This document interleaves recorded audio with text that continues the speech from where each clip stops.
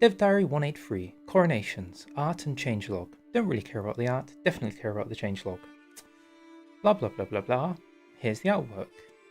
Man getting crown, presumably African Christian of some variety.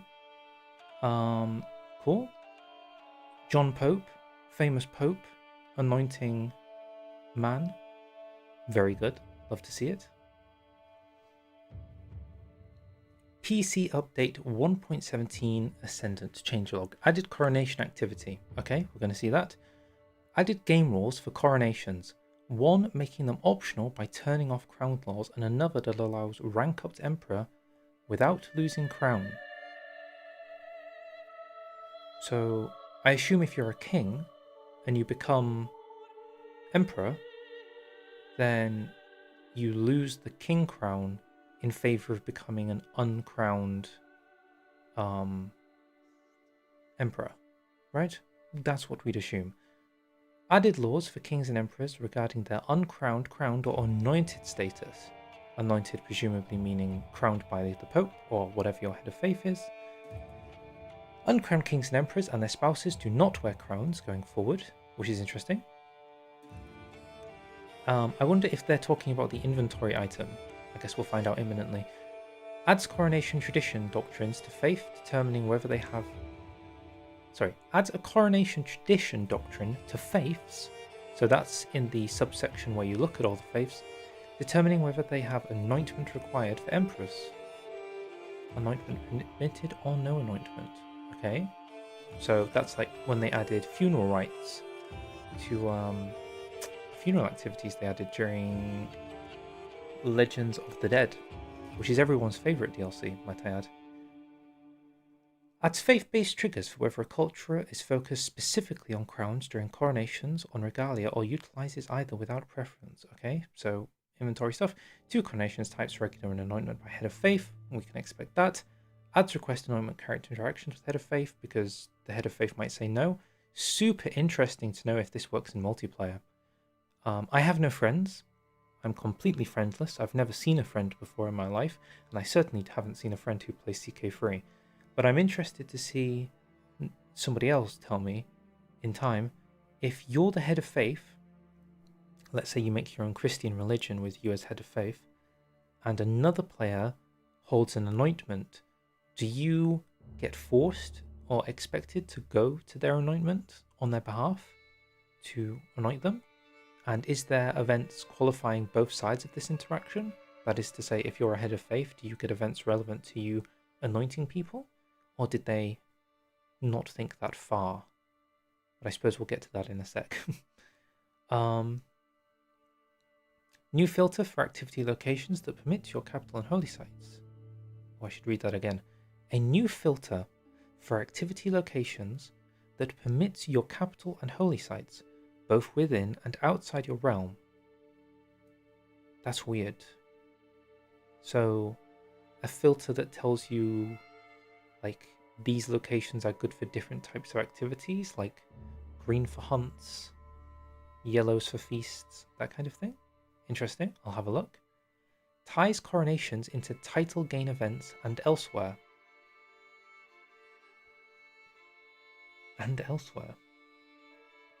Sufficiently vague, I think we can all agree.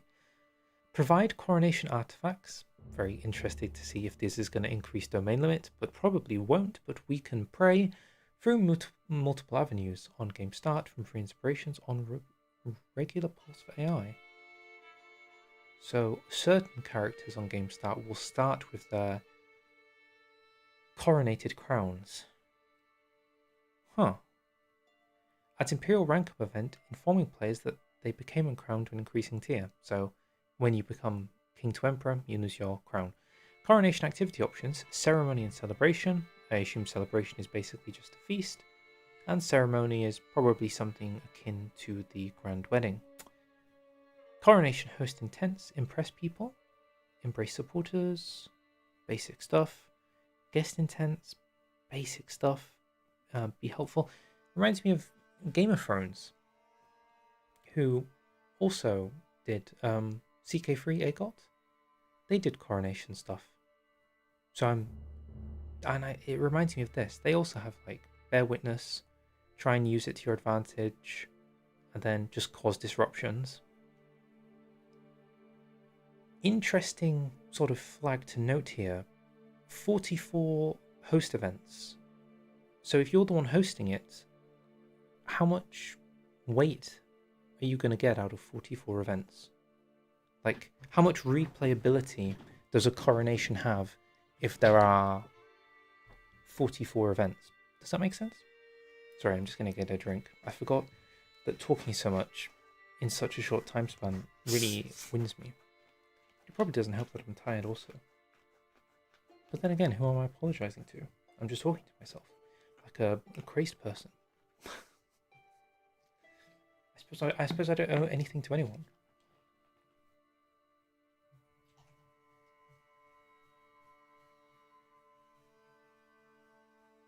It is very strange how there was like no preamble for this DLC's release. Even Wandering Nobles, which I felt was about the same as this, had stuff building up to it, way more. And yet Wandering Nobles, nobody was asking for, and yet Coronations, everybody was asking for. And yet this feels like it's a bit more understated. What did the devs mean by this?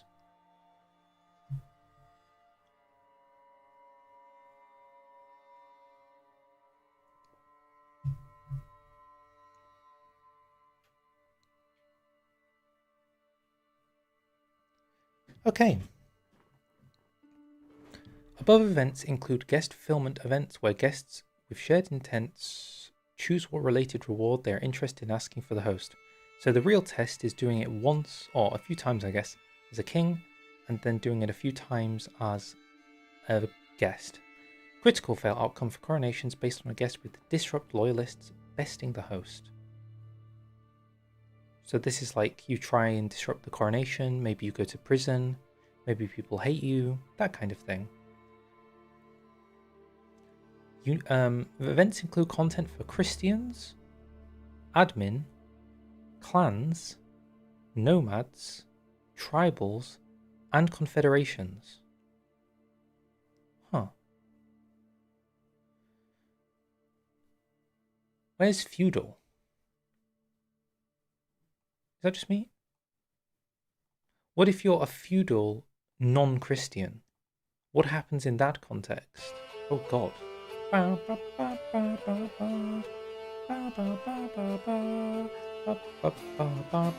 So yeah, sorry, that's too distracting for me. I forgot how I'm so anti-music, it's crazy. How do people listen to things with music? I can't do it. Weird. I've lost my train of thought. Oh yeah, I was talking about why doesn't it say feudal? I assume you can be a non-Christian feudal and still host it. Maybe it just depends on the religion. Clans, pretty much Muslim version. Nomads is going to be in the yurt. Tribals, god, that's going to be... I don't even know what a tribal coronation would look like. And a confederation. Interesting that there's unique content for confederations, which is something I have basically never interacted with in my entire life. Ever. So interesting.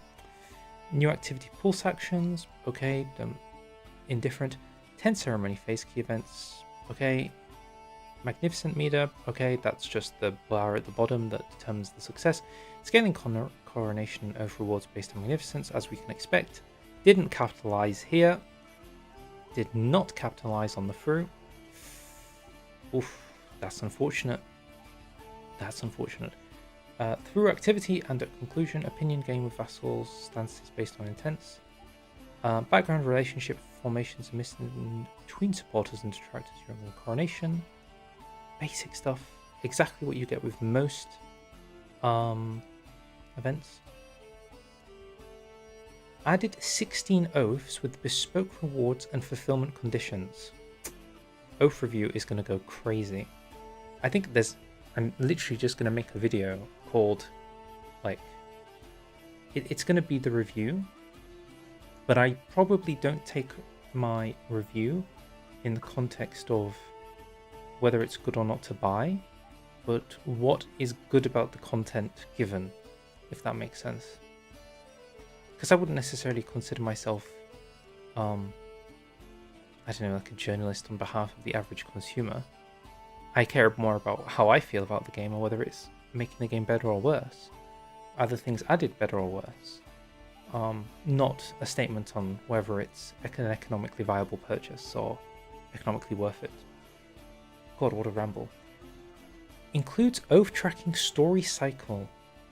Is this like events relating to the oath you get that will persist after the time? Kind of like when you start a legend and you get events relating to the legend when you're inside of a legend cycle.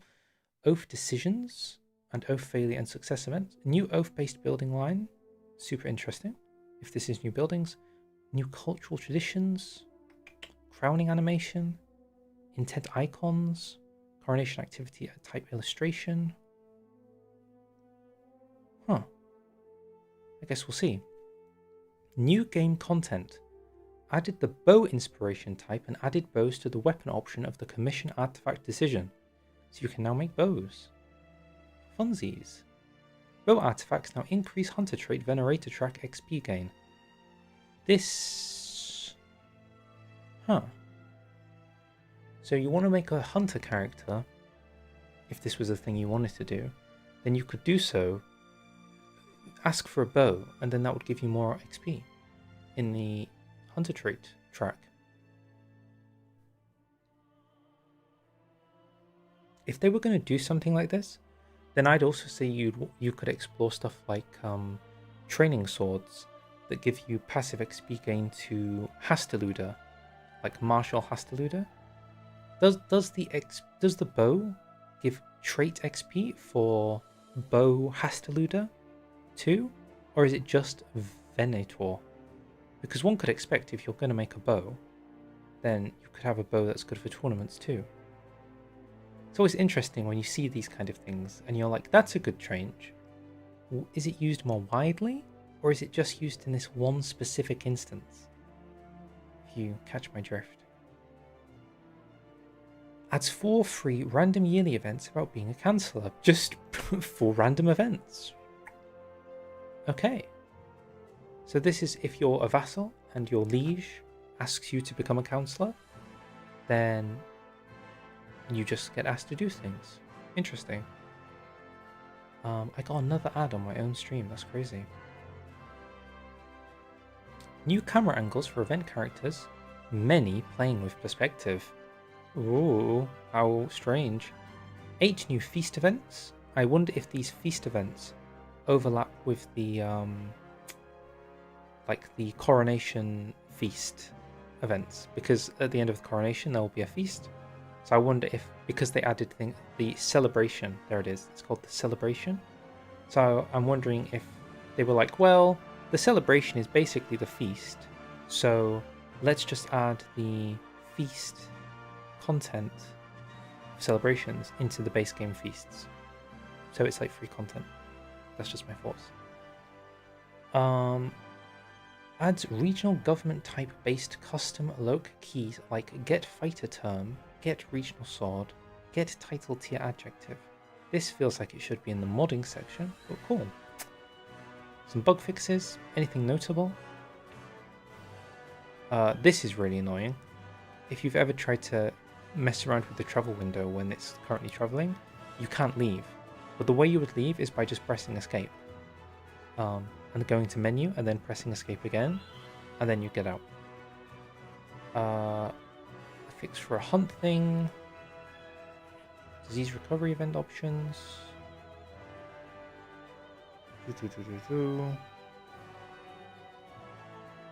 Added a cooldown check for activities so they are moved to the right list when they are unavailable, and tell you how long is left before they are available again. Oh, this is like when it says an activity is available, but it isn't available because it's on cooldown. But the game struggled to realize that, so it would like highlight things. And I wonder if the icon would also be there sometimes. I remember that vaguely being a thing. Maybe they patched it out a while ago, but before you could have activities and you get a notification at the top, even though you couldn't do it.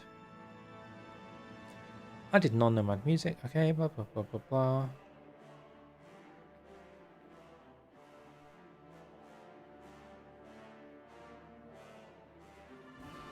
That's it. That's everything. Nothing too crazy then. Jesus. Okay. I'm ready. Lock me in. Hopefully this won't go on too long. I've only been live for 27 minutes, and probably 7 of those minutes was me just talking to myself.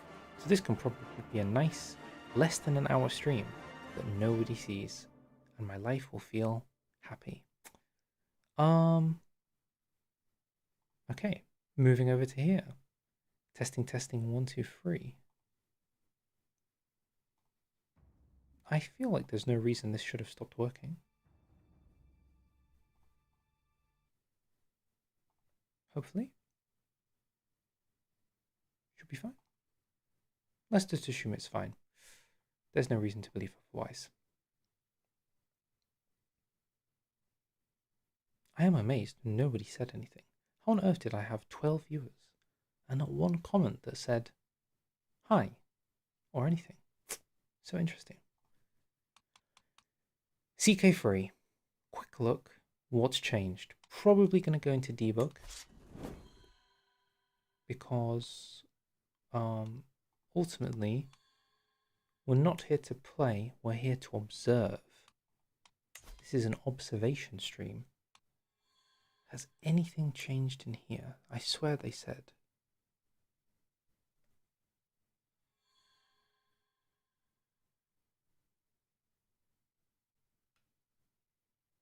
God, I'm getting like motion blur looking at this.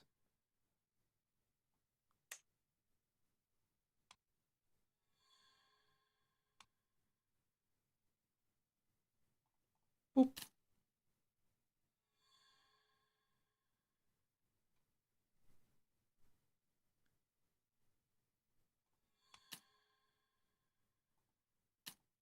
What on earth is Imperial Power Projection? What? Empires may be freely created by any character who meets their requirements. Creating an empire requires a strong hook on close family marriage with, or 50% more troops than every bordering empire tier realm. I haven't seen this before. So you can't make an empire if you border an empire. That's what they're saying. How odd. I've never seen that before. Here it is, coronation law, right at the bottom. The uncrowned law will damage legitimacy and opinion for kings and emperors until they hold a coronation. Kings will not become uncrowned when they ascend to emperor tier.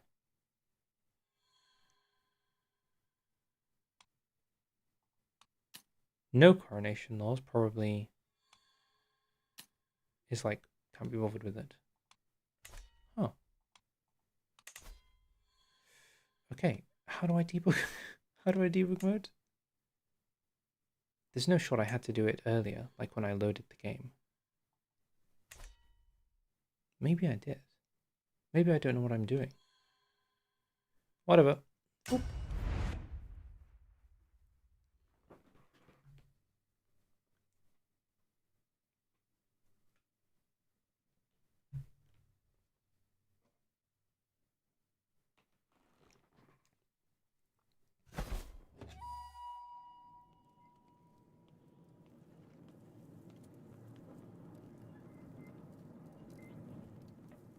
I'm going a little bit cray-cray.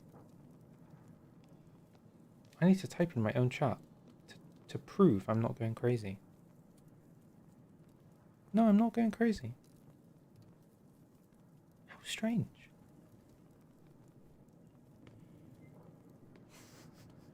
Okay. Sure. Why not? Who cares? I guess I'll just play by myself. Nice crown, bro. Nice crown. Does this game have music? guess we can deal with music in a second.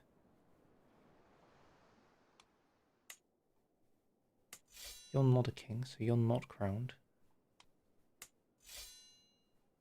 Is there any king in this period who's like uncrowned? Is that a crown? You're a republic, so it's not really the same thing. Is that a crown? That has to be a crown. That's a crown. That's a crown. I think they're all crowned. I assume there's a crown somewhere under there. And I know nothing about India. Okay, let's go good old-fashioned.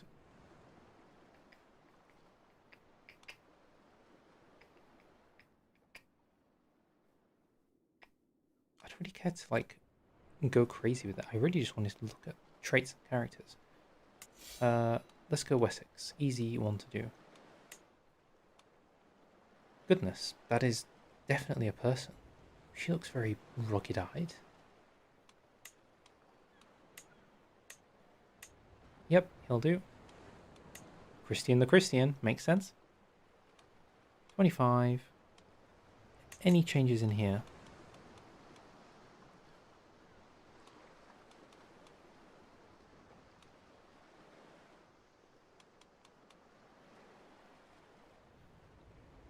God, did this really have so many things inside of it? War score from offering hostages. Max war score from offering hostages. How curious.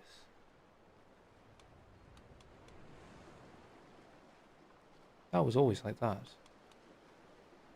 I think that was always like that. Any traits and personalities? Lustful. Same. Same.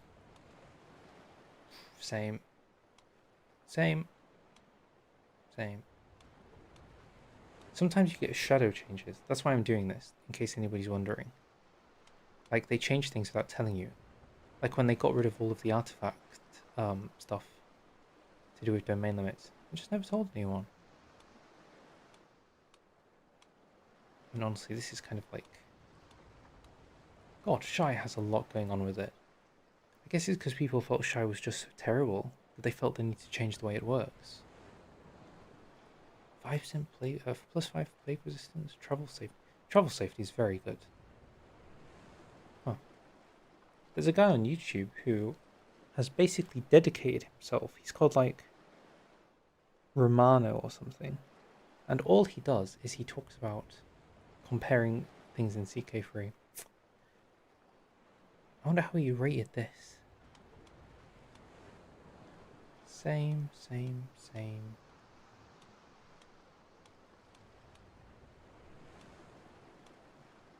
God, I'm so tired. I really shouldn't have started streaming. I was like, damn, it's a new DLC.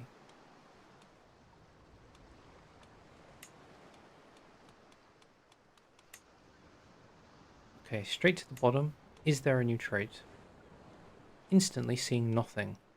Also, these lifestyle traits have not been moved to the top yet, which is remarkable. One of those great oversights that I always think about, you know? They add new stuff, so naturally it gets added to the bottom of the list, because when you're writing, you don't start writing halfway in the middle of the code, I suppose, in the script. And so these are at the bottom, even though it really is strange that they're here because they're lifestyle traits and all the other lifestyle traits are right at the top. But anyway, most people don't care.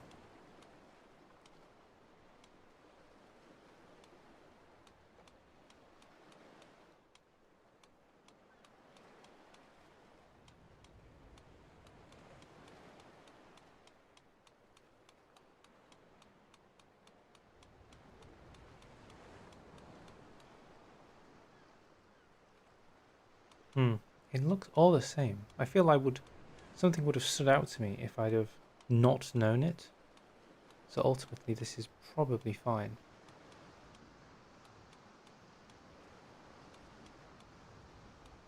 They really haven't changed anything.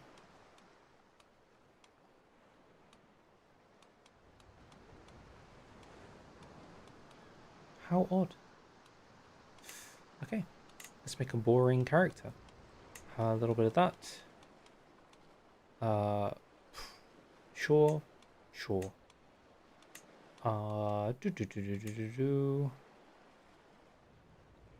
Let's give him, just make him stewardship so he can hold all the land. Then we'll try and form a kingdom and get the event. So that's stewardship. That's fine. We're not going to be big in intrigue. We like stewardship. Oof. You can probably max higher than 2. Diligent gets us to there. What was the other one you can get? I think those are the main 3, but ambitious maybe. Just is really the other one, but it's 40. 40 for 2? That's just ultimately better. Oh my goodness. A person, a real human being. Can you see one character? It depends on the character. Can you hear me? What is that script? Is that Chinese? That has to be Chinese. Ni hao. Assuming it's Chinese. Imagine if it's not Chinese. Then I look ridiculous.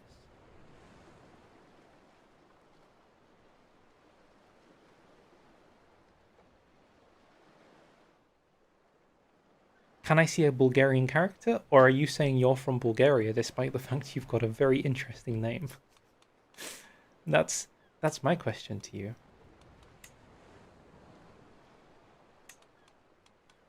I will just continue making my my magnum opus of a how do I get stewardship. The heir of Bulgaria is Tengri. Well, in what year? We have 3 years to play with. There's like 867, 1066, and 1174? 867, he's already answered. I closed my eyes while I was answering him. What am I looking for? Where's my stewardship? Doku desu ka? Doku? Any Dokuas in chat? We could just get Hail. Then bring... What do we not need? Nobody needs learning. Nobody needs intrigue. Can I get a marshal? That's a good character. He's called Christian. I will look for your Bulgarian. We shall call him...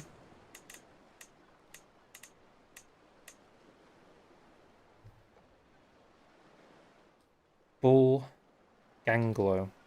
Because he's like a Bulgarian Anglo. Just because of that one guy. Perfect. Good. Good. Preferably straight. Thank you. Done. In game rule set. Play.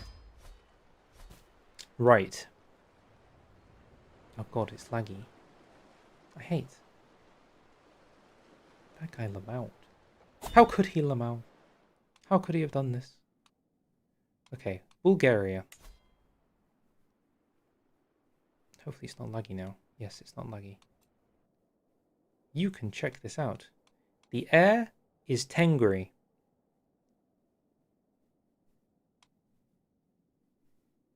He is Tengri.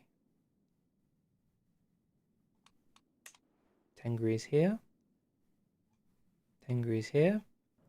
And of course, Tengri makes up much of this.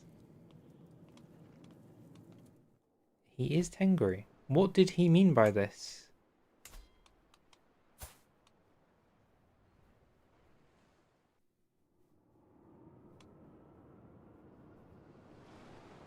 Was there a reason you wanted me to look at this?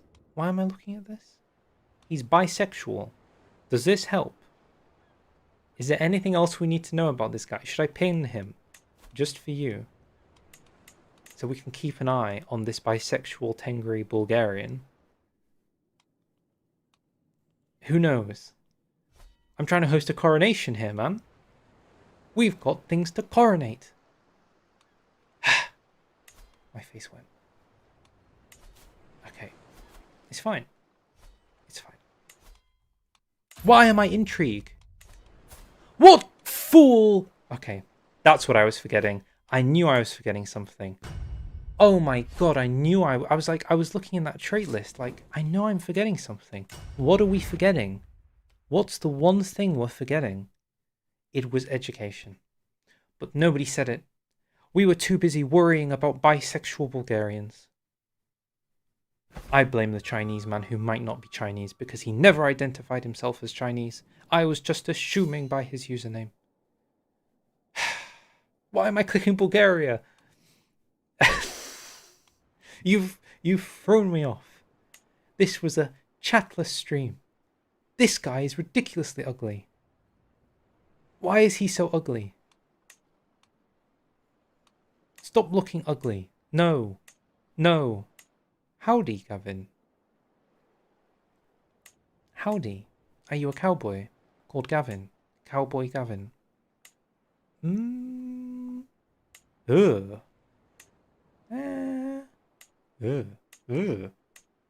That'll do. That's the guy. That is our man. Wolfnoth. Ethelraid. I find the lack of music disconcerting. Chinese psyop, so everyone plays as Bulgaria. Somebody wants us to play as Bulgaria. What is this Bulgaria, love? Girth. Girth? Is he called Girth? Girth.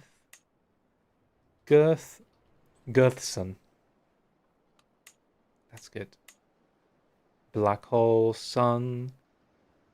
Okay, that's good. Right, let's do this one more time. This time, 16. Fortune builder. Temperate. Don't worry, I've got this time. Don't worry about it. We'll get all the stewardship. We're not here for a long time. We're here for a good time. Okay. Shrewd. And this time we will get... Let's go intelligent this time. We don't care for intrigue. We don't really need that much learning. Or diplomacy for that matter.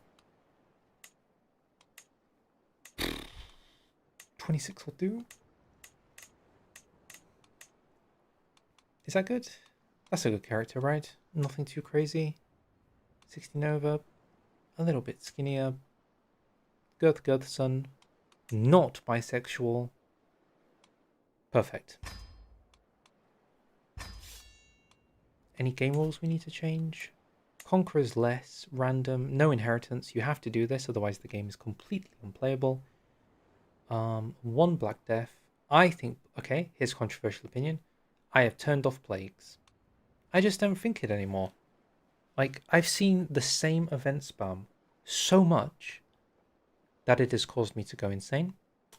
I don't use legends anymore. Because why? So I just make them... If I did want a legend, I'll just do it for the building and then I probably won't do it. I don't actually care for any of the events you get from them. In some cases, the events you get from them are too powerful. I guess with that, you could argue you should stick it on very high so you can't stay with the events. But then it just cripples your kingdom. Like, for no reason. It literally just makes no sense. So I stick it on very low.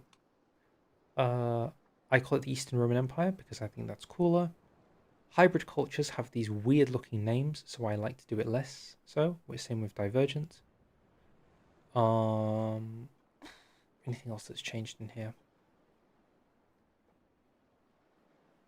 Legends are good if you have a faith that is hard to spread. That is the only thing I reliably use. Yeah, the religious legends are definitely the more powerful ones, aren't they? Definitely. I bet you could do something exploity using the shrine buildings. Somebody should look into that. Let's have Nomadic Sahara because that's just fun. Even though admin realms could be entertaining in a smaller sense, they lag the game. So maybe avoid. Don't increase landless adventurers because they lag the game. And coronation law is the new thing. Boop. Okay, start. Let's do a quick save of this guy. Okay. Wow.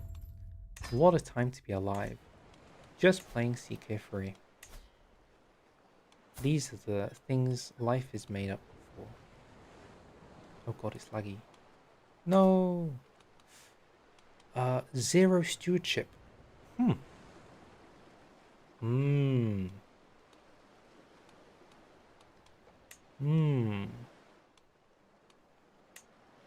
And at war with Al-Andalus.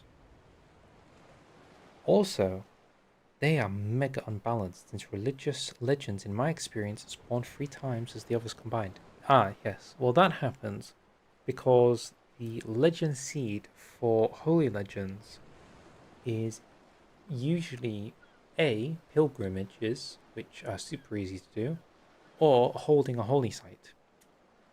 And that's just no effort.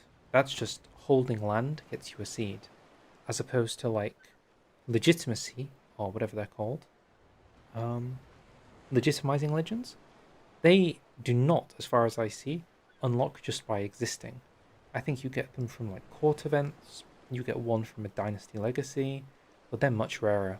So yeah, they're both powerful, the most powerful, and the most prevalent. Kind of cray-cray. 21 lowborn. Any non... That woman has no face, but she does have a face now. She's actually decent looking. That is actually a decent looking character by CK3 standards of characters. Huh. Unfortunately, she's lowborn. Christ. Christ. Oof. Ugh. Ugh. What is happening? Why are they getting uglier? Why is the ugliness? He does not psyop. He was just interested in the Bulgarian bisexual. Okay, the only person we could maybe have is this woman with 13. Huh. I'm going with Ethelswith. She's Anglo-Saxon. She's a zealot. She's lowborn, but does anyone care? Like, what's the worst that can happen? Tengri Bulgarian is very interesting. Damn it, I really shouldn't, should I? Okay, let's pin her. She's with me. She's with me now. I can't believe there's like nobody. Okay, random Norse woman. You're with me. And we get an alliance with an Irish guy. Even though she's Norse? What? Does anybody... Let's not think about it too much.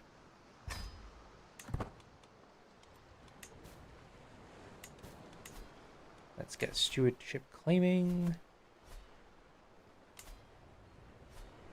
Let's go full speed. Thank you for the pact. Oh. Let's get our good Tengri friend, still bisexual, inside our list. We'll keep an eye on him. Can we have music? Does music exist in this game? I guess we'll find out. Do we need to give anything away? Maybe something? 13 of 9. We're up to 4.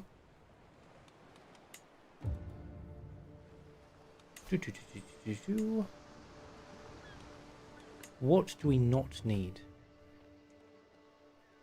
I don't need this. Let's move to London. Okay, I guess I'll wait.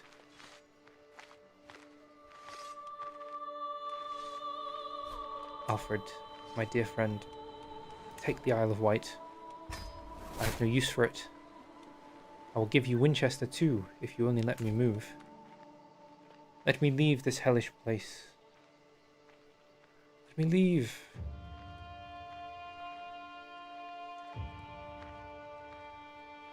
Let me out. Let's get started on Arundel, I suppose. We should probably wait until this is good to go. Can I leave yet? What's the timeline on disabled holdings? There's Oghuz.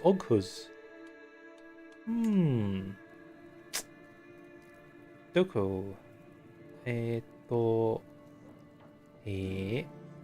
Where is Oghuz? Oghuzing? Oh, there. Right in front of me. I'm blind. Oghuz culture. Nice.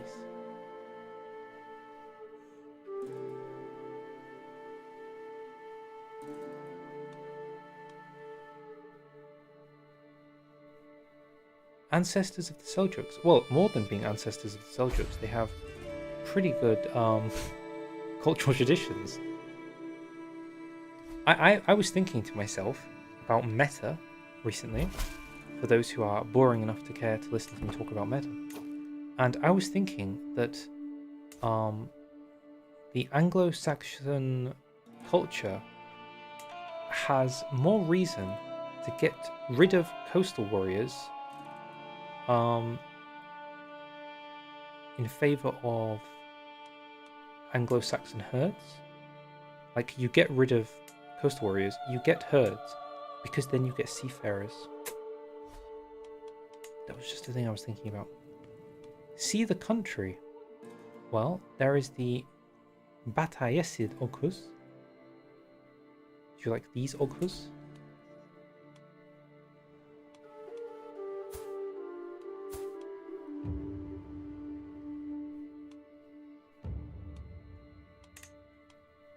Which are close to the Balgarosko,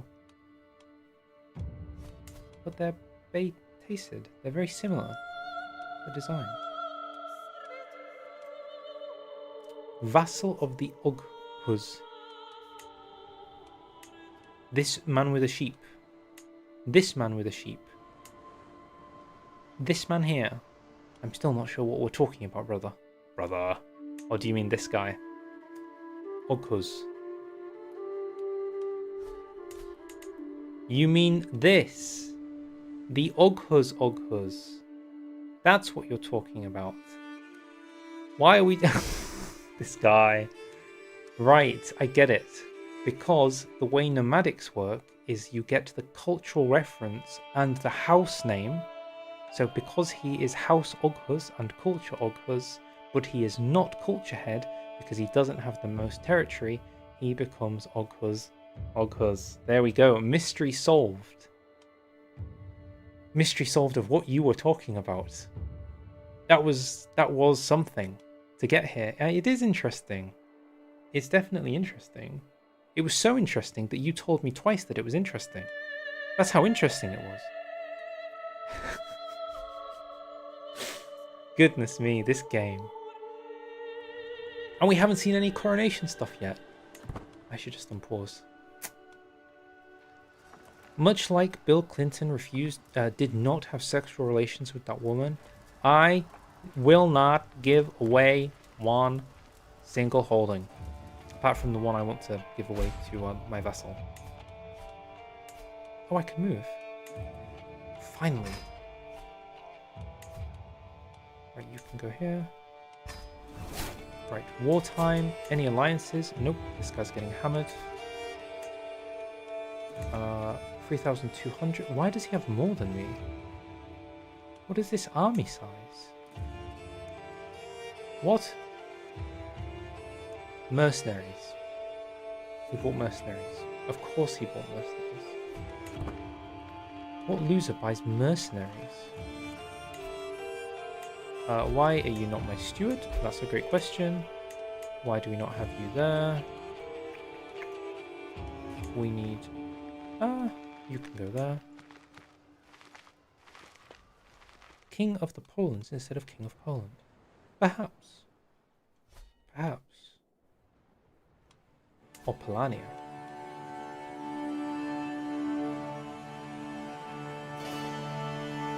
Oh god, that's getting loud. Chill. Chill.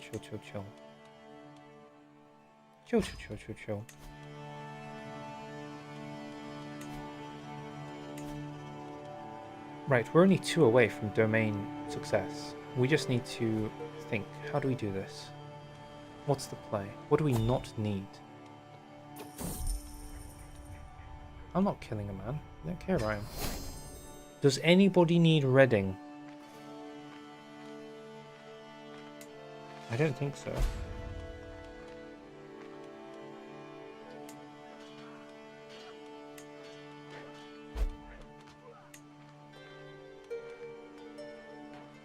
Okay, this guy, welcome to being a vessel. And this guy, welcome to being a vessel. Okay. Now I own Hastings for some reason. So let's get rid of it. Very good. This is fine, this is fine, this is fine, everything's fine. Let's prepare to go to Cornwall, who's his alliance to, somebody we don't care about. You're missing a word there. I don't the Oghuz is Tengri or Ashari. Is that you saying you don't know? They're Ashari. They're Muslim. They have seen the way of Muhammad. Unlike our dear friend Vladimir Rasate, who is Tengri.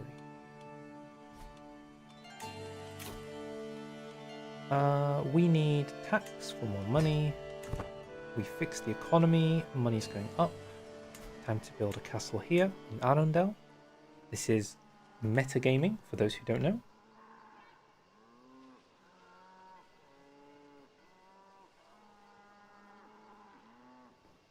Oh, goodness. I was thinking of sticking like a PNG, like on the screen, somewhere down here, where my cursor is. Just so that when I talk, you see that I'm talking with an actual image, as opposed to just the void talking to you, you know? Oh. 5 years left. That's fine. That's fine. This guy's mercenaries are basically dead, which means it's time.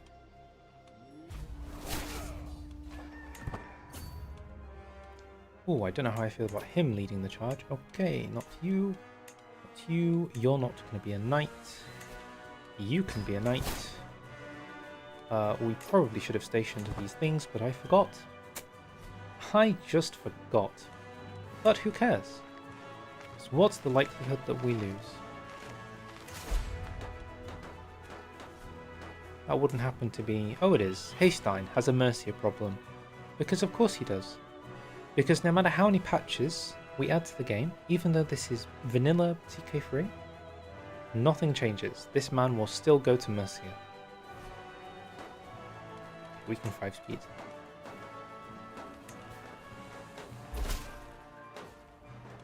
Okay, that's the war against Cornwall started. This guy has not become a great conqueror.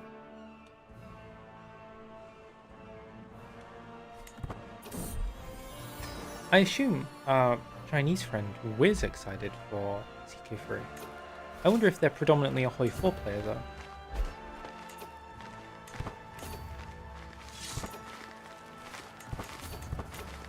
Okay, what is this chasing? He very specifically wanted to die in Patchworth. He made his choice, you know? What is this? Wait a sec, what? How did he call in his vassal? What? What? How does that even make any sense? You can't call in your vassals, can you? When was that a thing? What?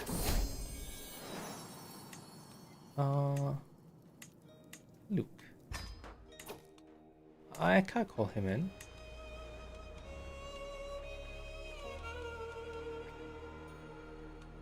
There's not even an option.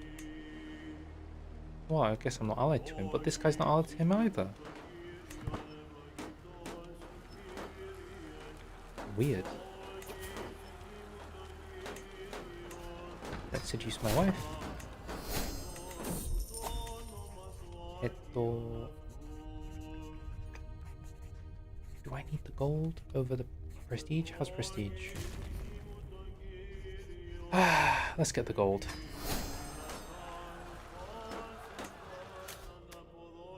So, right, we got Taxman.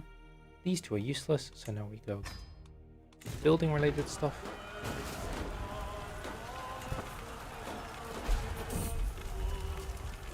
Sure. Okay.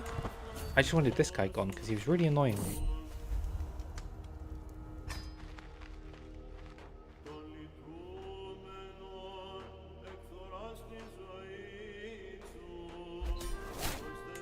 Easy peasy. Any hostages? No hostages? What about money? Nope, no money. Nothing to be said. Okay. That's +1. Eto can't do it here. Could work on Gwynedd. We'll get that started. What do we need for England? 21. Funerals can't do. Click that on. We could do a grand tour, but nothing I'm super... Hostages. Hostages are very... You're right, not used widely, but slept on. Because at the start of the game, prestige is quite... renown is quite difficult to come by, but you do get renown for having hostages. This guy actually has no dynasty level of splendor, so it's actually a bad guy. But if you were to get hostages from the Carlings, then you get renown, tons of renown, more renown than normal, just for having the hostage, which is kind of cray-cray. So it's pretty good to take advantage of. That's why I check it out whenever I can. Is this guy losing a war? Oh my god, Haystein is dead already. And he's losing a conquest war. We should go after this guy. I mean, we should go after everyone.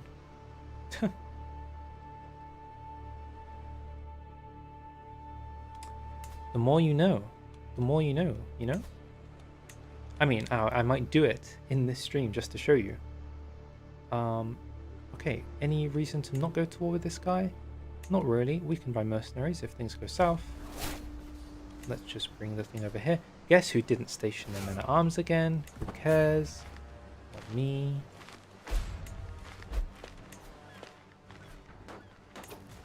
Is that possible? Not really. He'll be gone. Okay. Right. Anything else we need? Anything else? We need a seneschal. Please go by altitude. You're in. This gives us passive legitimacy, which we need because then you get cheaper claims of how to form titles. Slightly reduced something. Can't remember. Slightly reduced de jure counties needed for creating a title. There you go.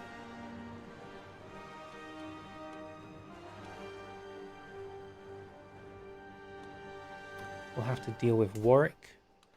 How about you, sir? Oh, you're shit. What about that guy from last time? Hastings. Yep, you're good.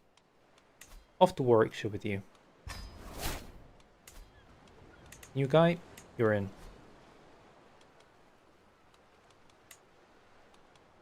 Easy. Caught the king. We could literally keep fighting if we can release him for ransom. 23? Not worth. Now this guy, lots of splendor. Mecha splendor. Crazy splendor.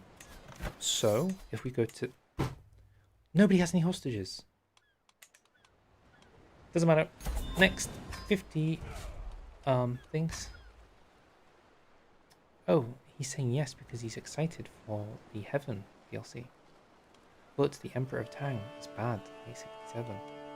Unfortunate. We can get rid of a mayor. This is his wife. Good lord. Well, there's that 23 gold.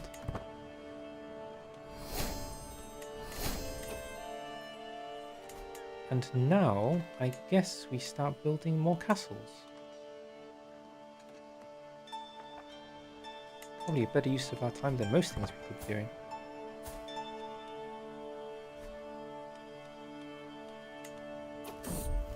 Oh my goodness. Oh my god.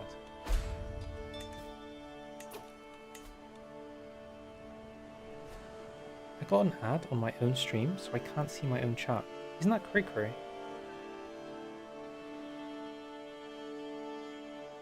Just joined the stream. What did I miss? Okay, let me give you a little recap.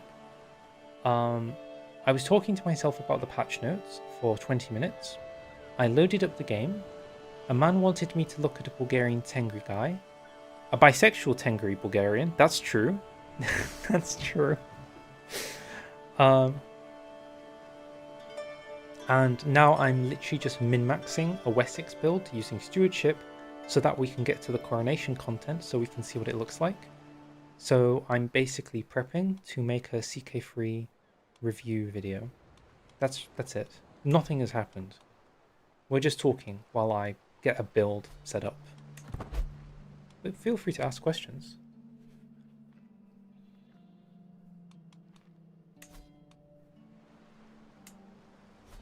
The Muslim Oghuz, that's true.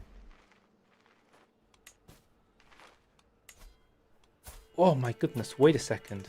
You, my friend.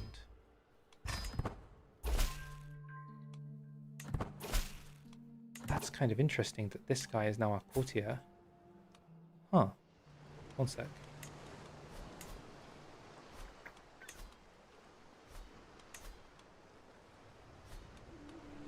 Alan. We will not... The traditional house of... Is that Kernu? Canoe? Will not be superseded despite the fact I'm in control. We are simply allowing Dumnath to fall so Alan can rise. It's a good story. I will even be his guardian. He will appreciate it, I promise.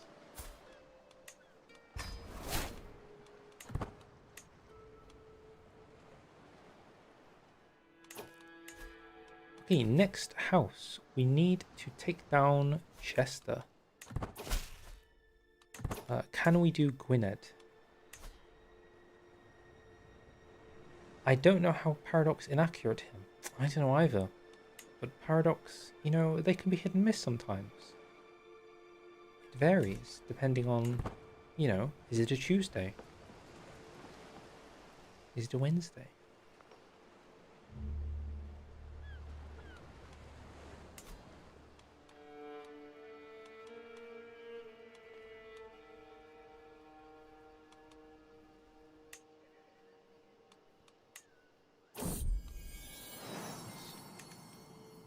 Name for a guy. We shall call him... What should we call him? I don't have that symbol on my keyboard, but I shall call him Jaw. There we go. Grow strong. Oh! Oh, I'm sorry. Sorry about that. That wasn't intentional. It just kind of happened that way. Would you like to be Marshal, Stewardship? Tell me your education and I'll do it. Since you're an active chatter that's keeping me from going insane. You can be lustful.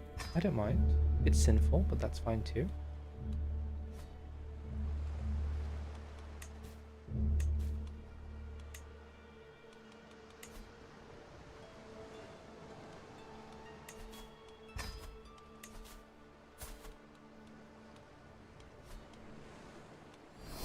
Okay, new stewardship. A new baby is a free alliance, but I mean, who's going to stop me? Ooh, what does independent farmlands get us? Control growth down, but dev growth up. It's worth. Get this guy. Or wait. Oh, control growth is still going up. Diplomacy. Alright. It's up to you. Good luck to you. Not that this matters, because we're just waiting for the coronation to become king. Or Griff Sun. The Black Hole Sun. We need...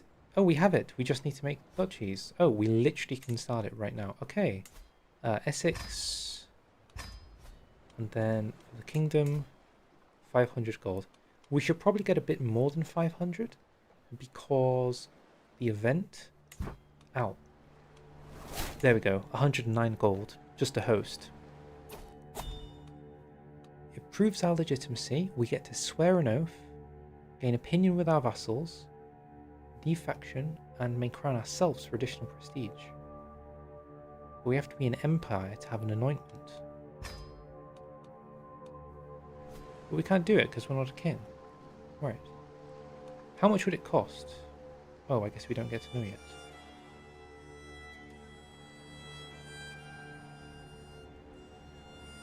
Or are you telling me I have to make the crown? Wait. I have to make the crown? And then what? I assumed I was given the crown. I didn't realize I had to make the crown. What? New content. Long have we waited. I don't believe it. Right, finally. Oh my goodness. Hooray! Okay. Invitation to King Rodri's coronation. New art. You are cordially invited to join me and the rest of the realm at Aberystwyth. Good place. That is a very iconic place to hold a coronation.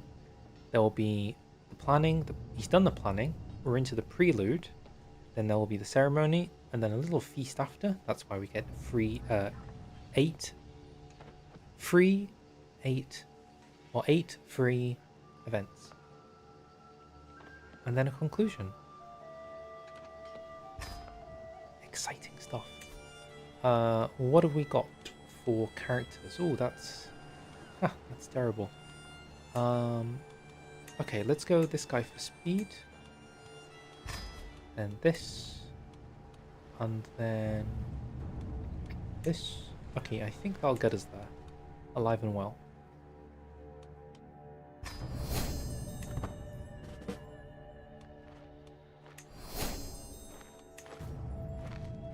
Oh, it's exciting. New content. Which was funny because I was going to declare war on him.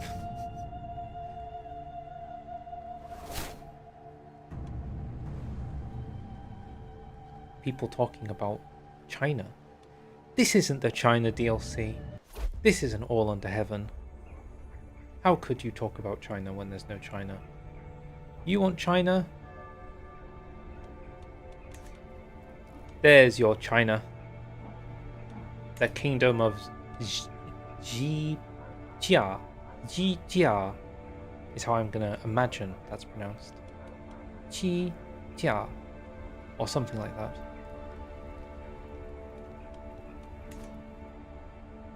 Meanwhile, at my coronation arrival, I have finally oh, goodness me, I misspoke there. I have finally arrived at the Aberystwyth.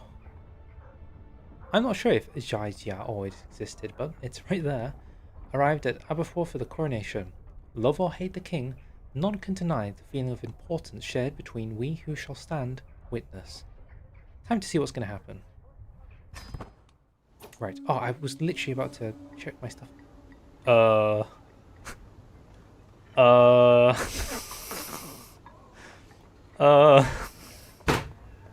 What the hell is this? This has clearly been checked before the release. Surely nothing terrible will happen when we release this DLC. Surely. There's no giant horse head clipping outside of the event. What is this? What is happening? Why is this here? Why is it clipping? It's not even a character or anything. I can't click it. This guy doesn't... This is me. Is this my horse that I arrived on? And it's like... Okay, let's read the event. Maybe there's a reason. The gathering is as grand as expected. Faces... By the way, tell me if the audio is bad. I asked at the start, but I had 10 viewers and nobody said anything, and I felt very awkward. The gathering is as grand as expected. Faces familiar and foreign mingle, and I hear greetings just warm enough to be polite. When the host speaks, the room quiets out of instinct. He's Welsh, I'm gonna have to do a Welsh accent. Wales, I come from Wales. My friends, my vassals, my kin, your presence honours me more than any crown could. Until the ceremony begins, eat, drink, and speak freely, and know that I see each of you, and will not forget who stands here with me today. A kind promise, or a quiet warning, depending on how you choose to hear it. Jizya only exists at 1066. Sir, I assume you're a sir, I hope I'm not misgendering you. Sir, I have other news. It is clearly here. So, either something's wrong, or something has changed. Anyways, I'm in Wales. I've got better fish to fry. I look forward to bearing witness. Okay. So, we can choose to just bear witness, and I will watch him do good. I can offer support to gain opinion. Do I really want opinion when I'm going to be... Did he call it? Maybe he did. I think he was talking to the vassals, but I just was there, you know? He wasn't necessarily talking to me. I was kind of just hit by that casual AoE of a Welshman. That Welsh AoE, you know what I mean?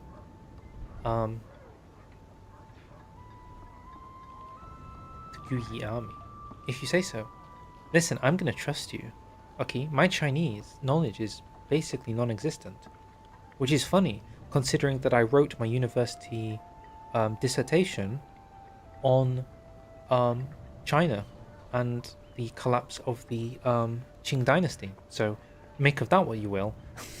Okay. Anyways, offer support. By giving staunch... True, that could be a CV. By giving staunch support to the crown, I can gain opinion. Don't really care. Seize advantage. Okay, we're going to seize advantage to get gold, prestige, or claims. Claims. You seek to reduce the coronation's magnificence, swell factions and discontent, and create problems. I mean, I'm not that. I'm not a Wales hater. I'm just kind of here because currently he owns a bit of England in Shropshire, I believe it is. Shrewsbury, Shropshire, whatever we're calling it. So we're going to kind of seize it back. Ooh, this is an interesting UI element. Does everybody remember when that horse was on screen? And that just never came up again? That random horse? Are we all okay with that? How weird. So, he's got one of his main duchies. Or is this a county? This is a county. Oh my god, it's the guy I'm going to be annexing. I bet he's such a boot kisser. Top 10 people who are going to get murdered. Well, he is Welsh. He is the son of the king, so that makes sense. Oh, this is going to be an awkward outcome. And the detractors are basically everyone, including his own wife. So, what? You know, has something happened here? Are we unfamiliar with the sitch? Why is his own wife against him? What's the Magnificent get you? At level 1, as opposed to level 0, you gain legitimacy and... Oh, it gives you like a percentage outcome boost. 50% higher. On oath rewards, 75. And then double on oath rewards and 150% on legitimacy and prestige. This is good because we can use this as an example of how not to screw up our coronation when we have ours. Only 9 people. showed up. Literally just 9. Including this guy. Huh. Guests for the coronation of my acquaintance King Rodri are pouring in. 9. It's just 9. All giving minor oaths, thanks for their invitations and pledges of fealty or support. Soon it shall be my turn, my hand kind of phasing into the void. Must I stand out from the crowd? Must I have my brief audience to convince the king of my worthiness? I feel like I'm Marty McFly in Back to the Future, and I've just noticed my hand is disappearing. Hello, Zachary Herbert. Is it the crown that is placed on your head the same as you see on your portrait? Can it be passed down from heir to heir? Can you play Nomad? Goodness me. I won't play Nomad because we're currently looking at the Coronation DLC stuff. But, you know, we might have a look.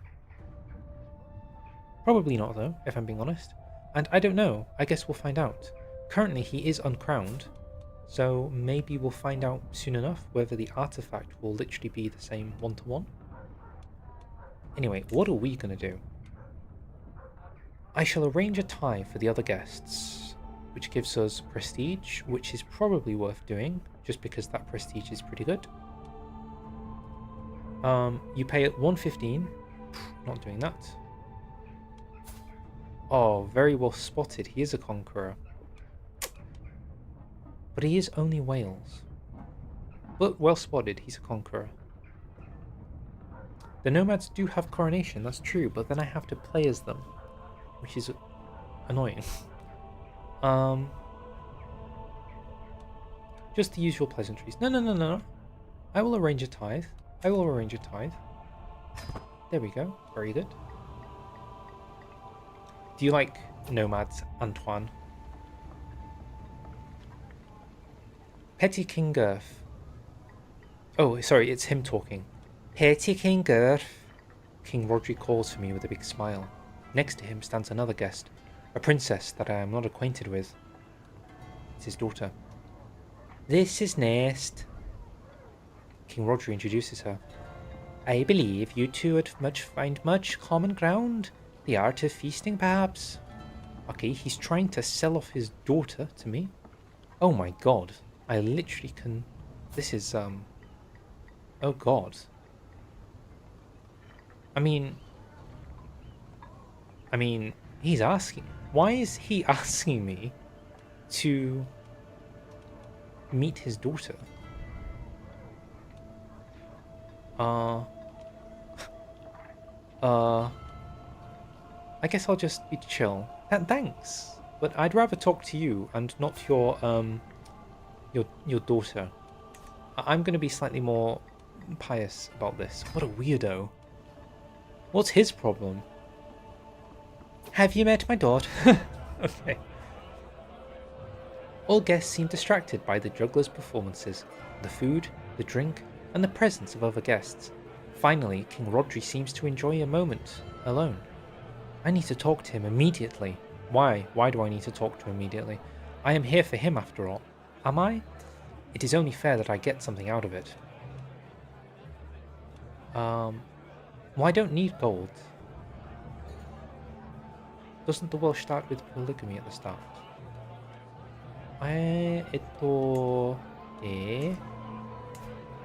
They start with concubines at the start. But a woman cannot be a concubine because Christianity is male-led religion. So that doesn't make any sense. It wouldn't interact. Basically, he's just the weirdo. There's no other way about it. But it's fine. No judging. No judge. Ever since the coronation started, people left the stream. That's weird. People liked it better when I wasn't doing the coronation activity. They just wanted boring CK3. Anyway, we don't need gold because we're outrageously rich because I built this entire character as a meta character to get tons of gold, so prestige. That's just an event, I guess, you Pixie's advantage. And he accepted. Thank you.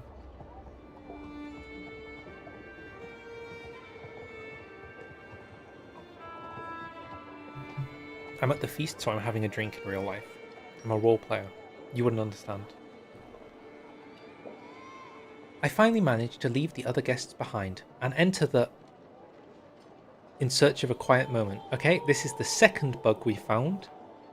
Should I start a bug counter on stream for DLC? I started DLC with the expectation things were going to be wrong. Immediately, two things, really weird things have happened. Glitchy mega horse into entering the mystery. In search of a quiet moment. The altar to God shines dimly. I wonder if, depending on your religion, the name of the deity in question changes. So if I was Asatru, it would say the altar to Odin, because it's just weirdly God. What's my opinion on the DLC so far? I literally have no idea. We've only just started it, so I have nothing. My early feeling is I am suspect that they were really pressed for time. This is what I'm thinking. I could be completely wrong. They were really pressed for time, and all of their effort is going towards All Under Heaven to make China and Japan, right? And as a result, the amount of content they can output for this, including just checking if it's working fully, is minimal. It's all about making Asia right now, all hands on deck. And thus, I wanted to stream because I was like, damn, I bet it's going to be a bit glitchy. And I mean, we're literally, what, 4 events in? And we've already found 2 bugs. And I'm like, well, they're not bugs, they're just accidents or weird head taps. So yeah, I imagine it's going to keep going like that. All Under Heaven. Is this a joke? Or did I misspeak? Did I not say All Under Heaven? What did I say? The DLC is called All Under Heaven. Asia, China, Japan, Philippines, a little bit of Indonesia. I would say that maybe he was trying to secure an alliance by having us marry his daughter, but yeah, she already had a husband. Precisely. I also thought that. It was a joke. Okay. I was wondering if it was a joke. Context. God, do not forsake Wales. I don't care about Wales. If anything, I'm going to tributary them.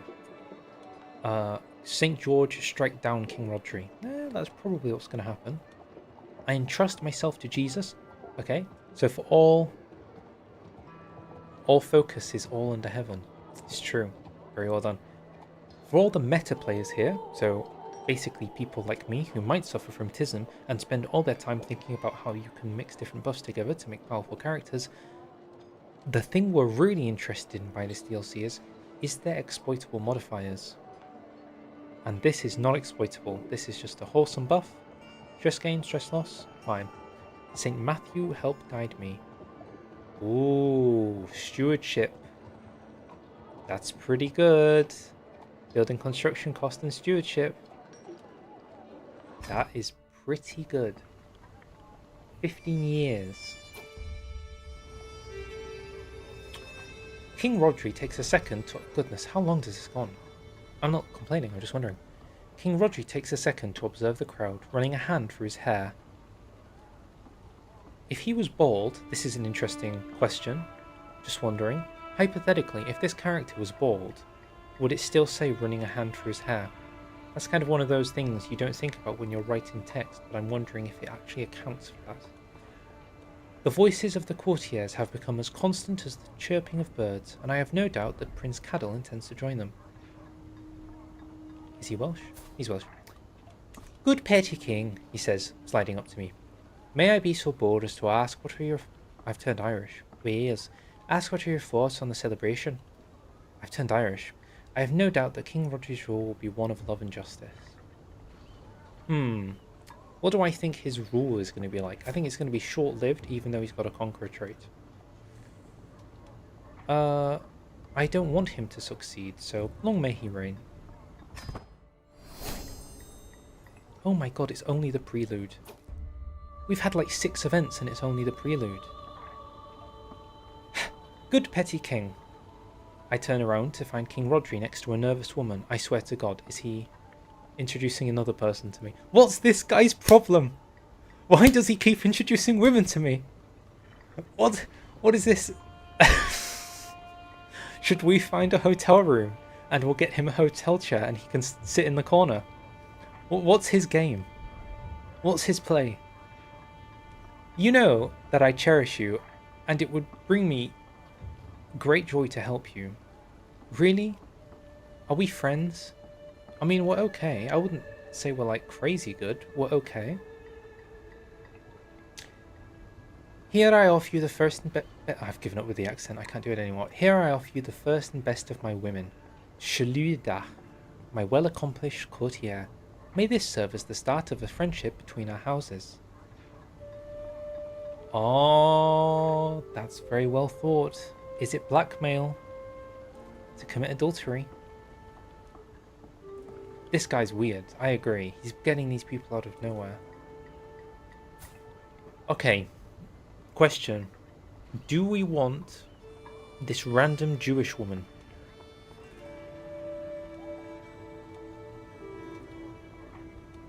I say we say no and become his friend.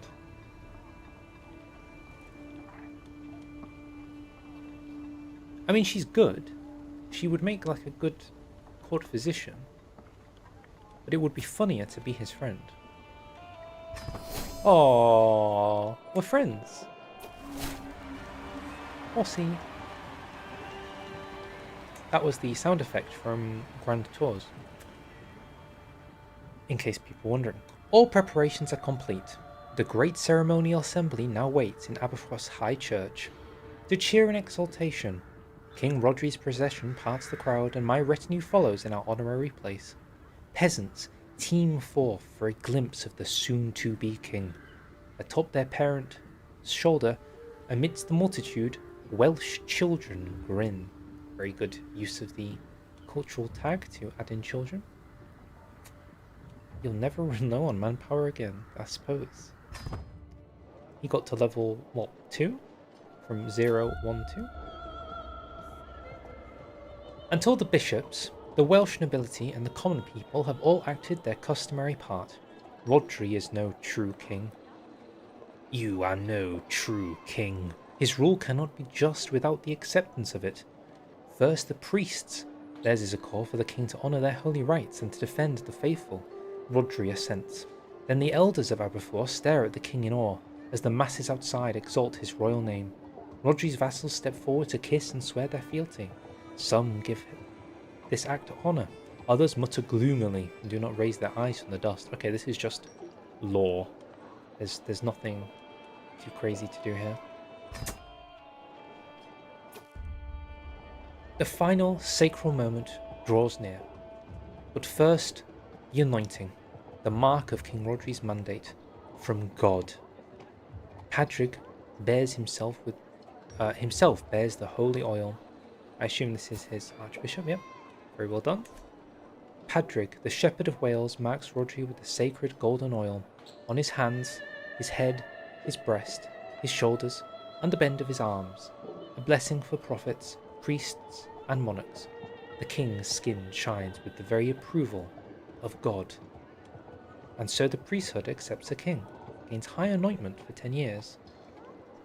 Lots of piety. Very good. Oh! Luke is getting... There we go, he will steward like me. Some would call it shameless pride for a king to lift a crown high and place it upon his own brow, and in doing so proclaim himself among God's chosen monarchs on earth. Yet the priest seems willing to accept it.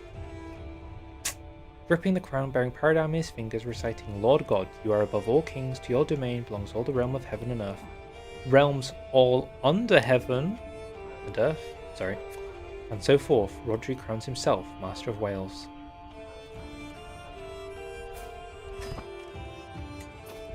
I don't see a crown. I see a shiny mail. A gift from Prince Kedil on his coronation. This is a ridiculous artifact to get. What the hell? When the rites of the king's enthroning complete, the royal consort is now to be properly instated as queen. Oh my goodness, this is quite the task, isn't it? I almost feel like this is a grand activity, not a normal activity, with how many events you get. King Rodri's wife conducts the rituals. It is good armor, isn't it? 9 prowess for 874. To have rolled that level armor in 874 just from a coronation is like some crazy power creep. King Rodri's wife conducts the rituals with distinctive restlessness. Her lowly breeding is betrayed. Is this because she's from a house with low splendor? Somewhat. When Akbar fumbles with the most obscure vow of fealty, before long, with the great ceremony, the crown is laid on her head for the first time. The Kingdom of Wales acclaims their queen. I should have read that, sorry. I just assumed it had nothing to do with me. Well, it won't do. Rodri stands by himself in front of the crowd as all await his oath. The hunt is not just a test of skill, but the celebration of life and nature. I welcome the greatest hunter master of the wilds, the true sovereign of the untamed heartlands of Wessex. Wait, that's us. Oh, okay. Hi. Hi. So something they talked about in the patch notes is they made it so characters will now change their orientation in events depending on the scene.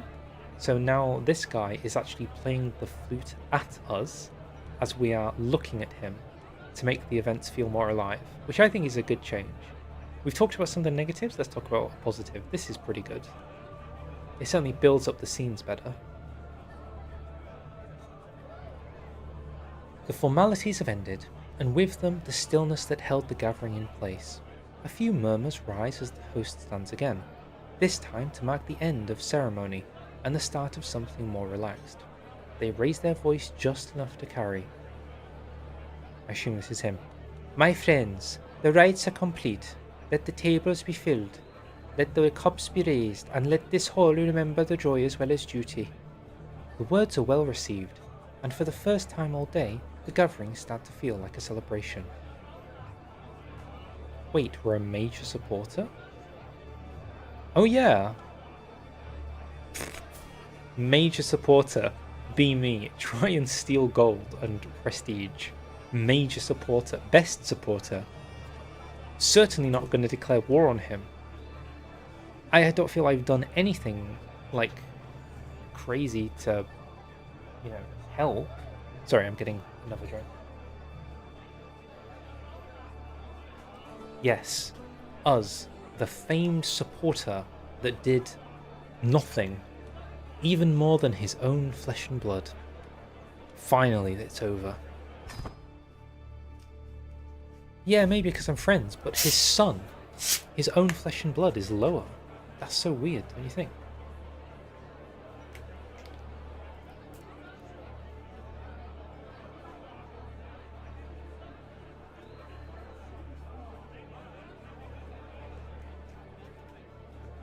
Sorry, just drinking. It's a feast. I'm allowed to eat and drink. It's roleplay.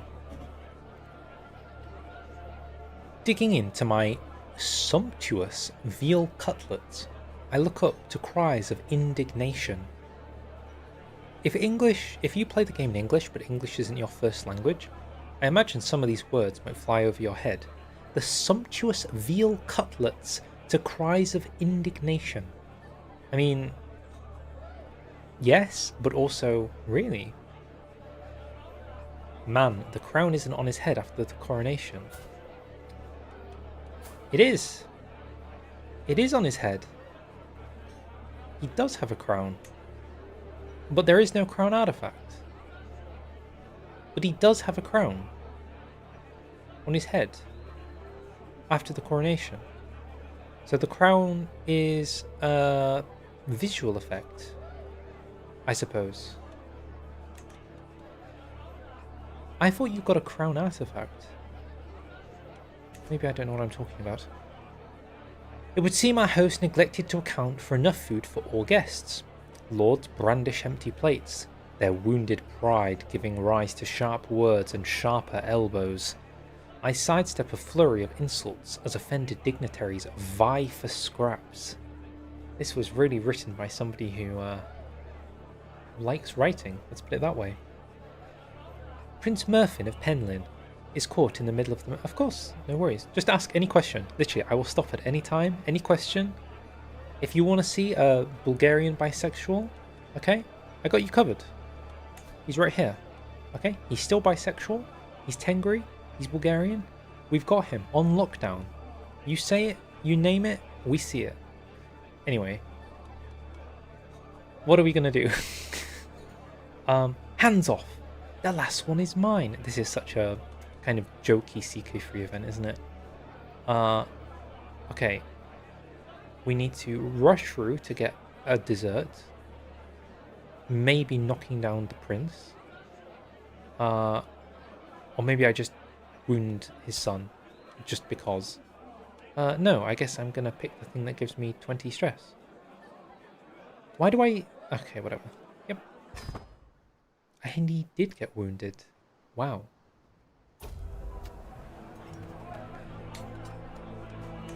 Petty King Gerf. Oh wait, yeah, that's him talking to me. My acquaintance, Prince Murfin, calls my name after I completely battered his head in to get some food. My dear father Audrey speaks fondly of you. He proudly says, taking a sip of his spiced wine, I have been looking forward to feasting with you. Have you indeed? Have you been looking forward to it? Wham! Straight in his face. Yeah, I bet you've been looking forward to it. And I could become friends with this guy too. What is happening? You know what? Screw it. Maybe he's into it. Maybe it's like, you know, punches between friends. I'm definitely, absolutely, positively not going to be declaring war on his kingdom. At least it's not this guy who is actually going to get warred for land. Holy neck. What, my character? He's got a neck, isn't he?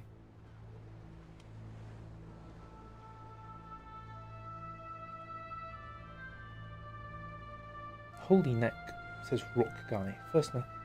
If you speak something with little Latin influence, yeah, but at least in Portuguese. There's no shot that message was meant for me. I don't even know what context you're talking about. But okay. After having spoken over dinner for a while, Nest, does everyone remember Nest when I got fawned over, could have laid with her? Leans over to tell me that she finds it impressive how knowledgeable I am about so many different things. That's because I'm intelligent, thank you. This is that pose you make when a girl starts talking to you.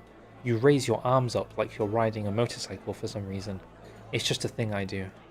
You know, it gets all the chicks going. Christ, what is this scene? She just hates her life, clearly.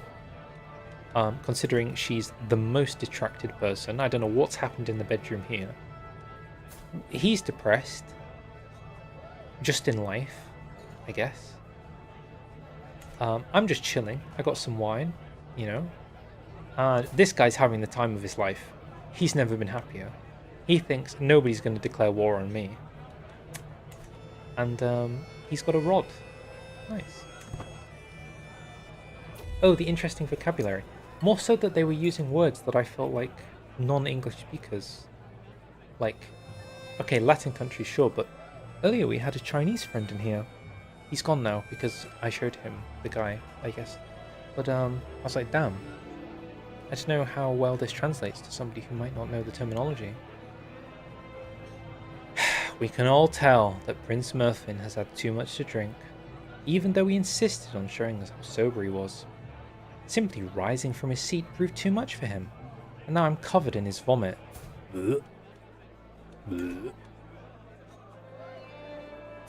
Holy prestige buff. +1 prestige for 5 years. What?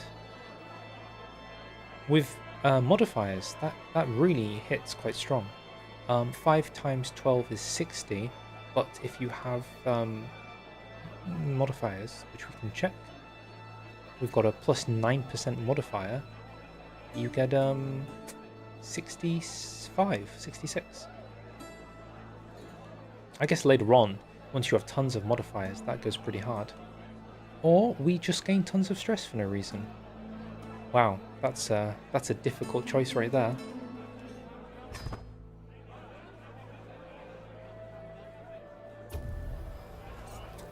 Unconcerned with any etiquette, Edwin, the knight of my friend King Rodri, slaps me on the back. I'm gonna do, yeah, Anglo-Saxon. Alright, love. I mean it, he exclaims. I'll do anything you ask of me. Anything at all. Ask me, and it is done. I can smell the alcohol on Edwine's breath, but the promise has been noted by every guest present. Okay, so we've got another drunkard. Everybody is absolutely shit-faced. I'll get a hook on him. Just for funsies. I can bring him to my court. Okay. Boop. You work for me now. The feast is dwindling down, and I find myself deep in conversation with my inept acquaintance, Padrig. He inquires about my opinion on tome collections. Interesting. This event feels like a similar event you get in the learning lifestyle path, and it literally says it's a subject that fascinates me well, or I could not care less. I wonder if they've reused some of the events and slightly modified them to fit in the current. I can't believe it. I'm just friends with everyone. Okay, I think that's it. A fine spectacle. He made a sworn oath to be a great hunter. He got crowned. Lots of things are done. We'll look at it for ourselves later. Very good stuff. Finished. And now we go home. Okay. Initial reactions. That was really long. That was so many events. Hello, random woman. You're insane, but you're loyal, so you can come with me. I will be a proper petty king now. Ah, are you saying that the localization was fitted that if you were the one hosting the coronation, yet I wasn't, it should have said, he will be a great king of Wales now. But it was worded for me? I didn't notice. I kind of just was over it.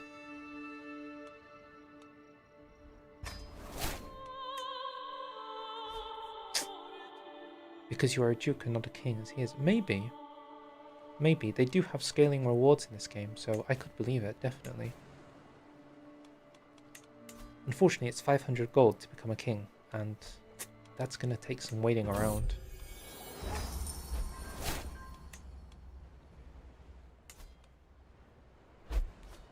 Am I not? Oh, I am. That's good.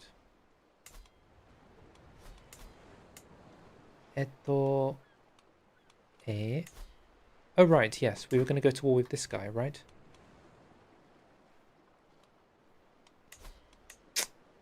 With an alliance, we could do it. Can we have the error counter? I don't even know how I'd do that.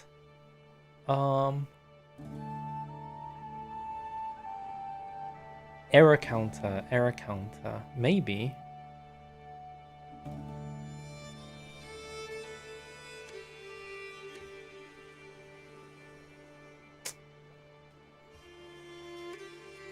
Error counter free.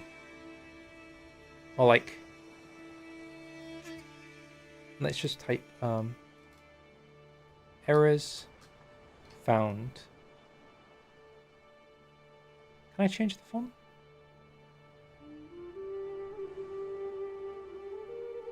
Wow, I hope this was worth. Look at me. If you ask things, I just do it.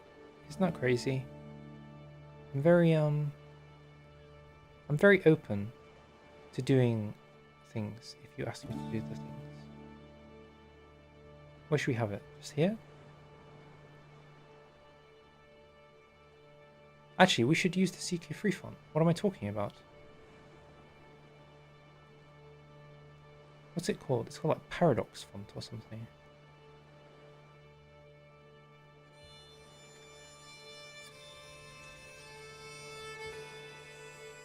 Okay, errors found 3. There you go. Enjoy the legendary error count.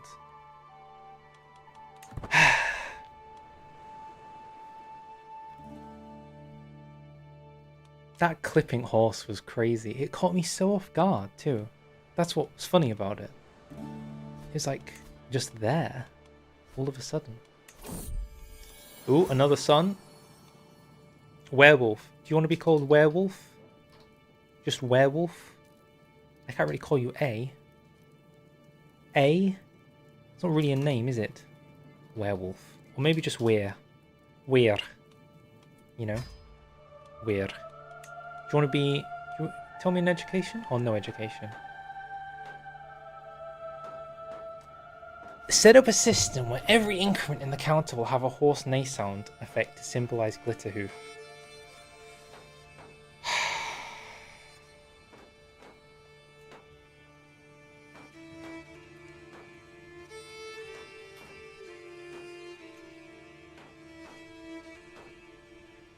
Is this... I'm losing viewers for this, just so you know. Just so you know, I just thought you'd like to know that we're back down to single digits. Okay, you happy?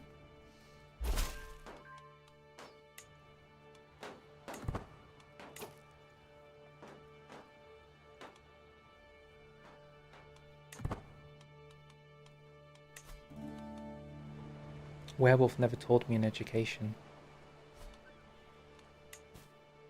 Did you hear the... I wonder if that horse came up. It should have come up in the audio. There's Arundel.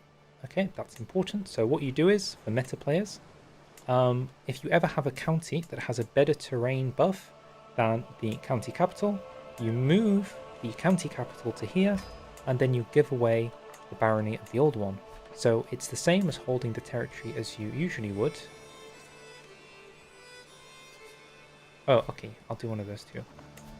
So you get to still hold this county, but you get better buffs. Which means you can build things like manor houses here to get more money. But we don't care because we're going to host a coronation. But we're not going to do that until we've got more than 500 gold because coronations cost money. But also, we want to wall this guy down. There's a lot at play, that's what we're saying. There's a lot to do, so much to do, so much to see.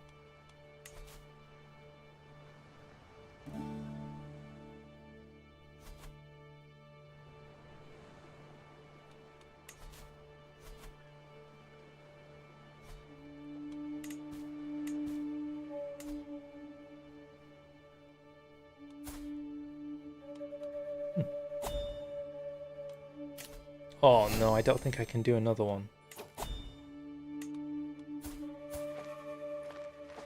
Of Italy? Well, it is there.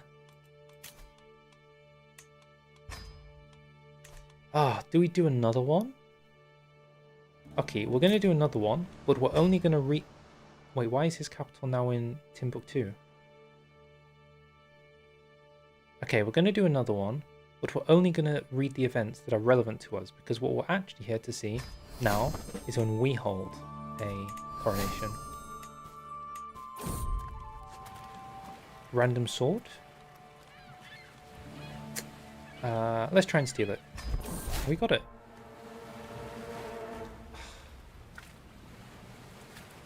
Who is this guy? I don't care. Capital didn't change. Coronations can be hosted anywhere. Indeed.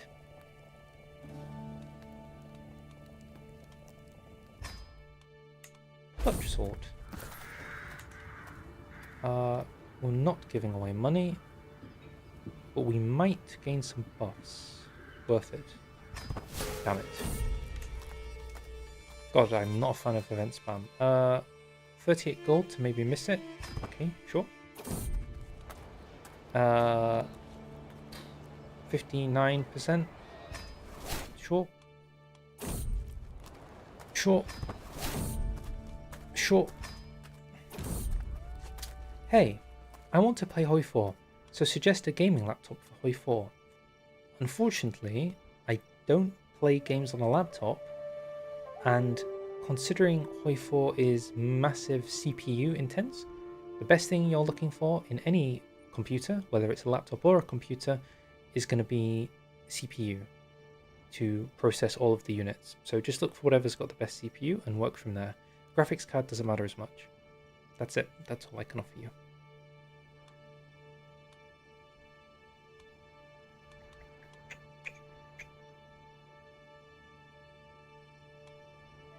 I don't want to give any money away.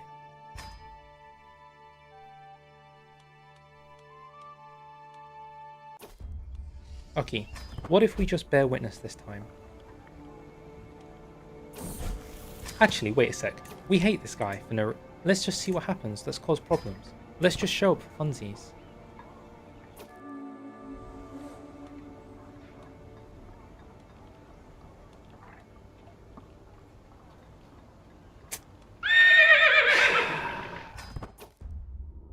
It's the same bug, so the counter stays the same. However, it's ridiculous.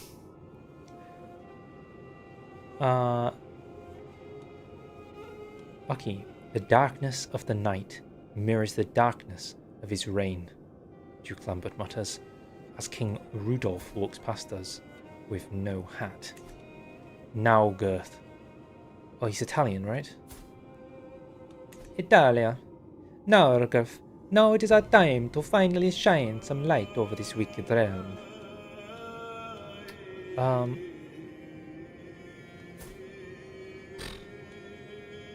Let's humiliate him. Let's absolutely humiliate him just to see what happens.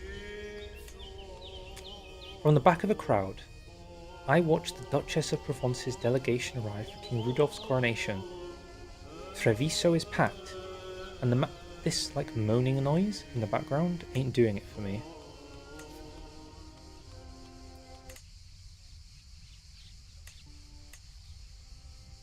Sure. I watch the Duchess of Provence arrive. Okay, blah blah blah blah blah. Soon struggling to find space to allow new arrivals to enter.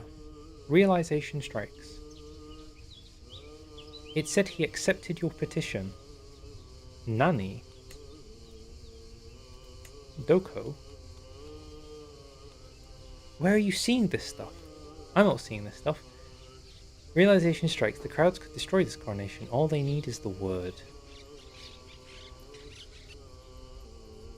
There's a 4% chance, if we had intrigue, to cause absolute chaos and everybody dies.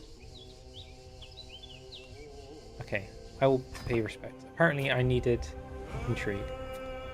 King Rudolph takes a second to observe the crowd. Quietly considering, the voices of the courtiers have become as constant as the chirping of birds. Okay, well this time, even though this is actually a good place to get prestige, but in the interest of causing him problems. And interestingly, every time you come here you get +1 stewardship for 15 years. So from the meta perspective, it is worth going to these every 15 years just for the stewardship. Although, I wonder if you also can stack the prayer for good health. You can. So if you go to 2, you can get both buffs. Interesting. He enters the city, looking not like it's in Britannia. The false king! Okay, he's having some problems here, clearly. I vaguely remember something like this last time. The priesthood anoints him. The crown is placed on his head. I don't remember this event. Forth come the royal symbols. The old sword is girded to Rudolph's hip. The gaudy jewels, the worn mantles are placed upon him. Even the surly host of his kingdom, the Junkers, bishops and knights of the miserable land, even they are moved to mutter the final prayers and give the last, God, behold our king. Graced by royal treasures, Rudolph kneels just this one final time for the king of Italy, the king he is about to truly become. He bows only to God. Oh. Your Archbishop is covered in flies. What? Are we seeing this? Like these flies? This fly animation? Why? Is it you? What's happened? Huh. This guy stinks. With the rite of Inferno complete, the royal consort is now to be properly instated as queen. Oh, we saw this last time. Good for her. He says the words. He wants to reshape Italy with monuments worthy of the future. This is his oath, of course. The ceremony is over. We saw this last time. I'm still drinking. Daughter. Who do we have? I shall call her Rish. Rish, after that one chatter. Oh, he's still here. Brother, as peace and love be upon you, I truly have no idea. I have no idea. I couldn't tell you.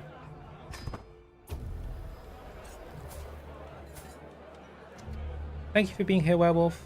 Thank you. Goodbye. Much love.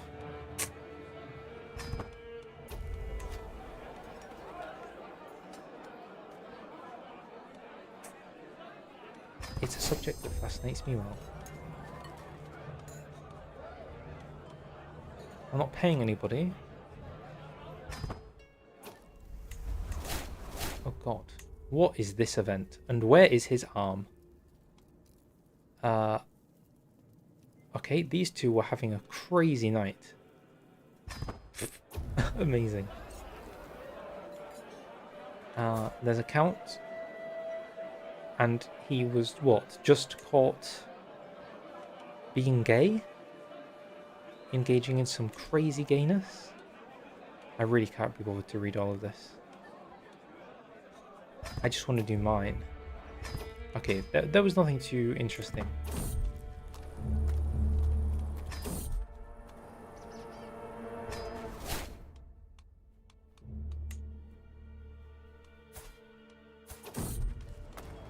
%46% to get the wise man trait for doing nothing, but I didn't get it. Desecrate. 2. Run away from a fire. Oh my goodness. This game is quite a tremendous amount of event spam, isn't it? Minus 1000 to get industrious. Huh. Okay, once I'm back from my troubles. 600 men? That is tempting. Okay, it puts us back a little bit, but it's too good.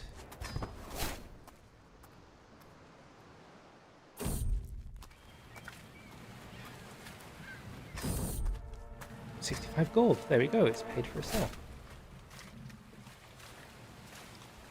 Ah, who are you? Oh, I don't care about you. Oh, you lived. Good for you. Right. The question is, how much gold do we save up to host our own thing? You know?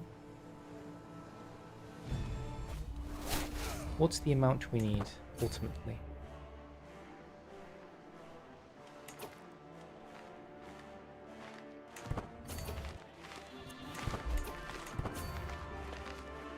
Coward. Do not run. You and I both know where this ends. This is the same place we fought last time. Is there some kind of AI waiting that wants them to fight on this particular tile? Weird. Okay.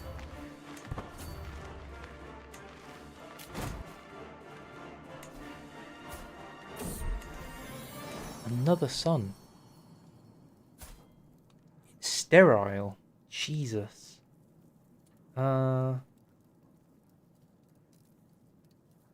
We shall call him... God, that was a mistake.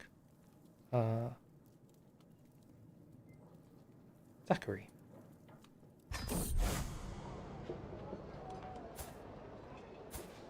Okay, Occitanians. What do they know about anything? Ever?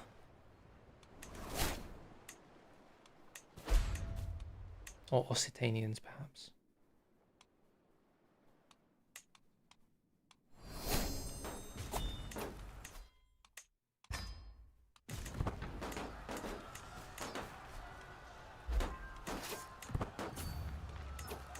Whoop, whoop, whoop. Easy peasy. No stress.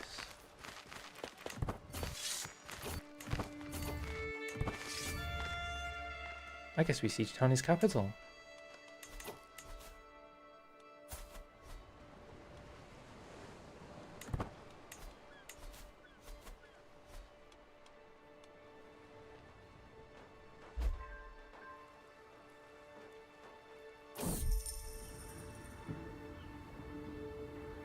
Probably has something to do with it being a wetland and give it defense bonuses, and since England has no hills or mountains, the AI goes for the next best.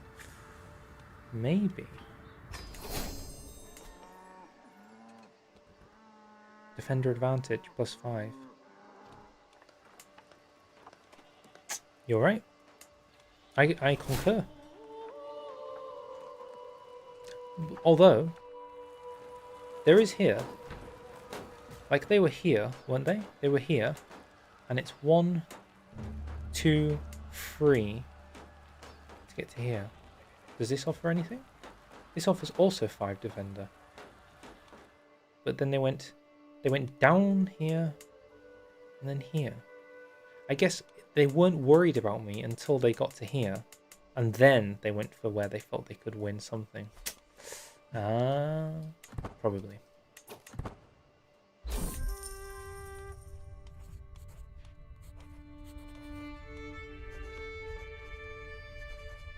Do I want Dev Growth? I think I just want gold. Let's take a hostage. Oh, do I want a hostage? Yeah, we want a hostage. Another son. God, I'm running out of people to name people after now. We shall call it... Nobody left in chat. Feedback gaming. There we go. Job done.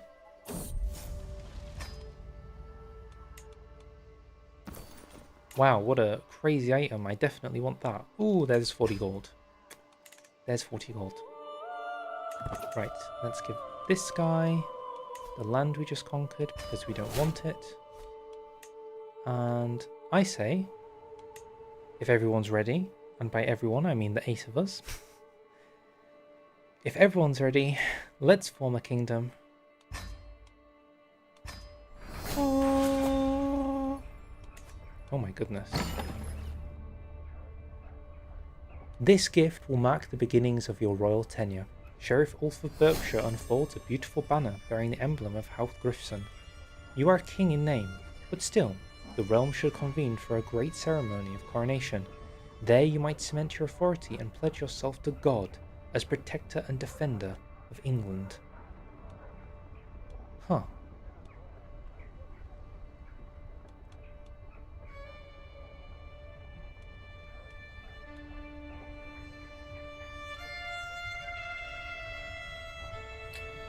Oh.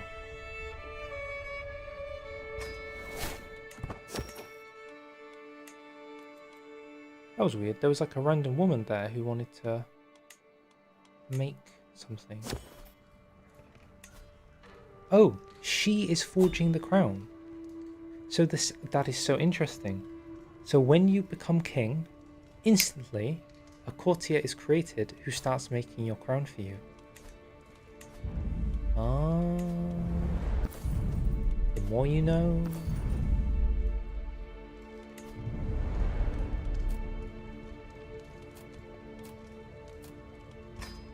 Pointless gold sink that you have to do because the buffs you get from it are just too good.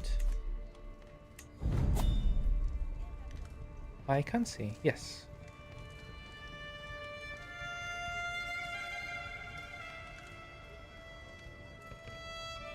Is this a new event? I haven't seen this before. I'm so interested to know what these two bonuses are, but at the same time, I want to focus on the creation. Okay, you want me to go to here and go to laws. We are uncrowned, giving minus 25% legitimacy and negative 2.5 legitimacy per month. We're ticking down. I mean, if we're at 756, negative 2.5 isn't too bad. What is that? 30 a year?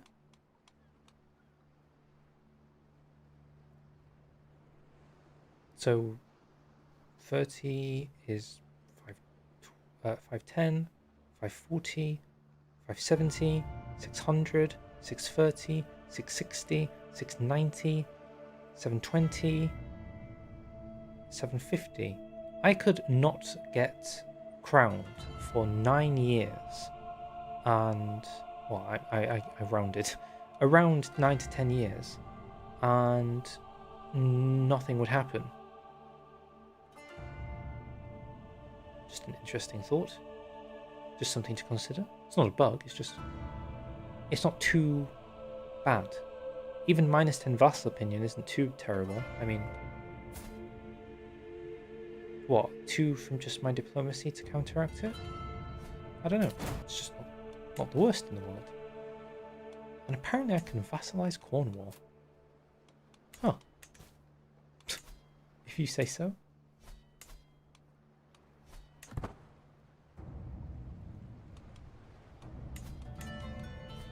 Goodness, I'm getting quite tired. I didn't want to stream this long. How long have I been live? I don't know. 2 hours maybe? Sure, why not more friends? Just because. How many friends are we at now? 5. Including the Conqueror. Slightly higher quality.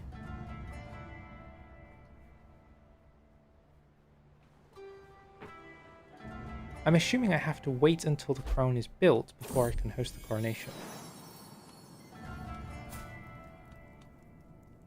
Ooh, I'd rather not be a deviant. Sorry, wife. I suppose we should check. If we host it in Canterbury Cathedral, we need the crown. We have to build the crown first. Okay. We'll build the crown.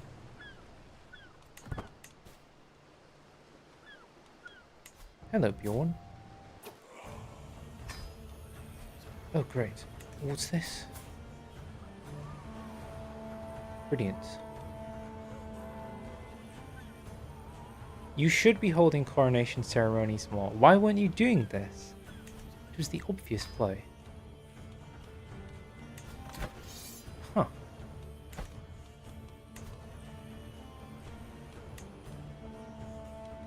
Right. That's fine. That's completely fine.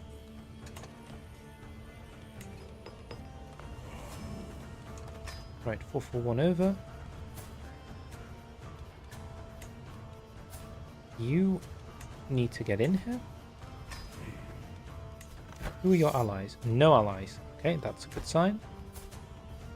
Daughter. Any alliances? You've got to be joking me. Oh my god.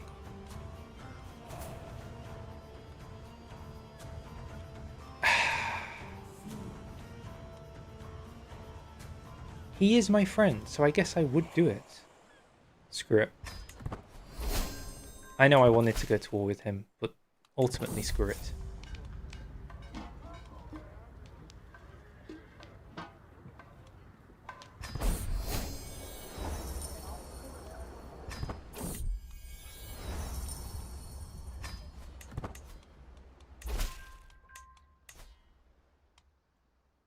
Will not accept because he is a great conqueror, minus 1000.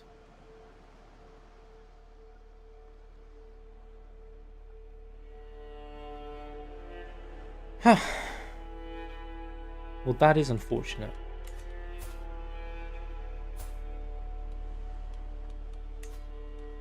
That is most unfortunate.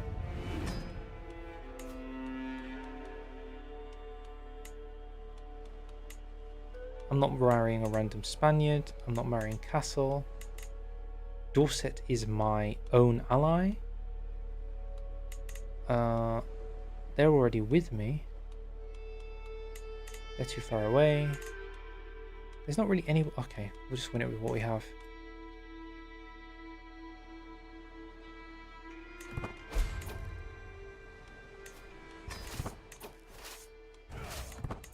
Right, we are the defenders. It's a shame we didn't get there faster. Oh my god. It's 5k.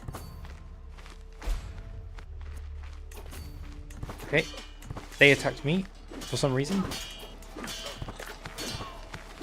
Okay. Holy moly. Over here, my lord, my beneficiary waves me with a wide grin. I have toiled many days and nights. Finally, my work is done. She presents me with an object wrapped in cloth, blue not purple, and as I lift the fabric, my eyes glow. This is a great crown.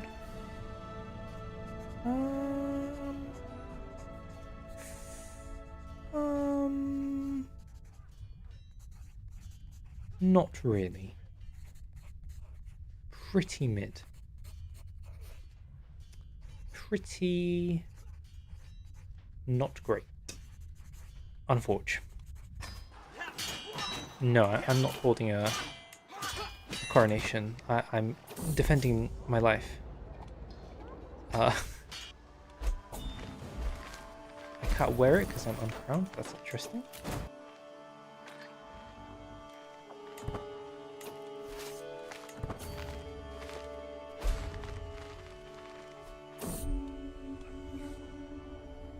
Years have passed since your ascension to the throne of the Kingdom of England. You are the true sovereign of these lands, the protector of the people who dwell in my realm. Sheriff Ulf of Berkshire's words are filled with conviction. His concern for my realm is genuine. Yet your brow is still bare, not graced by an anointed crown. Your hand empty, bereft of blessed regalia. While none might dare to challenge your rule, you must host a proper coronation, lest I fear the future of England. I will host it later. There's literally a war going on. Literally.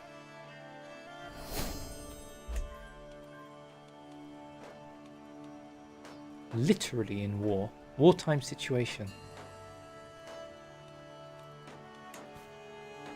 Here you go. This is not a new bug, but it's like an old bug.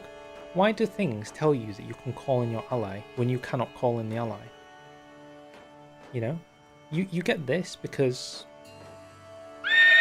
it is a bug, but it's not a bug that came with this particular game. Love my content, thank you. Appreciate it. This is not Hoyful content, which is the primary content that you would probably be here to see, but it is me exploring a new CK3 DLC.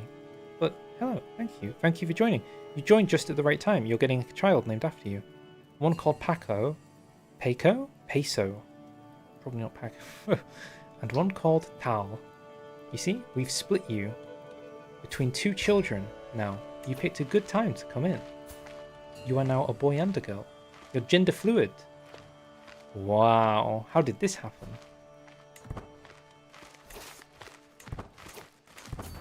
Spanish, Espanol. Sí. Oh, that is not a one battle. But they ran away.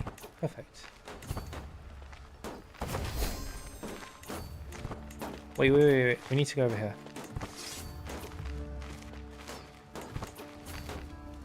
Can we beat this? Maybe?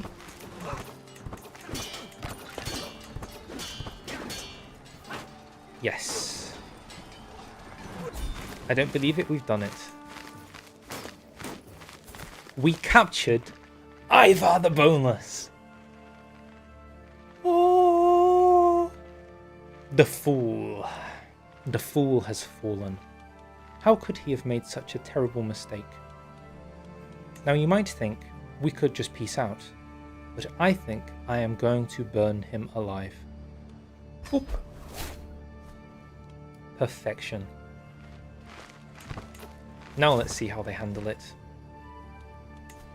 This guy will, well, as you can see, the land has very clearly been split up from last we were here.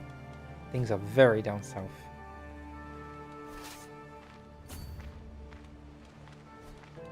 I guess we just sit on the capital now, or the tile that they want. Call it a day. Pope will give me money to fund my soon-to-be coronation once this hell is over with. And let's see about... He's gone. So let's do this guy, because he was nice. My wife is my lover, it's true.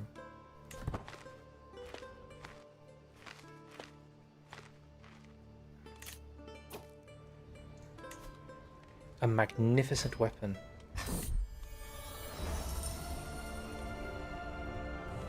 I was told that you could sponsor an inspiration to make a bow. Oh, it's a dagger, so disappointing. There we go. The war is won. We will demand a hostage. And good times. And here we go. What is the hostage count? I guess we'll see soon. Soon enough.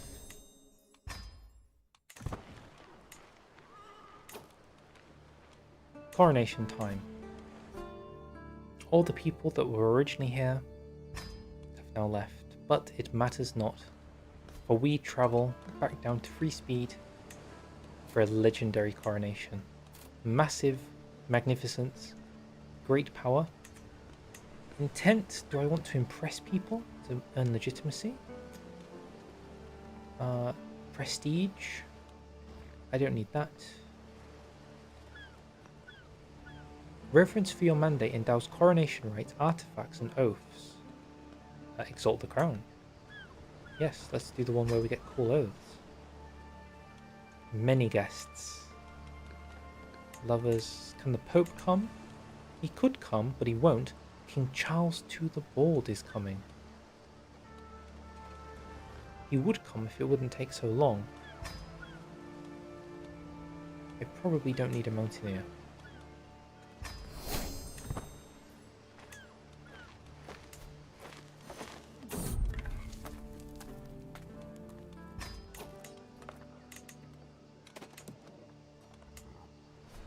Let's just set up some money.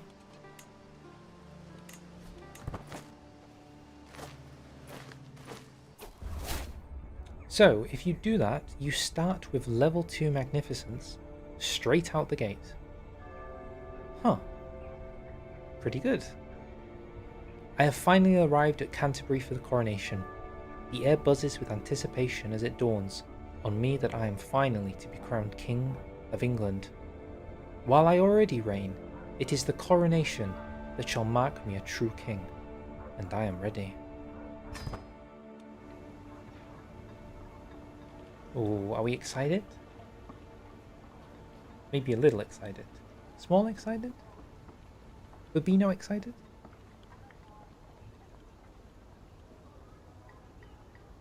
Just gonna get something ready. One more.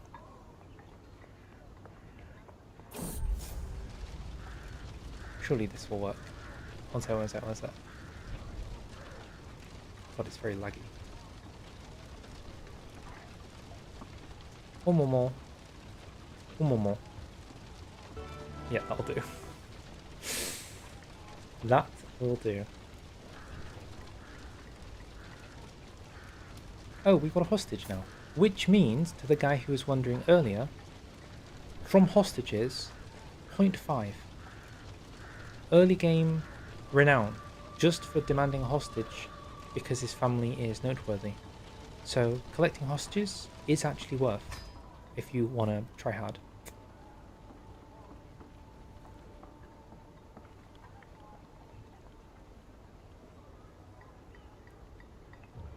goodness me.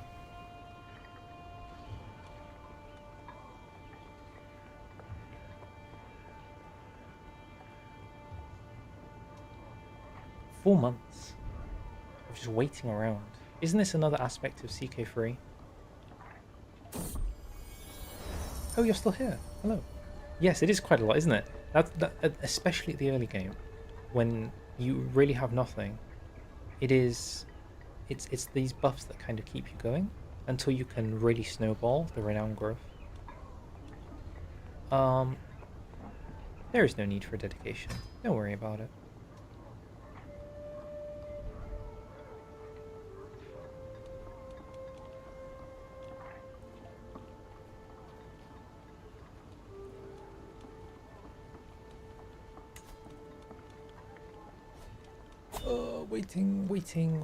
Waiting. Horse, random horse, clipping horse, everyone's favourite. Let's get one last horse in there, just because. Thank you very much. Guests have come from near, from far, out of loyalty or curiosity. The crowd swells with faces marked by expectation, calculation, and in some cases, the faintest warmth. I raise my voice, just enough, to settle the attendees and welcome them to my coronation.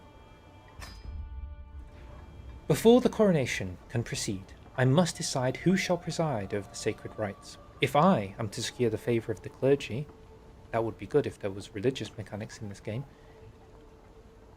The horse jump scare, trust me, when I saw it originally, if earlier in the stream you weren't here, it was something to behold. It would be wise to let one of their own oversee the ceremony, granting it the sanctity and blessing that only they can provide.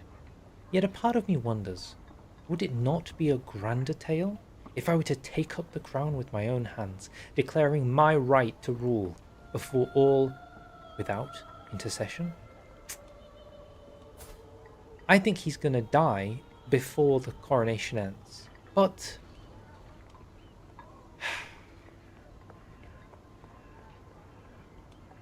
he can do it. Let's do it the holy way. May God shower you with blessings on this fortunate day, King Girth. Ael bows his head, pursing his lips. I would like to commemorate the occasion with a blessing upon your most beloved Girthson crown. It is not my most beloved. I think it's very mid. But this is interesting that you can get buffs for your crown. What's worth more? Plus 10% monthly piety or 8% monthly prestige? I think this is better. May God protect it.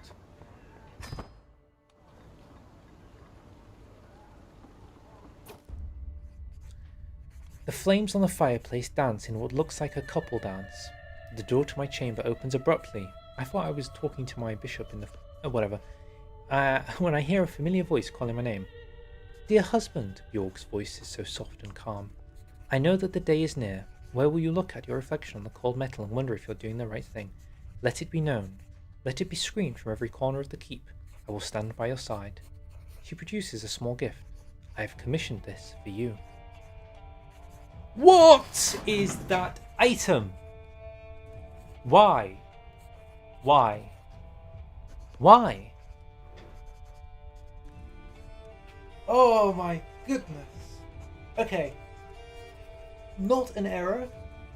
Not an error. But definitely something kind of crazy. So here's what we've discovered about the Coronation DLC, if you've just tuned in. There is, I think, just judging by it, if you set yourself to exalt the crown and or have the highest tier of coronation when you set it up, you have a pretty good chance to get a ridiculous weapon, like at the start of the game, just because they are yeah, I agree that these are better than like tournament artifacts, and you have to grind for them, and tournaments are far more expensive and everything. and tournaments take forever to get started, and tournaments are weak in the early game, but they're better in the late game. Meanwhile, screw all of that. You can have a weapon, a cool weapon, that is thematic to your story as being coronated, given by your spouse, which has crazy stats. I bet you can get even better than 9 effectiveness. Like, I bet you could get more stats than this. Yeah, I think we're taking it. Thank you. Holy moly. He got shiny mail. That's what he got. So you can get... I also agree that all AI kings will eventually get coronated. This guy got this armor, so it's not just weapons, it's also armor that you can get. Did what's his face get an item? No, he didn't. Although to be fair, his coronation was a complete and utter disaster. So bear that in mind. Look, here's another one. King Carloman of Bavaria, Kingdom of Bavaria, Steel Mail, 9 prowess and a free knight on the eve of the coronation. So basically, what we're getting from this, play the horse. This has to be an error. There's absolutely no shot. This is ridiculous. So what we're saying is, every single character who is a king in the game who holds a coronation, which they are going to do because they're monarchs, is if they do the one thing of the potential, what was it, 4 things you had available to you, maybe, they're all going to have 10 extra prowess. Just like all kings. Because even if they don't, eventually they will, and their heirs will. God, these crown buffs are really mid, by the way. I feel like the coronation crown, I would much prefer it if they got rid of this weapon event and the crown did more. Like, this is terrible. 0.02 a month. So that's 50 months to get a single prestige. 1. And I gain 5 a month. And it would take you 50 months. That's ridiculous, no? You are an artifact hoarder. I mean, there are going to be artifacts everywhere. Let's just do like a quick artifact. God, people are not ready for this. Yeah, the crowns are not great. They're very, very mid crowns. Who else has been crowned? You? Poland. Oh, somebody might not have been coronated yet. Hungary. Crown of the Magyars. Cool crown, but my god, this 0.02 thing is so terrible. I don't understand. I mean, something I've asked of this game for a long time is to completely rip out the way artifacts work in this game with this like randomly generated stuff and give us like fixed buffs at this point, like just straight up fixed buffs, because then I don't know, I feel it would be slightly more consistent than this nonsense. Like the numbering is what I'm talking about, by the way, not necessarily the you get the same reward every time. I'm saying that they give you, like, if it's a grey it gives you 0.2, if it's a green it gives you 0.4, if it's a blue 0.6, if it's purple 0.8, and if you get the new tier of legendary it would give you 1 prestige a month. Like, consistent scaling, because this is ridiculous. This is actually just ridiculous. But yeah, isn't that interesting? Also, here we go, a masterwork weapon. It gives you trait experience gain. That's what they said. They introduced bows. And there it is. Has the Reichskrone Doko? I mean, there's the crown of the Kingdom of East France here. There's... oh. There's... nothing. There's the crown of the Kingdom of West France here. Would I have to reload the game in 1066 to see this? With the HRE, presumably? What are you up to? Yeah, okay. I don't think it exists here too. I think I have to wait until the HRE exists. Oh look, another 0.02. It seems that they're kind of giving the same buff all across the board. What does mine give me? Oh, 0.06. Oh, much better, clearly. Goodness. Oh, I can't click it yet because it's terrible.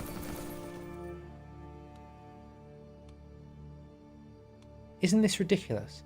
My crown, my legendary crown that will be given to me as part of this great story, destined from all of this lore, produces less prestige than this random sword I found in a sea once from a Dutch merchant. This is what I'm talking about. I really think they need to gut the artifact system and do like a complete 2.0 version of it, because it's just nonsense. And it's also massive power creep once you get it going. Like, you can like stack buffs on top of buffs and do silly stuff, but if you had like a structured system, you could balance for it. But now I'm just yapping. Sorry, nobody cares. Sorry, nobody cares. Nobody cares. Sorry. My lord, Sheriff Whiston greets me in an obsequious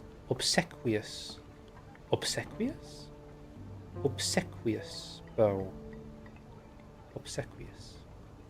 Would be could if the crown. Okay, I assume you meant cool. Would be cool if the crown itself improved over time, as if the institution itself became stronger in the country's imagination. Yeah, I also agree that that could work, but I think it would have to exist as like a tiered system where it increased in a measured way. Like the buffs, there would be like finite buffs in a sense, or finite ways to get buffs. It's hard to explain. Basically, I don't like the current system of artifacts. But anyways.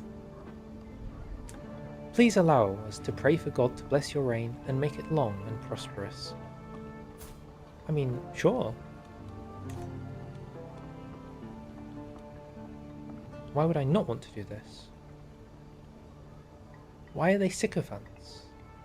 I mean, I want to click this just to get the better reward, but in my head canon, I wouldn't do this. Screw it. Maybe they were being sycophants. How can we be expected to smile, growls Alfred the Great. Swish wine, praise peace, hope for the future of the realm. Well, he seems to like me.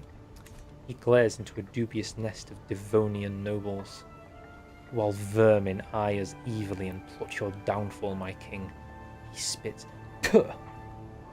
Give me leave to sound my war horn. I'll thrash Alan of Devon. No? How about you don't? Honestly, you should be able to crown yourself as a duke too, if I'm going to be honest. Well, it is a complaint I have with CK3, as it restricts content for little reason. Maybe like an independent duke in certain contexts. I think you could also give the counter argument that with more royal courts, you have more lag. Like, I'm right there with you when it comes to they should be able to have crowns and crown themselves too, if they're like an independent duke. But I'm just thinking about like all those courts. Think about how many independent dukes would have royal courts. Ugh. And they're adding all of Asia. Ugh. It's a disaster waiting to happen. No, sir, you're not going to go to war. What the hell? What the helly?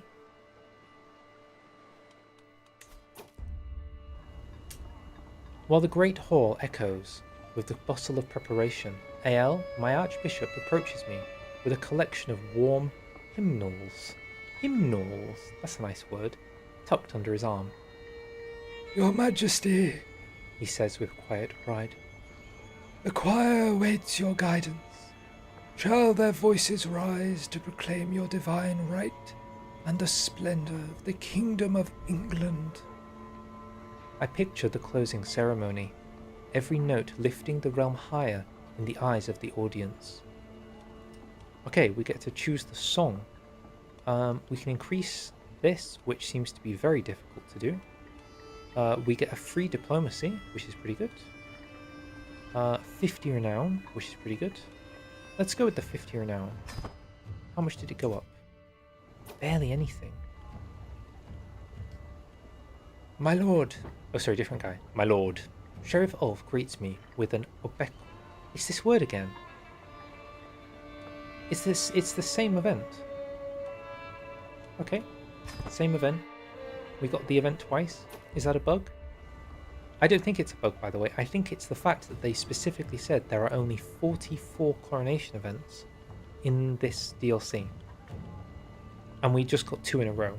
Which means if I got 2 in a row in one coronation on my first ever try, what's the case going to be for repeat playthroughs?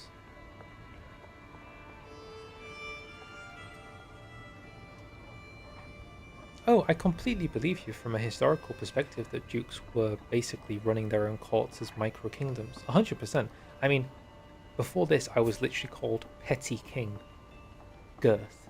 Like, the game even recognises that I'm basically a king in my own right. I'm just smaller than what you would consider the great kings of the later medieval age. So it's not necessarily a historicity disagreement. I just think it's a gameplay, it's a game fault that it wouldn't work, you know? My acquaintance, Zigfroch, a devout asatru, steps forward, his expression solemn and serene. Frigg smiles upon unity among rulers, he proclaims. He's Norwegian. I don't know how the Norwegians sound. I can't think. Permit me to offer you a blessing in the name of Ymir as a gesture of harmony. AL, one of my loyal supporters, watches closely. What is he doing over there? He says. Do I want a heretic blessing? Do I want to say what the helly and gain faithful blade? I mean, this guy is literally not even my vassal, so who cares? Yeah, I would rather gain the faithful blade trait. Oof, I didn't get it. Never mind. Okay. We managed to reach Grand Coronation, and now things go. I leave my guest behind and enter the church in search of a quiet moment. So we had this event before, which is interesting, because now it makes me think that when we saw it earlier, why were we, as a guest, taking a quiet moment as if we were about to be coronated when we're not? I think it was a bug. I don't think we should have had this event when we were the guest. This event is what happens when you're about to enter the coronation. It makes sense now in this context, I understand it. Which means...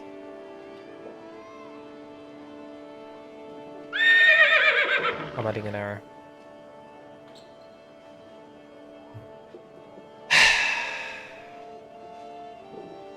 It's an error. It just is an error.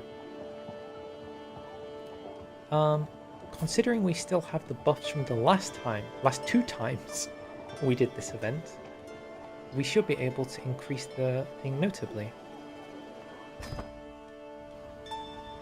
80. All preparations are complete. The great ceremonial assembly now awaits in Canterbury's High Church. It's more of a cathedral, but I guess they don't have that. I mean, it's still a church. To cheer and exultation. People are cheering. My finest knights ride before me, and my royal household behind. Horns ring out, banners stream forth in bold English colours. Townsfolk praise the king, and women weep in ecstasy at the glorious parade.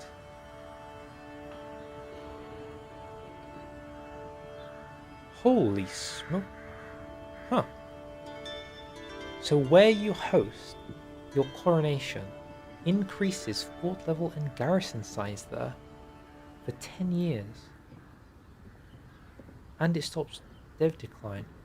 I wonder if there's anything you could take advantage of, especially like if you were going to go to war, or if you were declared war on and somebody had to take your capital, hosting the coronation in your capital, like this is a reason to host it in your capital because it increases fort level and garrison size, which might help you in a war. Like this random church here, not really matters, but hosting in your capital, if it means you get this event, is really worth it. So there you go, there's a little meta thought. It might be worth hosting coronations in your capital, even though you don't have to.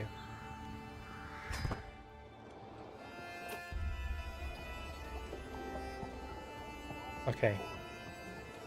It's beginning, I think.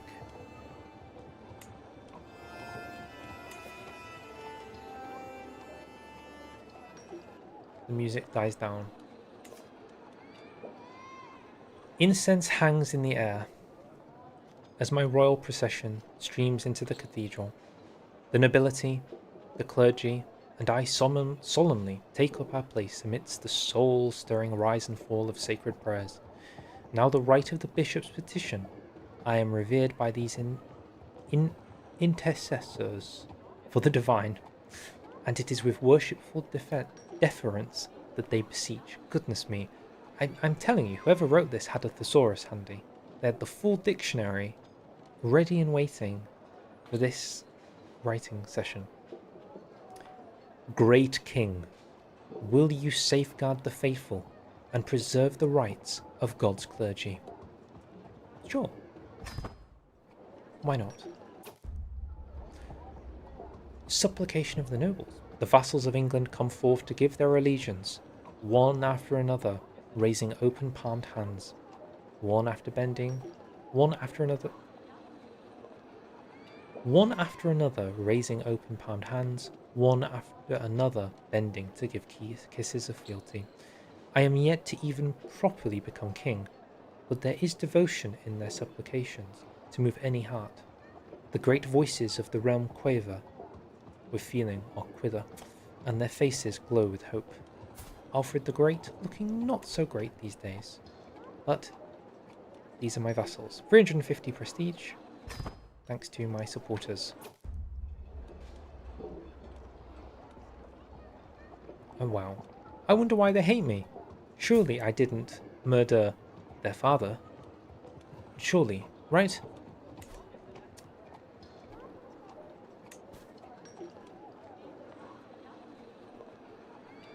One second.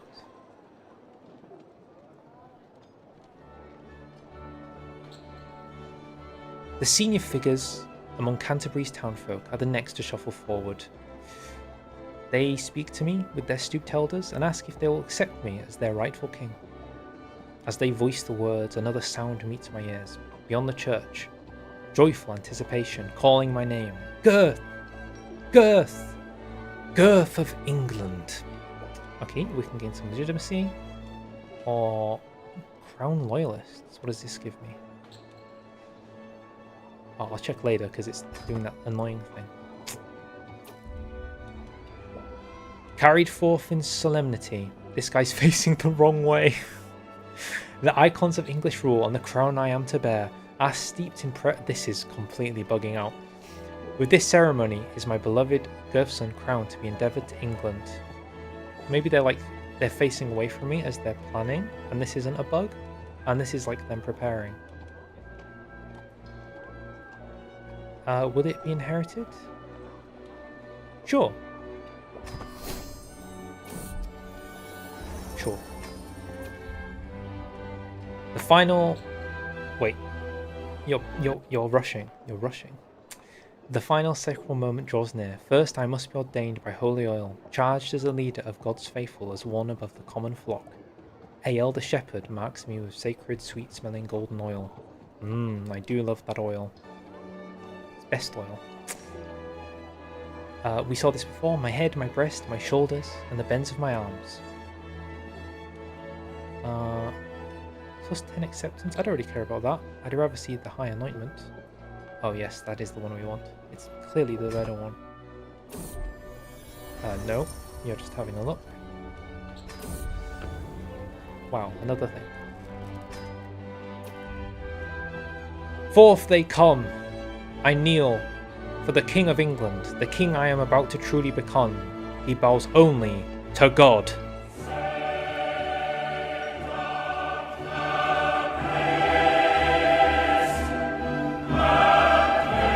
The crown is placed atop my brow.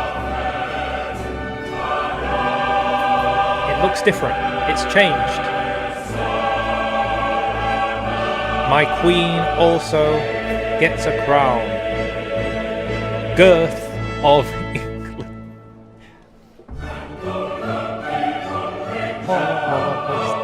999 prestige and a Fei 1.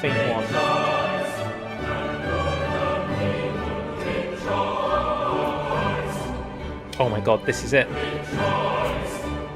Rejoice. We'll look at this in a sec.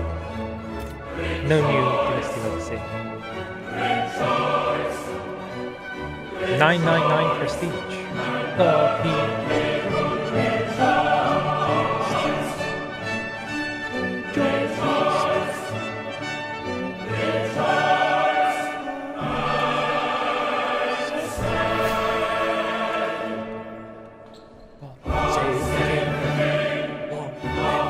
I'm just enjoying the music, sorry.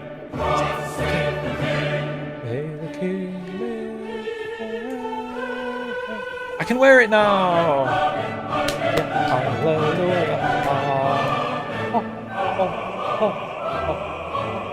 I think they should have made it so the crown doesn't appear unless you're wearing the crown. That's what they should have done. Just my thought. Maybe it like force equips the crown, and then you're expected to keep the crown on, and if you unequip the crown, you get an event saying, why is the king not wearing his crown? You know what I mean? It becomes like an actual mechanic. May the king live forever. Okay, sorry.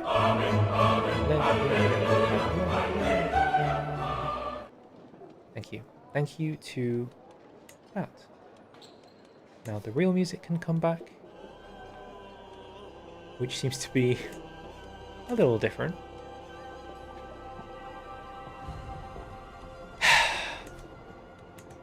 The assembly watch me, some with hope, some with doubt, all waiting for me to speak of my reign and swear to the future. I can hear the questions they don't ask. Will I be just? Will I be fair? How will I govern as the first king of these lands? Sorry, the song, yeah, I got into it a bit too much, you know? I was even singing, it was a disaster, I apologize. Will I be fair? How will I govern these lands? I do not stand here as a king to echo their expectation. I have come to choose my own path and a way forward for the kingdom. Whatever England becomes, whatever I become, begins with this very moment. It was the right amount, not to... Okay, that's good, thank you. So, this is perhaps the most interesting part of this entire DLC. What is happening here? Where are you standing? Just in a casual church. Do we secure alliances? Need to have 5 alliances with rulers that have 50 opinion of you, and 1 tier... What? Sorry, this is like really difficult to read. 5 alliances with people who like me, and then one of the following: 1 tier lower, the same tier, a higher tier. Right, I need 5 alliances with rulers that are either my rank or a duke or higher. That's what it's saying, which is kind of a complicated way of saying that. I feel they could have truncated this into one thing that said, have 50 opinion of you, be duke or rank or higher. That's what that's saying, but it's a very complicated way of saying it. Must do it in 20 years, and here's the reward. Wow. Basically nothing. It depends how much prestige you get. Cultural acceptance is okay, but this really isn't doing it. This is very mid. Okay. Let's go down. Expand the realm. The realm needs to have a size of 23, currently 18. So conquer 5 counties in 20 years. Choose between a boon to the capital and de jure shifting lands. Rewards. I guess I pick after question mark. Legitimacy, prestige, and expanded the realm. 1 martial, legitimacy game, and opinion. This is better than the previous one, but it still isn't amazing. Additionally, my legitimacy gain is currently skyrocketing because I'm doing this event. So sure. Shapen the realm. Construct or upgrade 10 buildings in 15 years. Legitimacy, prestige, dev, depends how much dev you get. Dev can be really powerful. And shapen the realm. You get a free stewardship forever. I think this has no time limit. It's worth noting. So this is literally forever, right? So for the rest, hold up.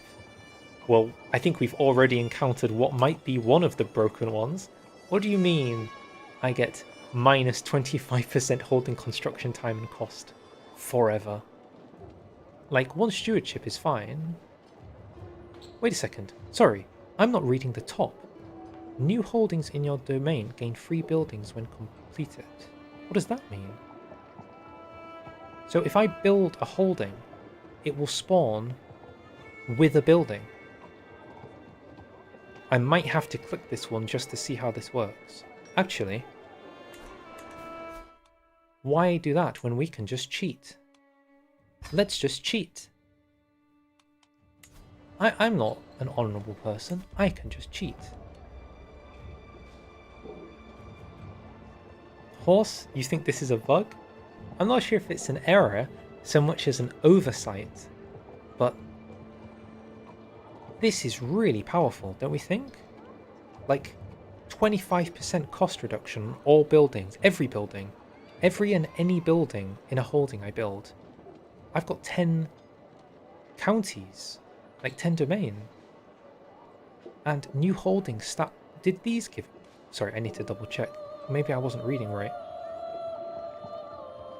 Look how terrible this is in comparison. 1 allied marriage acceptance plus 10. This is terrible.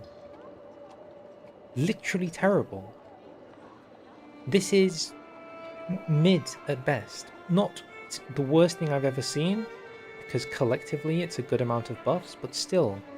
What? And then, oh yeah, casually, would you like minus 25% on time and holding will give you plus 1 stewardship, and every time you build a new holding, you just get free buildings, which is the equivalent of basically giving you a rebate on the cost of the things that you've built. It doesn't even give free Diplo, it gives you 1 Diplo and a 10 marriage acceptance chance. That is so terrible. Wow, this is so powerful. Okay. I'm getting whiplash. I'm so interested to see if any of this gets changed by the time, you know, in like 2 weeks or something. Install claimants. I swear an oath to bring the rightful claimants to thrones. I need to win 3 claimant wars. They're pretty difficult to do. In here, in decisions, somewhere down here, invite claimants. You'd have to use the invite claimants decision, I guess, unless you've got a realm big enough that you just have claimants everywhere. So by doing that, you get rewards, legitimacy, prestige, a perpetual hook on all claimants. That's pretty good, depending on what type of claimants you get. And a weak hook on their primary. Did somebody forget to add a space between weak hook and the word on? I'm sorry? Unacceptable. Unacceptable. That's an error. That's happening. Okay. What's the buff? I hope you're excited. I hope my 8 viewers are enjoying this thrilling CK3 review oath review stream. Jesus. We're not quite reaching those Tommy K viewership levels, are we? Not really. We gain install clay. Oh my god, it's terrible. It's the worst thing I've ever seen. Oh my god. What? What? What? What? What is this compared to this? It's like that meme with the guy doing the trade deal. I receive 25% cost reduction on every building I ever build, and they're 25% faster for the rest of my life, and I gain a stewardship, and anytime I build a holding, I gain 3 buildings in that holding every time, forever. Or you receive 2 diplomacy. Like, what are these buffs? This cannot be real. This is ridiculous. The balancing is crazy. This is, and this requires you to build 10 not even build, you can upgrade 10 buildings. If it was construct, you might have screwed yourself because you'd built too many buildings and you had to like unbuild buildings to rebuild other buildings. It's not even that, it's just build 10 buildings. It's build 10 buildings. So basically, what it's asking you is, what's the cheapest building you can build? Well, I can build. 85 gold. It's 85 gold. It's asking me, can you have 850 gold and spend 850 gold? That's what it's saying. Well, I'm halfway to 850 gold already, and I think I can have this done because I've got 10 holding. I can quite literally have all 10 done in 14 months if I had 850 gold. Isn't that cray-cray? Like, really cray-cray? Sorry, maybe I'm like overreacting. I play this game too much. Like, way too much. I've got 3,000 hours in this game. Isn't that terrible? Wow. Actual whiplash from this right now. Okay, next. I swear an oath of patronage towards the English faithful.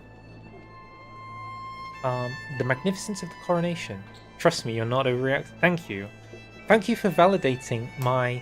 Are you also getting whiplash from this? Like they're going from terrible to incredible to terrible again?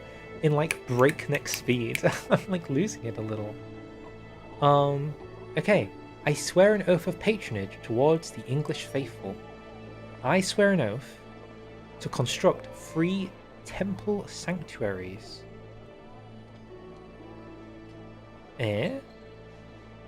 Unlocks the access to this line of buildings while the oath is active.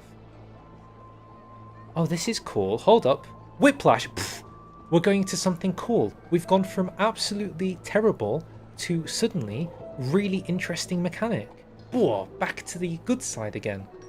Yeah, what's happening? What? What? This makes me think that the development process of this game must be super chaotic. It must be. We've gone from really bad to mid, like average, to ridiculously good, to ridiculously terrible, to super interesting. I don't know if it's good yet, we'll find out. So we unlock a special building, which I assume can only be built in churches, called, but maybe it's not. I'm so excited. We might have to pick this one. Which gives you 55.55 tax, which is actually really good. That's about a farm. And 12 plague resistance. Wait, what do you mean plus 20% monthly piety? So 5 of these is double your piety. There's no shot that this can be built in feudal. Even if it's not built in feudal,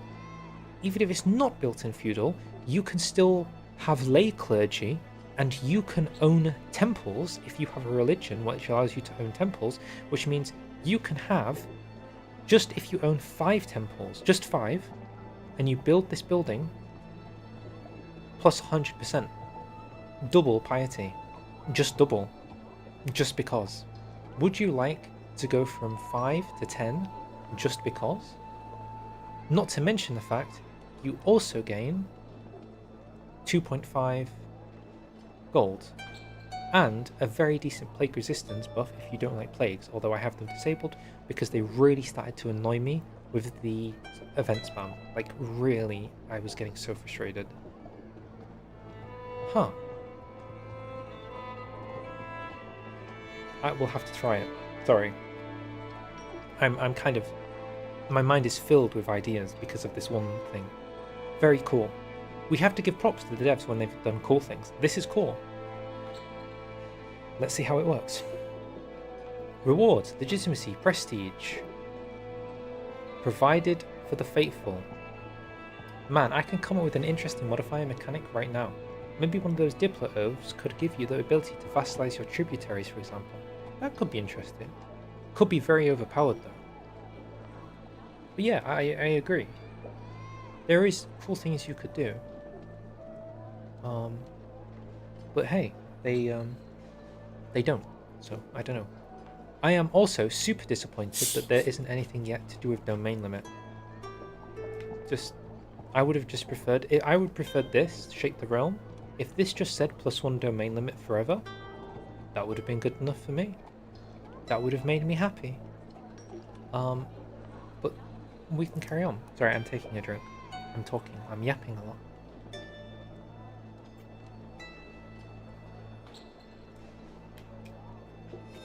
You know? Okay, somebody needs to disable the ads on YouTube because this is ridiculous. I have the ads set on this stream to the minimal amount of ads. Why is it playing so many ads? Okay, what's the buff? +1 learning, +10% monthly piety. Okay. Compared to the other one that only gave you +2 diplomacy, a piety modifier has its uses. Nowhere near as terrible. Give you the immortality trait. Maybe. Because what? It's just so impossible to do. Perhaps. Yeah, oh god, I'm so interested to make a YouTube video now. My whole video is going to be discussing this. Basically, you're having the sneak preview of me discussing this, which is going through these buffs and, well, assuming I make the video.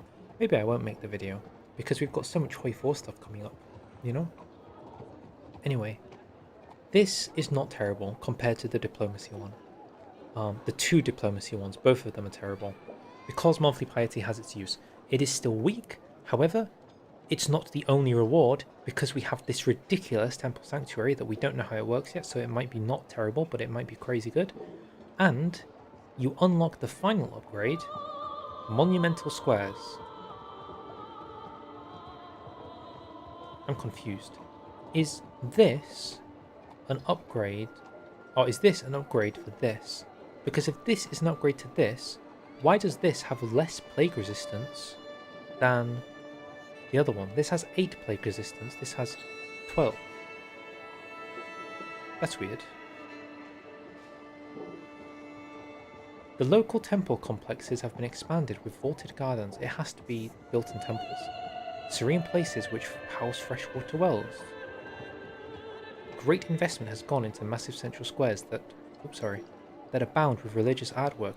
Oh, sorry, why is it doing that? That are kept bare of excess waste and usury and supply water to locals. I feel like plague resistance shouldn't have gone down. It should have gone up. It should say 16 or 24 or I don't know, something that isn't this. On top of the monthly piety +20, you also gain passive piety. Totally not an oversight, but it does feel like an oversight because in the description it's talking about how it specifically is supplying water to locals. Like, I assume this would be like a dedicated water system, and thus they're not just drinking dirty filth water from rivers now, which means plague resistance would have gone up. But it hasn't, it's gone down.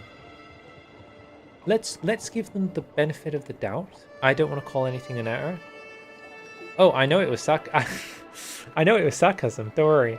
I'm taking it literally. You're joking? You're being sarcastic? I'm being literal. What if that is their thinking? What if that is actually what they believe? That they're like, oh, there's more people now, so it's gone down. You know? I wouldn't put it past them. So maybe, maybe. And then you get more tax.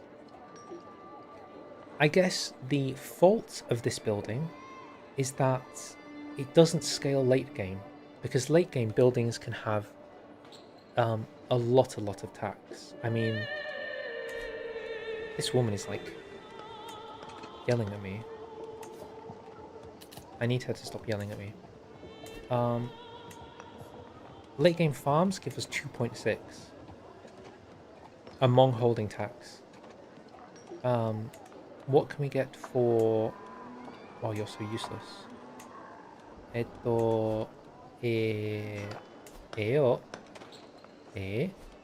ょっと待ってください。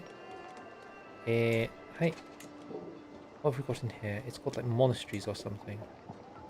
Monasteries. Even this gives us 1.3 over and 18 plague resistance. And more piety. So late game for 3,000 gold, isn't that ridiculous? For 3,000 gold though? Oh, we bungled a construction, that's why. I mean, it's still very expensive. Late game, the buildings here are better. So this doesn't have long-term scalability. However, early game, when you don't have access to other things, if your early game play was to go lay clergy and hold temples, then for a religious build, this is really good. And it's interesting. And it has plague resistance. And I assume this stacks, like this plays with a monastery. Anyway, cool. Very cool. Very interesting. Unique mechanic. I don't think it's as powerful as this, but it's second place easily because of its early game viability. Okay. Next. Consolidate the kingdom. I swear an oath to focus my efforts on restoring the lands of England. England needs to be completely controlled its de jure borders within 20 years. Okay, so this is like a even harder version of Expand the Realm. Because this required us to get 5 counties of our choosing, while this requires... I guess it depends when you take the oath. Maybe you only are missing 1, and then it's actually really easy. If we do it, vassals will have different opinions, but ultimately, we basically gained the same buff we would have gotten, but worse. We get a... If we do more work, we get a worse buff.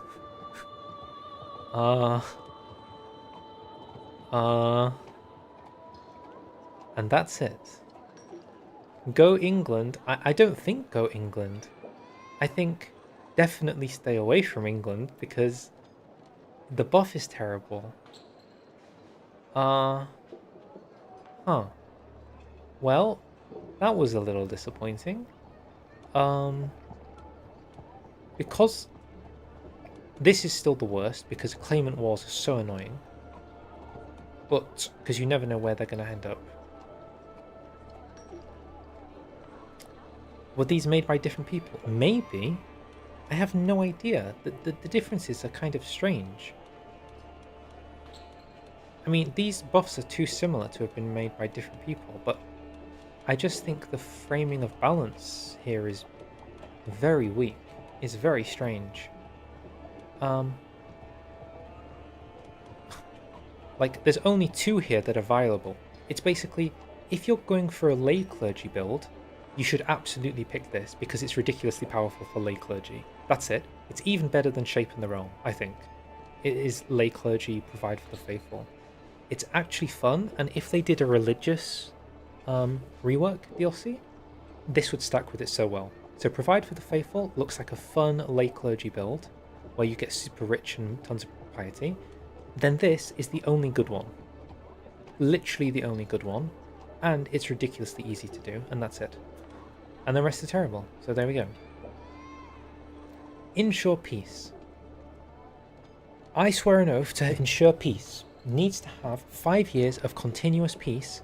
Needs to be completed within 50 years. Okay, so you do get more time to try and get it done. More than double the other ones, which is good. However, this is RNG. This is beyond your control. Because, yes, you can not declare war, but you can't control other people declaring war on you.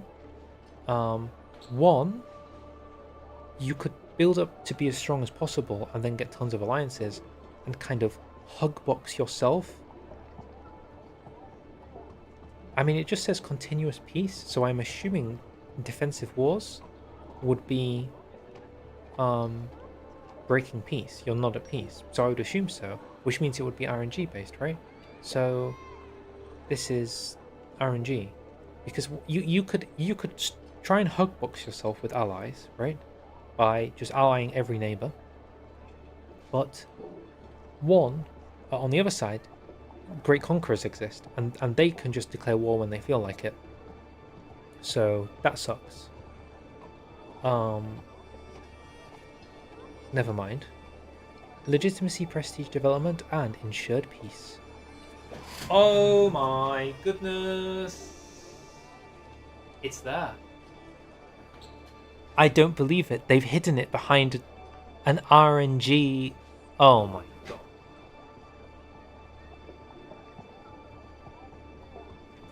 No. How could they have done this? They've hidden. Oh.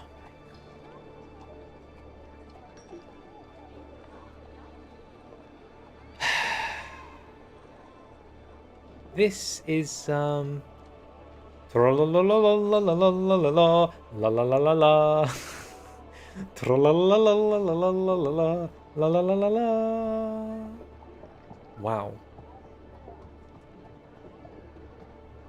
Okay.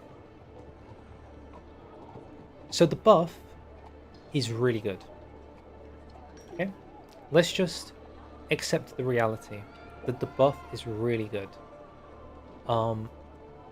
Because domain limit is the bread and butter of every... It's like the center of the web that allows all success in this game to carry forward. So ridiculously good. You also get a little bit of control growth in everything you own forever. So it's basically like a third of Serve the Crown, because this gives you 0.3. This gives you 0.1, so it's a third, which isn't terrible. It's something, and something is better than nothing. And popular opinion, which really doesn't matter. Wow. This is... I usually have -3. Yeah. So what you're trying to do is limit the power of domain limit, which means you recognize how powerful domain limit is when you have more than 7. Like once you hit 8, 9, 10, as I currently have, you can snowball instantly with 10 domain, and it's very easy to get to like 20 in this game. So yeah, I mean, aren't I about to get to 12 with my next perk? You know, here's 13. Hypothetically, this event would get us to 14. We can level this up 4 times, and I don't know. You get my point.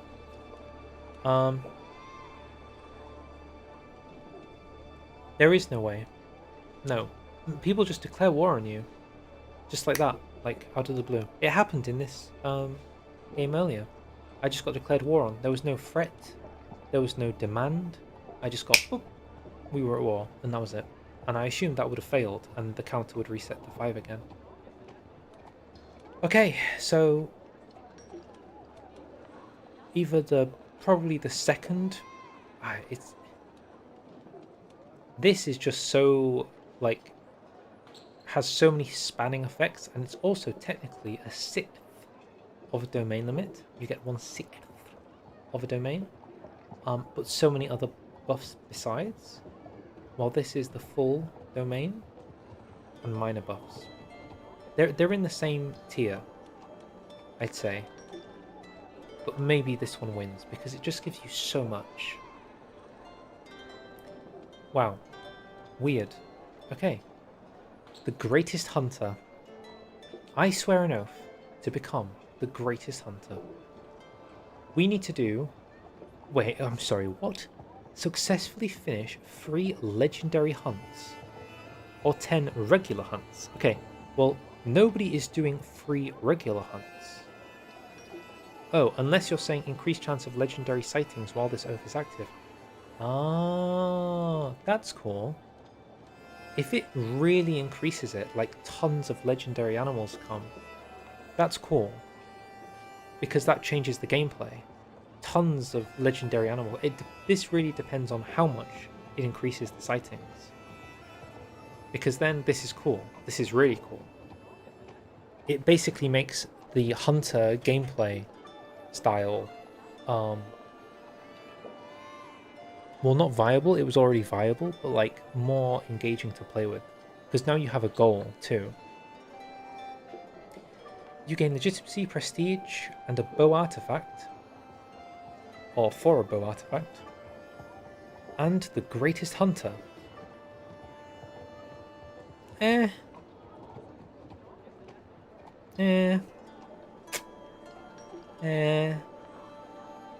Is mid. Prowess is the weakest skill in the game, not only because it comes up the least, but also because it decays as you get older. So even though this trait lasts forever, the prowess you get from it doesn't. The health is quite literally tiny. If this was like a medium health boost, maybe I would have more positive opinions about it. And hunt prestige reward plus 10% really isn't enough. I think if you were going to remake this to balance it to be more worthwhile with the other traits, because the other traits need to be nerfed, I think it goes without saying, the 2 big ones. Well, maybe not. Ensure peace could be really annoying to do. Maybe it's fine. You get more health from... True, you can get that event from Feast to get more health. What this needs is probably like double, like plus 100% prestige reward for hunts, because you're trying to become like a legendary hunter. So if you're only doing it through hunts, this is probably the better way of doing it. 2 prowess is fine, I just don't think it does anything. And then medium health. I think that would have been a fairer buff than what they gave us. I'm interested to know the unique modifier for the bow, but I guess we just won't know. So yeah. Okay, 2 more. 2 more, my few viewers. Is this coronation event is specific to England? No, because I went to 2 coronation events, and the Wales one, he actually took the greatest hunter. This guy did.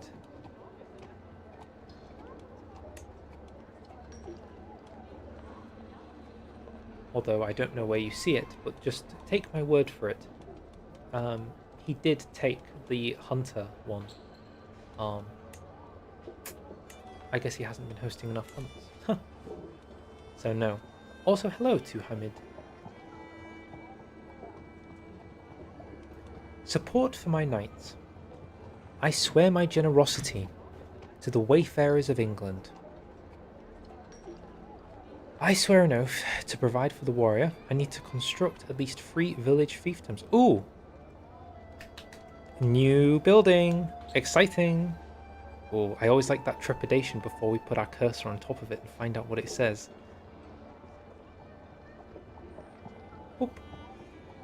Village fiefdoms. Many local villages are given over to knightly officers as personal holdings, allowing them to gather strength and wealth at the expense of other classes. Stationed men at arms plus 40, stationed men at arms toughness plus 20, number of knights plus 1, knight effectiveness plus 10. Now, I'm going to go out on a limb and say this can be built in castles, not villages. This is for castles, which means feudal, which basically means free knights, free knight effectiveness, which is obviously really powerful. God knows we've seen plenty of images of people stacking knight effectiveness to get crazy knights, but not just that, stationed men-at-arms, damage plus 40, as well as toughness in every holding. And that's generic men-at-arms damage too. That's not just a few, like a specific kite. This is everything. So the play, dude. So the play is for your first character, you would take support my knights.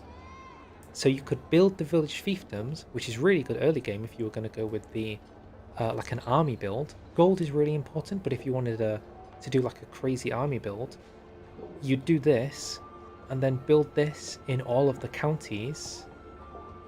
Oh, I'm sorry, you want your one I apologize. The one diplomacy was very important, of course. Hey, it was one diplomacy and 10 marriage acceptance, okay? Don't forget the plus 10 marriage acceptance, okay? And I think it was only with allies. So it wasn't a generic... Sorry, we have to go look at this again. It was so ridiculous. It's one diplomacy and plus 10 marriage acceptance with your allies. Only with your allies. Wow. What a time to be alive. But yeah, I think it goes without saying. Plus 40% men-at-arms damage is crazy. The knight effectiveness stacking it too. Wow. Oh, he's just figured it out. It was only with allies, yeah.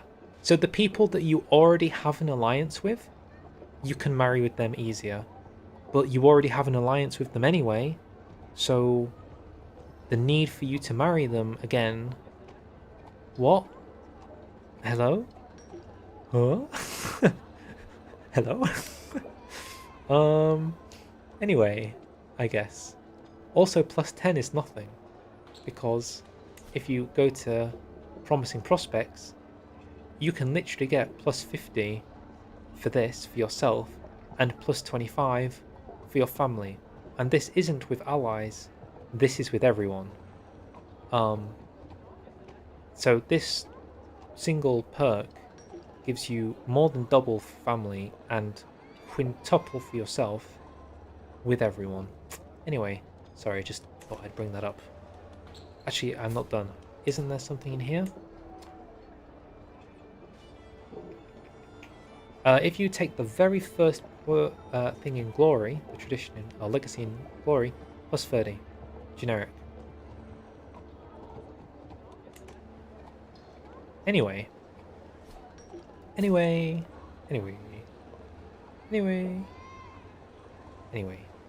sorry, I got a bit distracted there. So obviously this is really good, and you should definitely take it early. The 40% is really good. At 867, you know, this is exactly the kind of thing you want to go for. You want to be stacking up knights. Currently I'm on, what, 6 knights?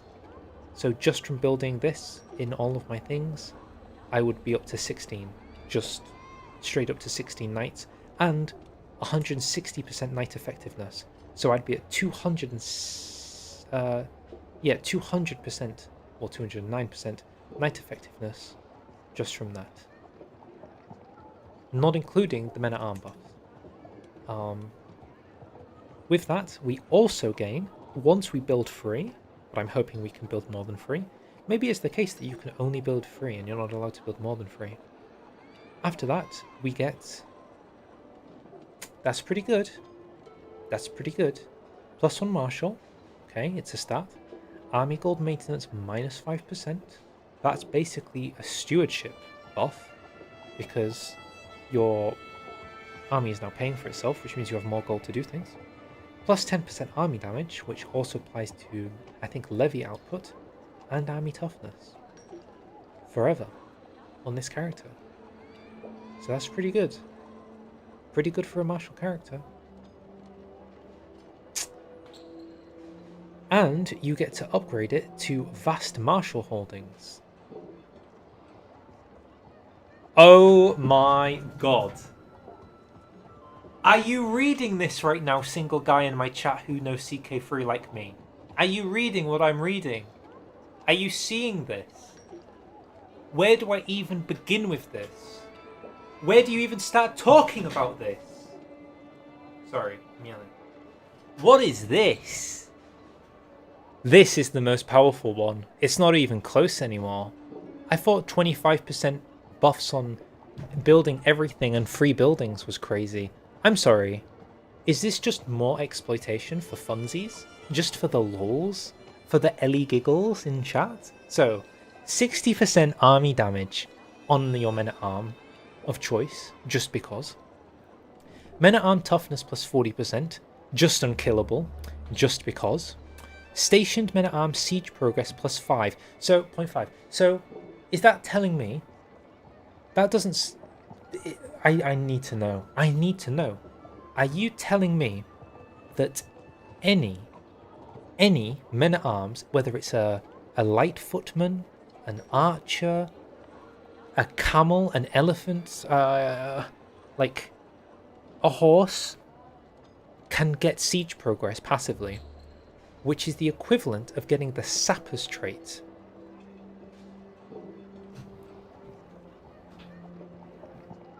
I don't know.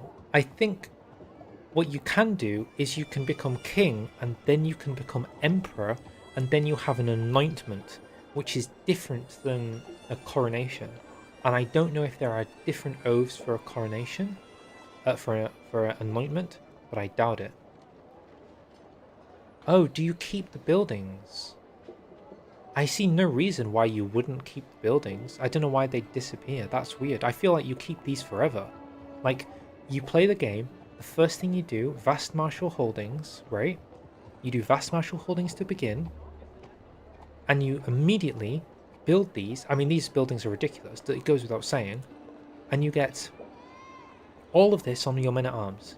So every single one of your men-at-arms becomes unkillable, ultimate warriors that also do siege progress. Well, by the way, we're clicking this one. It's now non-negotiable. We have to click this to find out how broken this is. I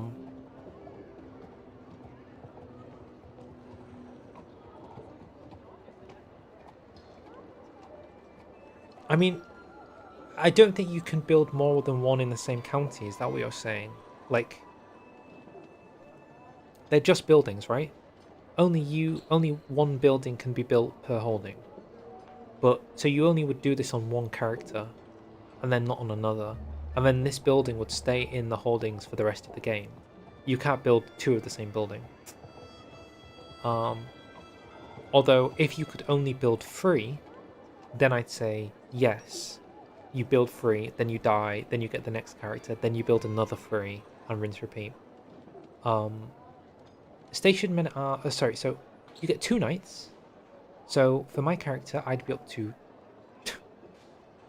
26 knights from this alone. I gain... Hello, Knight Spearhead. We're just discussing the absolute most broken thing you've ever seen in your life, maybe ever. Possibly the most broken thing since they made domain artifacts. Oh, I checked the error counter in the top left. We found 6 errors. Nothing too serious, but some small errors.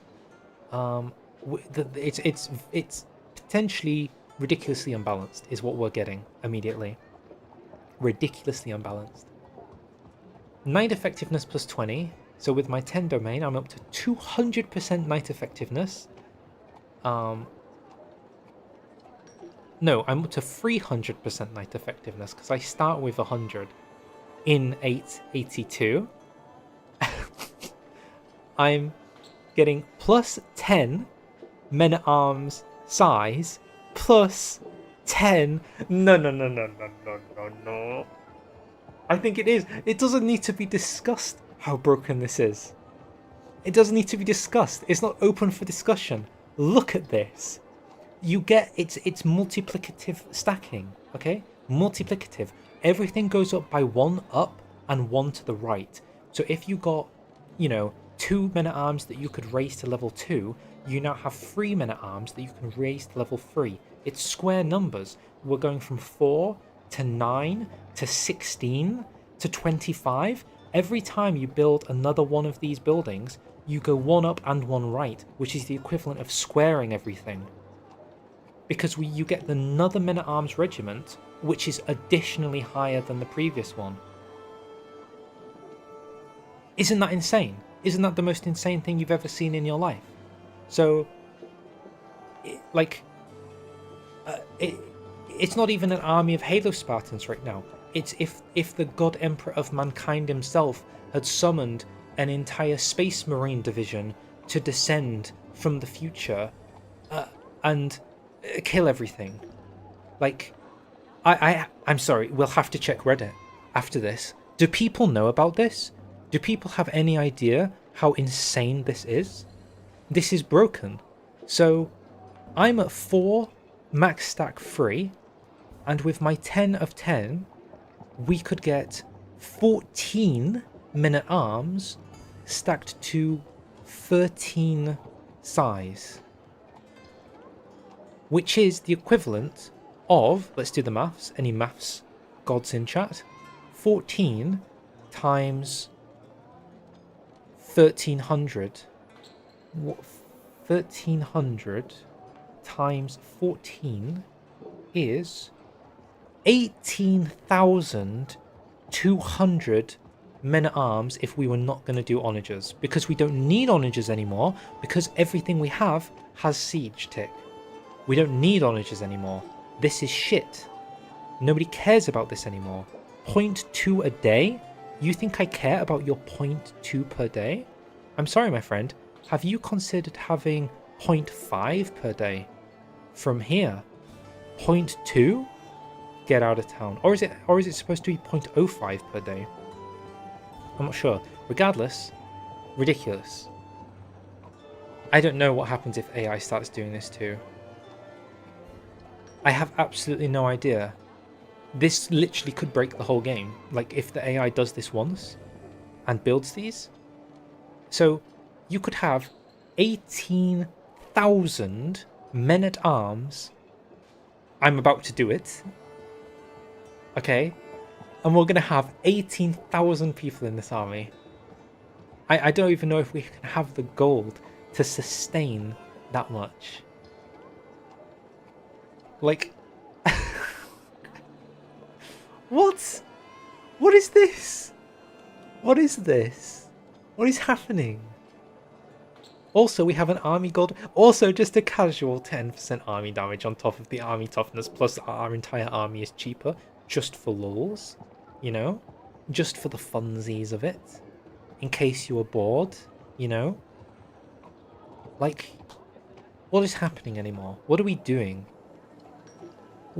Stellaris had like a crazy rework of balancing, and I sorry, this is what happens when people with TISM just go crazy. Sorry, I apologize, everyone. Nobody came here to listen to me literally go a bit crazy talking about this nonsense, so I apologize, but it truly is one of the most ridiculous things I think I've ever seen in this game ever. You know what? I have to do it. I have to do it.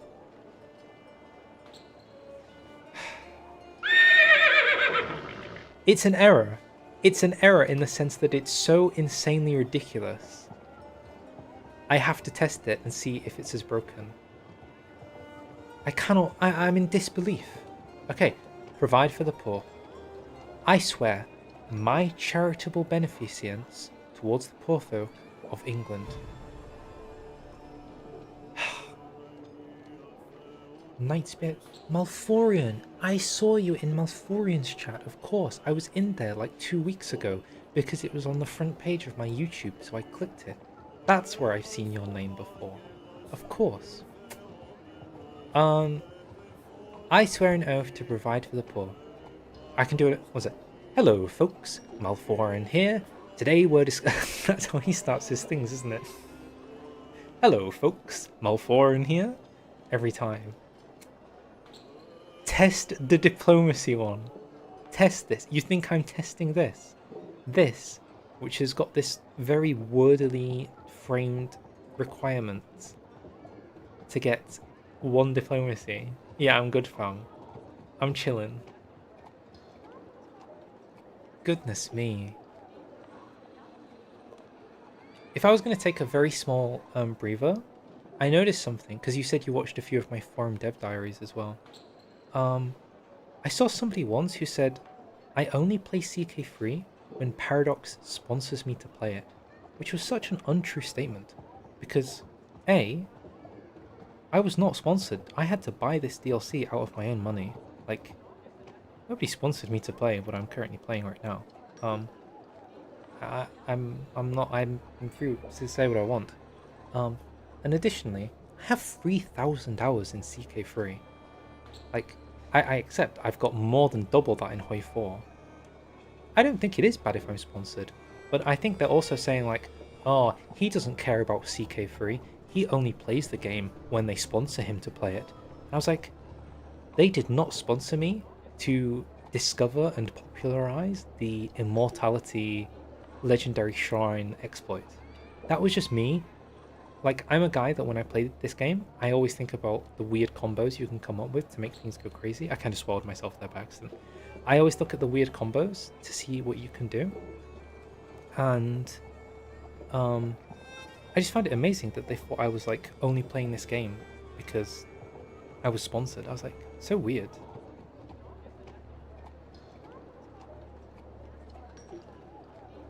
But yeah, I don't even think it was that. I think they were saying their point was that I don't care about the game and I'm only doing it for money, which is crazy because I've never been paid by Paradox. Never.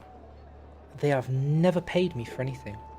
The only thing we do is they give me like if there's like a Hoi 4 DLC coming out or something, they give me the DLC early so I can make a video about it.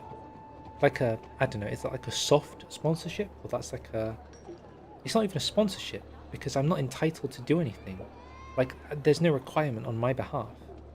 I mean, I do it because obviously I do it because that's kind of the unspoken agreement of they give me something so I do promotion in the form of making a video. But at the same time, I've never received money. Ever. Honestly, from what I am seeing from these oaths, they could have just given each a unique building. The Diplo could give vassal or alliance acceptance, something to change diplomacy. I think a unique building for all of them would have been really cool. Like, this is definitely the coolest mechanical aspect that they've come up with. By far. Yeah. Sorry, should we do the last one before we begin exploring? I had the intention of only doing like a 1.5 hour stream. Isn't that crazy? And here we are, 3 hours later. What is happening? I will provide for the poor. We need to construct 3 benevolent ministries. Huh? Unlocks the access to this line of building while this oath is active. Needs to be completed within 10 years. If we do it, we unlock charitable institutions. Okay. This is the Graveyard of Empire stream all over again. Did I do a Graveyard of Empire stream? I don't know. Oh, are you talking about Paradox doing one? Anyway. Giving all your holding tax to the poor. That's true. So you lose. So minus 50% holding tax. Okay. Now, obviously, that's terrible. That kind of goes without saying. However, in the late game, well, not even the late game, in the early to mid game, I think, like when you're reaching mid game, you have so much money in this game that it really doesn't matter anymore. Like at all. And so a building that gives you massive dev growth buffs, both standard and percentage, isn't terrible. Like, it's bad, the holding tax is bad, I'm recognizing that that's bad, but the way it's presented is interesting. And I'd go even further. Like, let's take London, okay? can I build these buildings in my non-county capital buildings? Because if that's the case, can I start building it in here, where I don't really care about the tax, because I don't get the tax, but they all contribute to the county development? If that's the case, why don't I like build it in Gore, or build it in Wauxbridge, if I can build it in Suffolk, or Southwark? I guess that's Southwark, sorry. And then, if you can build it in all 4 or 5, suddenly you're producing, how much are you producing just from London? 0.3 times 5? Any maths geniuses? Isn't that 1.5 a month? Plus 25%? So 15 divided by 4 is 3.6 something, maybe? So 3.6 added to 1.5 is 1.86 per month. So in 50 months-ish, 60, 70 months, you have a dev from this building alone. So 5 years. Every 5 years-ish, you gain a dev because of this building. Hello, Aaron. I know your name. You're like one of my OGs. Hello. You can put them in low dev provinces you don't care about. Yes, exactly. I don't think they did. This is a building, so it never expires. You just build the building, and then it's there. Unless there's a mechanic where the building disappears when you die, which there might be, although I doubt it. Of course I remember you. You've literally been here forever. Like, you're like one of the OGs. Yeah.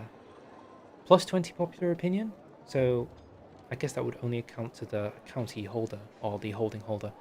But yeah, so I understand the holding tax looks really bad, but I don't think...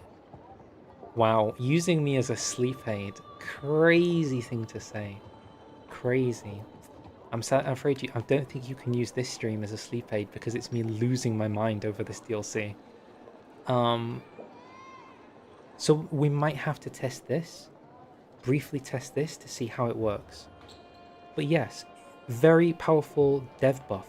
This might be one of the strats now to get rapid dev growth from 867 because of how broken it is. I imagine all of this is going to get nerfed. It's too terrible. So you get legitimacy, prestige, and provided for the poor. Monthly income hit, -5, not too much, and a stewardship, which, as I always say, is just a 1/6 of a domain every time. So not terrible. Isn't stewardship giving you monthly income? It gives you domain tax and domain tax, which isn't quite the same. True. Ah, you used to be awake at night and sleep during the day. Oh, I see. Got you.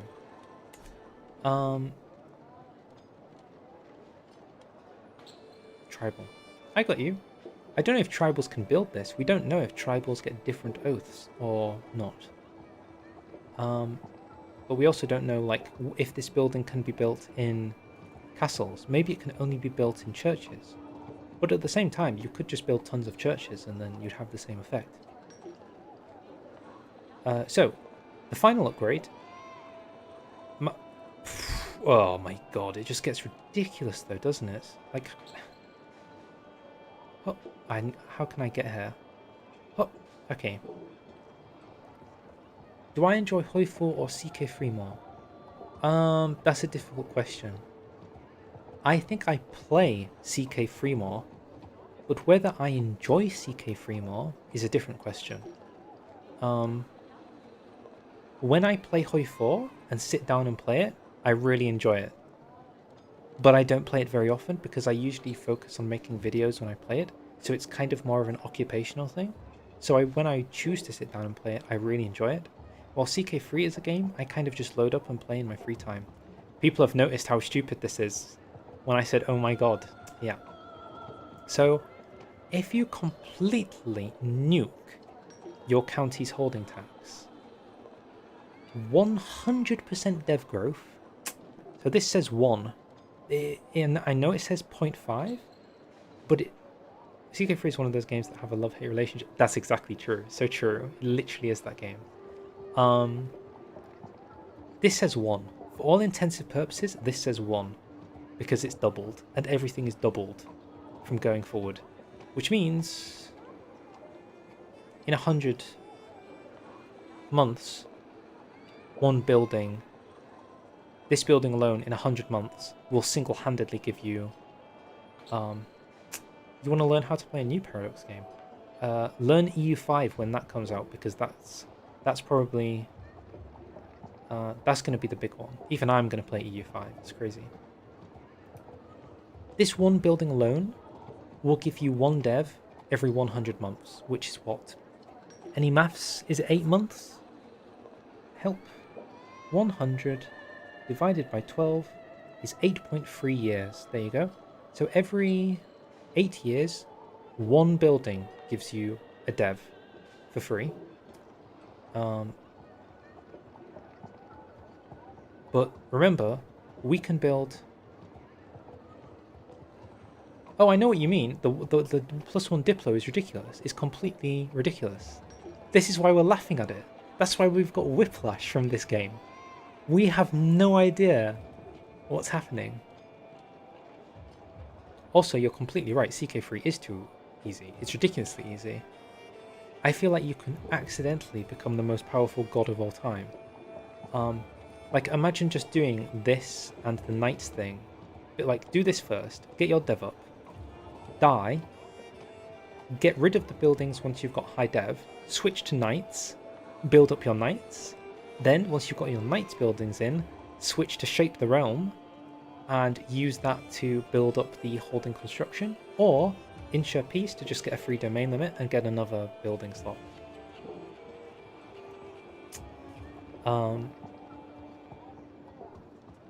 Jeez, it's just crazy. So, to give you the extra maths, for those who might be interested, if you were going to do this in London, and maybe it only applies, if it applies in all things, let's hypothetically say it applies everywhere, and you can build this building in any type of county, then you're going to be running 2.5 a month, which is then doubled to 5 a month, which is the equivalent of 20 months, which is the equivalent of 1.5 years. So 5 of these would give you one dev every 1.5 years, which is the equivalent of 66 years, and you have 100 dev in 66 years from this alone. That is not including increasing dev for +4, that is not including any other buff you could get, that's not including doing inspection, which gives you dev and dev growth, that's not including taking centralization, that is not including... Is there something else I'm missing? Hosting activities. That is not including perks, like traits that give you death growth. Like, how? You know? Okay. Let's play this out. We're going to provide for the poor, right? Artifacts can give you dev. Yep. Even though obviously support the knights is crazy, let's provide for the poor. Okay? Trust me on this. We're going to 5-speed the game now. Let's celebrate. How long did we spend on that screen? Oh, trust me, man. All of this is like a video ideas. Every single thing is a video idea. My priest has just murdered my friend. What a psychopath. He gives me money for it. Okay. We don't really care about this feast now. We've come too far. Let's be friends with the French.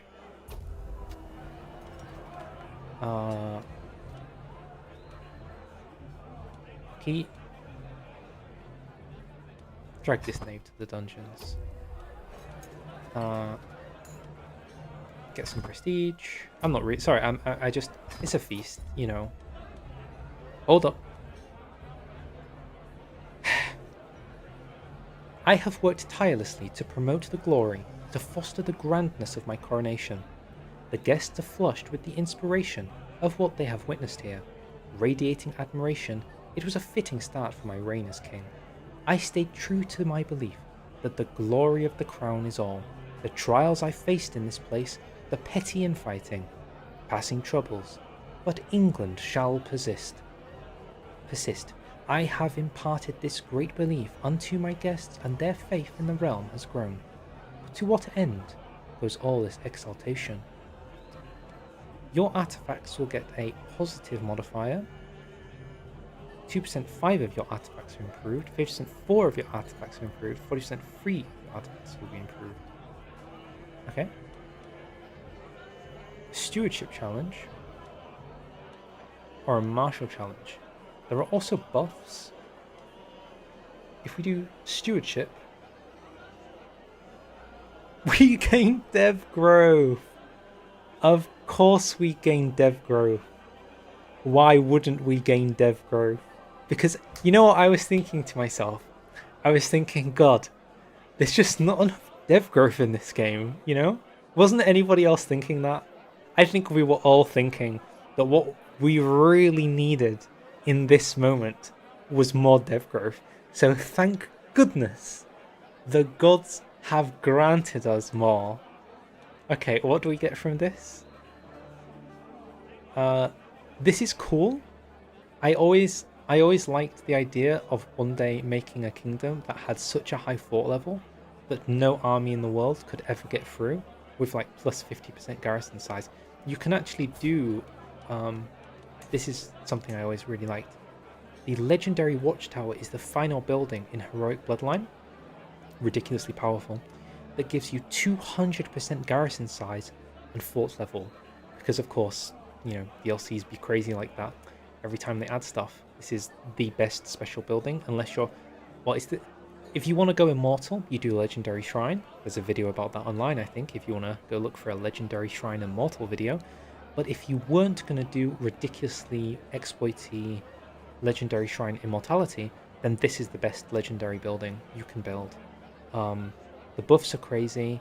This is so funny that literally nobody can break through your castle because the garrison size starts to outmatch like just general AI armies. They just can't get past it at all. So it's like you cannot lose. You cannot lose at all in any capacity, and that's not including the buffs you get from other things. Holding tax plus 10, casual 10 dev growth, we needed it, and plus 1 size men-at-arm regiment, which would stack with the other building we're gonna get from doing the other coronation oath.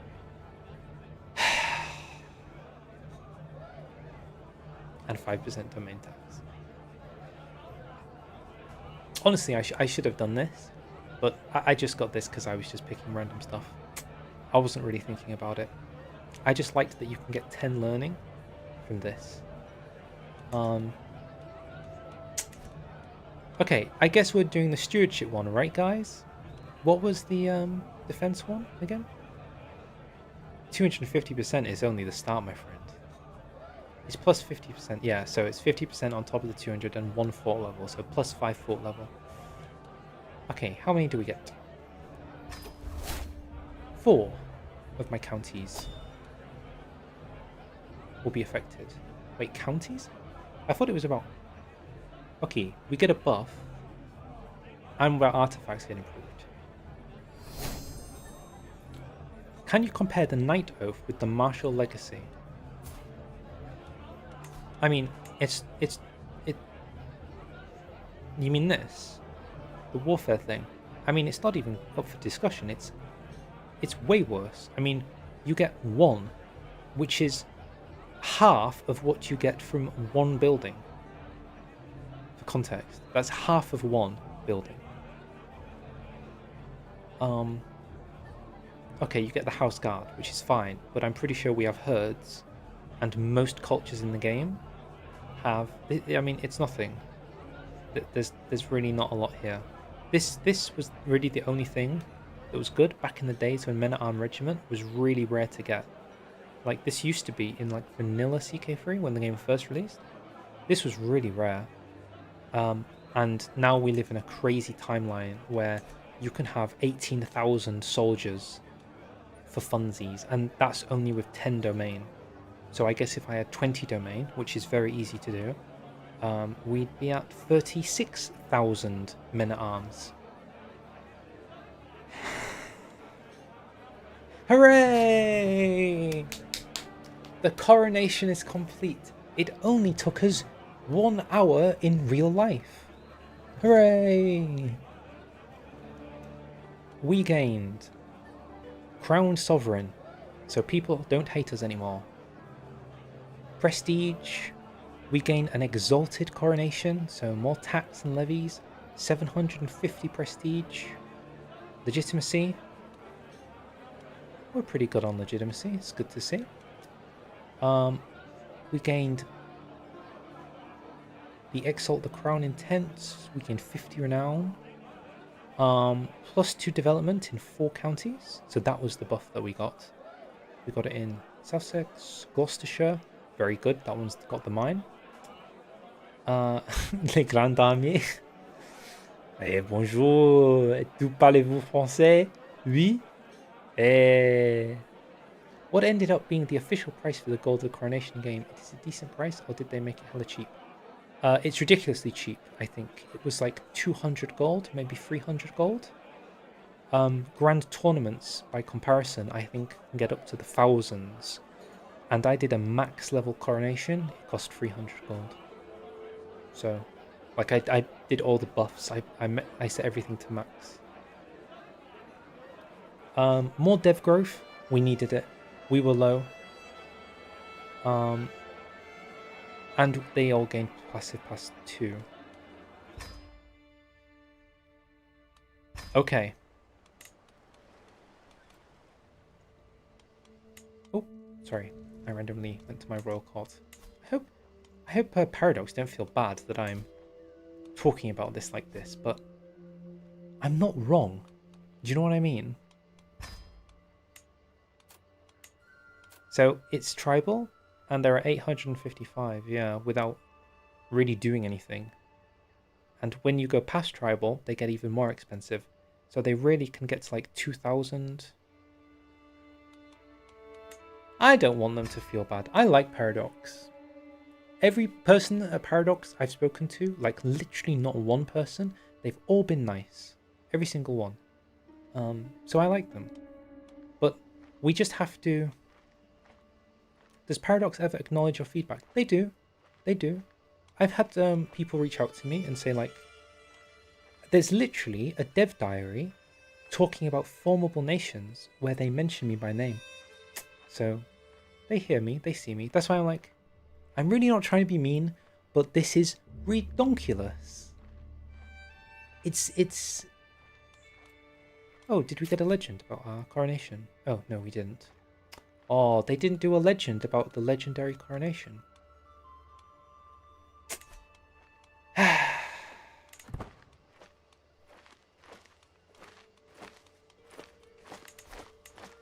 None of this would have happened if we were a Bulgarian bisexual. Also, I thought this guy used to be Tengri. What happened? This is funny if you were at the start of the stream.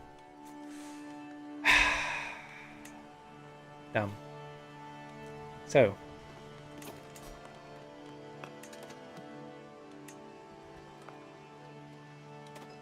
Okay. We need... This is so weird. There are requirements. 6 of our courtiers need to be lowborn.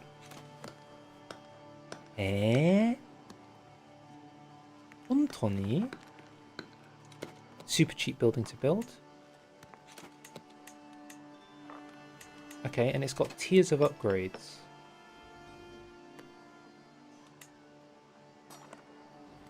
Oh, this is very odd. It has...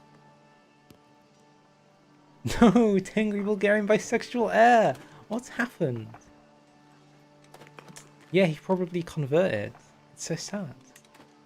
So we need 6 lowborn courtiers. Okay. Welcome.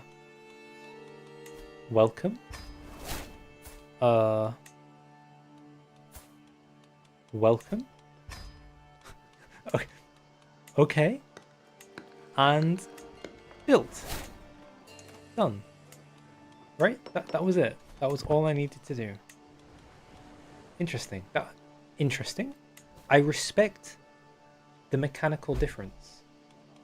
It's unique, you know?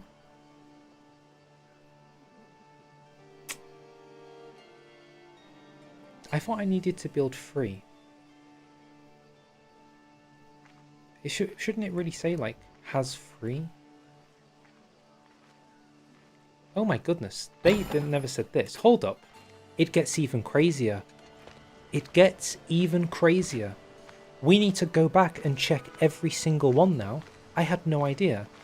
They never told me we would gain the trait Peasant Leader for minus 50% army gold maintenance and my levies now do siege progress. And we gain traditions. What do you mean we gain traditions for free? What traditions do I gain for the other things? Oh my god. It doesn't end. This DLC is crazy.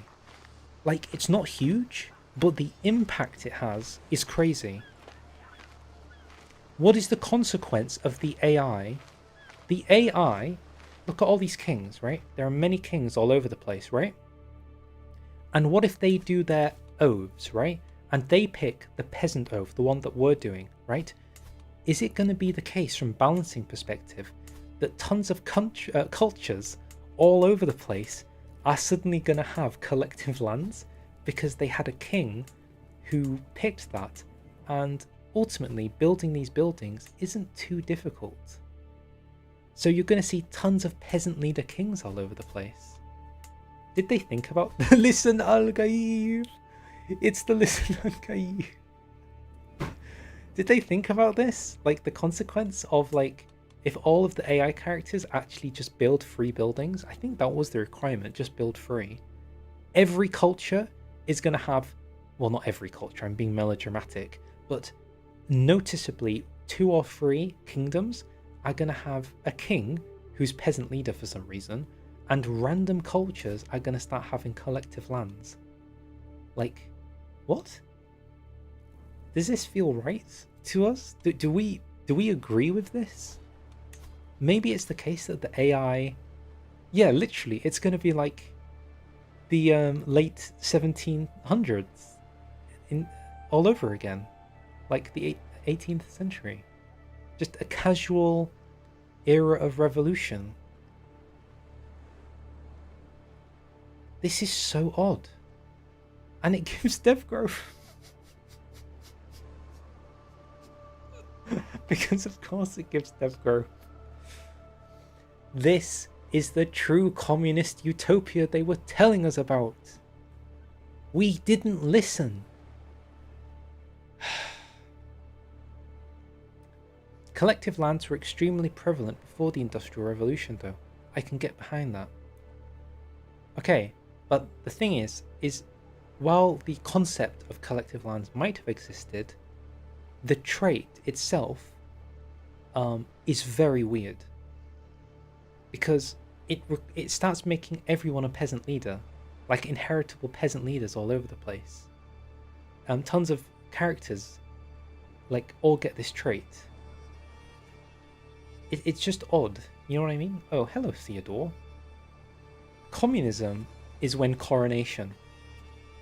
That's what it means.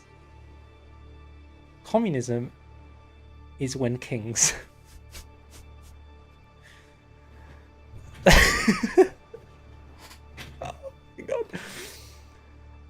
Oh my god.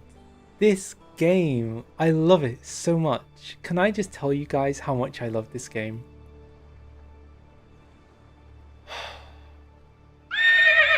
I love this game so much. It's my favorite game. It has to be.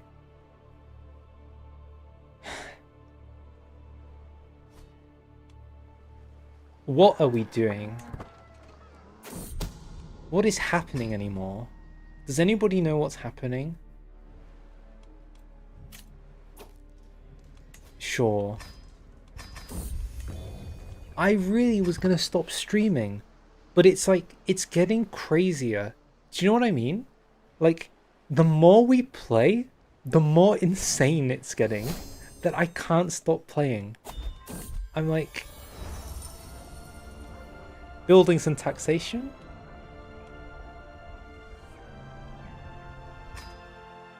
I think there's a difference between a difficulty curve and just like completely jumping the shark, right?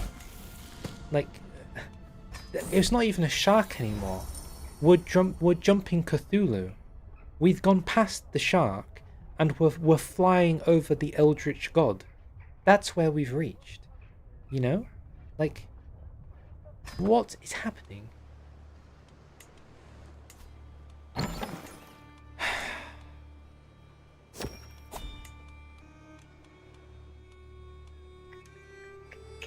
We don't really need this. I was going to get Industrious because I got a buff for it, but I think as games gain popularity, they lessen. I mean, you are right, they do.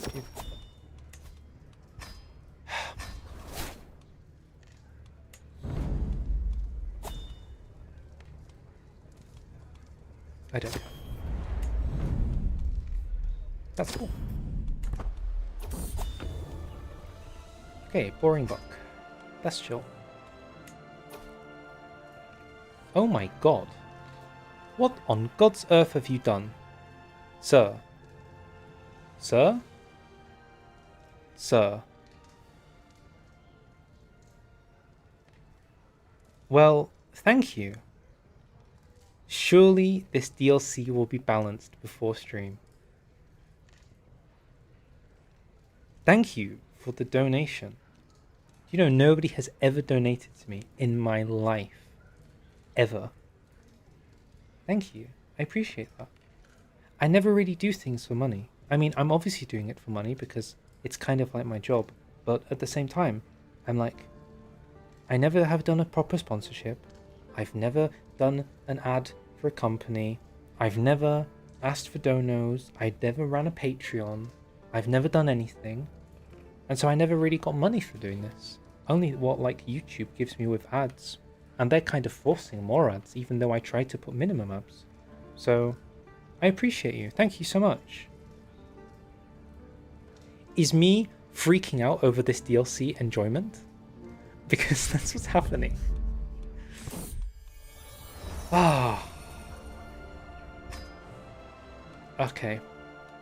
It's time. Maybe we need to... Am I allowed to change the stream title? I don't know how to stream. Can I change a stream title mid-stream to CK3 Coronations DLC is broken? Like, what is happening? Okay, I've changed the name of the stream. Hopefully that works. Oh my god. CK3 recently made my computer blue screen.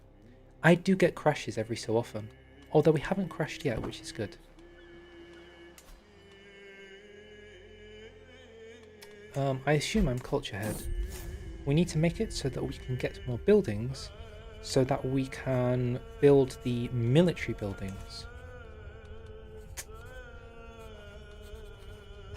Dynasty is growing. Court is fine. That's all good.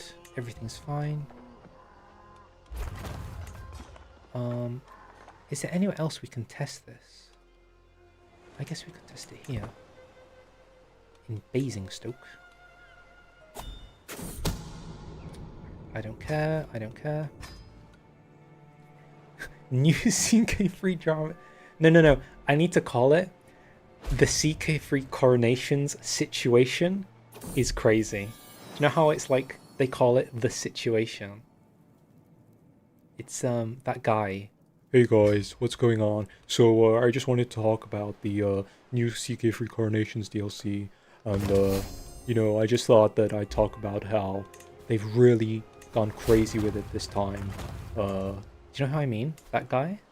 I forgot his name.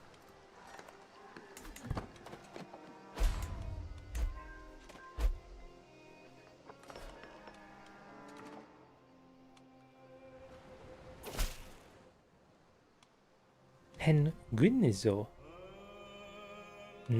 Who's Penguinzo? I don't know who that is. Legendary brooch. God, I wish I could destroy this. I guess we can destroy the sword.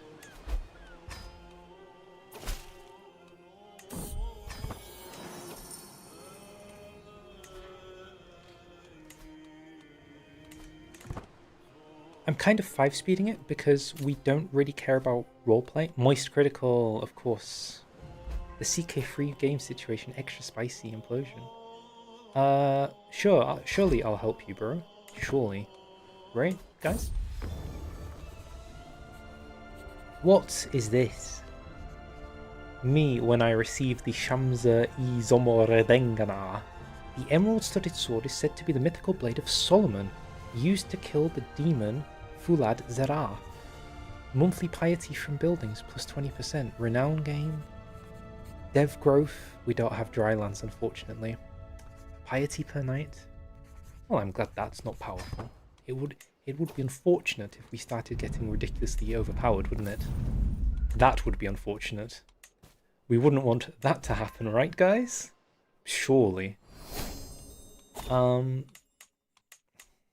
Listen, Al Gaib. It's him. It's Girth.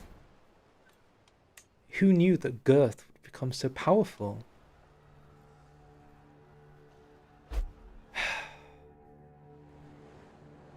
I might just pull this here and make it a bit smaller.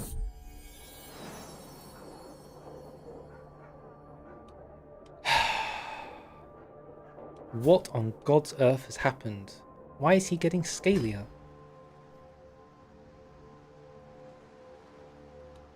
They're going to add Sauron's Ring of Power. I mean, they might... who's to say they haven't already? With the legendary shrines. Do you know what I mean? Wait, are you stealing my... I can't believe it. He's stealing my vassal.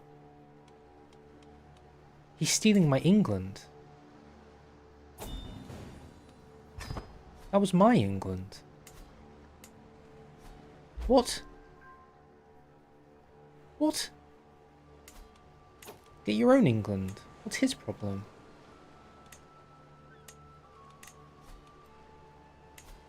Okay, luckily we are ridiculously rich, which means we should be able to just power through a lot of these negative buffs. We want to buff here, we want to buff Kent, and we want to buff London. Oh, and Sussex. These are the big ones. Can I build it in vassal-held territory? No. Okay. We have found our first limitation. So you can't exploit this to level 5, okay? So it's not as powerful as we first felt. However... oh my god, we don't even have plenary assemblies. I can't get rid of this guy. Okay. Never mind. That's fine. We'll cross that bridge. We'll just do it in London. And here. And here.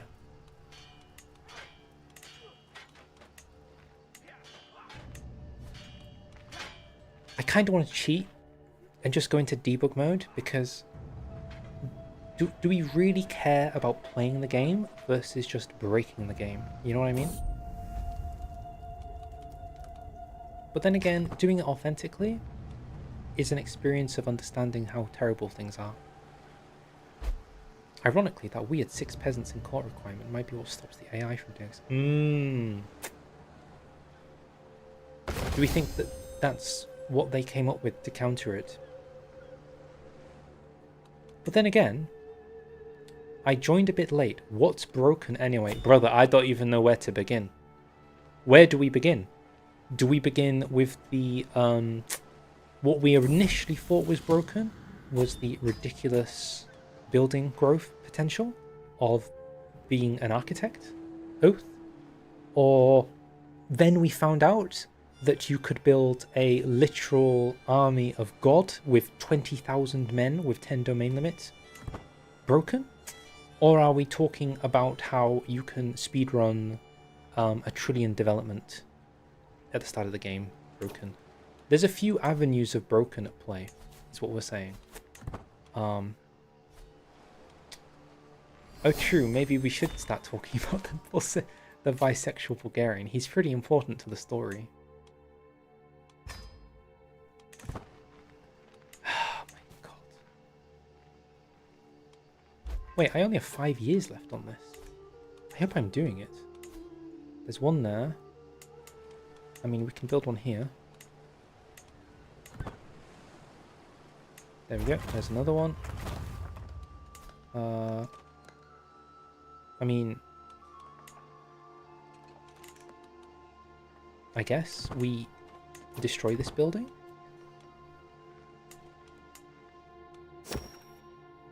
Oh my goodness. Sorry, this has been too much. I feel like I'm coming down with a when you've been like really hyped about something and now you're settling in and you're like, just what's even happening? True. I mean, the AI's competency to be able to do this in the time frame might be too difficult for it, especially if it hasn't saved up gold.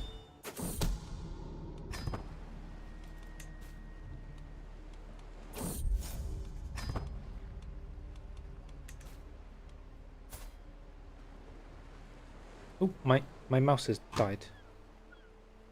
It's just straight up died. Hello?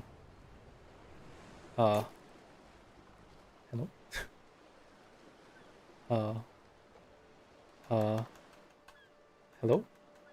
Mouse? Hello?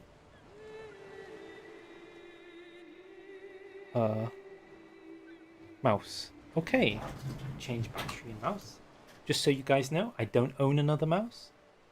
I'd either have to search the house for another mouse, or the stream ends.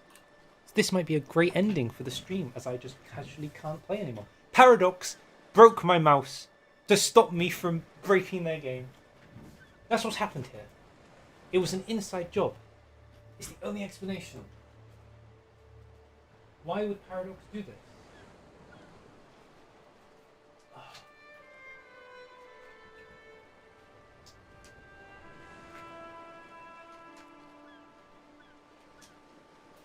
Let's pray that it's a battery issue.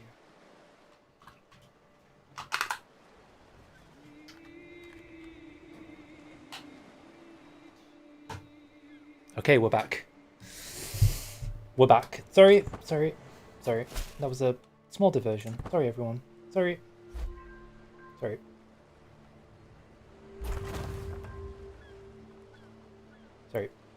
Okay, there's one. There.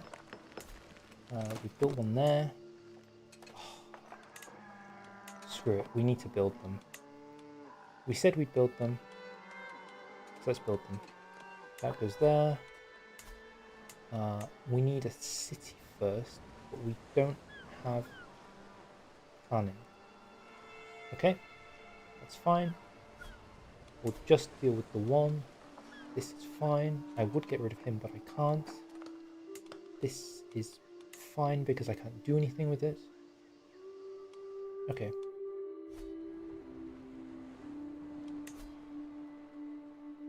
This guy is actually conquering all land in the world.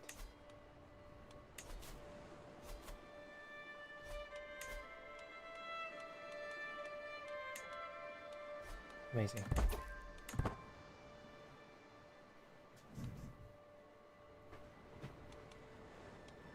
I guess we don't care. He can conquer as much land as he wants. Because we'll beat him anyway. You know? We're just gonna win. We've just decided that we're gonna win. We don't care anymore.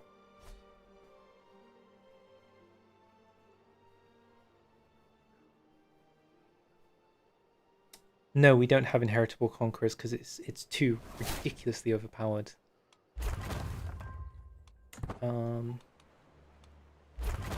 Okay. How do I upgrade? We need 4 vassals to be compassionate.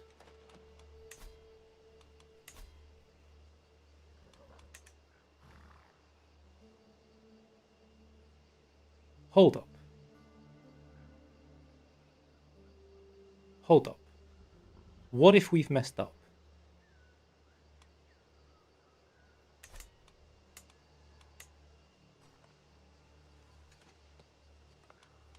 Hold up.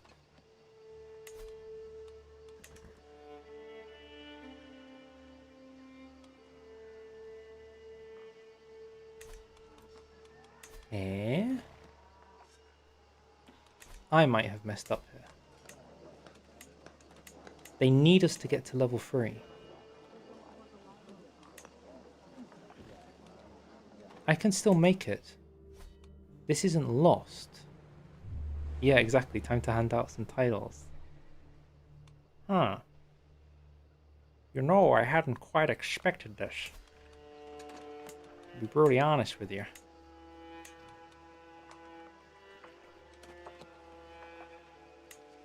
Okay.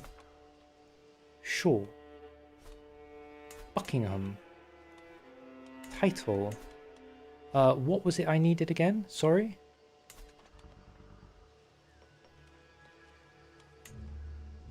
Two more vassals with compassionate trait. Okay. I can do that. We can do that.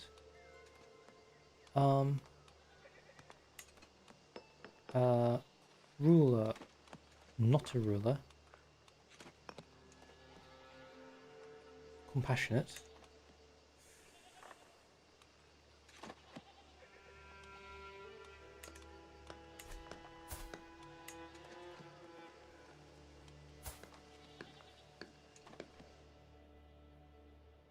The title placement is bugged again. Huh. What does the icon for compassionate look like again? Does anyone remember? Is it a butterfly?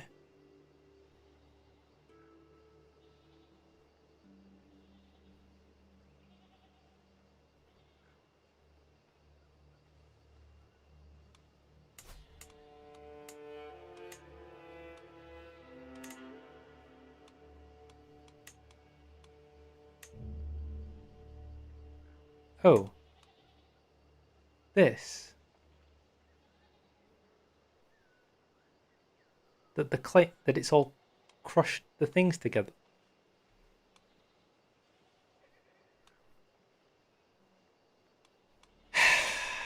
One sec. Where is it?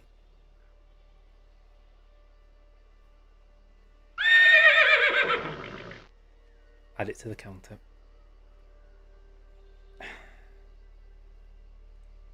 Add it to the counter. Another bug. How am I supposed to find out? Is there truly nobody butterfly? No butterflies. Not one butterfly to be found. Find character. We can do this. No panic. It's good that we have something going on that is, what's the word? We've got some challenge. Because it was too ridiculous otherwise, which means the AI isn't going to do this, right? There's no shot the AI is going to do this, which means all that things we were complaining about is not a complaint anymore. Not a ruler. Preferably lowborn? Question mark.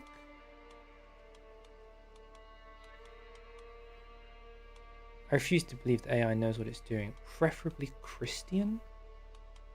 Question mark? Right, you, sir. We listen, Ethelum. Listen, I don't know how to tell you this, mate. It's a crazy story. You're never gonna believe it. So we're just gonna build communism, and we were just looking for like poor people, and you know, we just felt you were the right fit to become poor. Like a poor, compassionate vassal, and I appreciate you. So that's just great, you know? That's just great. Thanks. Preferably male. Preferably West Germanic. Listen, Inware, how's it going? Awkward. Oh, I hated you anyway. Nope.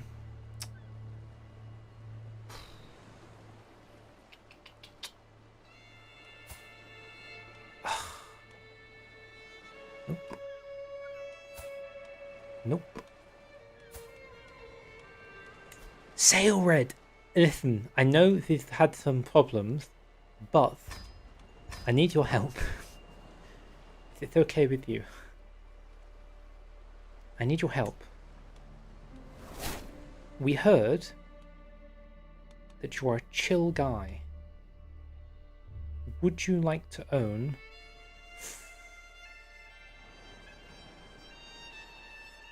Can I give him Oxfordshire? I wanted to give him these to test if these work, but I'm kind of wanting to hold on to them so I can build the development capital of the world, you know? Inside London, which requires holding these free. God knows what you could do. Like, if I held Leeds, we could get 4 castles going, which would have been even more powerful. But unfortunately, it's owned by Wales, and Wales is our ally, and Wales isn't going anywhere.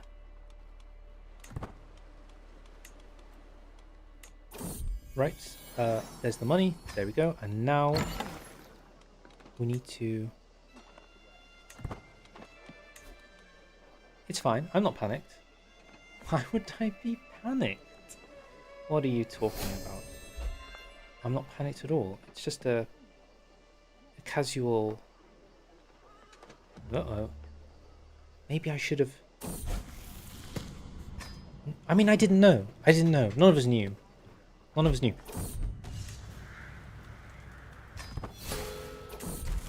Athletic is a good trait. Ransom. Gold. Do I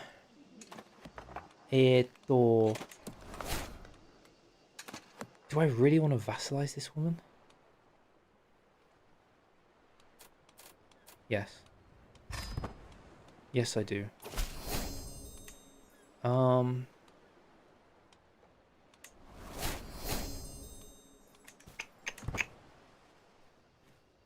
Government update would probably do more buffs. Unfortunately, the little war we were planning will not be taking place. Sorry about that.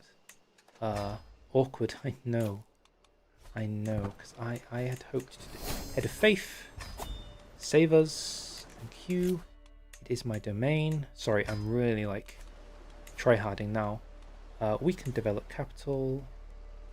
Then we can work off stress to get rid of the stress. And then we can extort subjects. And then this will give us... Where's Wiltshire? Do I care about Wiltshire? Do I have anything good in Wiltshire? No, I don't.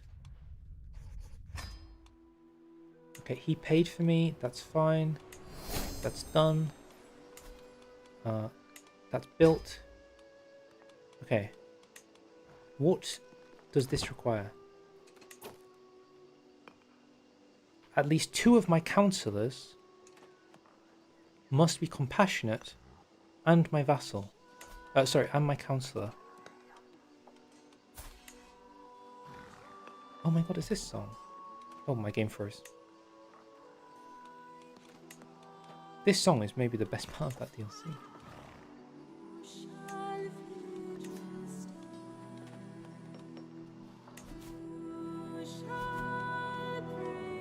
Who shall praise thee? Okay, we can just switch out the councillor and we'll have this.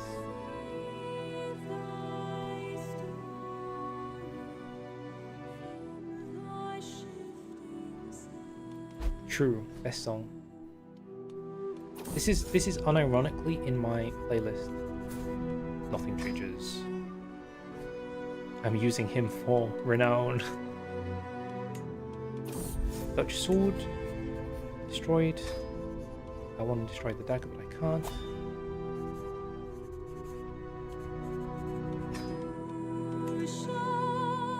Okay, keep an eye on this. Pause. I've got the game to auto pause. So just to check, I need a compassionate vassal. So we're going to get rid of him. And we're going to stick in him. And then we're going to stick in this. And... oh, that was the wrong one. Don't make that mistake. That would be awkward. 880. What's my timeline? 2 years? 4 months? This is one, right? This is one. This is definitely one. I must have won. I couldn't have lost. Surely not.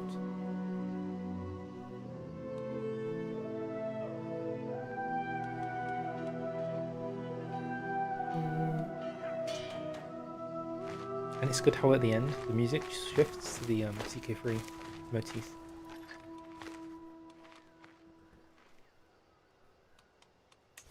"22 months, it's fine. It's fine. It's fine. He's fine. Right, guys? Guys? Hello? It's fine. Why did all my viewers leave? Guys, it's fine. I need the gold, sorry. Terrible. Terrible timing for you to decide to be that.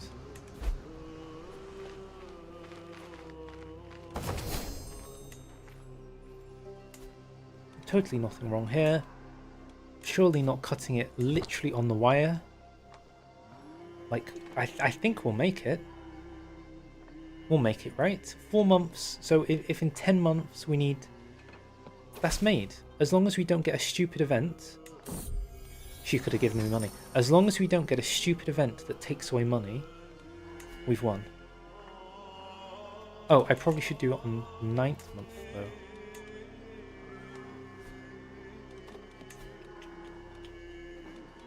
I don't think I don't necessarily think it's difficult. I just think I didn't know what I was doing. But now that I know what I'm doing. Also, why is this saying that this requirement isn't met when it's met? Do you know what I mean? Is this a bug? Has currently two, then why are you red? What? Are you telling me this is broken as in I can't win? This is actually unwinnable. Vassal tax. I don't know if that helps. Not really.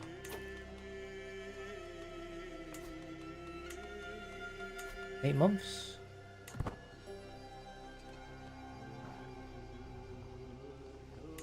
Okay, it's actually bugged. Now what? What do we do now? Do you think it's a compassionate?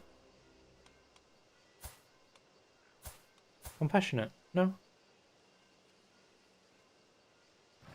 I agree. I wonder if it's like an error where it's like it says more than 2, but it says 2, but it means more than 2. Which means this guy. Now it's free.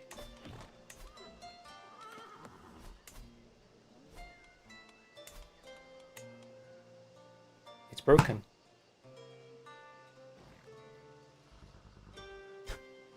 At least 2 of your councillors currently free. So this legendary thing we had planned quite literally doesn't work because it's completely and utterly broken. Like, impossibly broken. I can't get past this.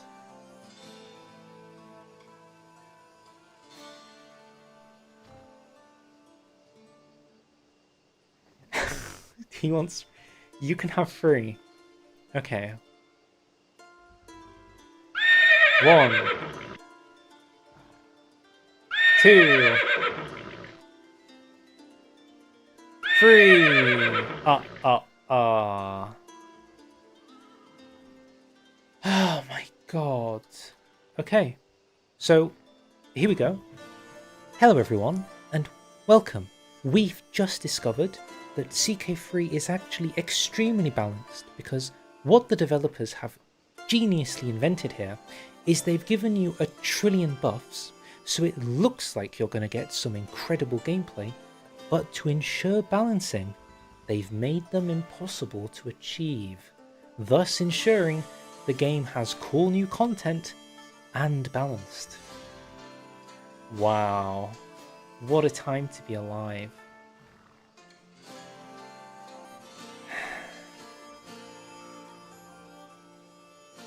Does anyone else feel ridiculously robbed that we were gonna see how quickly we could dev this place?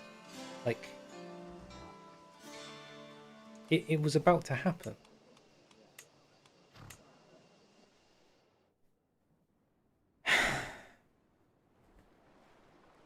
And this is disappointing too, because if you had wanted to make a video, I'm not saying you're a YouTuber, but let's say hypothetically you made YouTube videos and you had a funny idea in your head where you were going to make a video where you explored this, well no, you can't do that, because in all likelihood this ridiculous buff is going to get patched out before the next before they fix it being impossible to do. Also, sorry to be blunt, nobody did anything. Like, I hate to be mean. I'm really not trying to be mean, but we have to be honest, right? Nobody has playtested this, and we know they haven't playtested this because they have never taken this decision in vanilla because it's not possible. You know, like, nobody would have. You would have known it was. This isn't like one of those things. Like a lot of the mistakes we've seen in the top where you see errors found 9 is very minor stuff. We were kind of joking with the errors, like it was spelling mistakes, it was graphics glitching out, but this is the first thing where it's truly like, I think this is a game breaking, well, it's a DLC breaking bug, and you would have noticed it if you had played this path. You would have gone, okay, I'm going to do provide for the poor decision. You would have come to this point and realized this is impossible. It's completely bugged. It recognizes that we've done it. It says we've won. It was even given us the green number, and yet it hasn't gone. So, I don't know. I don't want to be mean, but they haven't playtested, have they? Like, to be blunt, they must not have done, surely. I don't know how. Or maybe they did, and there was an emergency patch just before it went out, and somehow the emergency patch made it impossible. Fire one of them. Okay, sure. Let's get rid of the feign. And you're saying fire it to make the number go down again? Okay, sure. No, I will. Okay. And then back to here. Back to 2 again. Still not possible.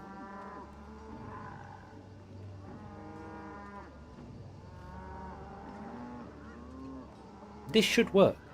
In any other context, this should work. It recognizes that we've done it. Like, this is the check.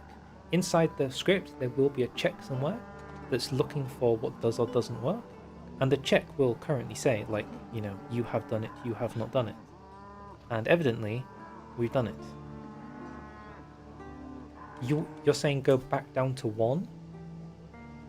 Yeah, it's not a display error. The display is actually working correctly.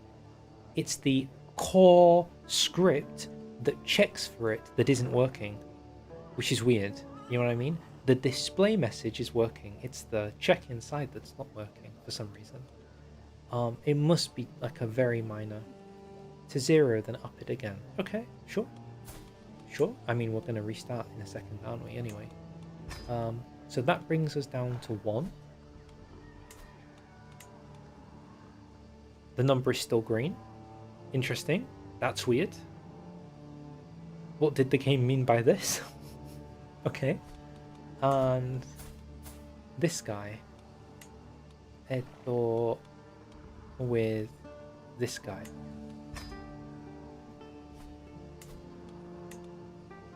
Currently 0.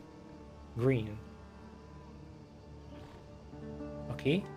Let's bring them back again. I assume is what you're going to say now. He's back. Still can't do it. And then...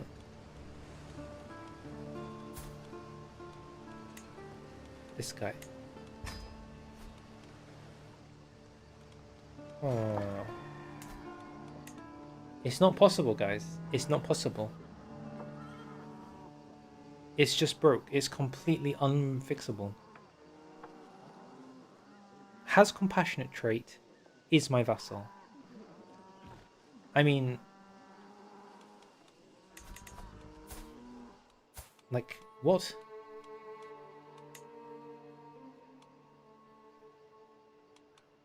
Maybe because he's a baron? Not... wait, is he a baron? No, he's not a baron. He's a county. This guy's a county too. It's not even that. It was always green. It was green the whole time. It's just broken. I don't know what to tell you. John Paradox has found another way to stop me. They were like, I can't do a Swedish accent, but I come from Sweden. Oh no, he's breaking the game. Time to break his mouse. Oh wait, he's got new batteries. Time to completely gimp the entire system. Like, I don't know. They're stopping me. Grass being green? No. The number is green. Not paying attention, clearly. I'm joking. Okay, so that was a good try. We wanted to explore max deving, but we can't because it's broken. So back to the main menu, and we're gonna try something else.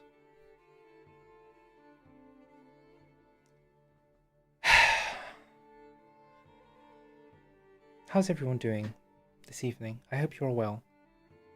Again, I apologize for streaming so long. It really wasn't my intention. I only wanted to do a 1.5 hour stream. The next episode, fam, I'm doing this now. The whole reason I went live today is because I wanted to explore how is it just me, or is there like no loading?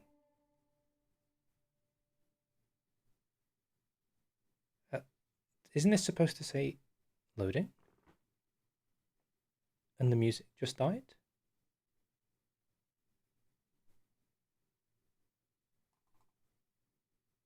I don't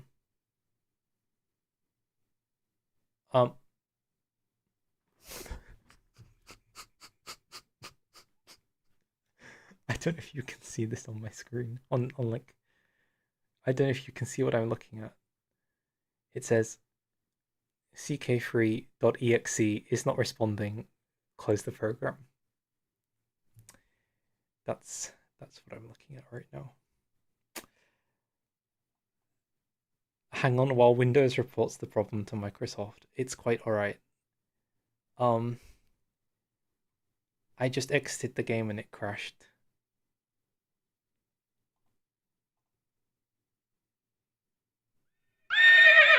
I mean, that has to be an error, right?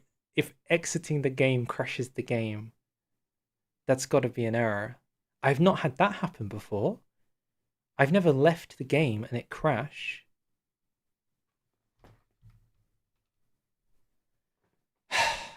Guys, I think we might have to end the stream soon. Not because I want to, but because the game I really am trying. I'm really not being mean. I promise you. I'm just being honest. The game is unplayable in the sense that it's actually just not working. Not that I'm hating the game.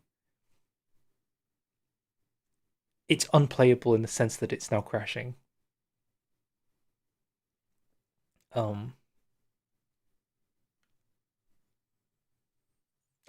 You quit?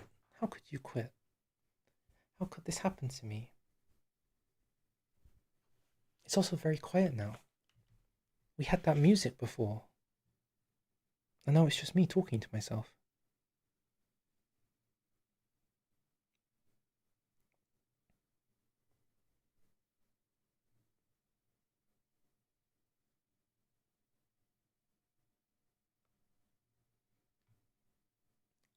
My screen is still black, just so you guys know. Like, I'm looking at a black screen. There's no cursor. My cursor has disappeared. Oh. If I alt-tab, I have a cursor. Oh, wait. Hold up. Maybe? It's really struggling.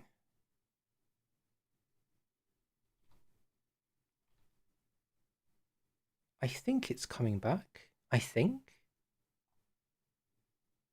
I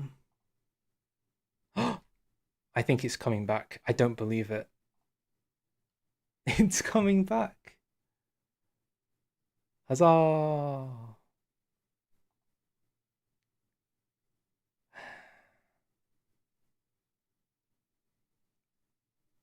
It's not unfortunate. You don't have to say it's unfortunate. I think this is some of the funniest content we've had yet. Is watching this game break.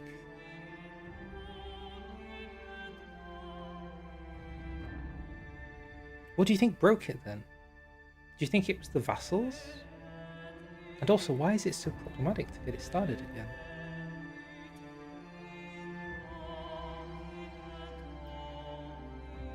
I'm trying to break... It's you know what it's like? It's almost like a race. Who can break the game faster? Me by exploiting it, or them by just making the game crash? Who can have a more broken game? You know? They're different types of broken, but I think it's a fair contest. And they're giving me a run for my money. I don't know if I can beat them, because they're cheating by not letting me play. If I can't play and I'm stuck on initializing game forever, that's just not fair. That's just rude.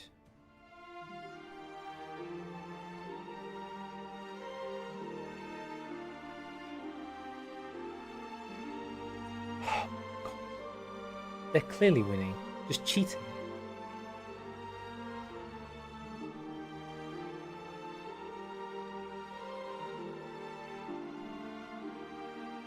If we can take away anything from all of this, it's that, in all likelihood, I bet 99% of the dev team are working on All Under Heaven.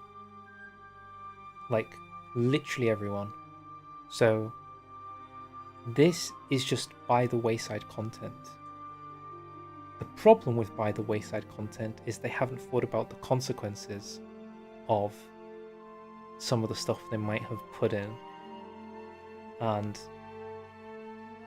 okay, is this just gonna? It might be dead. Just so we know. It is loading. It says it's loading in the top left, but I've got like the default cursor. It is kind of like a Graveyard of Empires in the sense that I'm questioning whether some stuff has been looked at fully. There are literally 2 people working on it and they don't talk to each other. That's really funny. Because you're saying, because they're completely different ways of... Victory! Hope has been restored. The game can load. We are back. I didn't think it was gonna happen. I haven't seen a load time that long in so long. We have returned. CK3 takes time, but it doesn't usually take that long. Like, I'm running on SSD, like a decently expensive computer. I can run stream equipment, I can run recording equipment. Da da da da da da da da da. It's like when they're sieging down your capital, and then we get into a battle with them, and we've taken their air in the battle, And suddenly the ticking war score that was at -99 poof, has just gone to -40. Back in the game. Okay. Okay. We're back here. It's like Nosdamu. I've come to bargain. Okay? Paradox, I've come to bargain. Okay?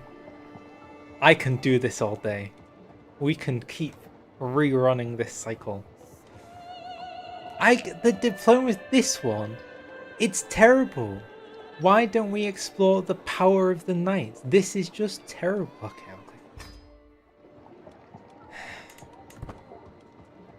there isn't.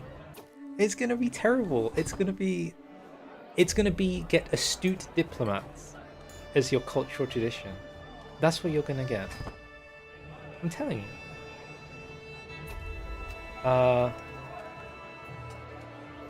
Another murder. He pays me. Some things are canon events. That guy always gets murdered.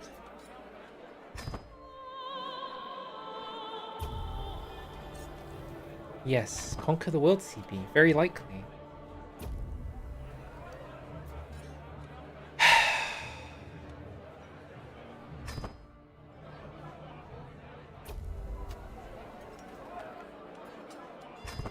There's wildness, and then there's what we're dealing with right now.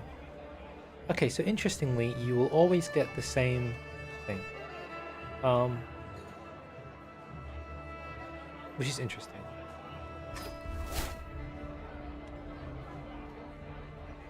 And we actually got exactly the same locations. I wonder if this is like pre-scripted. Like it locks it in at the start of the coronation where the buffs might happen. Interesting. Okay. 20 years. We need to... Oh my goodness, I've got some news for you. You gain, they never mentioned this is a legendary secret buff, hitherto unknown until we clicked the decision. Cultural acceptance between Welsh and Anglo-Saxons increases by 10. Oh, it's crazy powerful. Oh, with that, we are how much away? We are only 10 away, or we get 1/4 of the acceptance needed for hybridization. A quarter. Wow. That's crazy. That's too powerful. How could they have done this? This will break the game.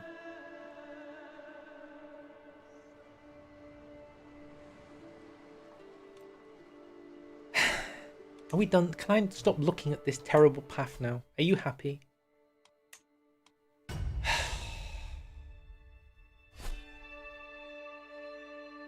It is completely irredeemable, yes.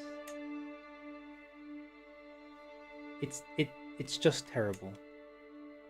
Sorry, but it's terrible. And now we found out the religious one is terrible because it doesn't work.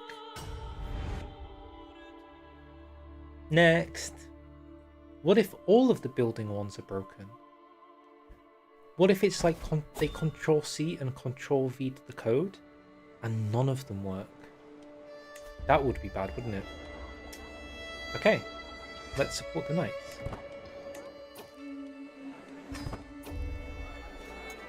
If none of them work, that's good because it means I get to end the stream because none of it worked. Also, that one guy probably left because I joked that I was going to have to end the stream because it wasn't working. And he said bye. I feel sorry for him. I hope he's okay. And I feel really sorry for that Chinese guy at the start of the stream. It will... You are live watching the very first people to step foot into the drama. You know what I mean? This is like, we are ground zero, not to be confused with the time those 2 buildings fell down in New York. This is ground zero for when this DLC had completely unpassable paths because you couldn't do the building decision, you know? A drama video. Yeah, it's counted in singular units, you know? 1 drama. Nothing. You gain nothing. There's no secret to the Knight's Path. But that's okay, because it is ridiculously powerful. The village fiefdom? I mean, even the level 1 is ridiculously powerful. Okay, so here's the goal. We just have to build the village fiefdom, okay? Now level 1 has no requirement.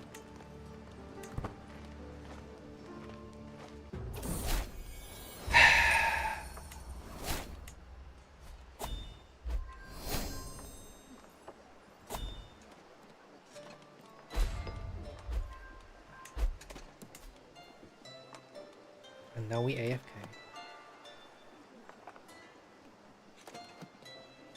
I hope we're all doing well, as we just watch this building get built. This is the thrilling content I provide for you all, is we just sit here and watch this bar go up, you know? Because I feel like I'm a real entertainer, you know? Maybe on par with Mr. Beast and Kai Cenat, as we just sit here and watch a blue bar move right.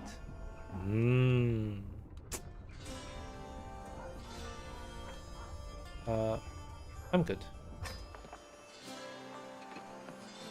The secret is that was always a view.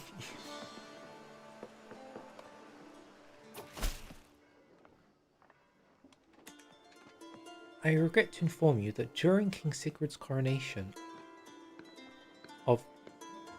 Sorry, I'm having a stroke reading this. I regret to inform you that during King Sigurd's coronation of King Sigurd, I feel like it goes without saying that at King Sigurd's coronation he would be coronating himself. Is there ever a situation where somebody would be coronating somebody who isn't themselves? Can an emperor coronate a king? Vassal? What? Why is King Sigurd's coronation of King Sigurd needed to be explained?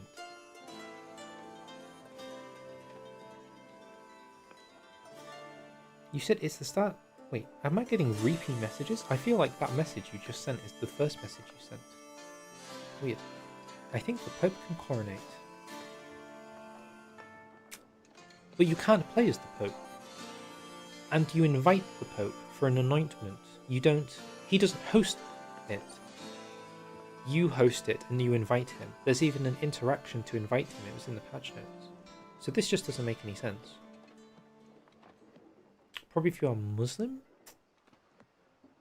Do Muslims not coronate themselves? Does like the what's he called? The guy? The Caliph? The Caliph has to host it on your behalf, perhaps? Maybe. I'm all open to it. This just confuses me. But okay, sure. Let's say it's supposed to be like that. He and Jarlbeard of the... I never knew how to say this. Made a pact to join their forces against you. Okay, so this guy and I killed his father, teamed up with this guy who despises me to defeat me. Okay, sure. Whatever. Oh, I see. I was having like... I thought I was going crazy because it was like... Yeah. Then you saw me live. Well, welcome. Welcome to somebody else playing a game. Maybe it's better that you're watching me play the game because you would have loaded it up, wanted to do what I did, and then realized everything's broken and none of the DLC actually works. Unfortunately, there's nothing to play. Which would have been unfortunate.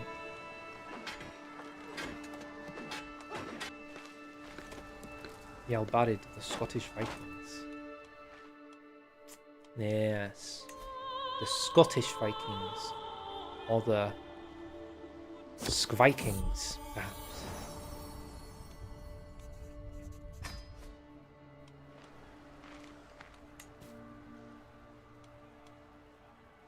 Yeah? Is it... Why is the word knights not here? Do you know what I mean? Shouldn't this say support my knight? Why is it support my space? I'm not wrong here, am I? That's broken. Where's the horse? Somebody get me my horse. There he is. 11. Lock it in. Lock it in. For those who might be watching, who don't know, the reason we have a horse is because the guy whose name who begins with J that I haven't said because I don't want to butcher it, I said I would do things by request. Just name it. And he named that every time there was an error, play a horse sound in memory of Glitterhoof. So I do. I did it. I'm a man of my word. You know? Oh, we built it. Okay, next. Okay, you have at least 3 men-at-arms regiment of different type and of at least 4 size each. That's literally impossible because in 867 we don't have access to it's impossible. It's simply impossible.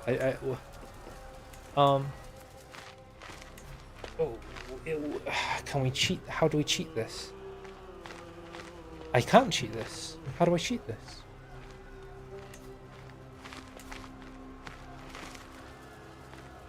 Does that help? Thinking face emoji. If this gave us the men-at-arms size thing now, then I could have done it. So basically taking this isn't necessarily a bug. I mean, it's kind of an unfortunate interaction. It's my fault for starting in 867, but how would I have known? This is like a noob trap.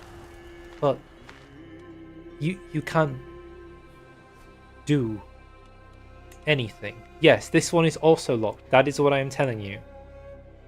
Yes. Yeah, it's blocked too. Yeah.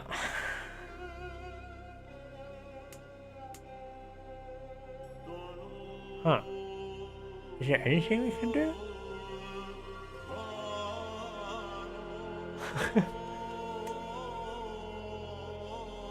You get 1 Glitterhoof because it's not technically a bug. It's just like it's something that doesn't work for this coronation at the start of the game. I think late. I'm not adding it as an error because it's not technically an error. It's just it's a mechanic that doesn't really work at the very start of the game. But once you research this mustering grounds in 18 years, but unfortunately I've only got 8 years to do this. So even with fascination and exposure, I can't do this.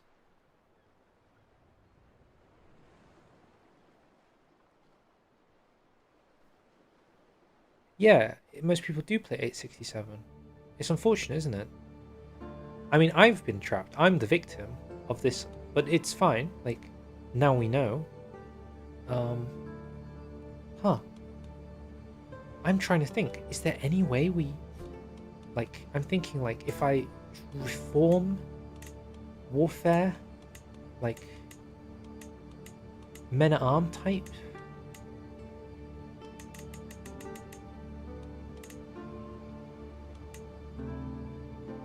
This reduces minutes.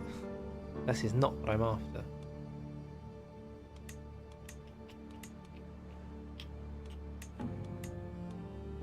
Nope. Nope. Nope. Nope. Some cultures will start with it because I'm pretty sure it's random. Cumbrian starts with it here. Welsh has it. Gaelic has it. Pictish has it. So basically, and Irish has it. We're the only ones who don't have it. It's just unlucky. We literally just got unlucky. This is why it's not necessarily an error. It's just unfortunate. Huh. So I can't do anything. Unless I like reload the game in the one culture I didn't start as, correct, yeah. Unless I, and even if I did, I think that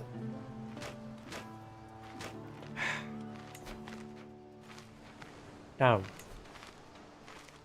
Is there anything I can do?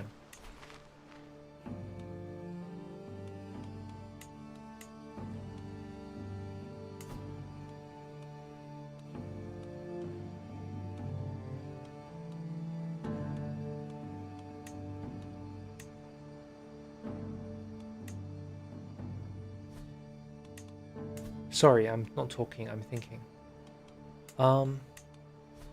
Exactly. Yeah, that's what I'm thinking, adopting a culture. But we have to win a crazy war.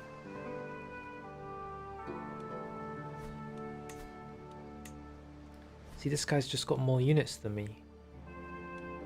And I can't spend gold on mercs, because ultimately we need 412 for that and 412 for that. So I'm saving. And I'll have reduced money when I'm at war. And I need to... Well, I have the claim. It says he'll join, but he won't because he's a conqueror. This is a lie. It's my 4k versus their 5,000 odd. And then I moved my capital here. But I can't because I already moved my capital. I did right at the start of the game. I moved my capital, so I can't even do that. So it's not possible. GG. That's it. It's not possible. We lost. Okay, so this might work. Maybe. We don't know. It might work. But unfortunately, we are unable to test whether it can work. Because we're playing in 867 with a culture that was unluckily didn't have it. If I reload the game in debug mode, I can cheat and fix it. But ultimately, next, we have to do the next one. Wow, isn't this thrilling? Look at all of these oaths we've completed. What's the oath completion count at? 2 oaths out, and one of them so boring that we don't care. Okay, the next good one was ensure peace. Because it gave domain limit. So we'll try ensure peace. King Charles was murdered. This guy is determined to murder somebody every time, but the person he murders changes every time. Isn't that weird? The +1 diplomacy, man. It was too powerful. Although technically we never did it, so we don't know if it works. It's 0 of 2. I just chose not to do it because it was so terrible. With practiced ceremony, the impressive Duke of Holland presents himself to me. Your Grace, accept this token of goodwill.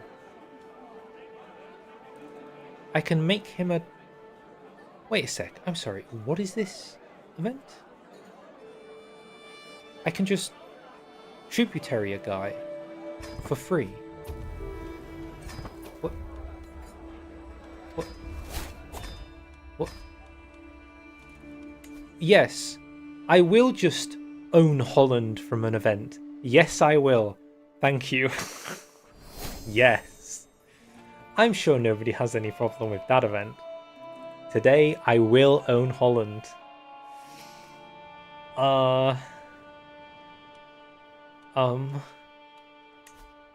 Yes, he will give me the highest level of taxes and prestige Why don't I just max out the prestige while I'm at it? Who cares at this point?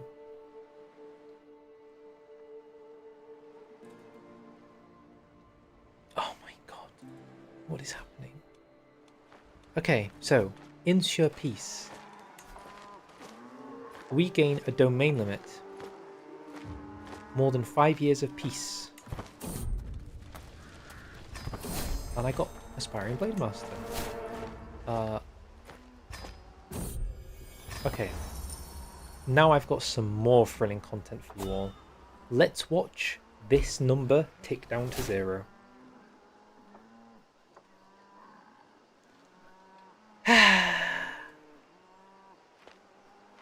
So, it's been pretty rainy recently, I guess. You know, just, oh, sorry. I got interrupted for my number watching.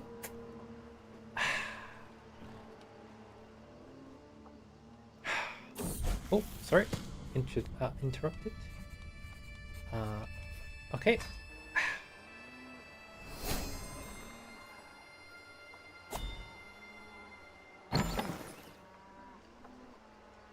I want that to happen.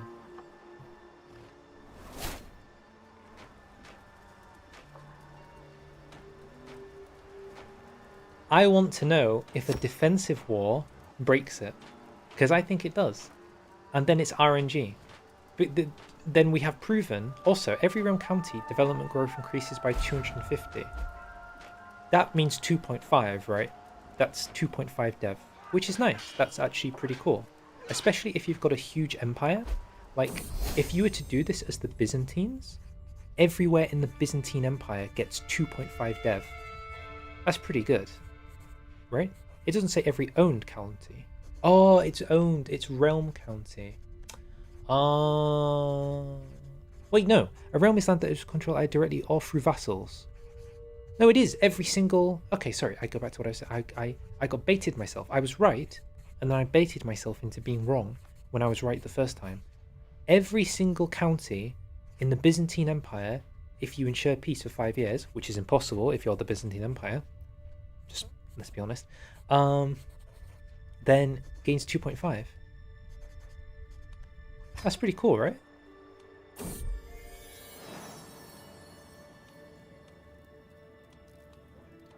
Kind of.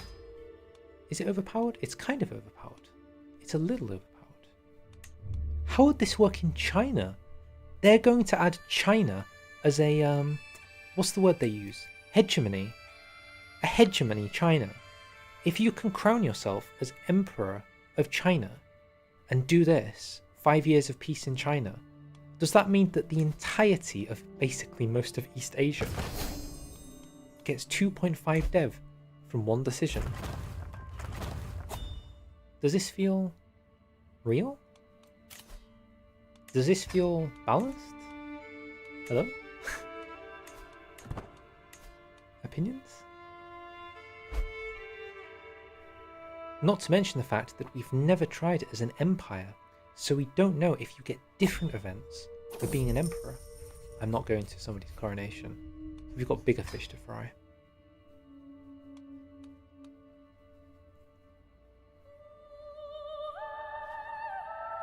What are numbers?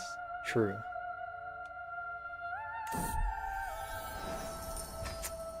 That's true. That's a lot of peasant uprisings.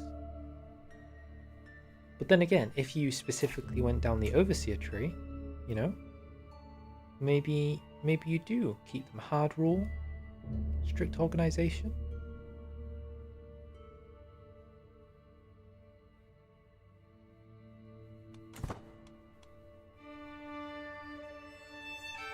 That's what I know. That's another thing that needs to be checked.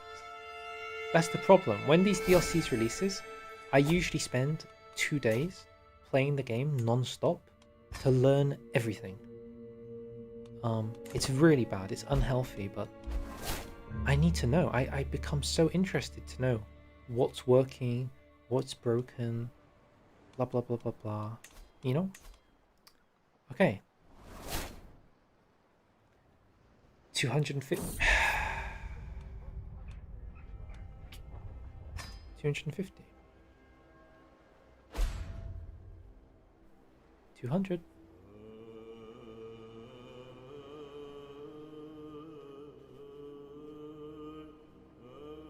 On the other hand, you have to like China. Oh, that message has gone for me. Well, I'm sure it's fine. 8, 7, 6, 5, 4, 3, 2, 1. Is this the first oath that we can complete? Okay, let's look at the dev map mode. Very good. Great. And then we click it.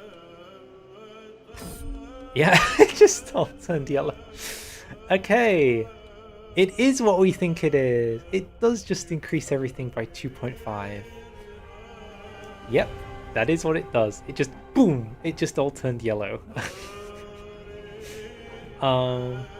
So yeah, I imagine if you did this like in China, or you did something funny where you like had that rulers that kept dying, like the Czechs, they can have, I forgot what it's called, but it's like the elderly inherit. There's a word for it. It's not ultimogenitor.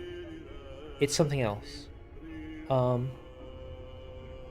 I forgot what it's called. But basically, the elderly inherit, and then you can just keep spamming out coronations and then dying because they're old on loop very quickly. And 5 years of peace. The Khan of Khans. What, as in like deving the steppe or something? Maybe that's the thing. I have no idea.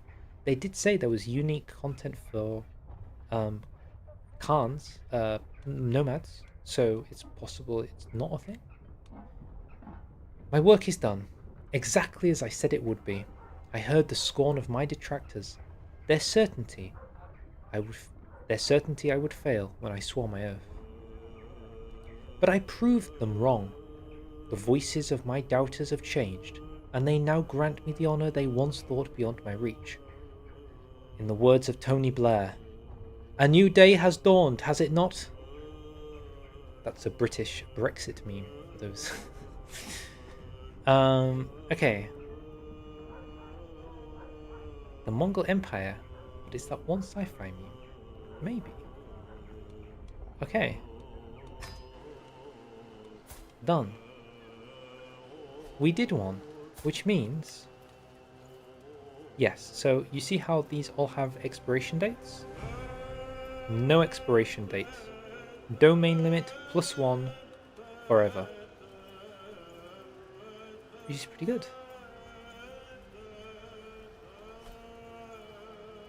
Ensured peace +1. Not a bad coronation reward. It's probably one of the rewards you get later into the game once you've done all the better coronation rewards, assuming they work. Because I'm gonna assume that this is gonna get fixed. Right, guys? It's gonna get fixed? Surely it's gonna get fixed, guys. Let's be real, isn't it? They wouldn't leave it like this. Nor.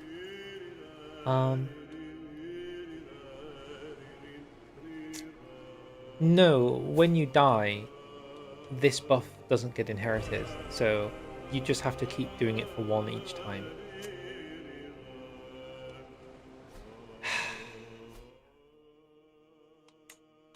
Next.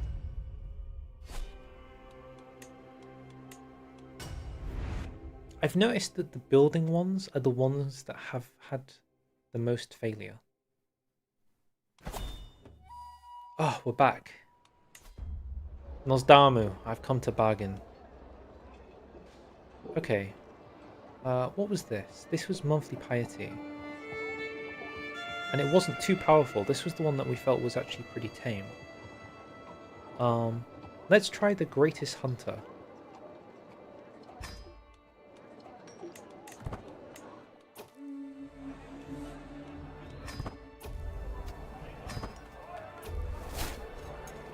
A different person died that time.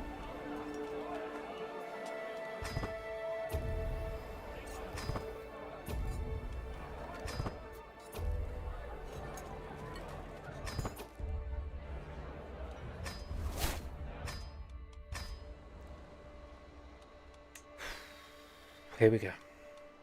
Greatest hunter. There's nothing. There's no secret buff. I mean, are we actually going to go hunting? I don't think I am going to go hunting. Do I go hunting?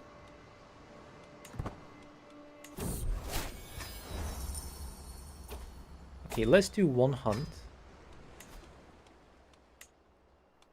I don't actually care to do this. Like, I'm not going to sit here and do 10 hunts. Right? Hold up a sec. Hold up a sec. Sorry. Sorry to be that guy. Sorry. I can't believe I'm going to say this, but is this one broken too? Well, not necessarily broken, but... Well, kind of broken. Actually, I think it is broken. It is broken. It's impossible. Unless... Hold up. Think about this, right? In order to do this, you have to do 2 of the following, right?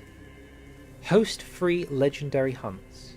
Successful legendary hunts, might I add. Okay? That's almost impossible.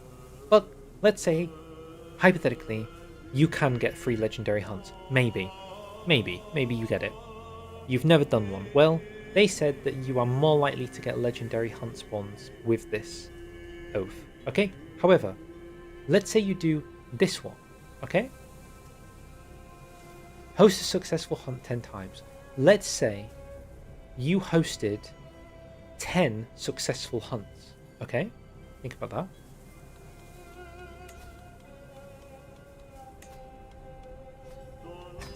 The cooldown for a hunt is 2 years. And you need to do 10 in 20 years. Do you see the problem? And the second you complete the coronation, you need to go back to your capital and host it. And then there's a day tick as well for each hunt. 2 times 10 is 20. You have 20 years. And the hunt tick, it doesn't, I don't even think the pause instantly matters, because you have to do the day tick to unlock the decision. That when you get home, when you arrive back in your capital, it doesn't trigger until you do a 1 day tick to the next day. Which means, because this is counted literally 20 years exactly, the travel time, not even mentioned. Let's say you travel timed in the place where you held it. That doesn't matter. What matters is the tick. Once you get back, the hunt has to tick over to the next time. Right? That can't work. There's no shot this works. Because if you hosted it on like the 1st of January in the year 2000, I'm not sure you're able to host it again until the 2nd of January in the year 2002. It's like 2 years plus 1 day. I think that's how it works. You can't do 1st of January plus 2 years to 1st of January and it works. But the travel time but that none of this even matters, because you come back from the coronation, like even if you hosted the coronation, you get the oath, you have to do the day tick after the coronation. So even then it wouldn't work. Even if it wasn't the case, you still have to get home from the coronation. So it's not possible. So the only way this works is if you do 3 legendary hunts. You can't do 10. Or it's getting even more ridiculous now, but bear with me. Or, for some unknown reason,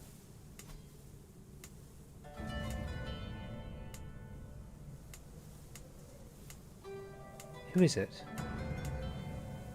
I swear it was one of these. Is it really none of them? Prolific hunters. Unless you're playing the Kimek culture. In which case, you can get prolific... And it has to be... Thank you, Hamid. Not even mentioning that it should be a successful hunt, which means you're basically relying on the RNG outcomes of rolling the percentage dice roll 10 times, but I maintain that I don't think it's even possible because each event I think is 2 years plus 1 day, which means by the end you're going to be 10 days late, not including the coronation tick over as well. Oh, host it. Does it specifically say? No, it does say host. You're right. Host it. You have to host it. You can't even go to others. That's crazy. That is so crazy. So it's impossible. So this is impossible unless you're a prolific hunter, which makes it only a year.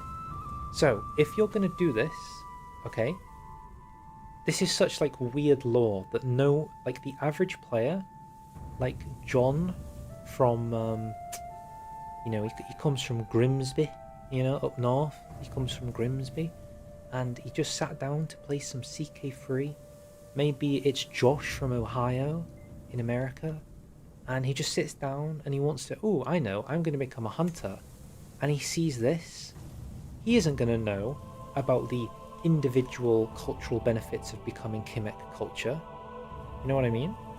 I don't think that's going to be something he knows about. So it's GG. It's GG. I don't know what else to say. Oh my god, I've walked my headset. This has to be an error, right? That's not possible. That whole thing isn't possible.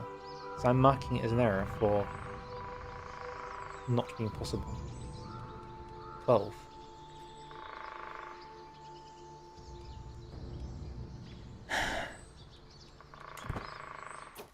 Did they not consider that if you need to do 2-year cooldown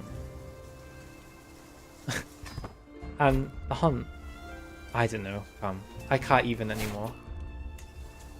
I think it goes without saying they didn't consider. Maybe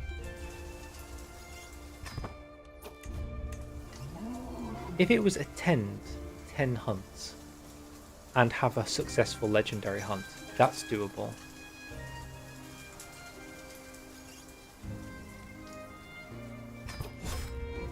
Okay, we did. Back in the good old days, these could give you domain limit. Do you remember? Pepper Ridge Farm remembers.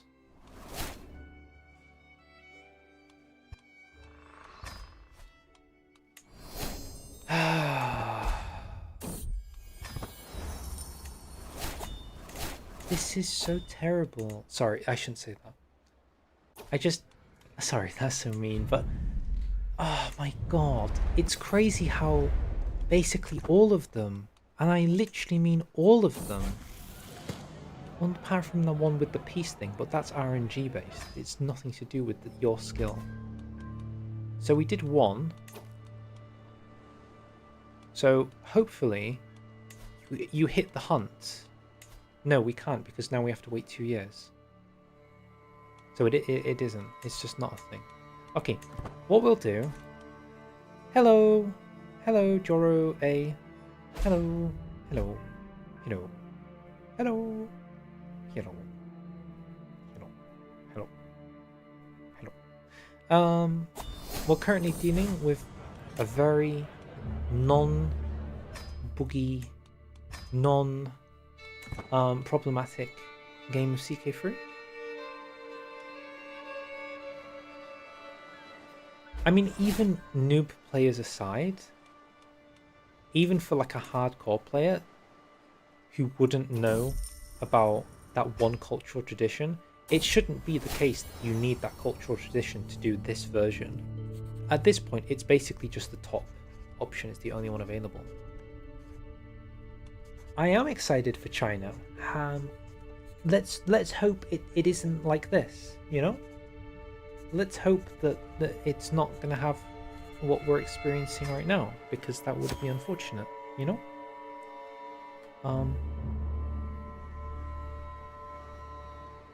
as you might be able to see from the error counter at the top. Okay, I'm setting Alfred the Great to track legendary game. Is there anything else I can do to increase legendary hunts?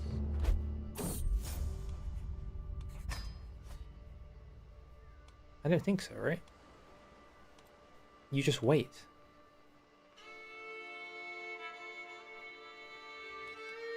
So remember, we need a legendary hunt trigger every 6-ish years, 6.6 years, in order for this to be viable, and we need to win every one.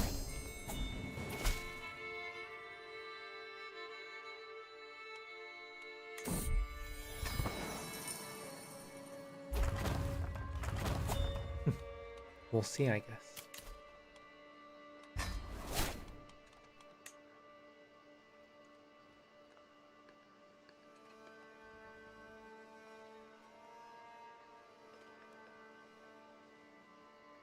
Oh, sorry, I'm an idiot. I was paused.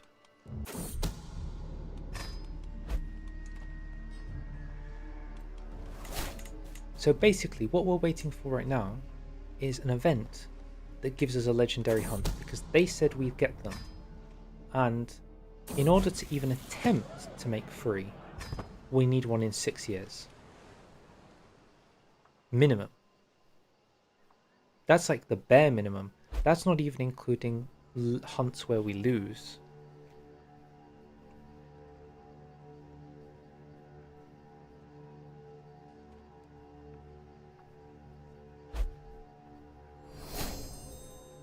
Yeah, I do forget.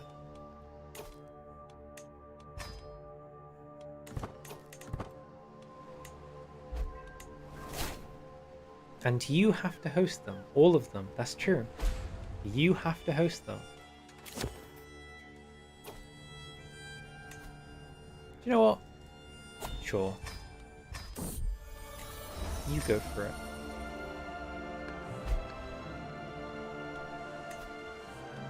Oh. He died. No. Why? This is weird. Why is the noticeably heterosexual Prince of Wales having gay sex?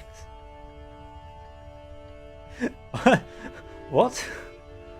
And not only is he having some sort of mythic relations, he's getting STDs from it. Am I having lag spikes?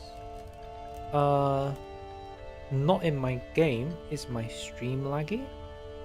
Other chatters, my main 2 chatters, do I have lag spikes? Question mark.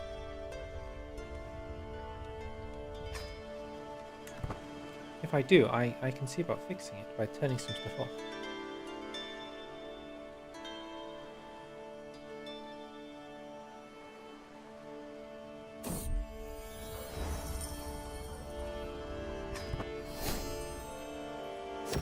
True. He's giving people away. He started giving out his son.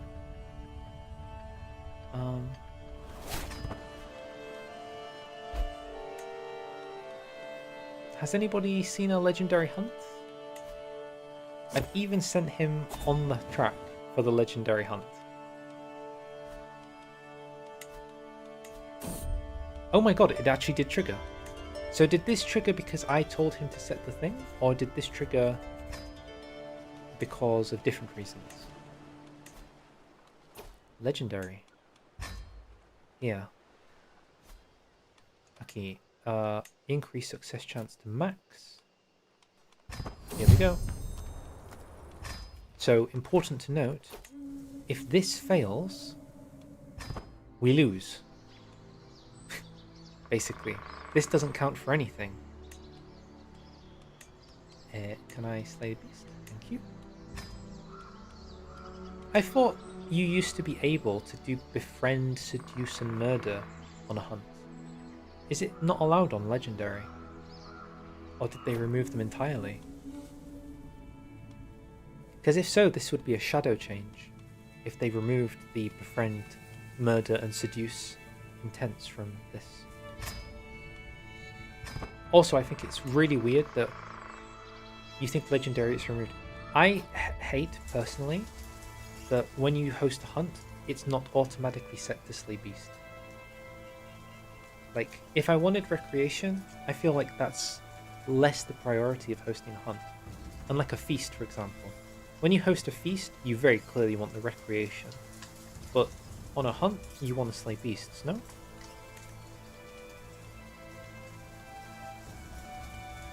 Okay.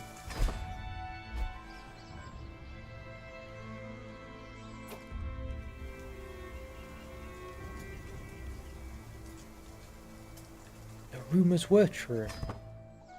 31%. Now, to be fair, I didn't make a character that was specialized to be a hunter, right? So if this fails, it's partly on me. But at the same time... Okay, that's good. At the same time, it's an oath. The hunt fails. It failed. Huh.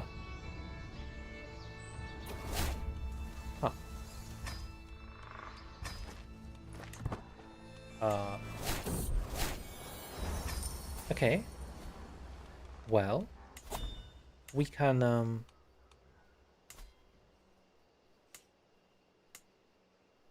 I mean, the sighting stays, right? Until you get it successfully. So every 2 years, you get to try again. But, again, you need to not... Nice. You need to not... Oh, God.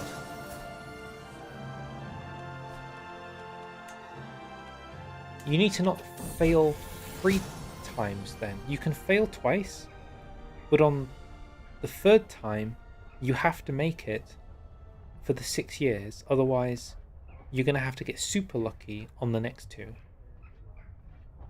Huh. I'm not saying this one's impossible, okay? Let's maybe bookend this one.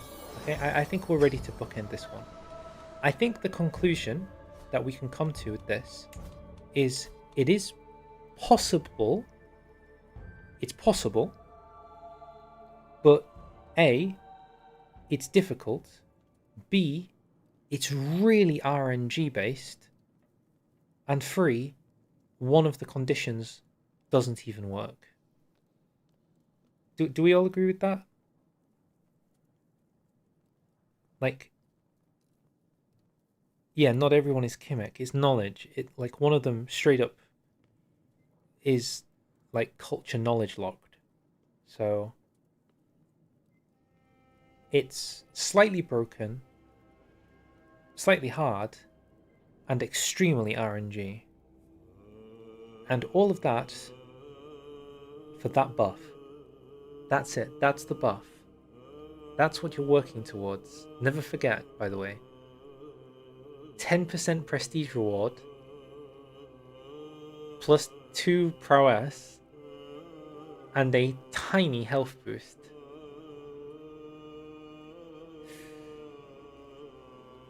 This is a disaster, isn't it? This is really not good. This is... Oh God.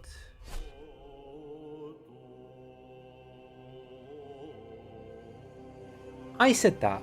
Were you? I assume you weren't here earlier night when I verbatim said it needs to be medium health boost. Yeah, 10 prestige from hunts exclusively. Which is funny because you've already done the hunts. So by the time you've done them, you're probably an old man, your prowess is dropping, and your ability to continue doing hunts is getting lower. It's not like the story of your hunts is rewarded. You missed that. Well, I already beat you to it. I verbatim said the health boost should be medium. So, you know, all you're doing is you're confirming that belief to be true. You know, now 2 people have independently said the same thing. Oh, I clicked new game by mistake. Who's ready to pick a new oath? Surely. My viewership is dropping. It's literally just us three, I think. Nobody cares about this other than us three. Of just seeing how bad this is, how interesting this is.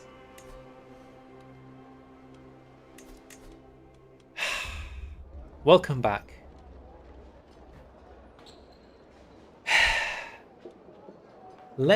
So we've got impossible. Was this one impossible? What was wrong with this one? Oh, it was semi-impossible because we didn't have the right thing. It's possible, maybe. We don't know. We got maybe possible. Let's say maybe possible. We don't know because we didn't get far enough to actually finish it. Yeah, that one's locked behind what your culture is in 867. This one is RNG based, completely and utterly RNG based.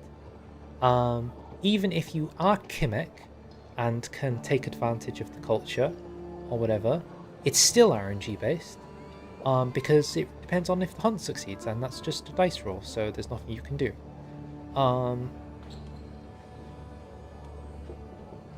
Also, we did this one. Who knows? We'll see, I guess. Ensure peace is doable. That one we know is doable. I mean, it is plausible. I could imagine a universe where you do get 3 legendary hunts and you do hit the succeeding by saves going. I could imagine it. But for the average player, I'd say over 90% will fail. Maybe higher than 95%. Like the average CK3 player just joining and playing the game and picks the hunter one, he ain't getting it. How is he getting it? He doesn't know the exploits. He doesn't know how to boost his fame. All he can do, or she, or they, or whatever pronouns they prefer, whatever they are, they will have to save scum. That's it. That's all you can do. It's ridiculous. This one is doable. This is the first one we had which is doable, and is actually more powerful than we first thought. Not only do you get domain limit, it was pretty easy to do. We got very lucky, or maybe we didn't get lucky and that was normal. Nobody declared on us for 5 years, and we got 2.5 dev in every single county. So this is the best. It's easy, it's doable. For some reason it gives you 50 years of timeline, but the hunt only gives you 20, we'll never know. So, oh, did we do one other? We saw secure alliances, but who cares? Expand the realm. You want to do this one. Okay, we'll do expand the realm. Sure. One working one. Only one that is working and worth doing. There is one oath. Welcome to the Coronations DLC. Look at all the oaths we have. It's just one oath. That's fine. It's fine. It's cool. We're gonna find more. Surely. Surely.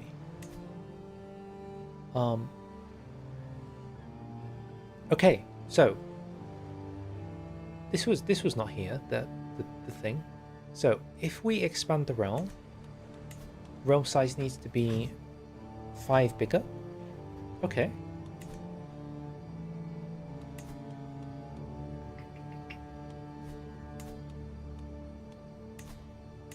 Ooh, I don't want to do a holy war. And I don't want to go to war with France. Is there anything I can do to get just like a quick duchy war? Like a nice chill. Can I, if I send a gift to the heir, and then influence.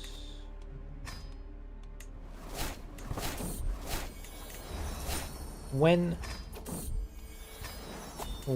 this guy dies, we might be able to vassalize him. Oh no, we can vassalize him once he stops this war. Which is 1, 2, 3, 4, 5, 6. There we go. No holy war required. We just vassalize Mercia. That's all it takes. No stress. No problems.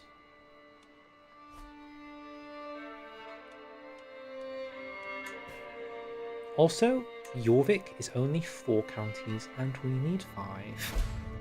There you go. Or maybe you meant the entire kingdom. Which apparently we're not allowed to do. Weird.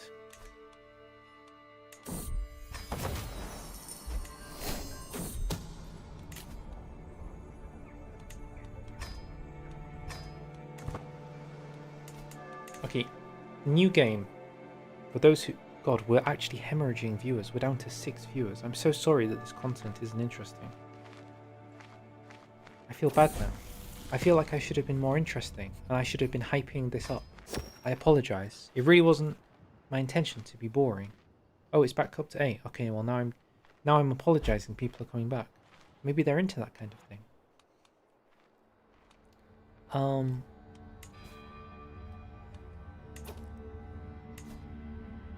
Okay, you can join.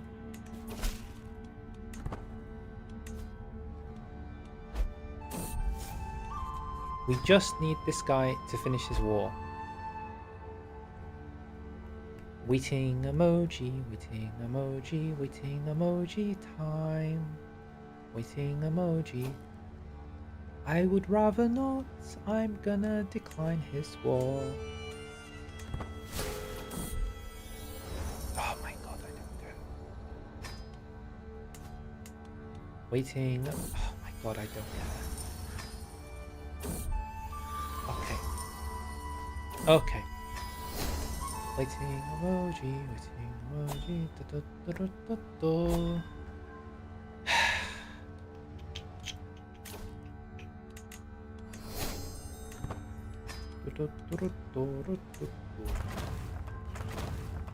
La la la la la. Maybe I should say things that people on this channel would want me to say. Hoi 4 is cool. I like focus trees. What's your favourite country in Hoi 4? I like Poland. It's weird that the feature is clearly analogous to the CK3 ambition thing, but is executed worse. I really do believe, I'm like repeating myself for some reason, that the reason is they're so committed to working on All Under Heaven, it's going to be the biggest DLC they've ever released. The goal is to open up to all of Asia, effectively, Japan, Korea. I don't know how it works with China in terms of the government and Steam games, but ultimately, it's a whole new audience, and they need it to be perfect. They need to hit that because that is going to catapult their sales to a crazy degree. So, in a sense, none of what we're witnessing right now surprises me. That nobody is actually focusing on this. This is just something that was already planned and was going to pad out the season pass, I assume. But no real time dedicated to checking if things are A, balanced, and B, working, which is unfortunate. But never mind, I guess. What you can take away is we can like still feel excited for All Into Heaven.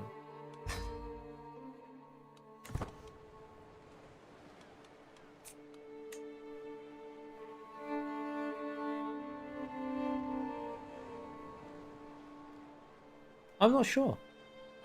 I mean, I don't know. Would they have spent all this time making content for China if China wasn't big? Like, the next Toy 4 DLC is China. The next CK3 DLC is China. China. EU5 is going to have crazy China mechanics. I feel like there must be... Sir? Sir? And now he's losing again, question mark? He was positive and now he's negative and now male? Male. Okay, he's done. Okay, you could do that. Hey, random person. Would you like to just join me and now I own England? My favourite nation to play, as well as the formidable Idle Ural. You know, somebody on YouTube might have done a formidable nation video about that, showing how it's possible to do. Just saying, you know. Okay. We expanded by doing literally nothing. Wow. The music is slightly too loud for me. Wow. We did nothing and we won. Hooray! We did it, Patrick. We saved the England. Okay, so we expanded the realm. Martial legitimacy game. Very good. Classic videos. I mean, I still do them when a relevant formidable nation comes out. For 25 years, we gain control growth and 0.25 dev growth. That's pretty good. It is pretty good. Oh, did you see at the bottom you could change where you put it? I clicked too quickly, but you could actually change which county gets it. A new day has dawned, has it not?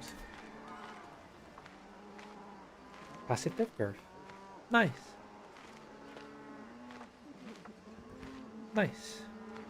Cool. It works. I don't know what else to say. I mean, it works. It's not crazy. It's not broken or anything. It's just a chill buff. It's like a balanced buff, I'd say. You know? This is probably a fair, balanced buff.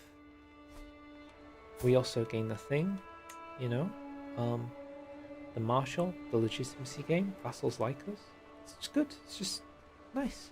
Well done. Done. I know, a balanced buff. Do we take away a horse error for that? Is this how the game works? What's the opposite of a horse in this context? Like a sheep bar, maybe? It's like they did okay.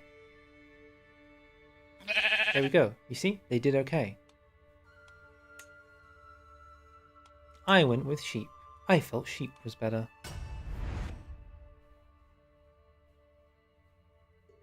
Is that a Jan Mayen reference?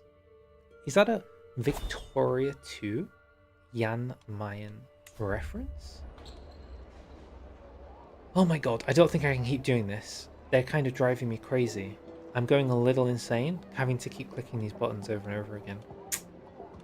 Okay, let's look. So hypothetically, if we did this, do we get the decision outright? We do. Which, by the way, means that that hunt thing is impossible because it started ticking already. Like, the second I clicked, it started ticking. So unless you're the 2 years culture thing, GG. You've already lost. You can't host the culture in time. Okay, that's cool. Any secrets? No. We gain 2 diplomacy. That's it. 2 diplomacy. I should know.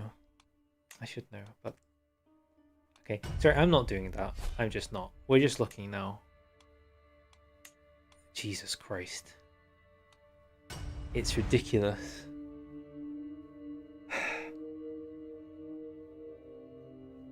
Going crazy here. Did you see in the bottom left there was a thing telling me how diplomacy worked in the tutorial? That was a troll, right? Did anybody see that? in the loading screen, it was telling me what diplomacy skill is, as if I needed to know. As if we weren't just... Oh, my heart. I can't take much more. I'm losing it. Okay, Shape the Realm was the original one that we thought was the best. Like on the left-hand side, Shape the Realm was the best. What is the buff? Construct or upgrade 10 buildings. Super easy to do.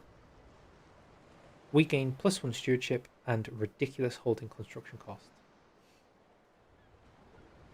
But what if they added a secret event that only fires when you complete the oath? Well, you know, you are more than welcome to do it yourself.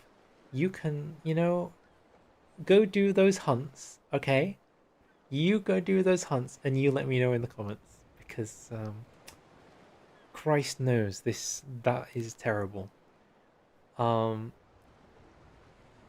my lord. So this is pretty boring, but it's very straightforward to do. Like, nothing to complain, really. Uh,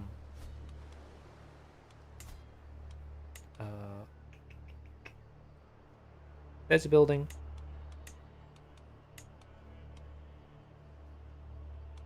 There's a building.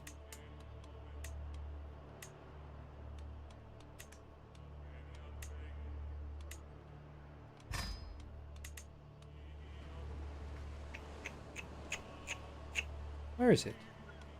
Oh well, there's a building. That's free. There's 4.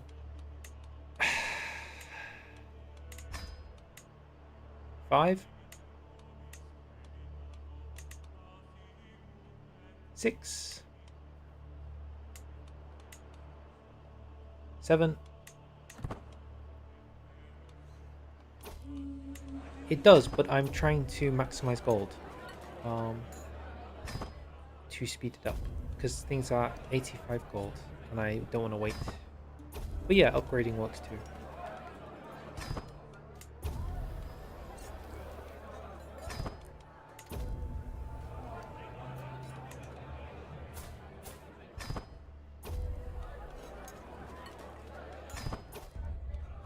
Jesus.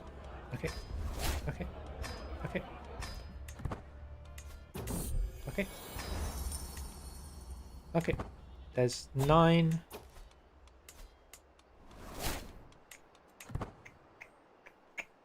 And no, wait.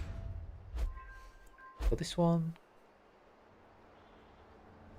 actually, I should have done it in this screen. That's my bad. I should have just done it here. There. Okay. Now we watch these bars complete.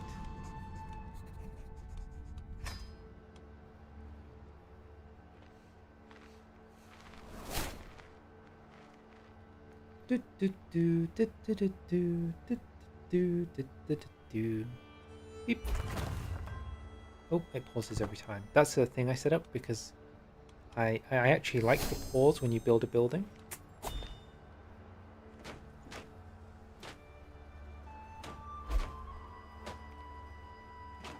Boop, boop, boop, boop.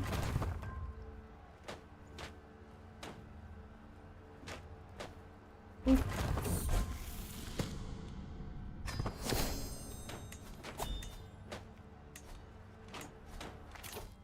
Do you want to know something cray-cray? I'll tell you a cray-cray secret, okay? While I did have to buy this DLC, I did not have to buy this DLC using my own money. I sold crates that I got playing Counter-Strike 2 that you get every week. You get free crates for playing Counter-Strike 2. I sold the crates and got just enough money to buy the DLC. Didn't cost me anything. It cost me the time it took to play Counter-Strike 2. That's what it took. It cost me 20 hours of Counter-Strike 2. You know, Valve paid me to buy this DLC. That's what happened. It kind of did cost me sanity.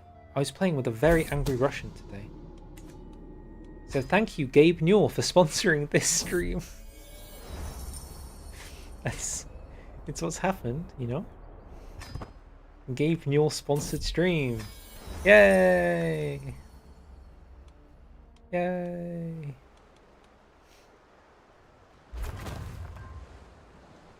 What's there to question? This is Kino. What you see on your screen right now is Kino. Wait, that was only 9? I must have miscounted. I guess I did need to build one, yeah. Sorry, that's not a bug, that's just me being an idiot.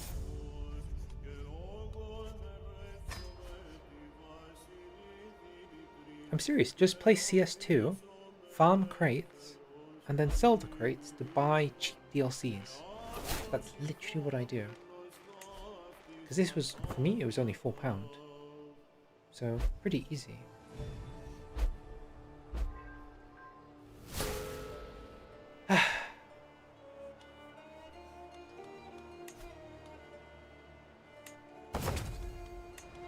Gacha? I mean, I don't think I'm into gacha either, so it's all good.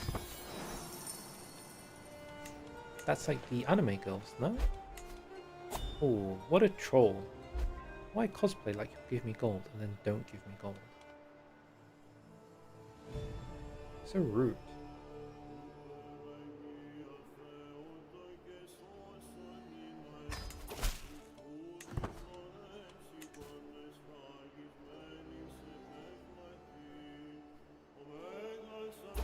Right.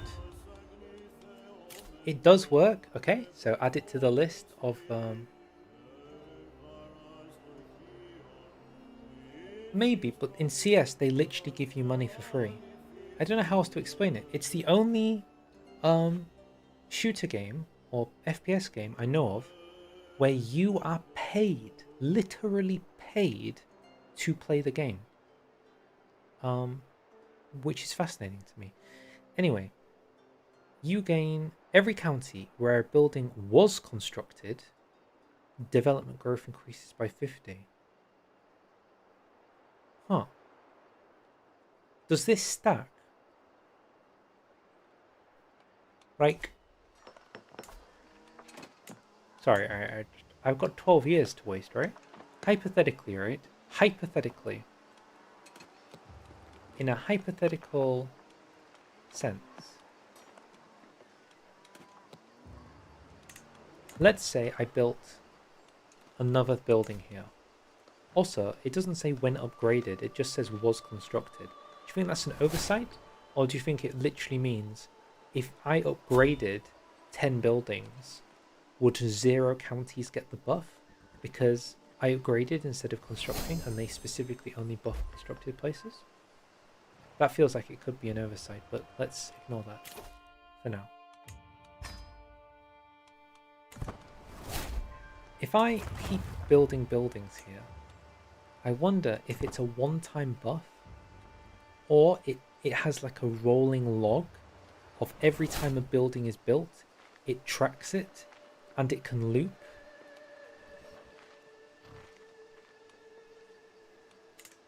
Because if this is the case, this is gonna go like high just by me doing this. 10 months.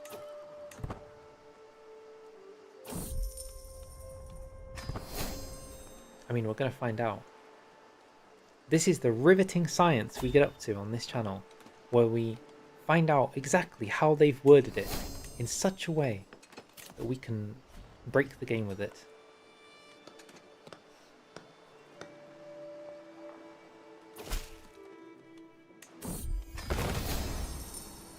I'm so disappointed about that other one, the poverty one, the communism one, because that was going to be very funny to see the dev just go crazy.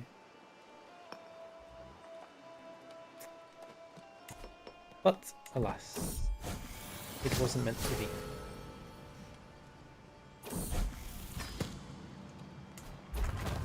lucky. And then we build a new building. 10 months.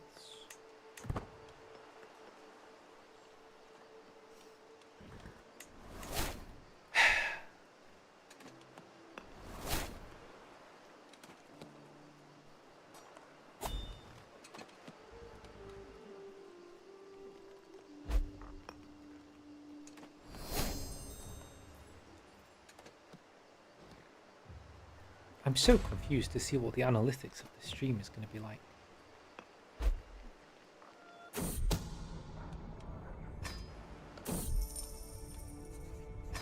Wow, a very good book. Stop! I hate the artifact system sometimes. What is this? Why? What is this? 100 months for one prestige. Just think about that. 8.6 years for one prestige. Why is the artifact system the way that it is? I just don't like it. It should be scaling consistent buffs. It should be, you know, stewardship plus 10 for like brown, 20 for green, 30 for blue, 40 for purple. Every time. Prestige. Consistent. Don't give me this nonsense. Oh.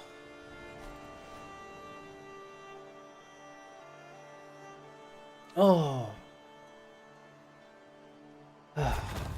Okay, one more. Final one. This might all have been for nothing, but if it's all for nothing, that's okay.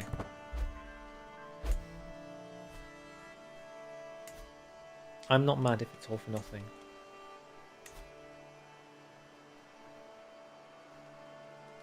True. The purple artifacts, again, are broken because the way it generates, it like randomly generates rewards instead of having properly fixed reward pools that it should choose from with fixed numerical outputs. I truly believe that. Hello, Lime. Hello. Hello. Hello. Hello. Hello. Hello. Hello.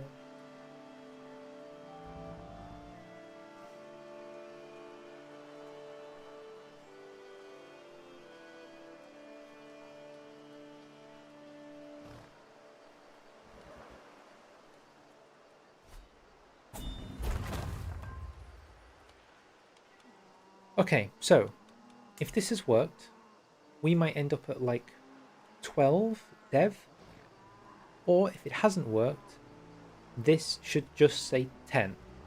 So if it says 10, it doesn't work. If it says 12, it does work. Okay? Oh, it doesn't work. Okay, we tried. It was a good test. It would have been interesting, because then there would have been an exploit. I am enjoying my playthrough. I'm probably not enjoying it for the reasons the devs want me to be enjoying it, but I am enjoying it. I love it when a new DLC releases for this game. I really don't care ultimately what state it's in, because I will have fun regardless of the outcome. Broken, not broken, glitchy, as long as it doesn't like insta crash every time I load it, I'm pretty happy. And this is one of these really funny times where like we don't know what's working, we don't know what's broken, there's errors, there are giant horse heads appearing on screen for some reason, like clipping outside of windows, just these huge horse heads. It did crash once, only once, but it did crash, like full-blown crash, black screen, you name it, dead, but that's fine.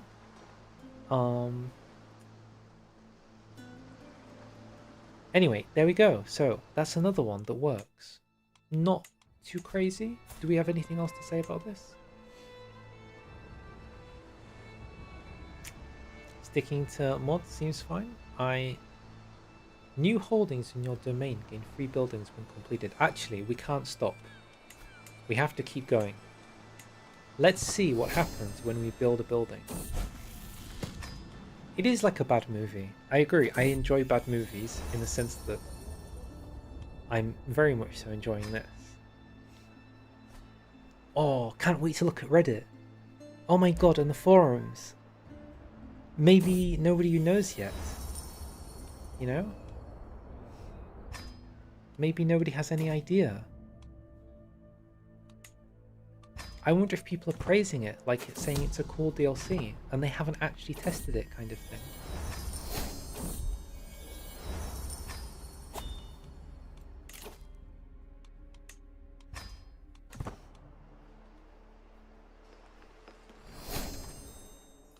Avoid them? How can you be avoiding the community posts? They're going to be the most hilarious thing about this.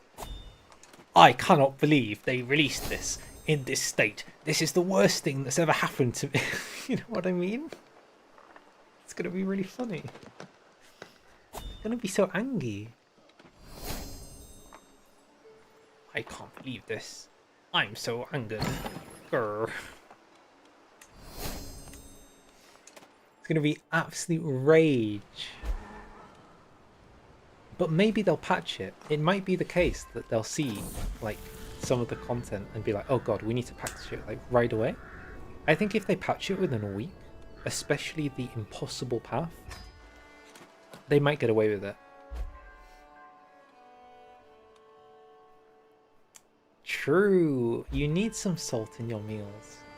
It's funny to see some people get really mad. Okay, it got built. Interesting. It did come with a building.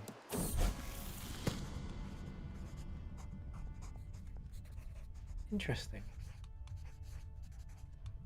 I assume it just takes a random building that is accessible, picks one, and just instantly gives it to you.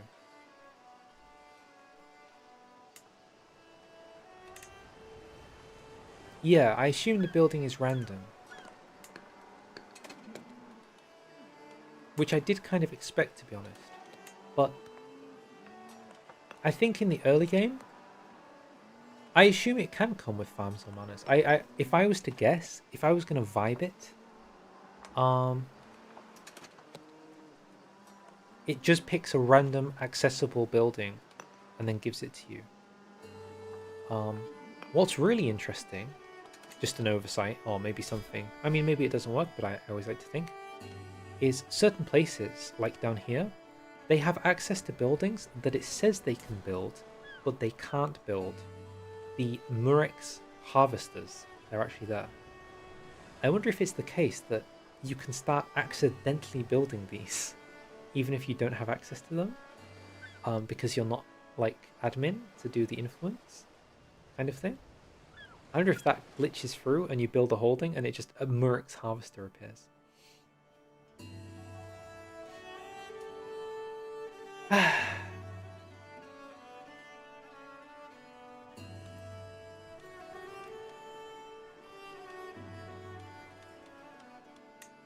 Great. Should I build one more? Should we do one more? Final test, then we do the next oath.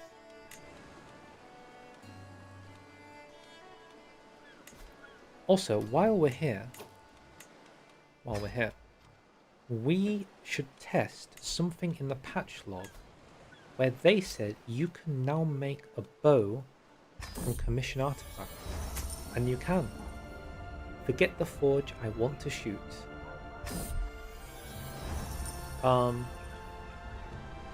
This feels like a leftover event when you would choose between like a sword, or you would choose like, I don't understand what this is.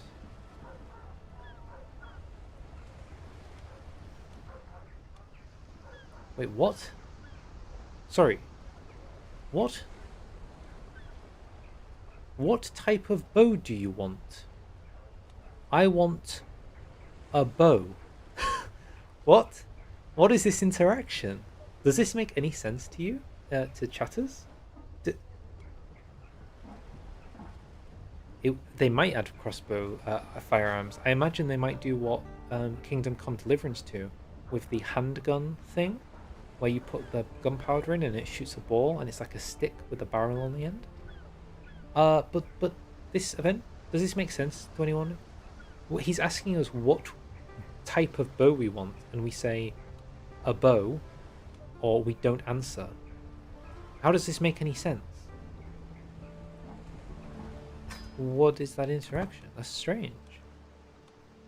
I can't say it's an error because I don't understand what it is. It's just odd. I also think it's copy pasted. It's like there was an event chain that needed it to be something in there that didn't quite make sense or something.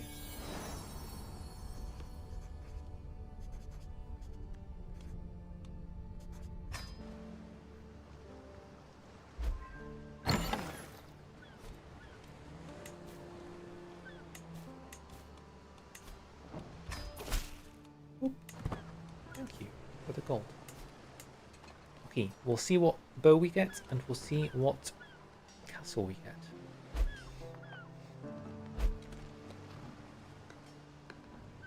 Lime, we were saying earlier that we believe the reason we think this one is particularly broken is because they have literally everyone making All Under Heaven. Like everyone.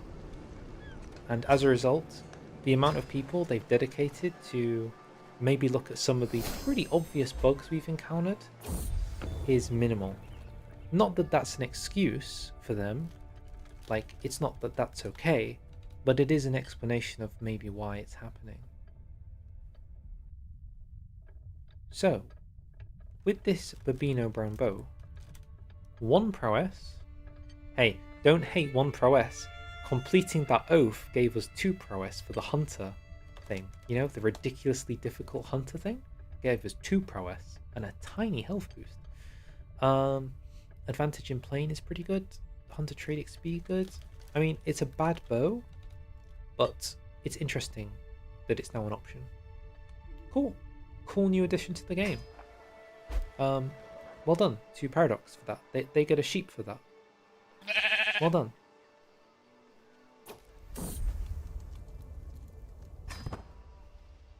Like, it doesn't have to be too crazy. It's just a nice addition. And it gives Venerator.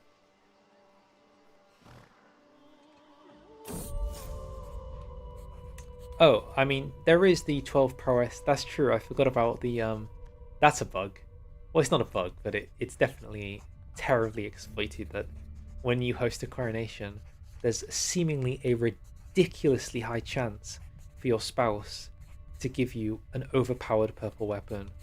Maybe we should do another check. This guy didn't get one. Did Navarra get one?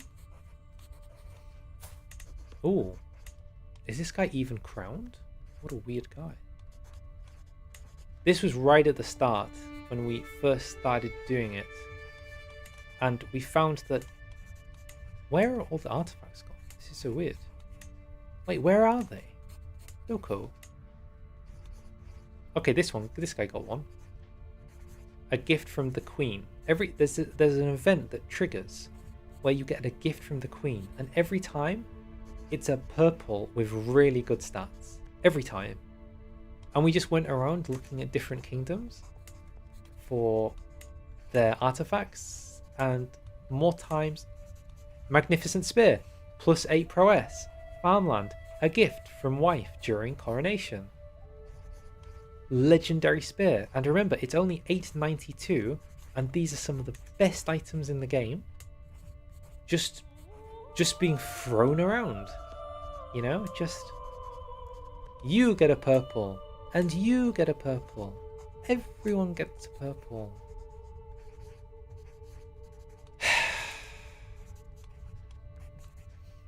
What about you, sir? Did you coronate and get one? Nope. How about you? Nope. Wales, did you get one? Yep, Wales got one. +9 prowess, purple.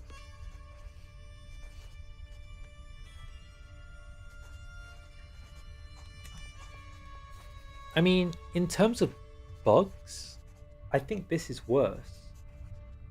Lime, if you're asking like how broken this is objectively broken.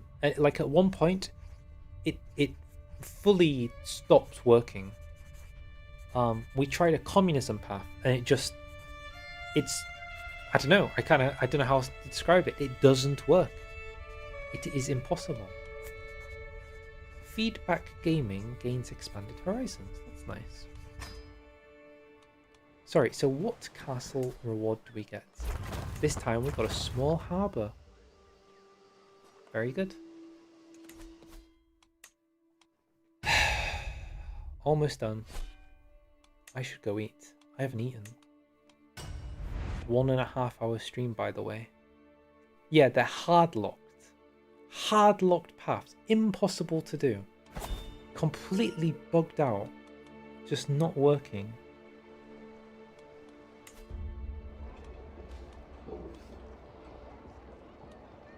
Let's take a look at the claimants. 1. Okay, we don't care.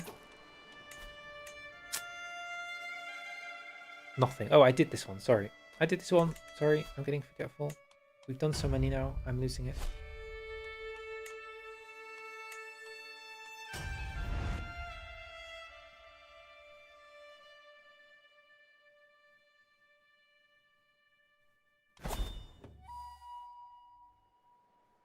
Okay, what have we done?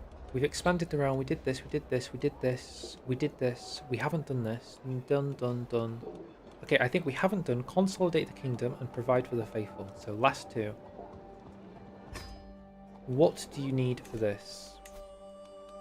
I'm going to assume this works because the other one worked, which was very similar to this, and I cannot be bothered doing the whole thing. So just sorry, but I can't be bothered. If we do it, we gain the same buff that we got earlier, right? We saw this for the other one that was expand the realm. So they are, I think they're basically copy pasted. Like it's the same thing. Cool. Last one.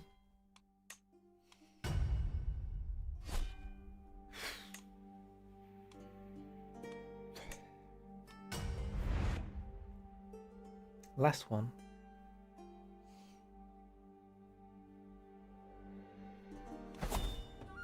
Oh, do we think this one's going to be broken? Same reward for more work. Exactly. Literally. Expand the realm. Just increase by 5. Or literally conquer the entirety of England. Amazing.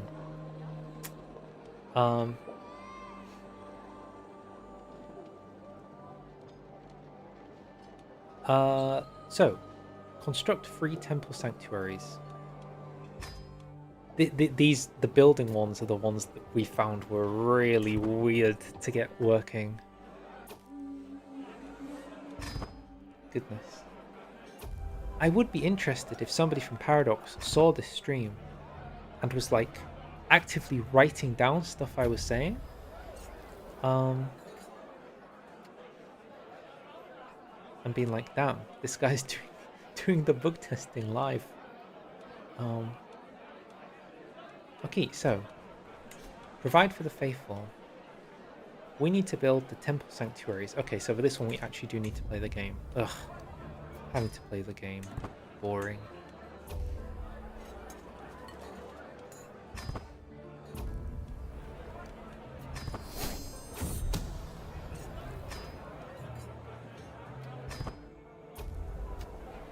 No. The Hunter one, you can maybe complete if you have one cultural tradition. The one that lets you do hunts in 1 year instead of 2. But yeah, the peasant one has an actual coding error, which means it is impossible, and you'd have to change the code to fix it to win. Yeah, the hunt one has a ridiculous condition, like a knowledge check soft lock condition. Well, it's not soft lock because it is possible, but it's like, unless you know that tradition exists, which the average CK player isn't going to know. You know, I don't think the average CK3 player is going to go around and study what every single cultural tradition in the game gives them. So when they encounter it, they'll be like, oh, I know how to solve this. I need to have prolific hunters to win. It's like that's just not realistic for the average player. So it's basically impossible. Yeah. Cray cray. Cray cray cray cray cray. Oh, right. Is that the final coronation we'll ever do? I think I was going to make a video. I don't think I am going to make a video anymore. What am I going to make a video about? This is the video. Welcome to the video. It's this. It's just this.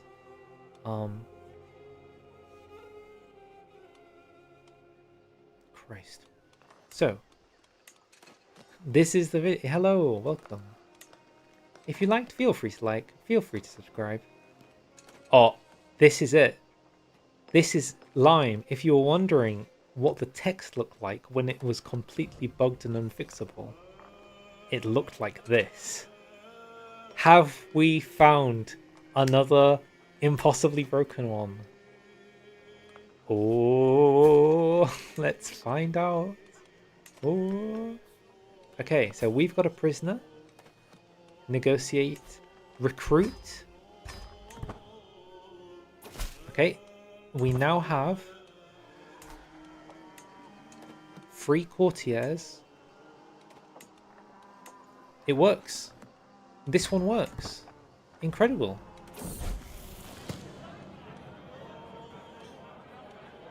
It worked this time. Hooray! Huzzah!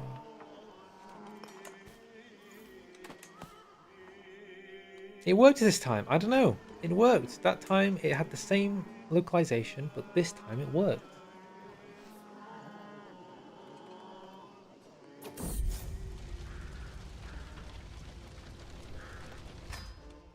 Ah, you think it might be an issue with the vassal, like the way they've written the vassal.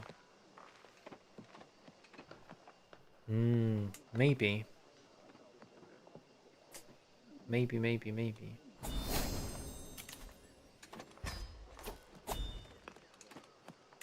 How many times have I declared that guy's war? Same one war declination.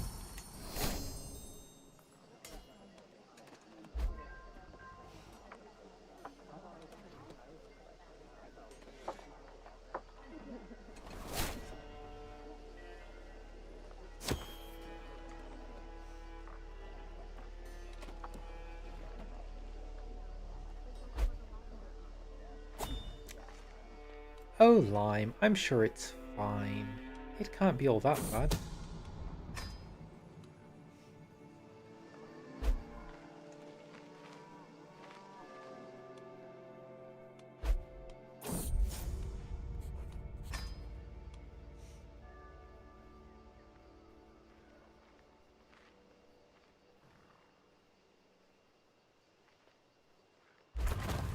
Okay, next thing we need. What? At least 2 of your close family has monk trait.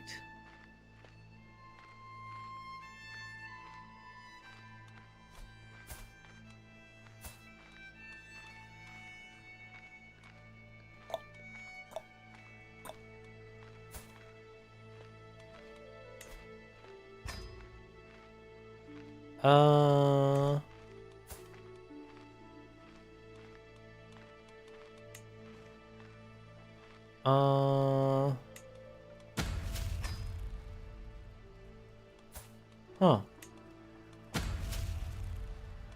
How do we do this one, guys? Guys? Guys? Why is he inviting me to more wars? Was the first war not enough? Hello?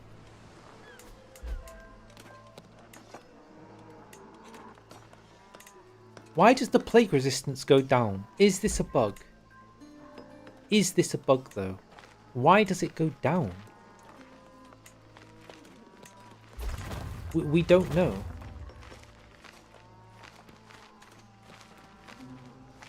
What?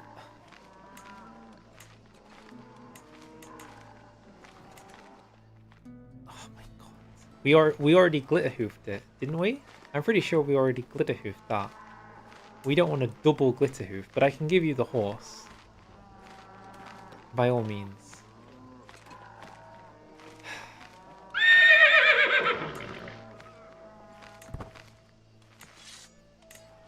It just randomly goes to 12 and then back down to 8. It doesn't feel like it should work like that, does it? It feels like it feels wrong. But maybe it's not wrong. Maybe it's intended. It's like Bethesda's bug. You know? Do we know Bethesda's bug? It's a thing that is so peculiar that you're not even sure if it's a bug anymore. It's surpassed being a bug, and it might be a feature. That's how I feel about that. Maybe it is intentional.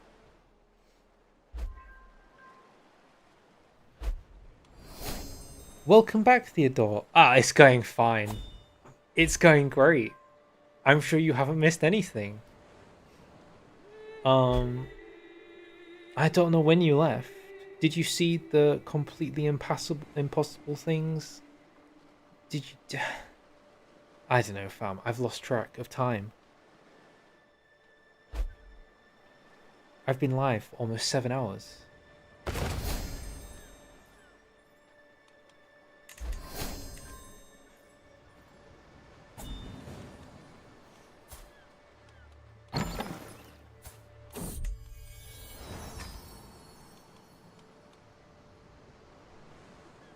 This kid is never going to take the vows. It's just not happening.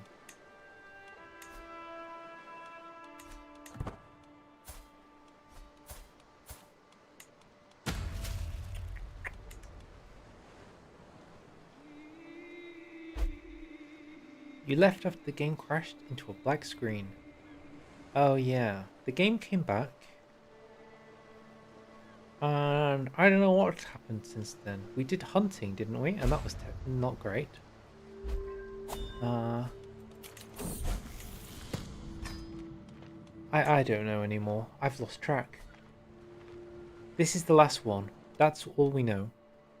And then after that, we have to decide between ending the stream or doing 2 more things.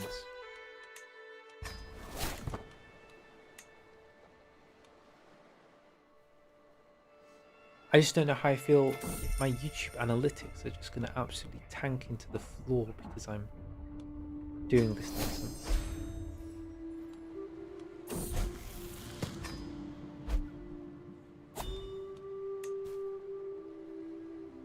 Okay, so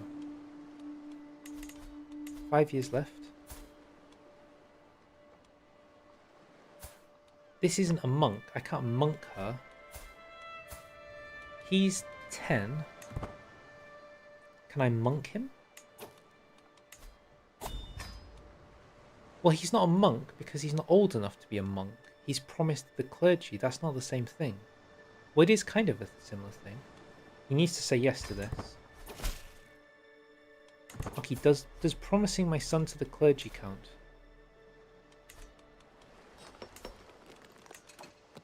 Yes. Okay.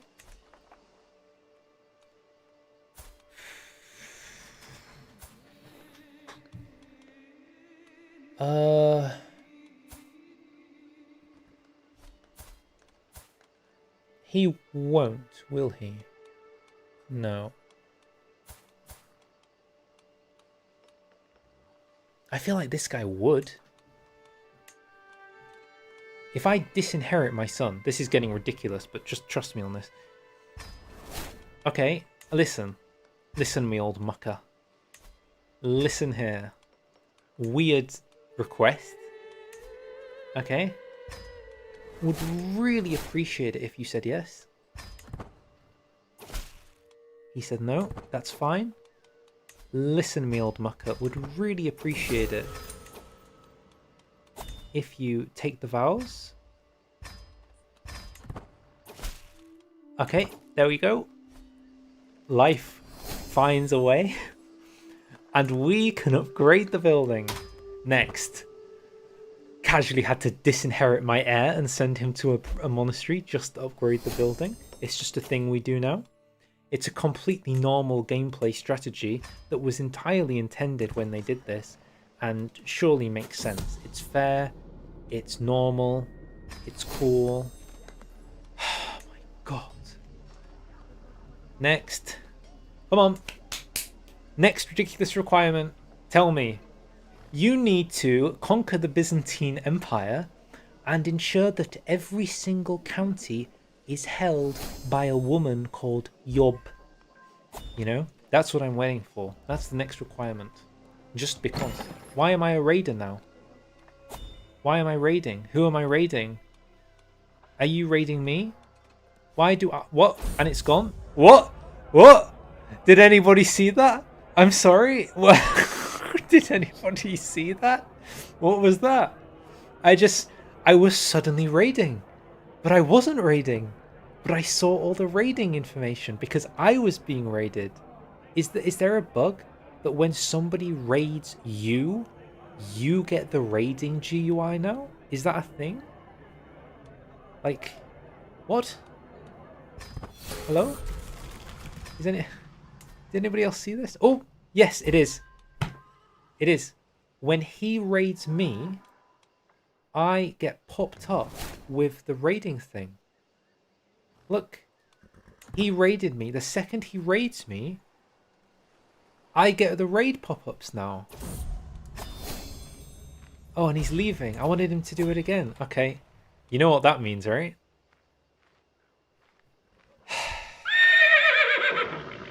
Next. 13. We're at 13, everyone.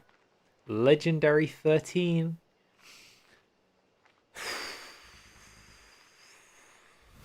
13 on the counter.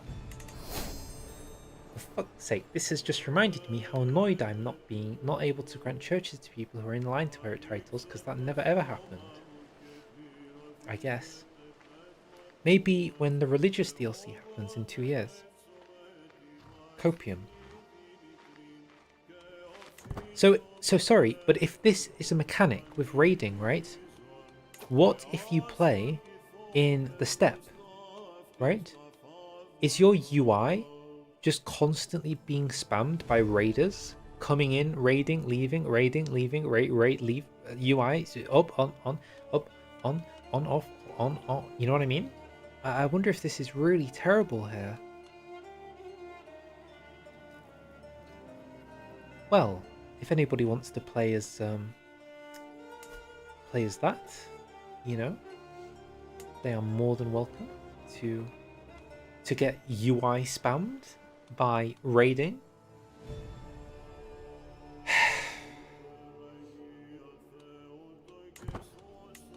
Also, Lime, like, religious DLC was my most requested DLC and has been for 2 to 3 years, and it won't be on the cards for 2 years minimum, because next year is going to be Trade and Republics, because everybody wants Trade and Republics, despite the fact I massively think that religion is a more pertinent topic of this game's discussion, but I don't think anybody else cares. Like, nobody. Okay.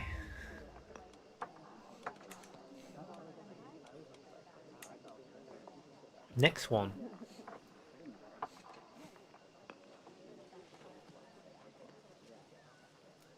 At least 4 of your...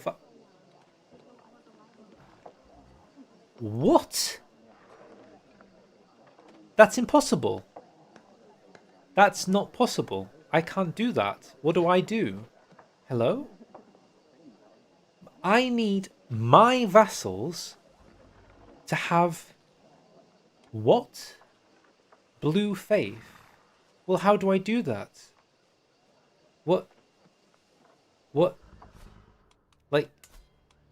What? Look, nobody has... I can't make them do that? How do I... Alfred the Great has it, but he's been here a while. So what we need to do...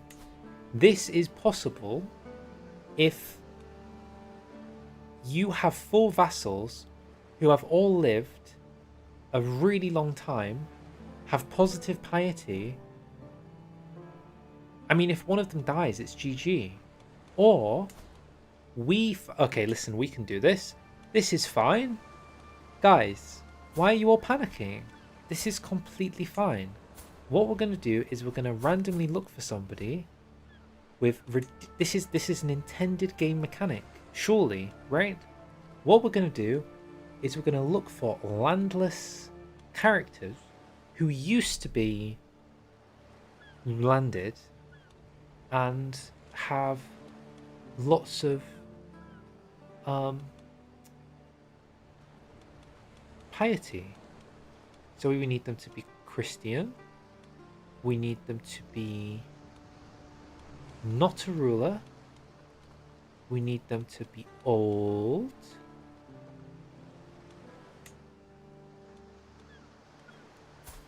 Nope. Nope.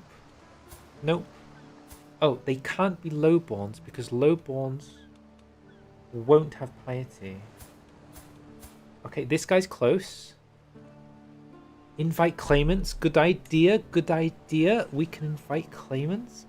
This is a completely normal thing that the devs intended us to do.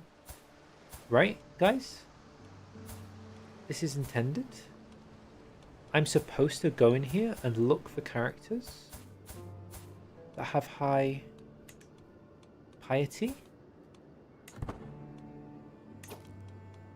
Surely?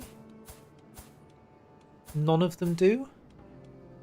Like, not one? That guy was getting close. Oh, that guy's close. Hold. Hold. Remember, we only need 3 who are willing to come join us. We only need 3.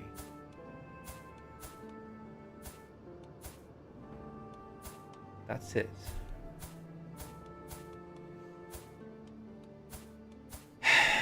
We only need 3. With the blue cross. 3. It's doable, guys. Trust.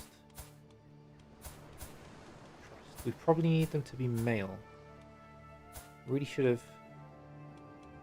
I should have put that one in. That guy's got negative piety. Not a good start.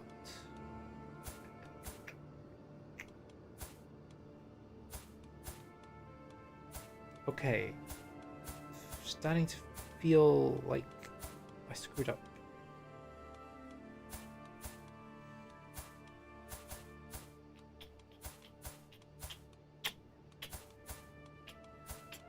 This guy's got blue prestige. Not blue piety.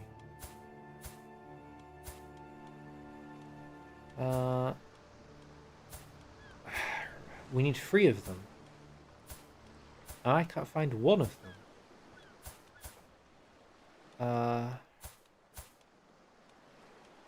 Huh. You know, I'm slightly wondering if this isn't exactly possible. At least not now. It is hypothetically possible. Just not at this moment.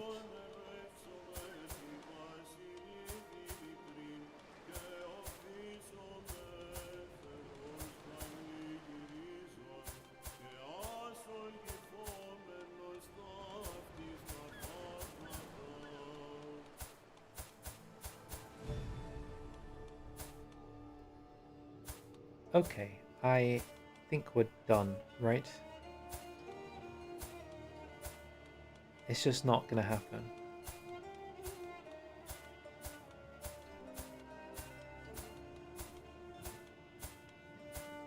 True. How could I have not foreseen that in the space of 10 years, might I add, I only had 10 years, within this short...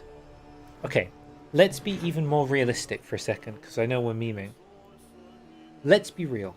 Let's say you knew the vassal thing ahead of time.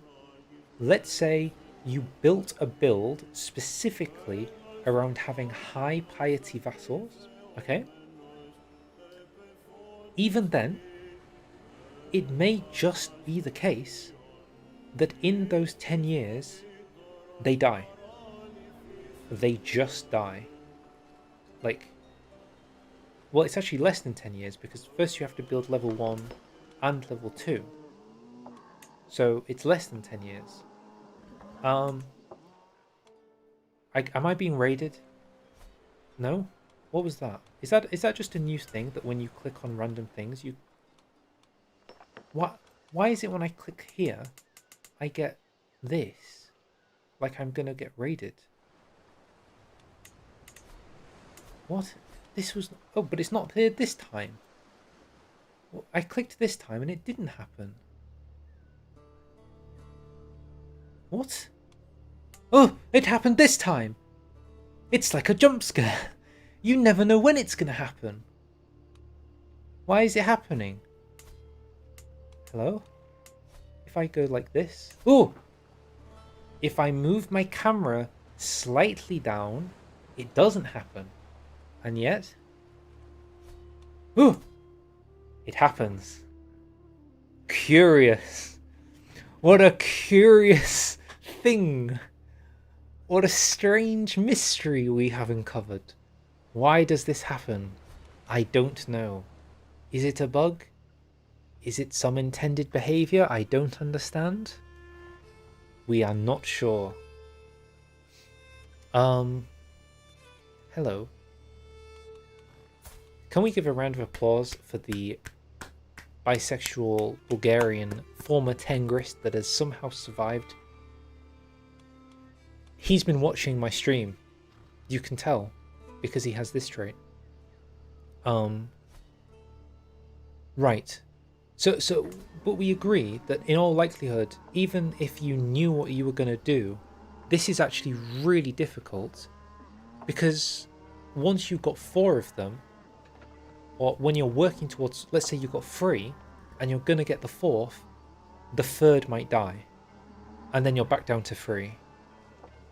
Like, you have no control. All because of that random Chinese guy. Crazy. Yeah, I don't know. I think this is a bit silly. It would be okay if there was a way for you to boost your vassal's level of devotion. But even then, to do that in the time frame is unrealistic. Which means really this is something you should take if you already have high faith domain.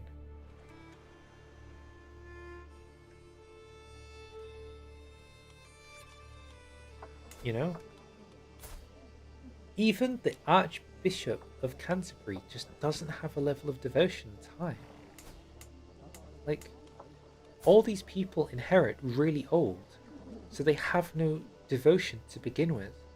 So I was thinking like, oh, well, I know, we can just build up hospices and scriptoriums and where's the other one?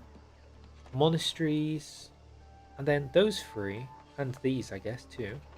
You get, but that doesn't mean anything because they'll be dead. Literally, he's 75. I am still alive. We're still discovering nonsense. It doesn't end. It just doesn't end. It's like never-ending nonsense. So, hypothetically, if you did that, there's no additional buff, and you get 1 learning and 10% monthly piety.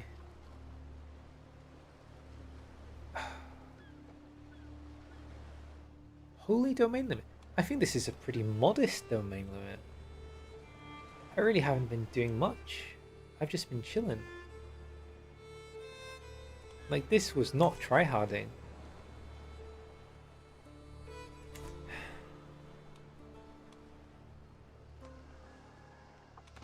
So, yeah, it's possible, but it's like, it's beyond my control. You have to wait later into the game, wait until lots of characters have piety, hope they get it. If they don't, start inviting them, ask them to fill up roles. Oh, why is it giving me a raid screen like I'm raiding? Look, I'm not raiding, but I appreciate you telling me. And why is it like some places but not all places? Like, why here and here, but not here, but definitely here? What is going on? Why here? What is the reasoning? Like, this is all my borderland, I get that, but this isn't, and this definitely isn't. So why is it? Like, it should be here too.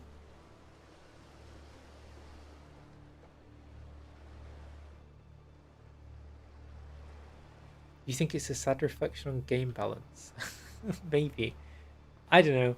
I like the domain gameplay. I just think the game needs to be harder in other ways. And more balanced, but yeah. Um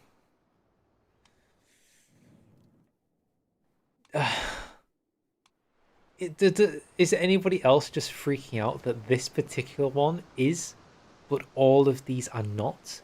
And in your head, are you not like me trying to figure out what is the logic in the code that causes this to happen? Like, I couldn't even begin to fathom why this isn't, why it's happening, what's the reasoning? Who even knows anymore? Yeah, like France, we need to know where to raid in France, not to mention the fact that I'm feudal Christian and raiding is literally blocked for me. Literally.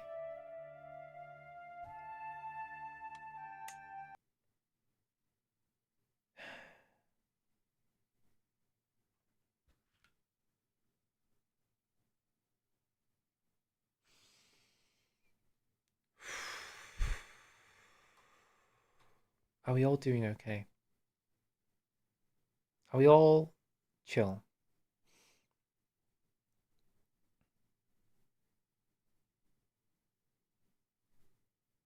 I'm not too worried about Hoi 4 right now. I think Hoi 4's in an okay place. You know? I understand Graveyard of Empires. I get it. Um, but the whole of Hoi 4 is good. Like, as a complete product, it's good. I still think that game is really great. CK3, on the other hand, is a game that has so much potential to be far greater than Hoi 4, and yet I just think keeps stumbling.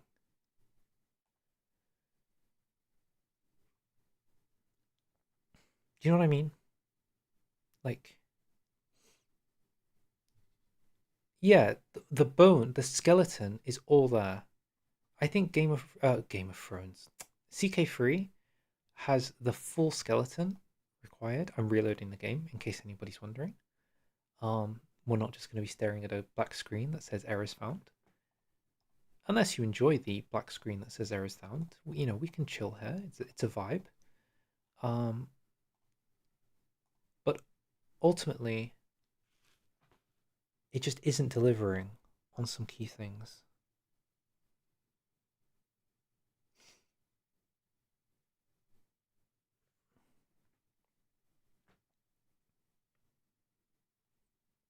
Also, we really are heading to the end now. I'm doing the final tidbits that I wanted to get done.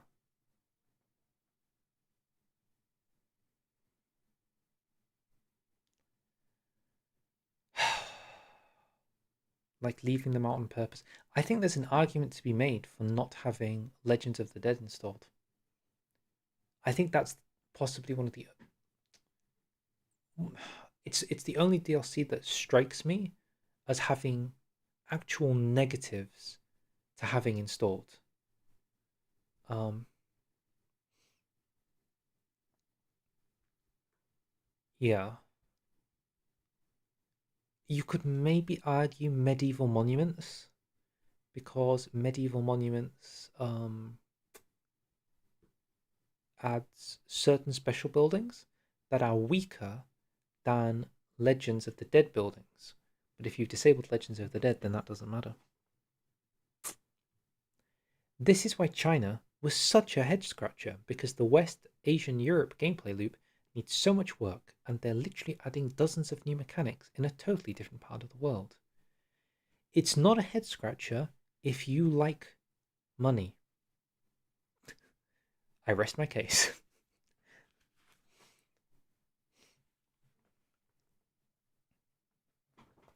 At the end of the day, it's a business. Their prerogative is, expanding the player base and then getting that player base to buy future DLCs. So, like, they could have made the trade DLC and then they'd sell it to like 5 people. You saw a dev diary that said you could build a university as one of the oaths. I mean, we did all the oaths that we saw in that event. However, it could be the case that when you're playing as, for example, an administration or a different government type or a different religion, maybe there are different oaths. It's very possible. In which case, I need to investigate. Let's just wait for the game to load, I guess.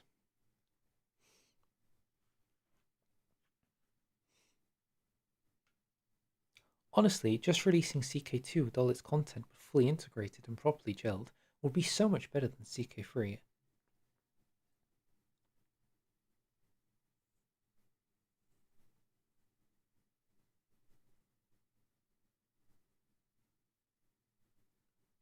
Oh, you're joking me. Why are you guys saying that there's different oaths? Are you telling me there's more than those 8? How many more? How many more?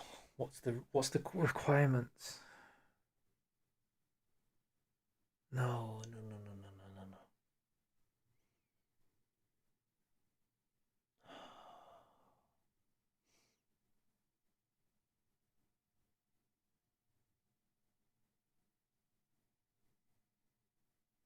Oh, no, no, no, no, no, no.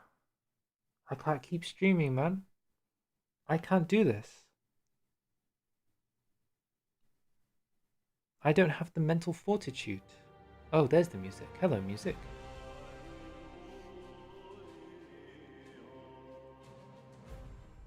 Hello, folks.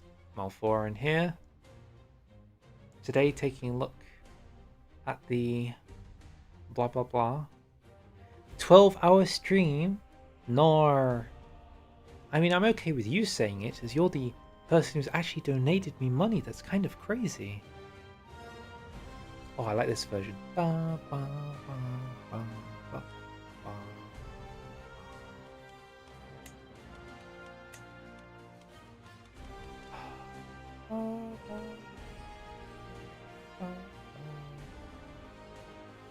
It's a good version. Oh.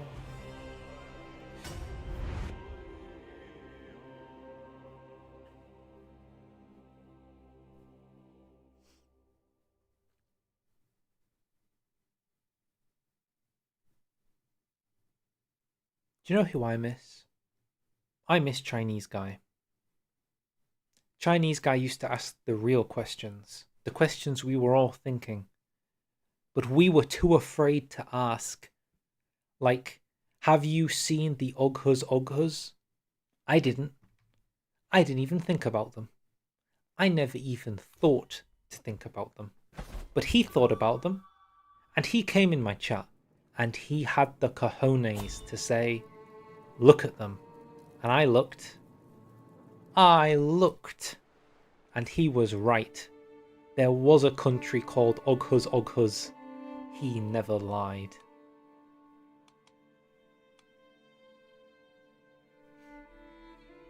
He came, it's true. He venied. He vidied. Some say he even vichied. But now, what became of the Oghuz? You know? Where are they now? Okay, so some of you might be wondering, what on earth am I doing back? Why am I here in this? Oh god, it's a bit laggy, isn't it? This sometimes happens when you restart the game. Oh god. Give it a minute. Okay. We're gonna support my knights. Okay? Previously and last. The lore point is that the Oghuz was a vassal of an Oghuz. The Oghuz was the vassal of the Oghuz. Never forget. He asked, and we answered. And he said things. He wouldn't have allowed this to happen. That man had an eye for detail.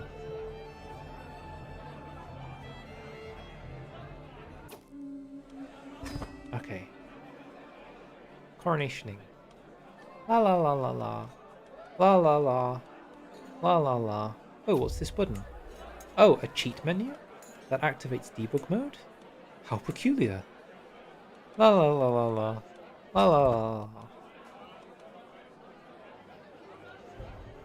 La la la la.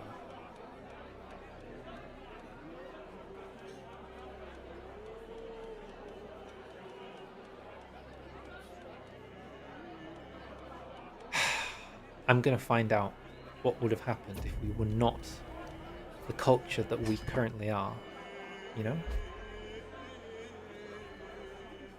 So if we go to here, culture, oh my god, oh, there goes the King of France.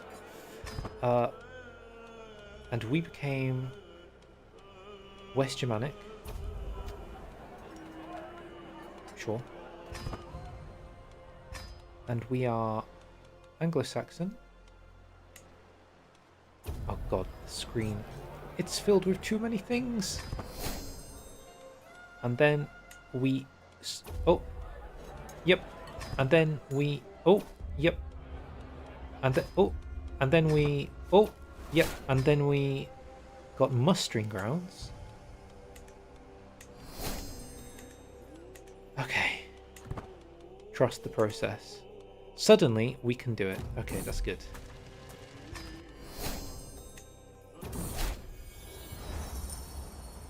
That's just a normal CK3 event now. The crazy one, I don't know, for those of you who might have missed it, one of the random events we got during the end of the coronation was the Duke of Holland just became my tributary with high vassal taxes. He just became a tributary. There was no issue. There was no fault. There was no war. He just became my tributary because I clicked one button. That's it. I think that was crazier than the King of France getting killed.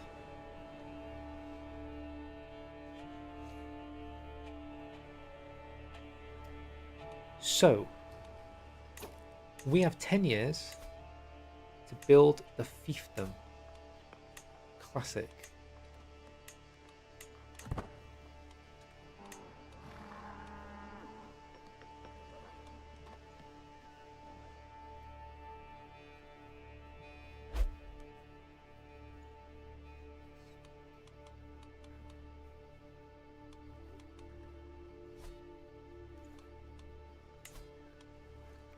Ultimately, well, we're cheating now. We don't care, right? Nobody cares because I'm cheating. I'm cheating, right? So nobody cares. So I actually spoke to my good friend John Crusader, and he gave me a small loan of 1,000,000 gold. And now we have gold. Wow, where did all this gold come from? How did this happen? Who knows? Crazy. For those who are wondering, don't worry, this isn't like a serious playthrough. We're just trying to fix something that we legitimately thought we had, but were kind of blocked.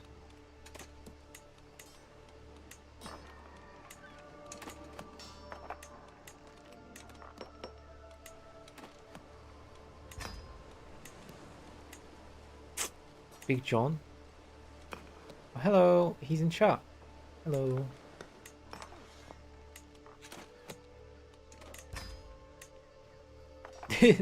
It is paradox intended. Maybe it is paradox intended. How do you know? At this point, who's to say? Not I. Okay, so let's build 10 of them. As was always our dream.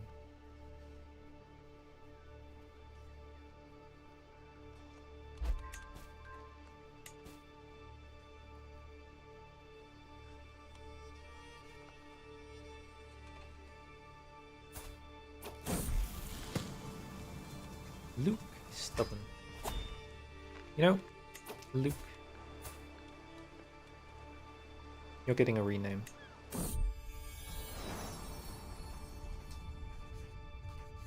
Tonight. Man, get a court architect. Okay, jeez. This guy. Crazy. Tryharding and everything. God.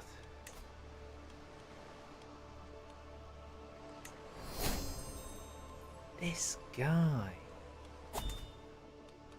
The complaints.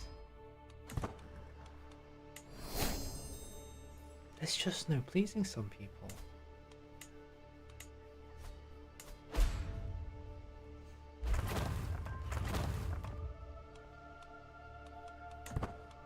Okay, to upgrade it, what did we need?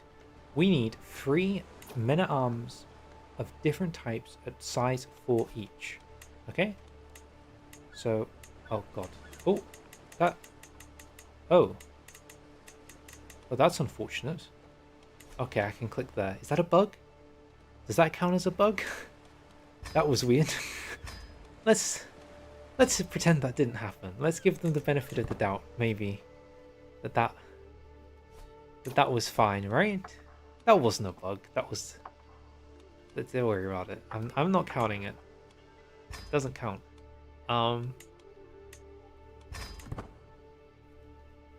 Maybe I'll play the horse, but it doesn't go on the board. It was too... You never saw it, you know?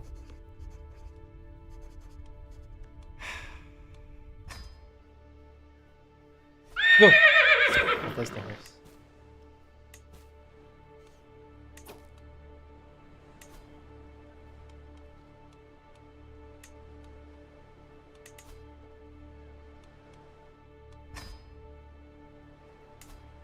Okay, this guy again. Jesus. There was a horse jump scare earlier. If you'd have seen the original coronation event, when you first go to a coronation, you get a giant horse jump scare, and it's glitching outside of the border. And it was ridiculous for the first time I saw it, but now I'm kind of used to it. And the horse is a close personal friend.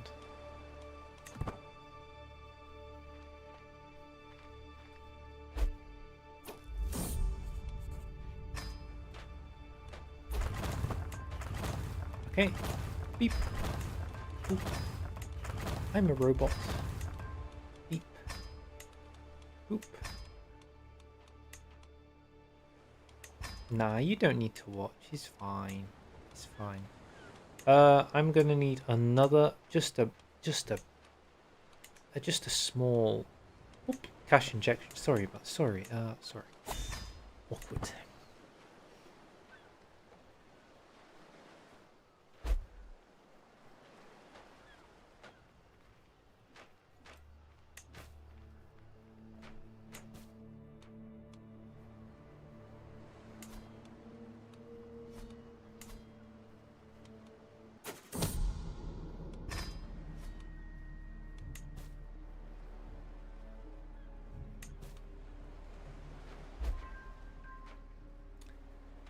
You could have asked Hove himself. Hove himself would have told you what he's doing. So, what Hove himself is doing is earlier we tried to do the martial night one that was locked behind culture. There you go. That was locked behind culture boost to see how ridiculous the buffs would have been because it ran on a square metric. That is to say, the buffs give you one max size regiment and one additional regiment. So if you had 4, you would go to 9. From 9, you go to 16, 16 to 25, 25 to 36, 49, 64, 81, 100, 121, 144, 169. I can't go any higher than that. That's about the end for me.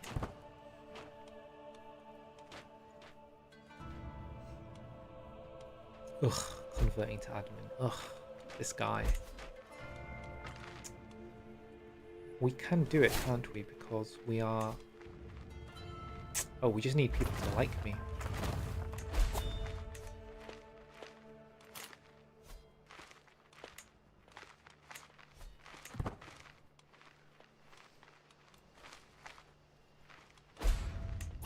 So, 3. So, at least 4 of your knights, currently 2, have 12 prowess and martial skills. So you need 12 prowess and 12 martial. Okay. We can have a look. We can investigate. What's your martial? Good prowess, but no martial. Next.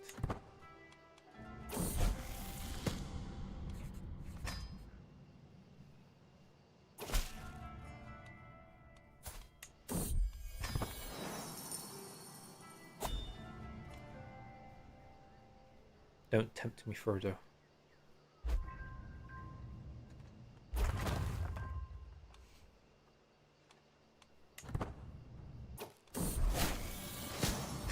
Don't kill me, Frodo. Where on earth? Oh, she's Jewish. There we go. Knight. 6 and 15. Oof. Ugh. It said at least 3. So I'm hoping to get 1 more. But on the off chance I don't, let's do the blah blah again. Not a ruler. Preferably an adult. I cared that they're male because I need them to be knights.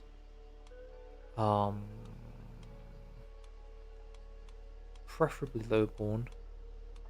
Right. Sort by martial. You. Nope. Oh, I don't need debug for this. It's just annoying. We're cheating, but we're not cheating that much, you know? It's more so about finding out whether we can. You, sir. You're good? You're in. Welcome. Next. I assume that was good, right? You're okay with him? Yep. Okay, 1 more. This is doable. It's annoying that I have to come in here to find them. There we go. This guy. Let's get this random Viking just casually summoned. Skyrimization. Maybe. You can start to popularize that term if you want. And it works. There we go. Not soft locked. Working as intended. I just need to go talk to my good friend. I keep doing that. My good friend John Paradox. Boop, boop, boop, boop. Okay. And then we need to quickly go bing, bang, bong, bosh, bangle, wangle, dangle, do. There we go.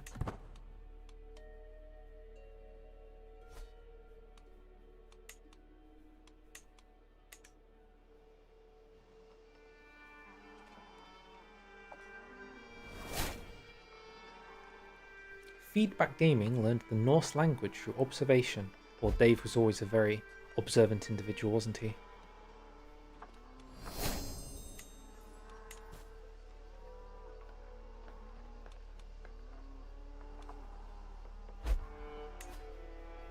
It is funny that it says support my, but it doesn't say support what.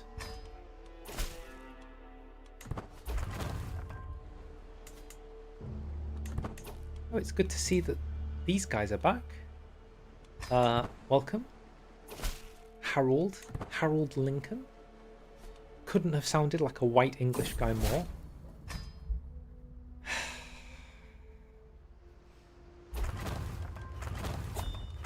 Okay. We did it! Oh, it works! I have sworn to provide for the knights and warriors of England, lavishing rewards upon them so they may be armed well for struggles to come. You gain 120 legitimacy, 600 this. This is the buff we already knew about. And additionally, this they did not tell us about. Everywhere where we've built a building gains bonus stats. Huh. Also, just to check something, this buff is forever. Look, it has no expiration date. This is a forever buff. So, yeah. Huh. For always. This isn't timed.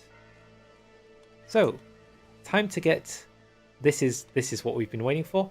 Okay, so, to be fair, it does cost 2,500 gold.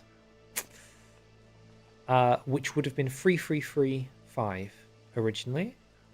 However, the buff is so ridiculous, it makes sense, and it's still cheap by that logic. Like, it is just still cheap. So let's do one more time.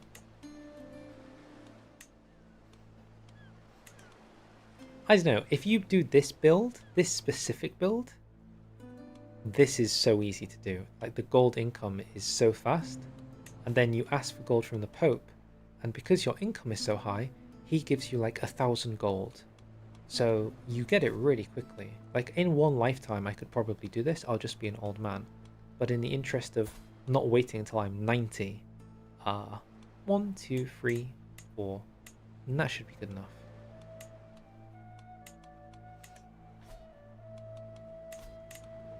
One, 2, 3, 4, 5, 6, 7, 8, 9. Oh. We only did 9? 1, 2, 3, 4, 5, 6, 7, 8. 1, 2, 3, 4, 5. 1, 2, 3, 4, 5. No, we didn't do 10. I'm just terrible at counting. I apologize. That's my bad. I mean, I should have been able to see because I have a lever domain up here. I just wasn't using my head, but I'm pretty tired because I've been streaming now for so long. I don't even remember my own name.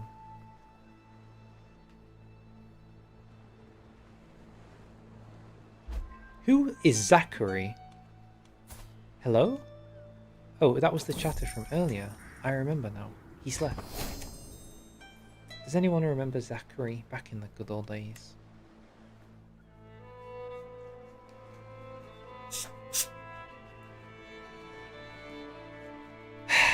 I am becoming lunatic. Wouldn't you go lunatic? Like, looking at all of this?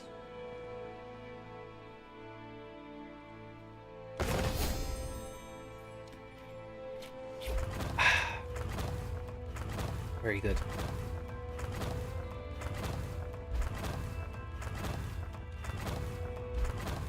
Okay. So, are we all ready? So, London, now maxed out, has some interesting buffs. We can have in 887 15 different types of men-at-arms, all at 15 regiment each. I think we ought to actually go back into here and just get just enough gold to buy it all. So, let's get some Huskarls. Let's get some Huskarls. I want some Huskarls. Do we want some Huskarls? Huskarls, yeah. Huskarls. With that, I'll take a Huskarl. Then I'll take pikemen, bowmen, horsemen. Wait a second. We can't go horsemen because horsemen give lower size. We don't want horsemen. No. What we want is Huskarls. Huskarls, bowmen, and one light footman just for the lulls. Okay, now what do we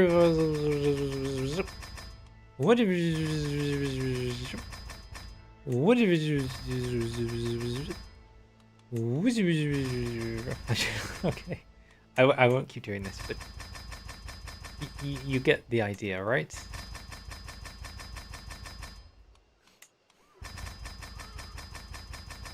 I don't think there's literally enough light footmen to cover the front line in any capacity.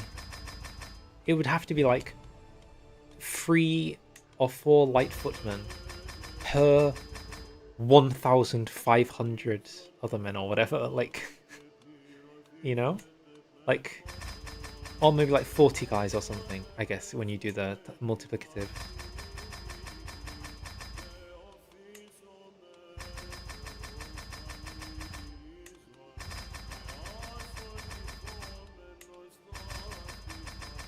Now, obviously, the gold situation has been better.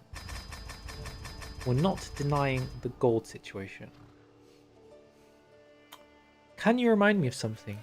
Is the admin government affected by this? Like, are the duchy armies affected by the modifier, or only the personal ones? I think it's only personal. I think it's only personal.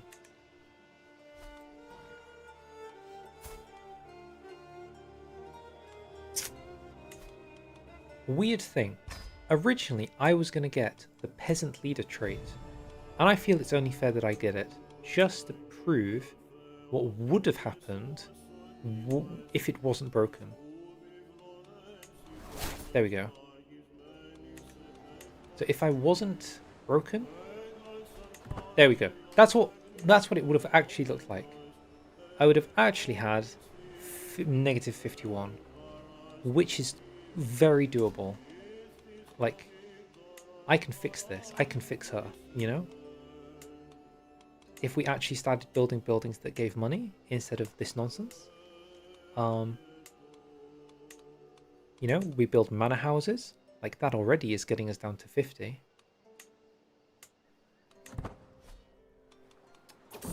And let's see the army go up.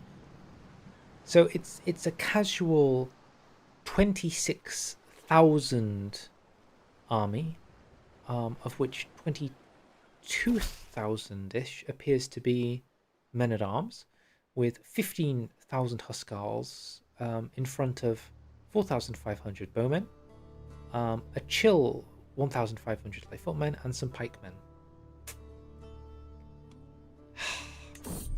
Yeah, that's what I'm saying. I wanted this to work with the poverty. That was the goal. The goal was to do the poverty one so that we could build up huge development, then destroy all those buildings. Then we'll be making tons of money because we'd have 100 development everywhere, and then use that money to fund this with our peasant leader trait. That was the goal, which in theory should have worked, but it's broken. Which isn't my fault, it's just broken. So we can't do that. Now, don't we need to station this stuff? Yeah, okay. What are the buffs there? Is that plus 40? Plus 38, we'll take that.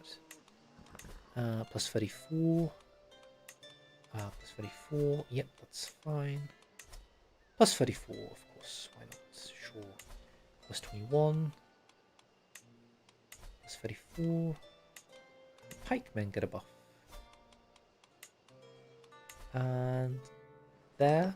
Okay, that's about as good as it's going to get. That's what I'm saying. By the time it's fixed, they'll know how OP it is. So all of this is for nothing, which is kind of disappointing in a sense, you know? Never mind.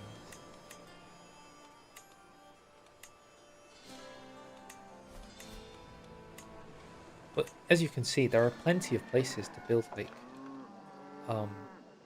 gold. And I'm literally in the year 800. What scheme? I don't know what scheme, but okay. Here we can build a farm. Here we can get rid of this. And this isn't even counting, like, what if we start building barracks and buffing our men-at-arms properly, you know? What if we started doing that? Does the game have prep for that? I don't know.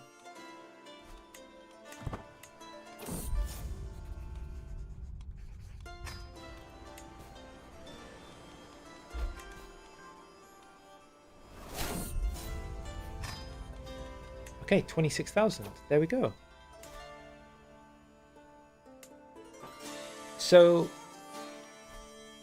how's Byzantine doing? Yeah.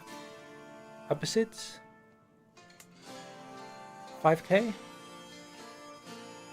It's not just a bigger army too, it's an army with a ridiculous amount. I mean, 27 knights. We haven't even considered the knights. Like, I've got 300% knight effectiveness. And I haven't done a single thing in this tree.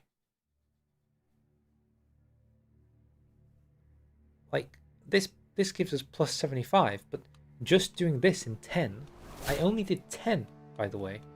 Like, if my domain limit was 20, you would double everything. Double it and pass it to the next person. And you can get 30 domain limit. You can get 40 domain limit if you're really min-maxing. Like, really, really min-maxing. So we can quadruple this. I'm not necessarily we can do it by the year 900 because the amount of gold you need to do it would be too much. I think I could do this in some capacity. I wouldn't have an army this big, but I would definitely have this going pretty well.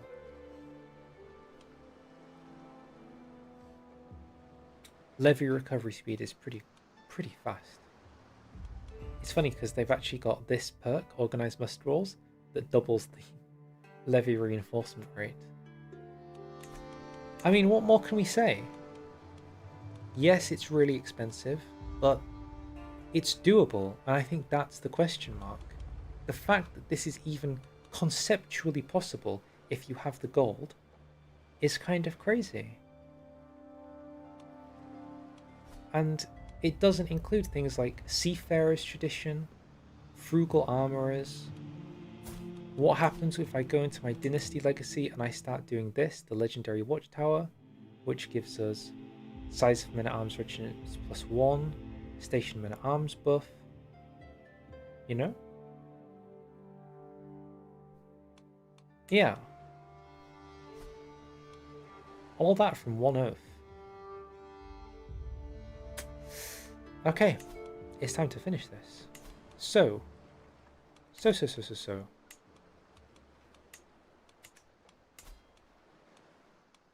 The final thing we're going to do today is just a very quick annexation of the whole world. Oh, it's this song again. It's the best song. It's a good way to end too. This is the final thing, and I am ending after this, truly. The Empire test. He gets it. We're gonna see how different it looks. Yeah. Because we're missing some, right? We're clearly missing some. Okay.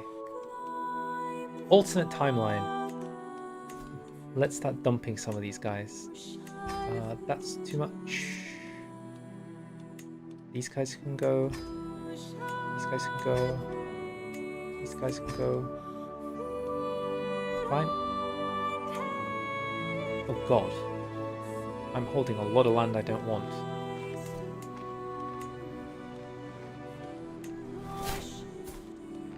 Boop boop beep boop. Beep boop beep boop beep boop beep boop. Good luck to you, sir. What else am I holding?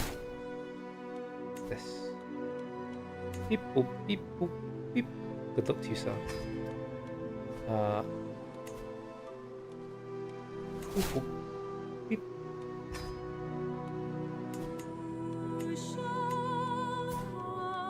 Boop beep. Done.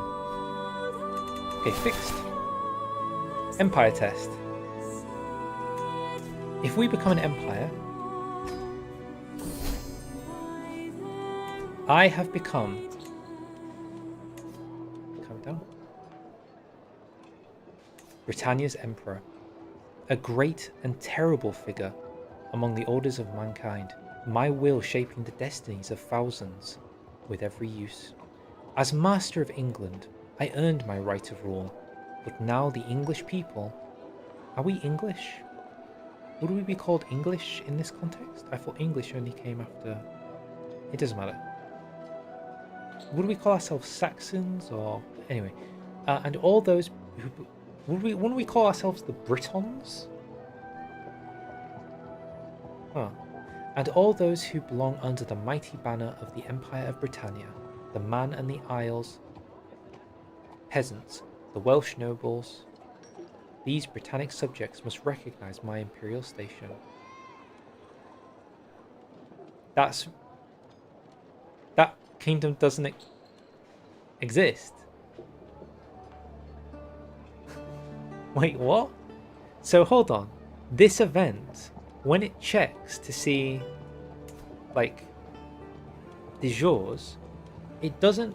It's also counting non-existing kingdoms, which makes no sense because this kingdom has never existed before. It's like what is it called? Achronistic.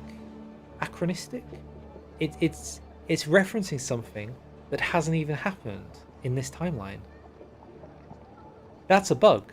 I'm sorry. That is a bug. That it just doesn't make any sense.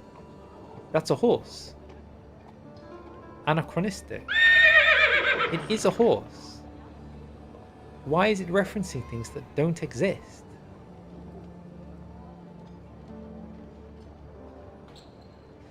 What? Do you know what I mean? Does anybody disagree with me? Like, if we were gonna do Spain, right? Like, would it start talking? I'm gonna say it will. Will it just start mentioning, like, the people of the Kingdom of Portugal? And it's like, Portugal's not real, bro. There is no Portugal. What are you talking about? What? What? Oh my god, it would be so funny if you do the Empire event and you start complimenting the Kingdom of Israel. Because, what? What? What does this mean? Like, the people of the Kingdom of Israel, famously under the Muslim de jure, and it's like, where? Where? What? What? Hello? That is quite a funny oversight. It's definitely a mistake. Wait, doesn't Byzantium not have a bazillion Turkish uncreated kingdoms?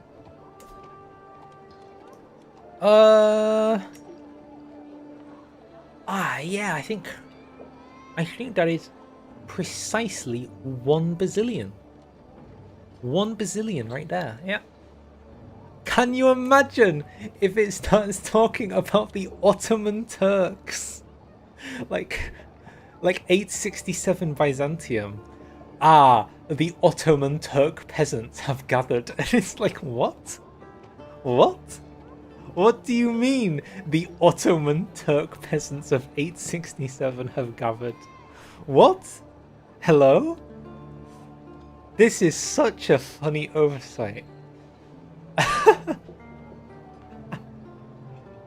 What what other crazy like context could you have? You know? The ancient city kingdoms, like is Sparta in here or something? I don't even know what a Gurmian is. It doesn't even exist. What? Naples. What else have we got? Anything interesting? The Israel one to me is really funny.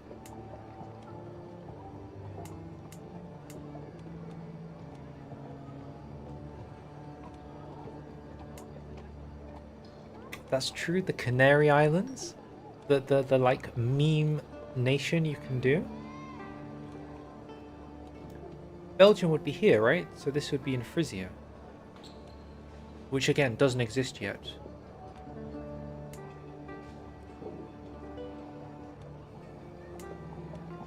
All these wonderful kingdoms that they will reference.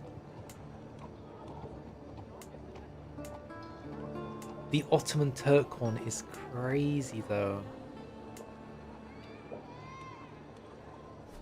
And I got this one. I got the Kingdom of Man and the Isles, which again is kind of like a meme formable nation that you can do as a joke. It isn't like a real serious thing.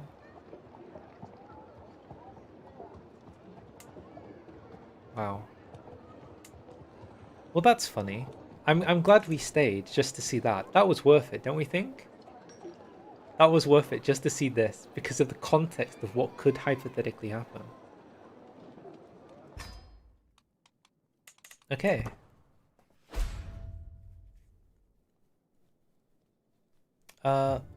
Is there not an expectation then for me to host the coronation? There is. An anointment. We must anoint ourselves. Somebody get the Pope. Somebody call him. Oh. We have to go to the Vatican. Really? We can't do it at Canterbury. It is a holy site. I was under the impression that when Charlemagne was crowned, the Pope went to him. I thought that's what happened. I didn't think Charlemagne went to the Pope. That's fine. You know, I can accept that things are a little weird. Can we go by coast?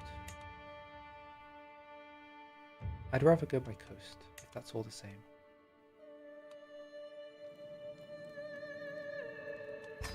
Okay. Pope Sylvester has not approved of this anointment. Seek his approval. Actually, this is what happens. The emperors went to Rome to get crowned. Really? I really thought Charlemagne, the Pope, came to him. I might have to look that up later. Request anointment. There's a trendy new button. Okay. Why will he say no? He likes me, we are virtuous, high legitimacy. Okay. And then we use piety. We could use gold. We're missing 9. Okay, we'll use gold.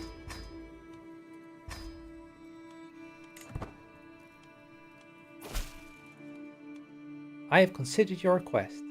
No, Charlemagne was crowned in Rome as were the Roman kings in general. But WTF? You can't decide to be anointed by an archbishop in Canterbury. Well, that would take more effort from the... Charlemagne was campaigning in Italy when the Pope chose to crown him. I see. Okay. Well, you guys are more knowledgeable on this than me. I can't remember who I'm thinking of then. As like the story of some sort of bishops or something heading into the kingdom of the Franks for the first time. And they're like spooked. I thought it was the Pope, but I guess not. Um,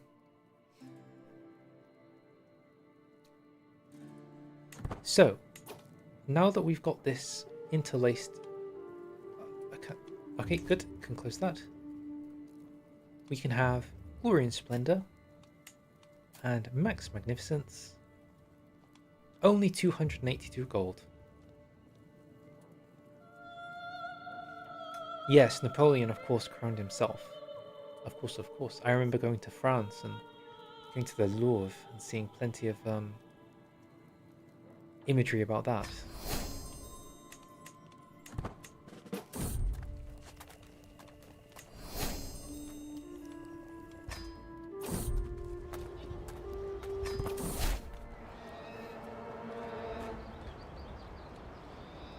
I'm gonna kill that woman.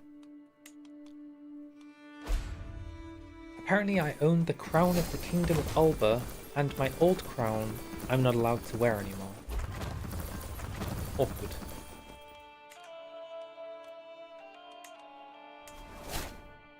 Very odd.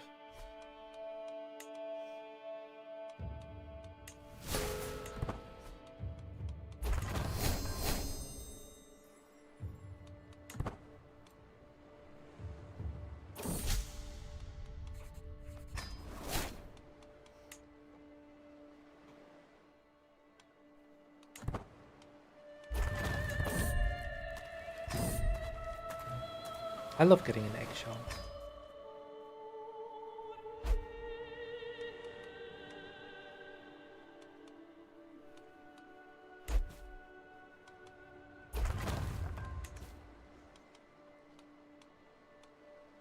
Can we have the... One of my favourite pieces of music is the one from Khans of the Steppe. I can't remember which one it is. Let's do this one. Ooh. There we go. Something... Oh, it's already over. Amazing. Okay, there are factions opposing me, but we'll see. Honestly, I'm not seeing anyone. Do I have any new intents? No, but I can exalt the crown. And considering we want the oaths... Maybe... Oh, sorry, I knocked my microphone. Maybe we save now? And when we can still change the oath outcome? But I think I want to exalt the crown. Again, to get the oaths, right?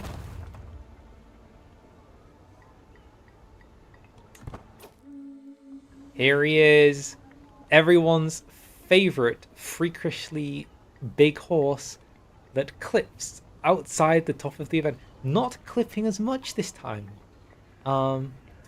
Still clipping, of course, but previously he was taller, so he's shrunk since last we saw him. But there he is, huge jump scare horse with evil eye. Do horses typically have red evil eyes? Is that normal among the horse community? I'm not sure. Event where my wife gives me legendary armor just for showing up to coronation? Yes. So last time she gave me an axe.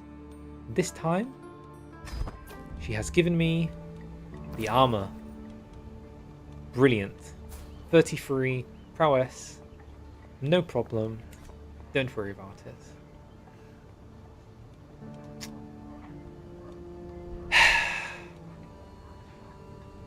I think we want bottom one, even though I would like the Pope to be my friend. Would I though?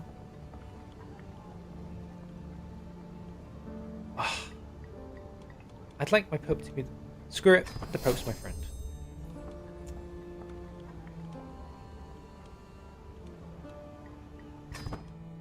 So a lot of these events look the same.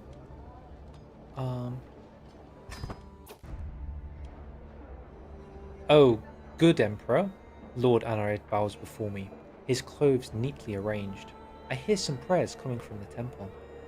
What a farce! He mocks me, brandishing his weapon. I'll know it. Our Emperor, isn't it an Emperor? An Emperor surrounded by enemies. Our Emperor surrounded by enemies. Is that an issue? Emperor? An emperor? Anyway, emperor scorned by his guests. I spit on your rule. I spit on those who bow. I spit on this coronation. All the same, we do not kneel.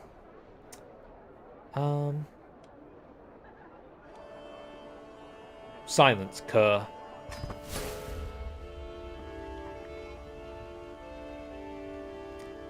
The occasion, while stately and proper, still feels incomplete.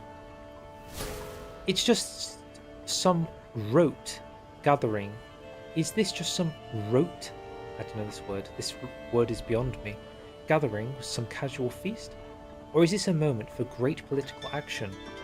For historic change? For turning down the music? My Pope, Pope Sylvester, whispered in my ear. Yes, rulers are not... I can't do voices, sorry. Rulers are not made great by words, but by deeds, he urges. Deeds! Deeds that shake the empire to its foundation! My vassal, Ale, who thinks nothing of this occasion, watches with contempt. Okay, so, with a new order I rally the faithful. A holy order of your faith will be founded. You become the order's holy order patron. The Borough of Wilton becomes the order's headquarters. You founded a holy order. You spent 100. He likes me. Get further. It's pretty cool. We just increased the thing for some gold. I can get an alliance with the Pope. That's pretty funny. I assume that the Holy Order will just be the generic... Was it 30 Tyrant Opinion? Nah, no shot. Really? It was 10 Tyrant Opinions, so not too bad. Terrible.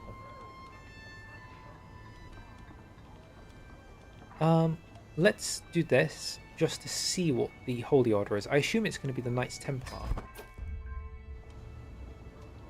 Emperor Girth! Duke Burgred approaches me with open arms. He cracks his knuckles and takes a sip of spiced wine before continuing. I ask of you, my lord, that you focus your attention on the cities of Mercia. As your most loyal vassal, it makes my heart ache to see its lands abandoned. So pretty good dev?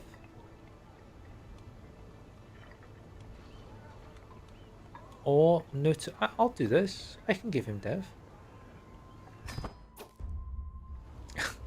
The woke vassals are complaining again.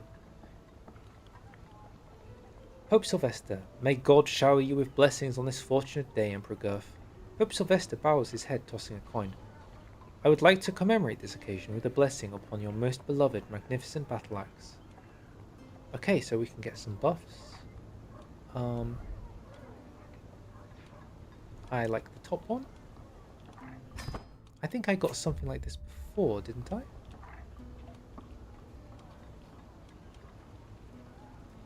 It was this. I think I got it on this.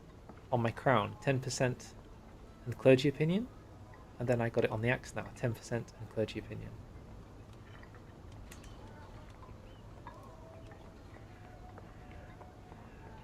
Inbert, my patriarch, approaches me with an eager smile. Your Majesty, he says. I didn't even realise I had an Empire crown. Do I have an Empire crown? These are both my Kingdom crowns. I don't even have anything. I have no regalia for this event. I've got nothing. The grandeur of your coronation deserves a place in the annals of history. May I have one of the scribes record the splendour of your regalia? Sure. Okay, we're coming in. Classic event, same one as last time.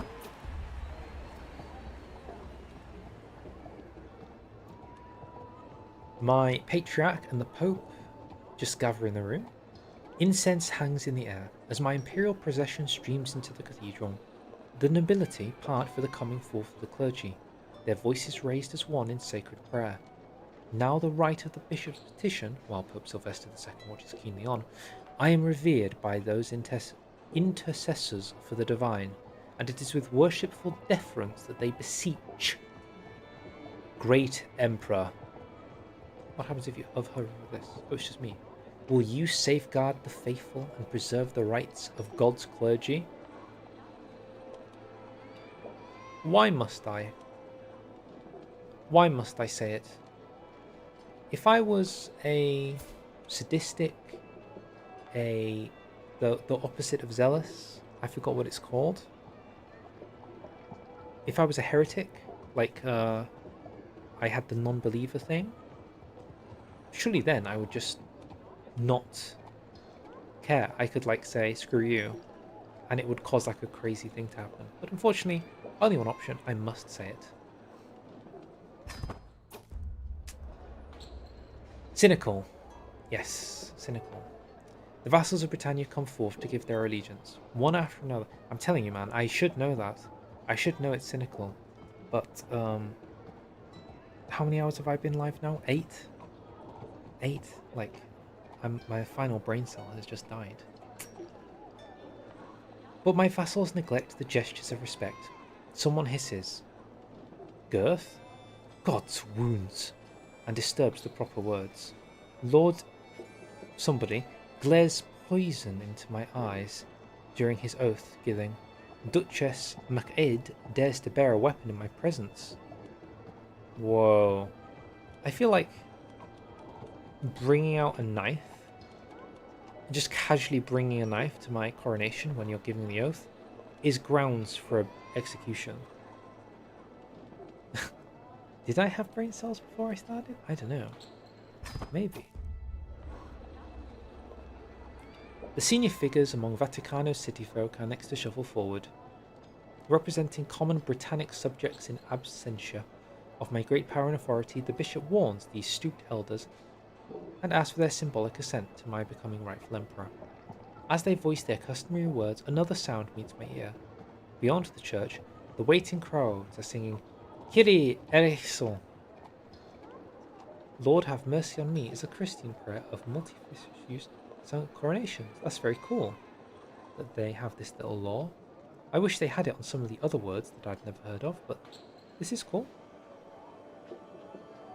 In one great rolling voice, hundreds of souls offer prayer for mine. Okay, they're like prepping the crown in the corner. Carried forth in solemnity, the icons of Britannic rule and the crown and I am to bear are steeped in prayerful blessing. The priests prepare my finery with ritual motions and invocations to Saint Peter, key bearer of the heavenly kingdom. Is my beloved Grifson crown to be endowed forever to Britannia, or instead perhaps crown of the kingdom of Alba? Oh, it's got to be my Grifson crown. I mean, it's better than this. Goes without saying.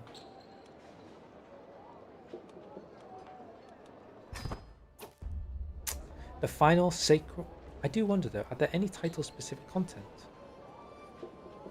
Ooh, I doubt there's title-specific content, but I know there's government-specific content. But you'll have to buy the DLC and find that out for yourself, I'm afraid. I'm sure he would. The final sacral moment draws near, but first the ordaining with holy oil, the mark of Pope Sylvester II's acceptance, not only of myself as ruler, but of Christ's elect.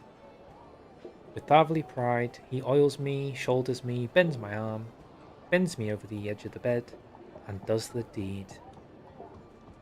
So we can get the blessed word is mine to spread, or the supreme anointment, which is the better one. Holy purple... Sorry, I hit the microphone again. Holy purple words. Forth come the imperial symbols. The glittering sword is girded to my hip. The scepter of sovereign authority taken up in my hand. My fingers wrap around the globus cruciger. Very good. To my body come the armils, some braces, and the pallium, a garment. Okay. The prayers rumble on. Graced by imperial treasure, I kneel. Just this once. Didn't this happen last time? And I said, final time. The event for the my original coronation, I said, I kneel. Last time. Forever. And here I am. Well, well, well. Here we go again. You know what I mean? Is that an error? Is that a horse? I don't think that's a horse. I just think it's a funny oversight. But it's not like it's a broken. It's just a small oversight. I'll give it a horse, but I'm not adding it to the counter. That's not like a counter. You know what I mean? For the Emperor of Britannia, the Emperor I am about to truly become, he bows only to God. Did my crown get an upgrade? Same crown? Same old, same old. And now I can equip the crown. Oh. With the rights, now my wife gets crowned again. Wife take 2. Last time she got 999 prestige. This time she gets 999 prestige. Interesting. I mean, this is the same. No? If anything, I feel like I'm missing one. Like, why is Shape the Realm here and Greater Hunter here? You know what I mean? It feels smaller.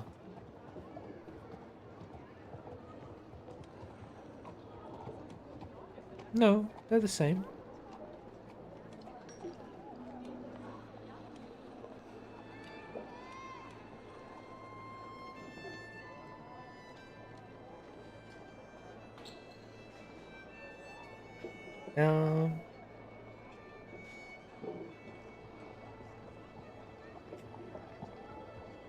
Well, the Unite the Realm one was the Consolidate one, which has just become this.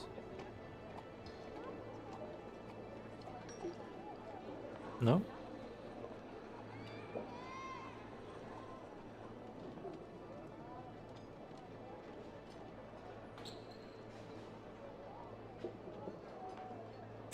It's the Knight one. The one with knights. The one that I did. That's the one we're missing. Something for knights. I forgot what it was called exactly. That's the one we're missing. It's the knight one. Because we did it. Yeah, this is all the same. We're missing the knight one. Okay, I don't care about any of this, but I guess I can do the one where there's peace. Where's peace? Peace? Peace? Peace? Man, wait. Huh? Wait. Where's the peace one?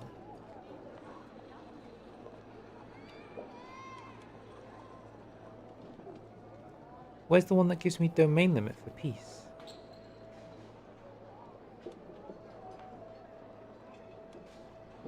Are we missing 2? How many are we missing?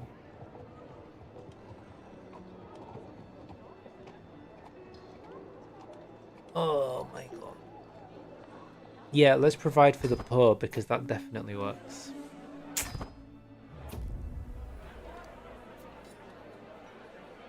No shot. No way is this what I think this is.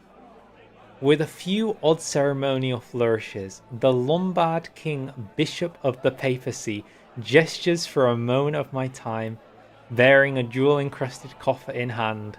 Sylvester addresses the hall. Your Grace, accept this token of goodwill from my anointed kingdom. May it symbolize a lasting bond. Yes, and also become my tributary. The Pope just bent the knee. What? What? What? What? My tributary, my friend, my ally, my truce.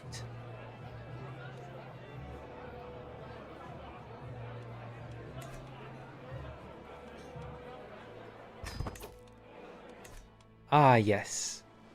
Just chilling in my owned territory of Rome.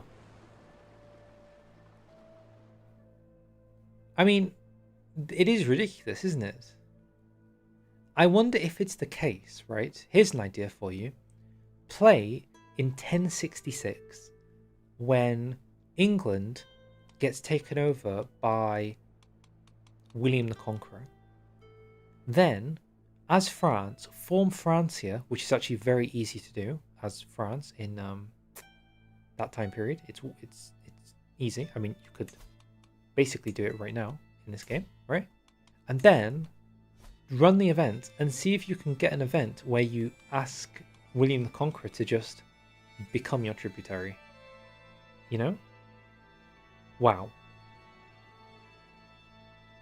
Ridiculous. Just ridiculous. This is all ridiculous, isn't it? Anyway, I can't even say it's an error. It's just a wow. Oh my god. Okay, so this is about... sorry, I can't read all this anymore. We can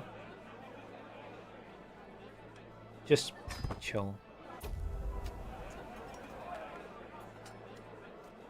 This guy finds it impressive that I know things. Nice event.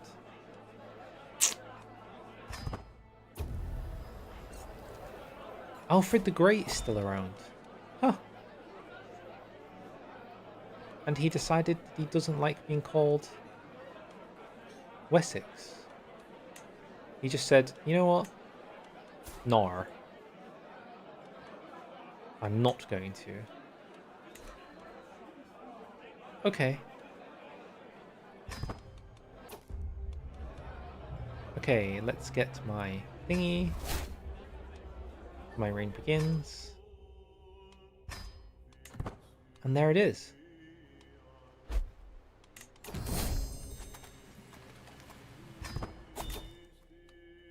Heroes of War.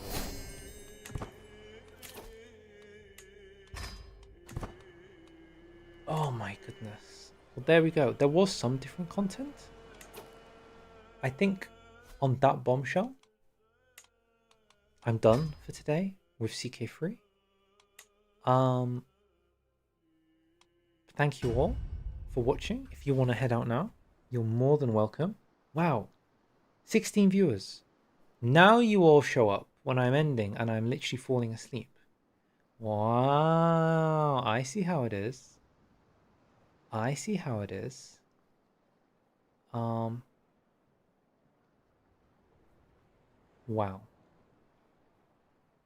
Probably just going to do like a little outro yap. You know? Not really saying too much. Not really thinking about too much. Just chilling.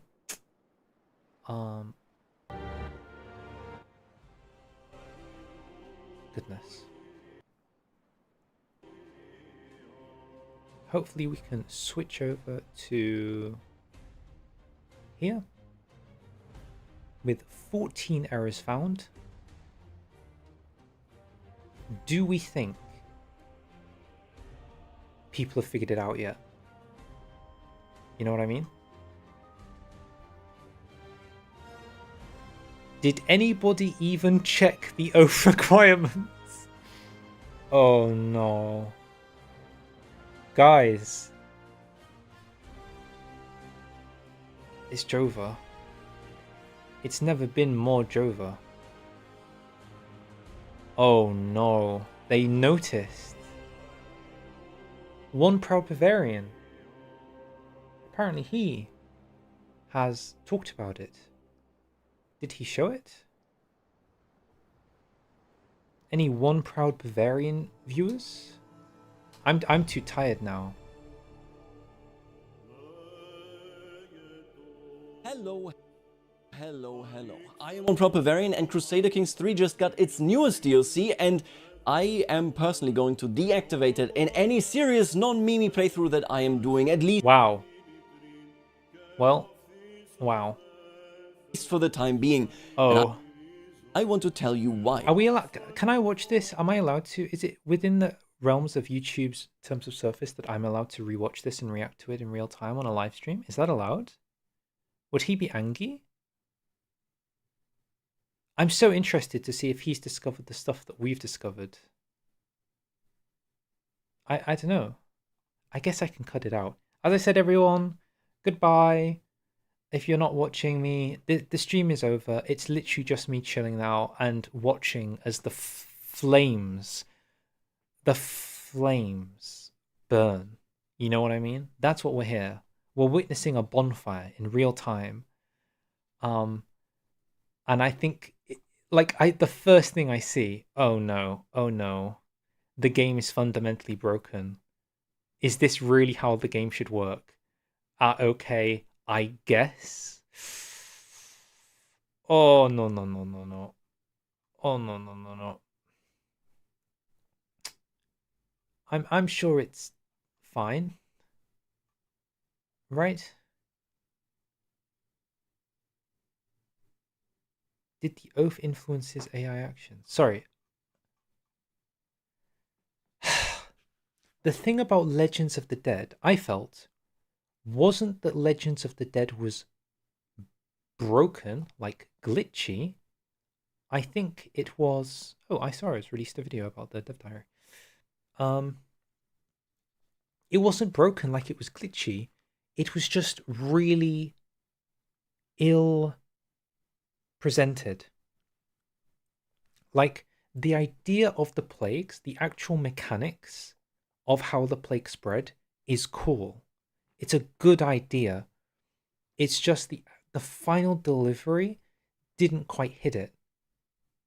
The event spam is awful. It's some of the worst event spam.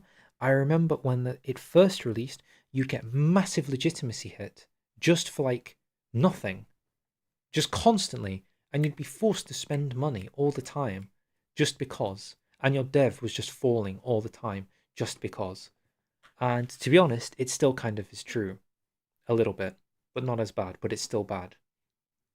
With this, it's not that it's outrageously annoying, it's that it's one, literally broken in the sense that some of it doesn't work, and two, it's broken because some things are like pointlessly useless, and alternatively, some of the most overpowered stuff in the game since Legends of the Dead allowed immortality.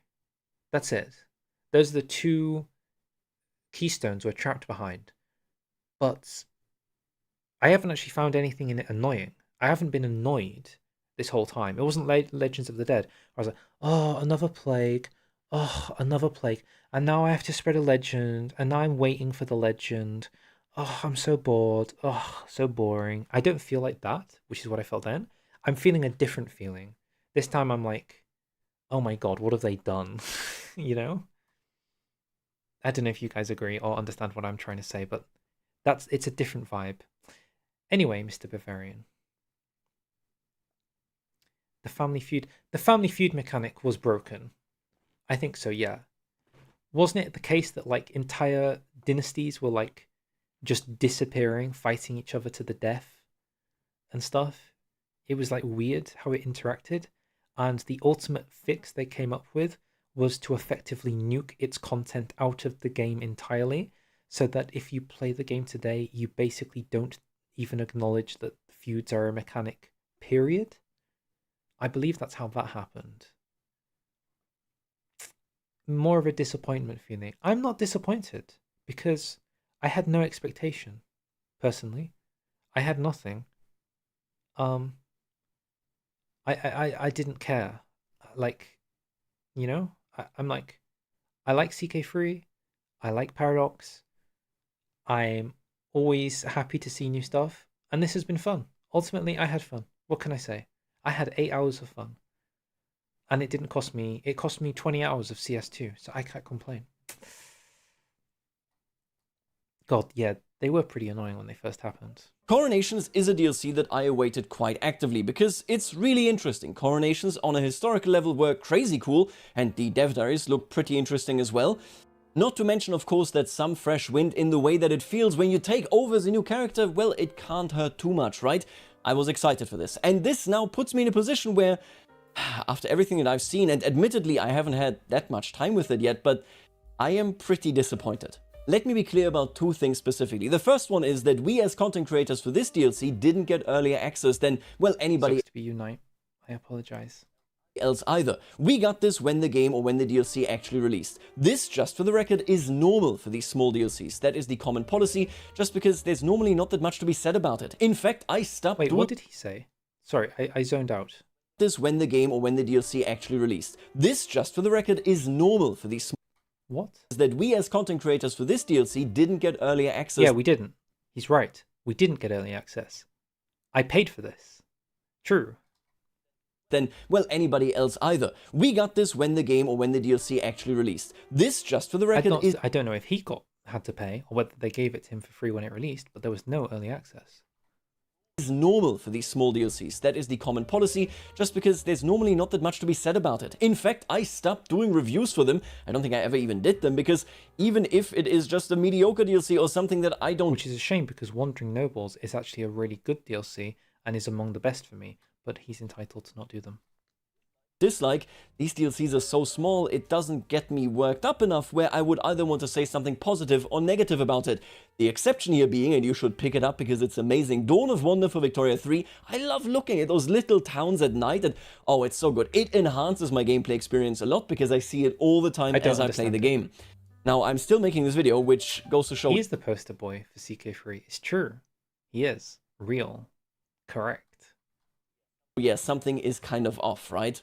So I don't have too many hours in this either. That is normal, but I spent ever since it came out all the time playing Coronations. I've experienced about 15 of them from different angles as a vassal, as an emperor, and so on and so forth. I have also checked the script. I checked the files, I took a look at them, and I can tell you about them there as well. The other thing that I want to mention is that in this video, I don't really want to talk about the historicity about this. The historicity is weird. There's a lot there where I wouldn't agree with it. For example, with Whoa, the fact he's playing in debug mode. I would never. How could this cheater review the game in debug mode? Outrageous. that Kaiser Heinrich IV counts as crowned in, the start date in 1066. Technically speaking, yes, he is the king of Germany and Burgundy. However, there's like this whole gimmick of him not being... Do you think I'm stopping it a lot? Because if I stop it a lot, technically it's transformative content because I'm commenting on stuff he's saying, and therefore I think I'm in free use category. Do you think that because it's starting to become apparent now that we all agree this clearly isn't good? It's very clearly not good, right? We recognize that. Even if conceptually it could be reworked, in the current form it isn't good. Do you think they're actually going to have to stop All Under Heaven production and do like an emergency repair team of content? Like get some lead developers off it, get like all the writers they can find to go back through and rewrite some of this stuff because of the errors, the spelling mistakes, you name it. Like just changing things. Do you know what I mean? Do you think they're going to have to like completely halt like a week's worth of dev just to even get it back on track? Otherwise, I don't know, this could like have negative perceptions for them.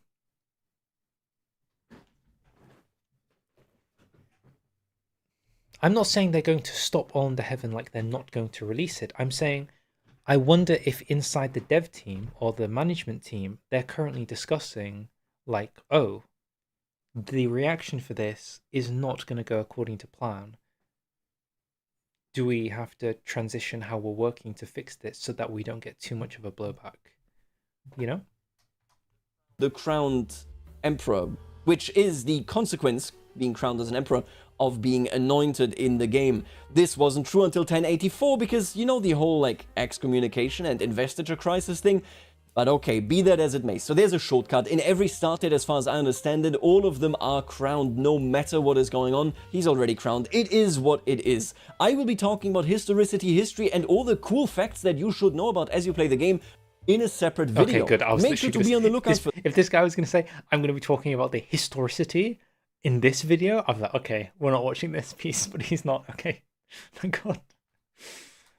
that, but that is not the topic of this video right here. In this video, I want... Victoria 3 had unironically 5 hotfix patches when Fizz originally launched, all within very few days. So maybe this will all be fixed. This is what I'm saying. I wonder if right now, all the devs are going to quickly just stop doing All Under Heaven and rapidly hotfix everything. Like, they're getting as much information as possible. You know, we are effectively beta testing, whatever you want to call it, QA. We're QAing, and then they're going to have to rapidly fix it in like a few days so that they can go back to working on All Under Heaven. to talk about the mechanical implementation. This DLC adds an activity and it adds oaths. Those are the two major elements, right? The activity of being crowned, getting to be crowned, you need to actually facilitate this by, for example, if you are the emperor or if you are any emperor in Catholicism. If we check it out right here in the tenets, you can see, yes, indeed, imperial anointment. If you are an emperor, you must go on and be anointed by, well, the Pope himself, so the head of faith right there. For the case of the HRE, that means that you have an interaction with the Pope to get him to agree to actually anoint you in the first place. For everybody else, you just click the actual activity and then you go. Currently, I can't do this. I'm not a king. Don't worry about it. I want to evaluate those elements, and I'm going to start with the events in general. I'm then going to go ahead talk about the activity and the way that it plays out. No, you know, Lime, we are literally testing it. I really do think that. Because as we saw with the communism thing, the peasant one, it wasn't possible, period. Like, it was impossible to complete. And I struggle, sorry, I'm just being blunt, I struggle to understand how, if it was quality assurance tested, why wouldn't they have done that one? Like, it's literally... Yeah, so that makes us the QA. I am the QA, you are the QA, we are now QA. The role has been shifted. We are now the ones playing it to find the bugs so that future people who play it, i.e. consumers later on down the line, don't have the bugs. But what's interesting is we're paying to be the QA. Kind of an interesting transition there. I mean, maybe I don't know. Was this like, I'm just like thinking out loud, like I'm not saying this is true, but I was wondering, I wonder if there's a world where that you could acknowledge that maybe it was going to be a little bit buggy, but it wasn't so buggy that they were like, we could release it and then people will find the bugs, they'll list all the bugs, and then we can hotfix, instead of us spending time trying to find the bugs when we could be making All Under Heaven. Like, if all we want to do is, like, if our main priority is All Under Heaven, then I'm wondering, like, okay, if it's good enough, it's good enough to release. It doesn't crash constantly. It's got no glaring problems we can find. And we think all the options work, because some of them are, I'm not trying to be rude, but 2 of them were definitely copy-pasted. We literally saw, like, copy-pasted rewards and everything. You know, like, it's good enough. Send it out. And it's like, okay, these are the bugs. We can fix this, and good to go. I'm not sure how it worked with Trial of Allegiance. I know they have a separate team that did Trial of Allegiance and Graveyard of Empires, not the main team. So it's like they have a side team that does one thing, and then they've got the main team that's doing, like, the major DLCs. So while Trial of Allegiance was being made, the main team was doing Gotterdammerung, you know? But anyway. If we dismiss criticism about the events, just on a mechanical level, I mean. And then I want to go on and talk about the oaths, because that is the biggest pain point for me. And Is it one per Bavarian?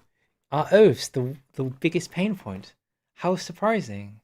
Who could have predicted this? Whomst could have known? Reason.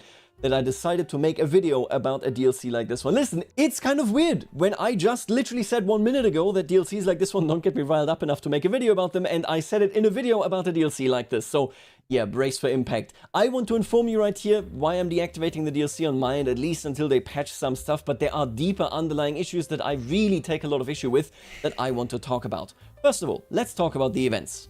I turned myself into a king, and you can see right here there is a cool event, and I really like the way this is because you can go ahead and then have them craft a... Yeah, this was good. This gets a sheep as far as we're concerned. That was pretty good. Actual crown. This connection is really cool. They connect a crown of your title to the coronation activity. This is also where certain elements of the coronation activity are kind of hidden behind, and this means that you will then have an artifact that will accompany you as long as you hold that kingdom or empire and later on, of course, hegemony title. True. How is Asia gonna handle any of this? Good luck to us. That is really It'll cool. be fixed by then. The fact that they give you an automatic way up right here is neat. If you already have a crown, obviously you don't need to smith one. You can just go ahead and then... Would they change it so that when you become a hegemony, is there a tier 3 coronation event? Or NAR? Maybe NAR. Maybe it doesn't. I don't know. Assign it to the title as you go through the actual kind of experience. So I think that's really neat. We get a crown right there, and again, we can kind of designate this crown. Currently, you got obviously, a crown as bad as me. We cannot wear it, right? But then we can designate this crown to be the crown that has to be used in the coronation if you want to have a good one right here with the Kingdom of Bohemia. We can only do coronation. Again, we're not an empire, and in Catholicism, that is what you need to be. We're going to host it right there. This is all very standard. If you've done activities, nothing to read here. Let's talk about the intents. We only did exalt the crown. Intents are very powerful. I can tell you one thing right now, that the mechanics that go into the consideration for what you do here and how it works, right? Remember, there will be supporters and there will be detractors. The actual scripted mechanics are neat. The events are very carefully chosen, making sure that people that on those events, like your enemies or people that hate one another, people that are disloyal, all that kind of stuff, people that are in a faction or could be in a faction that already exists, for example, they are hyper-specifically chosen. This is care that isn't always put into what is going on in events in CK3. So that's the positive. Yeah, I would agree with him. I'd say that I didn't feel like the events were like out of place too much to my memory. There were like interesting overlaps of certain characters interacting with another through dice rolls, like when the priest killed the King of France. But it seemed like that dice roll could have been anyone, and it just so happened to be the King of France on that particular dice roll, if you catch my drift. Stuff that I have to say about this. Now, in the general activity... Oh god, I don't like the Hispanic 10 empires nonsense. You're right. That is really not it. I don't know why, when you complete that particular ending to the Iberian struggle, 10 micro empires appear. Like, what? Why is that even a thing? Just make it so that the Empire of Hispania is still the Empire of Hispania, and then just add in a condition, if you can, if this is even possible. Maybe I'm just yapping and I don't know what I'm talking about. That means that like it's got a higher requirement to create. You know what I mean? Like an additional thing. Like this title can only be created if you own every single county in Iberia. And then for that reason, it's like, okay, you went for the neutral ending, so the implication is you're never going to unite Iberia. So that if you do try and unite Iberia, you're really going to have to do all of it this time. Here you have, of course, a really long waiting time as you do. True, you could do a Muslim one, a Christian one. Whatever they did, it's better than what you just mentioned with the 10 empires. With these things, that is just the way this works. Your kind of intention is to drive magnificence up. It's very classic stuff.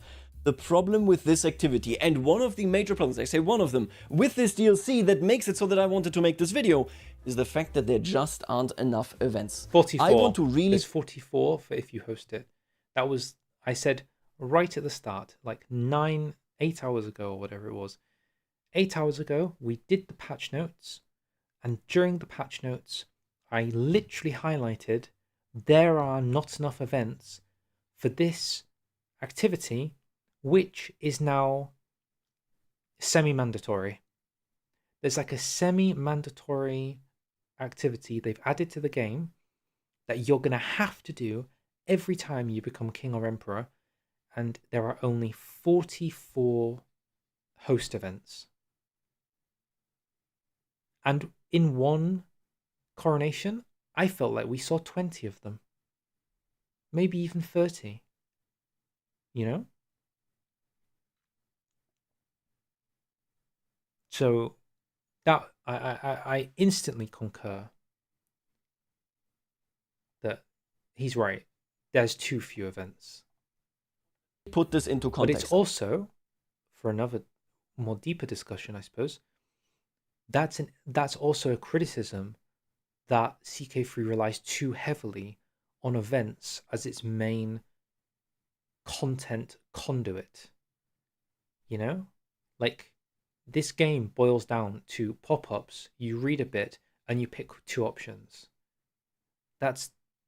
Or you pick some options. That's it. This is the main gameplay of CK3 these days, right? The amount they do relating to war and moving your armies around and strategy in that regard, not really.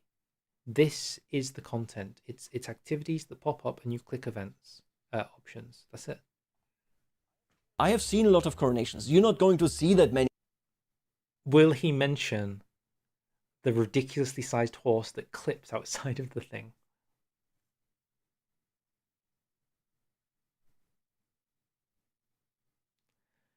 I mean, maybe it's just the case that CK3 is a game that it had a good early direction, but they focused on maybe the thing they shouldn't have focused on, and now it's so far gone, it's really hard to come back. Because all mechanics in this entire game rely on this interface in some capacity now. Like tournaments, from tours and tournaments, Royal Court is just hosting some of these events, or this DLC, Wandering Nobles, is just activities that you go do for these events. Like, literally, what isn't? Actually, Cans of the Steppe. There you go. Apart from that one DLC, which is actually a great DLC, yeah. Yeah, it's just all RP events. In such a quick succession. When you have event packs like Wards and Wardens and whatever the other one's called, Friends and Foes, their events... Wards and Wardens was okay. I actually quite liked that DLC because it did have mechanical interactions with your children.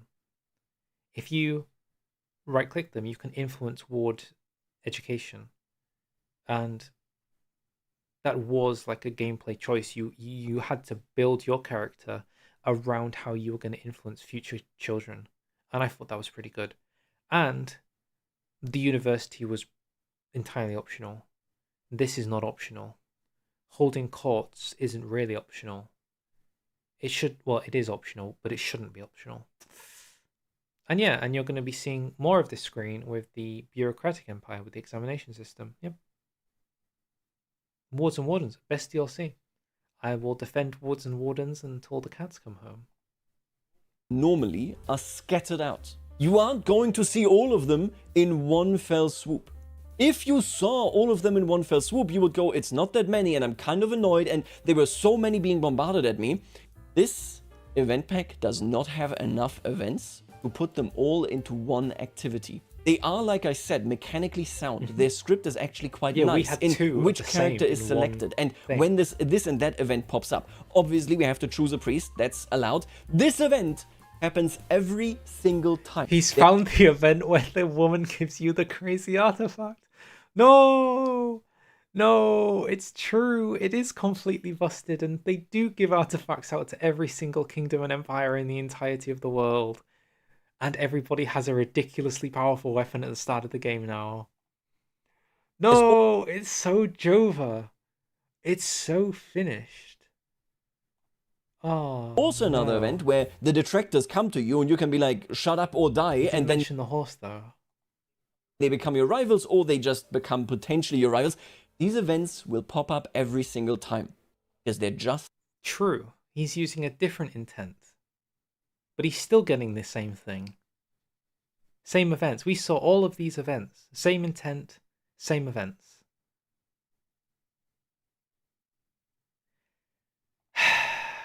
aren't enough. Tours and tournaments did do some crazy stuff, but I've said it before and I'll say it again. They need to do an artifact rework, a fundamental but maybe there's too much that needs reworking and you need a Stellaris level 2.0 complete overhaul, you know? But hey. To make this I'm amazed. This all means of you are still here, by the way.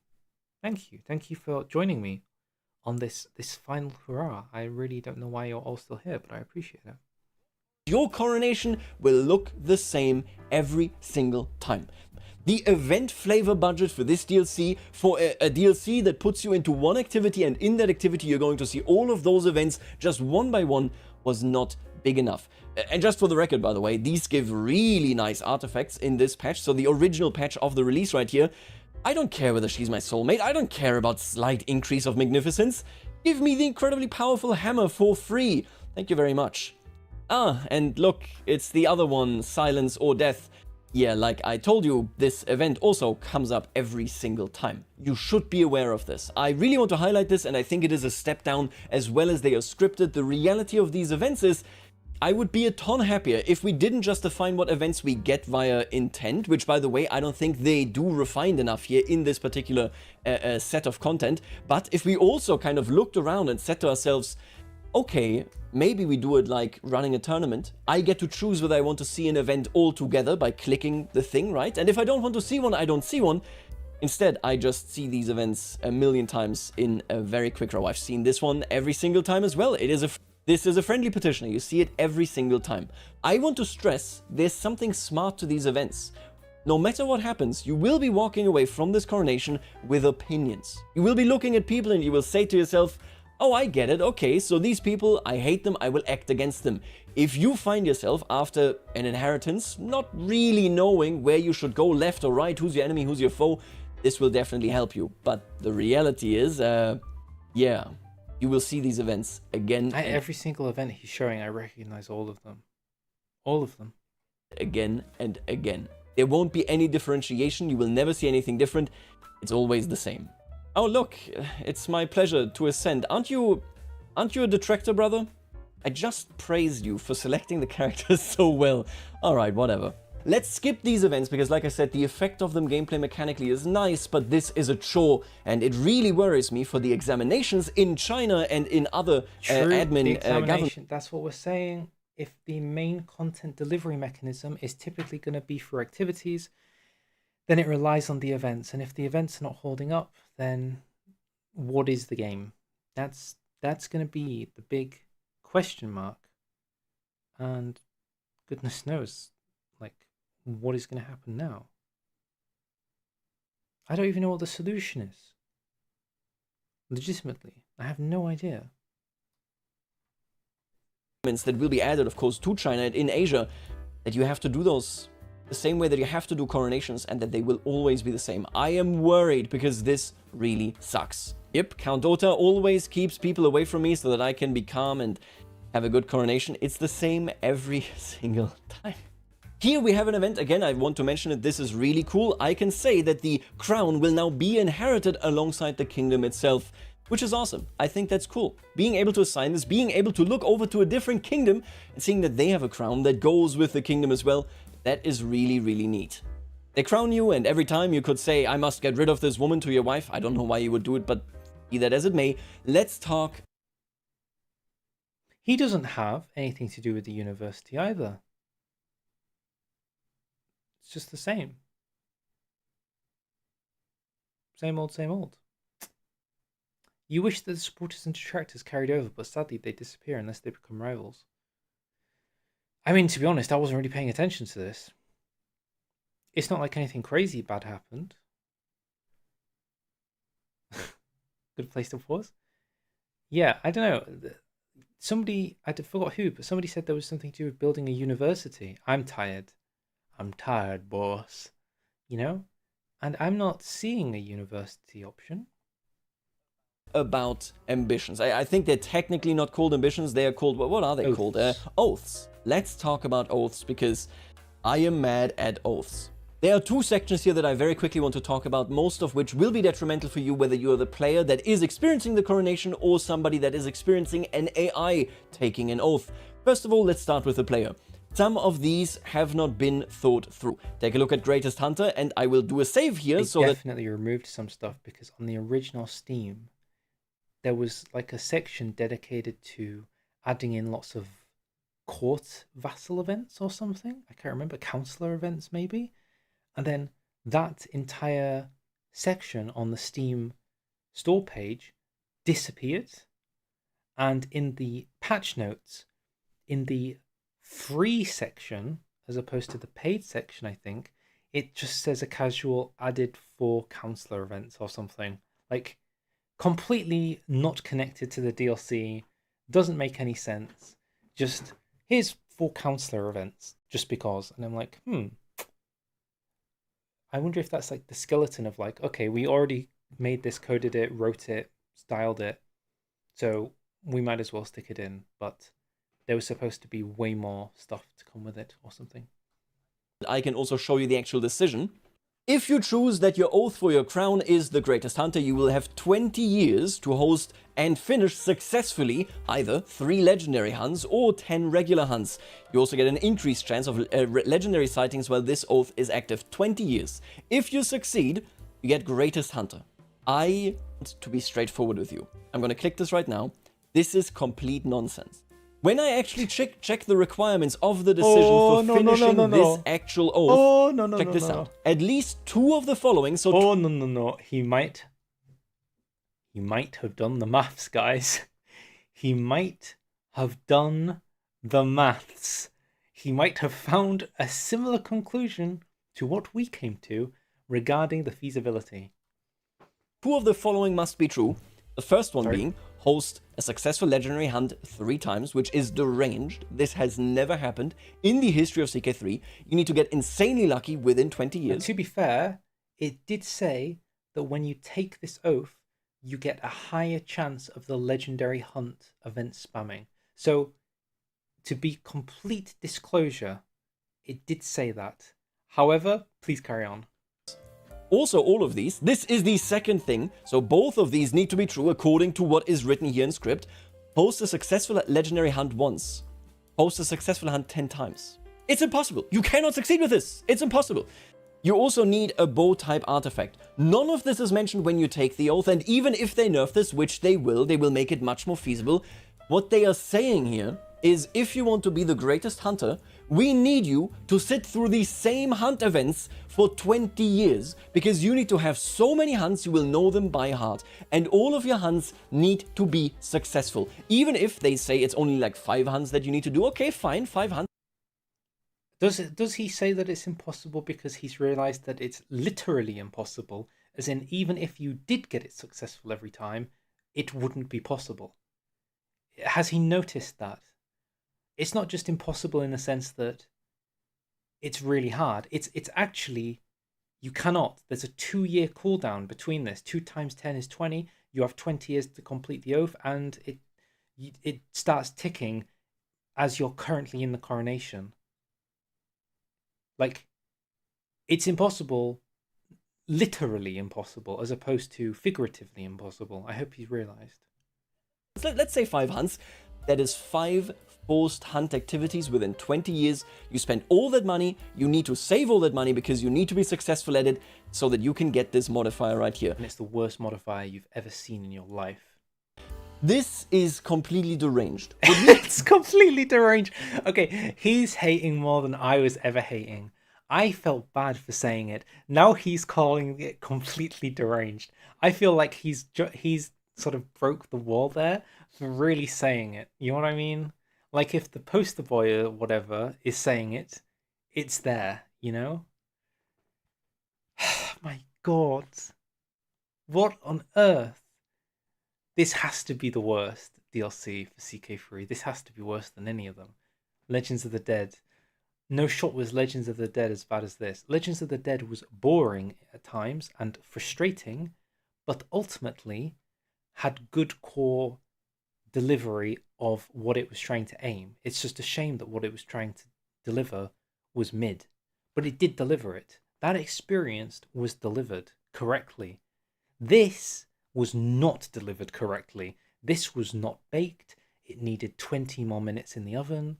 It hasn't had any icing put on it. It's got a bit of mold on the side. Not PogChamp. Have right here in Oaths was what I was hoping would be ambitions. I liked ambitions in CK2 as well. If you haven't exactly. Legends of the Dead worked. We might not have liked it, we might have hated it, but it worked. For what it wanted to be and do, it did it. You know, I hate the way the legend system is just a money sink for no reason, but it is good at what it does. It is a correct implementation of what it wants to be, while this is not. So this is worse, surely. Even though this could be better, it isn't better. It just isn't.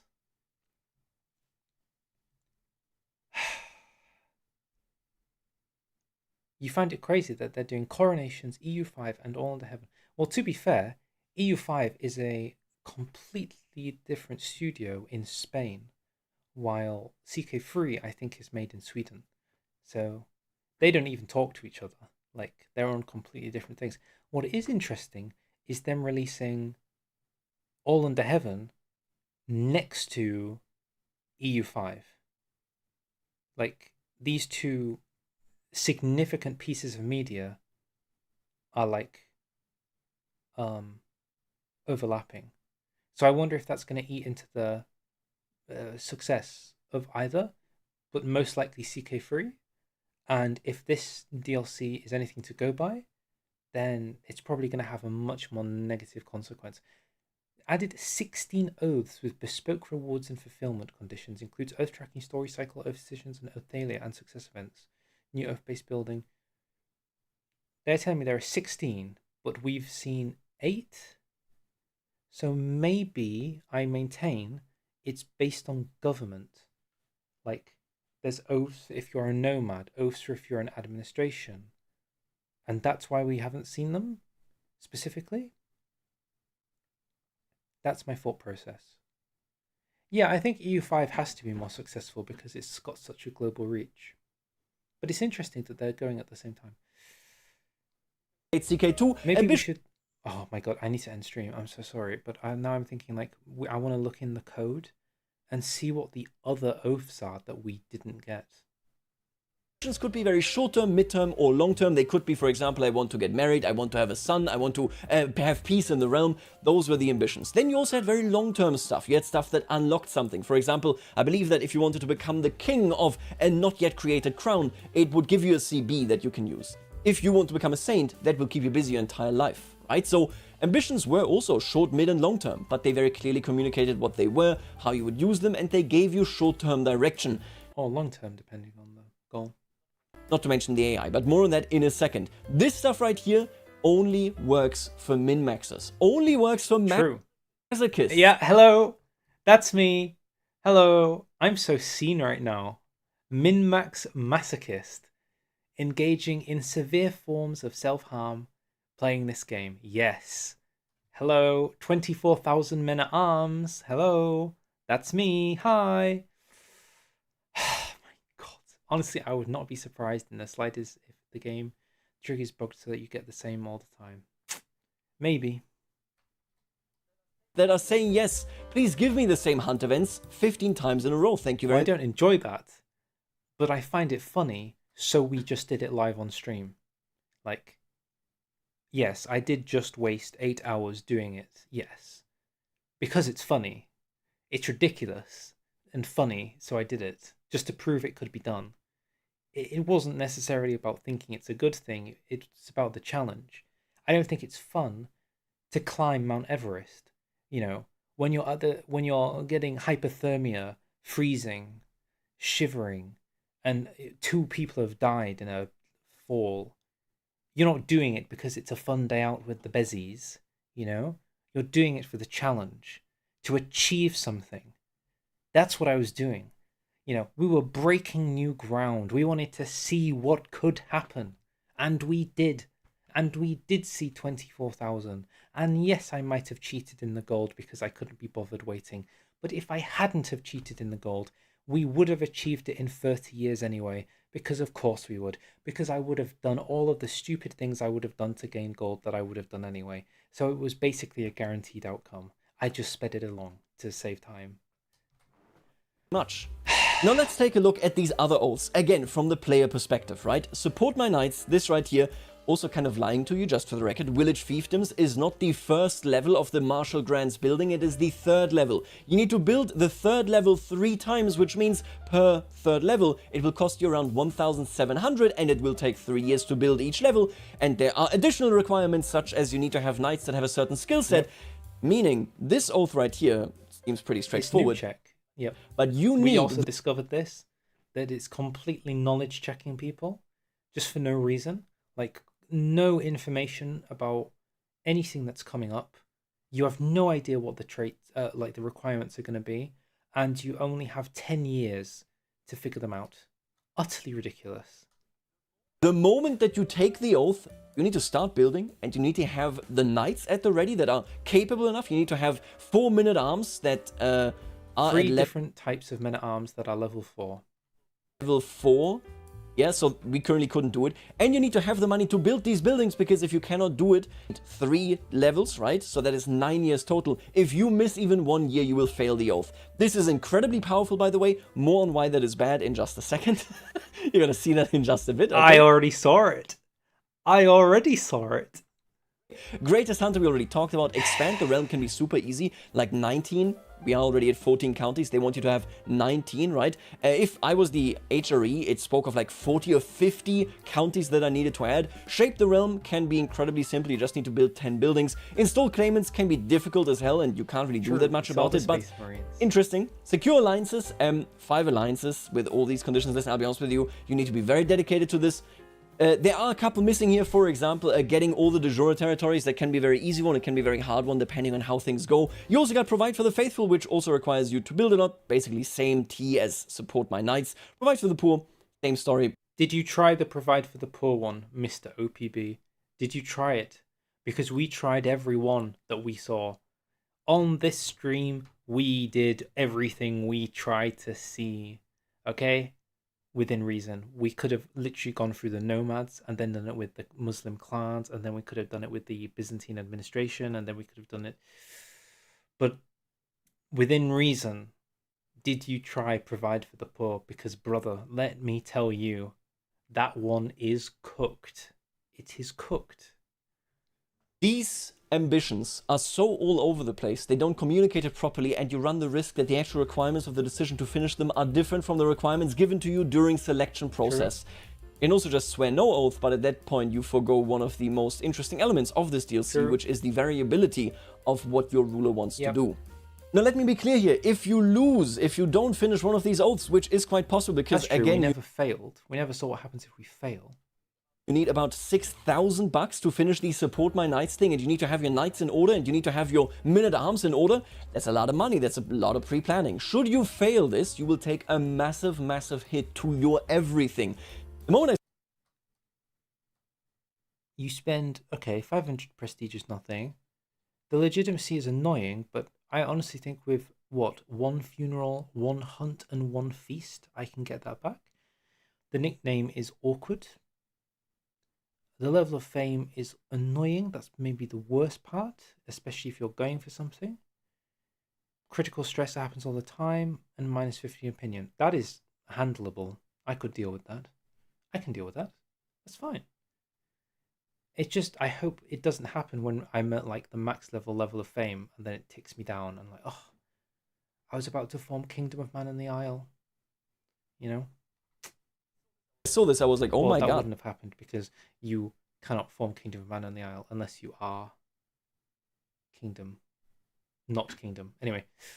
The AI is going to suffer so much, and they do suffer, but not nearly as much as they should, because they took the easy way out. Let's talk about how the AI relates to the oaths, because this is what made me do this video. Really? When we have a mechanic in a grand strategy games are not turn-based. They are not 4x. They are not in a position where you can just give random modifiers. They're not turn-based. However, some ticks are turn-based, like income, and a lot of things have monthly ticks. So they're kind of turn-based. Like, they're not turn-based, but some interactions in the game work kind of like turn-based. The turns being months. It's weird. To the AI, and you will be happy about this. There will be stories told, and you can trace where AI succeeded and failed as they engage with the mechanics. Bad mechanical design in any grand strategy game, as far as I am concerned, is one where you do not get a story out of a mechanic because the AI cannot interact with it, and so failure or success is completely random. It gets worse design-wise when this is apparent, and so you neuter the success and the failure, because AI failing or succeeding is an entirely random thing. The AI doesn't actually pursue it. Right, so he's saying that the AI has absolutely no idea what it's doing with this. Tell me, how should the AI pursue support my knights? They do not have the money, they will always fail this oath. And that's the reality. I checked the script, I will probably have it on screen right now. The way the AI interacts with oaths really, really sucks. Hello? Did not put it on screen right now. Hello? Sorry. Let's say I am not a king. I can at least interact with my liege if they have indeed, anything going on related to their coronation. When I look around at rulers, I would love it if I could say, hey, this guy made an oath, I can sabotage it, I can support it. Gore, skull emoji. They are going to do their best to pursue this oath. They aren't going to do their best to pursue this oath. First of all, let's take a look at this right here. In this list, since we are in debug mode, we can see the AI weight. This has an AI weight of 10. The AI will not be changing any of their behavior, it's just that this can accidentally happen quite frequently. Shape the realm. Building 10 buildings is a pipe dream for the AI. This will basically never happen unless they get very lucky, the luck playing a big role there. Install claimants, 0, because the AI isn't consciously acting on this ambition, on this oath, even if they had it. Provide for the faithful, AI weight 2, way lower than shape the realm. Expand the realm, 0. Because that is a crazy goal. Like I said, if you are the HRE, there can be 50, 60 counties that you need to conquer just in the baseline borders of the HRE with how this is scaling. Greatest Hunter, it's impossible, but it gets AI weight 10. What do you mean? Again, I hope he knows when he says it's impossible, he knows it's partially literally impossible. Support my knights, AI weight 3. This right here is the most powerful building arguably in the game when it comes to stacking it. Potentially. I also said something similar, didn't I? I said since Legendary Shrine, this might be the most broken thing in the game. So yeah. The AI will rarely ever choose it, and they will never ever complete this because they will never ever have enough money lying around to fulfill this oath in 10 years. This building is insanely strong, and it will virtually only be in the hands of the player. You will never see that a good king had an oath and then really hunted it down and all of a sudden his realm will benefit for it for generations, because they physically will not be building this with that purpose. Maybe they build a couple of them, but they won't pursue it the way that any player would. Provide for the poor, same exact circumstance. I want to highlight this because what we have here is the idea of ambitions that gives life to the AI, that gives life to the world, that lets me trace when they had a great king, they had a bad king, but the AI doesn't really pursue it. Don't worry, I'm crazy. Consequence of this is obviously, I told you about this, if you as a player fail your oath, you become you get the Oathbreaker nickname and you get a massive malus. This malus, check the script, is largely neutered for the AI. Okay. Which means there is no real story emerging from the coronation for the AI. They might pick up enemies, they might... If you use the word malice in your description of malice, then I'm not sure you're describing it correctly.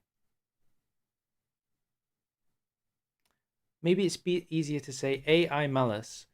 The AI does not get the same punishing debuffs that the player gets for failing because the AI is too random to understand how to successfully complete the oath. There you go. Is that an easier way of saying it? Just a thing about if you call a malice in your description of the malice, have you explained the malice? Sorry. Just a thought. Pick up friends. Fundamentally, they lose money on hosting the coronation. It's like cutting off at the edge. The AI will fail to seed its paths effectively, randomly as it might pick up enemies, they might pick up friends. Fundamentally, they lose money on He's English second language. He gets the pass. hosting the coronation, and then they're going to lose some legitimacy, some prestige when they fail the actual oath. The reason for this is that, again, they get a neutered, a much, much weaker penalty compared to the player. As the player, well, it would be great if I could have ambitions, if I could do great stuff, but there are no partial successes. There is no partial kind of trying to achieve something here. Unless you know you can get something done, the penalties are so severe, just swear no oath, meaning there's no story. They have a mechanic that the AI does not properly interact with, and when it does, when it happens to interact with it, they have neutered the benefits and the drawbacks. There are such powerful buildings in here. There are accidentally kind of impossible oaths in there. Those will be fixed, sure, they will be nerfed, they will be brought in line, whatever. But instead of pursuing a story and adding to what is going on here, in CK2 I could look at a character and I could see, oh, this character wants to form this kingdom. This character wants to get married. Yada, yada, yada. I can't see whether they're crowned in the lower interface. You can see it right here. This is me. This is not him, just for the record. I cannot see what is going on in my liege's realm, whether he is crowned, other than looking at his crown. And the oaths essentially do not matter. Yeah, they don't really matter. I have checked it a number of times. Let me zoom into it. Check him out right here. This is King Stjepan II Kastimiric of Croatia. He just got crowned, and he has this decision right here, like a player would. Secure alliances, 20 years. He's not going to make it. He doesn't have enough children. Was that me? Hello? Secure alliances, 20 years. He's not going to make it. He doesn't. That was him. He had like a weird... He kind of phased. His robot self came out. He slightly glitched. It's unfortunate. I hate it when you accidentally become the Matrix. Have enough children. He won't even get enough alliances because we get the malice in there. He would have to get lucky with people just randomly. Yeah. This DLC should be a story generator. And on a mechanical level, it can do this for the player. It will give you rivals, although the events that give you the rivals are always the same. It will give you friends, although the friends come through events that are always the same. But mechanically, you will be walking out from a different kind of angle than you entered the coronation. But the AI isn't writing any stories with this. The AI isn't doing anything to write home about, and because of this, much of the drawbacks have been disabled, but simultaneously, the benefits that you can get from the oaths are also not accessible to the AI, unless they get so incredibly lucky. I would give it a chance of maybe 1 in 1 million, that they actually build 10 buildings, that they actually go ahead and get 5 alliances. I think the building one is the one they're most likely to do, if not the one where you're at peace for 5 years. Maybe even the peace for 5 years in the early game, and then maybe later on they can upgrade more depending on the size of the realm. What was it, 20 years to upgrade 10 buildings, or was it only 10 years? Maybe the peace one is easier. Just a ruler being AFK, not doing anything for 5 years. I could imagine that. They could get that one done. The easiest one is simply being at peace for... He literally pre-watched. Somebody's watched this video before. Clearly saw that one coming. 5 years. Check this out. 10 buildings. He's never going to build. I think could imagine. It's also upgrade. He's missing the upgrade, which they do upgrade. I don't know. We never experienced when it says construct upgrade. It does mean in your domain, doesn't it? It doesn't mean in your realm. Like if a vassal started building a building, that wouldn't count, would it? Because then, this is easy. If the Holy Roman Empire, you need 10 buildings upgraded or constructed. If all of that counts, then that's really easy. It will happen in 20 years, or 15, or whatever it is. The easiest one is simply being at peace for 5 years. Check this out. 10 buildings. He's never going to build 10 buildings in Estonia. He's tribal. How would he do that? I think this DLC is really, really repetitive. Yeah. And it means that the AI has to spend a lot of money on stuff and derives none of the benefits that are accessible to the player. I'm gonna deactivate it. I'm gonna probably do a meme run where I'm like, wow, look at my men-at-arms and knights being incredibly powerful. I would never do a meme run where I made my knights incredibly powerful with 300% knight effectiveness. I would never. What a terrible thing to have suggested. mechanically and flavor-wise, there's just not enough here. And the fact that an event hack got me to make a video about it is really weird. I hope that you understand It's that not if weird because it is legitimately that bad. It's kind of amazing. It has never been seen before of this level, I feel. That one of the paths, two of the paths, are quite literally impossible is kind of crazy. having fun with the DLC, keep Like, people haven't played it. having fun. This is a video game. If you have fun, you have fun. I personally, yeah, I was really hoping for something else. I'm going to be doing a video when it comes later this week. I'm going to do a video on the question of historical coronations. We're going to talk about the history, and I'm super excited for this. But yeah, the DLC itself, it's a miss, as far as I'm concerned. Let me know what you think. I will see you later, alligator. Did he say... There was somebody, the chatter, he said... What? This Dev Diary? Dev Diary 180? Is that what you said? You wanted me to look at this for some reason? Nani? Naze? Naze? Nande? Dev Diary 180, here I am.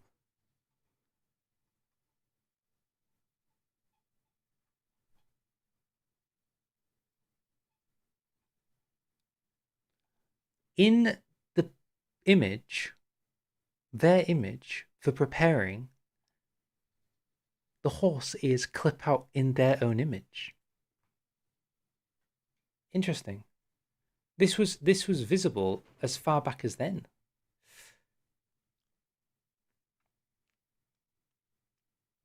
Partial would have been good. That's true. Yeah.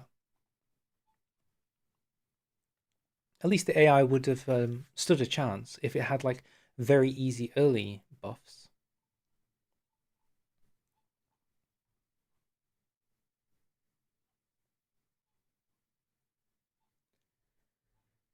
What's funny is every single event inside Coronations is being leaked right now.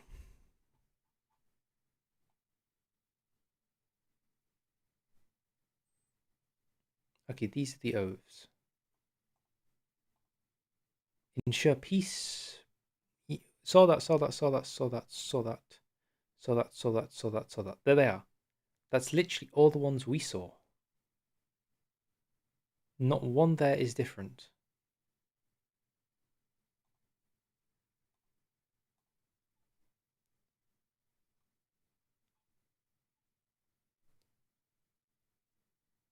Foster enlightenment. So, huh. This is different.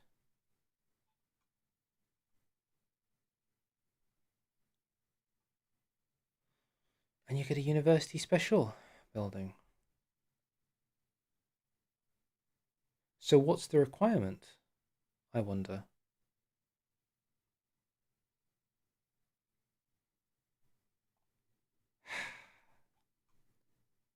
Strengthen the house.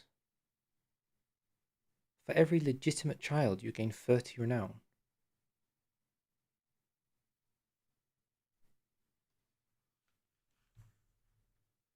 Huh.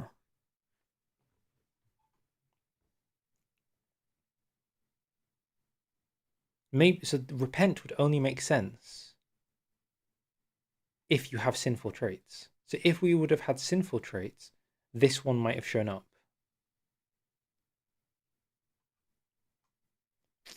You think this one is a clan one? Interesting.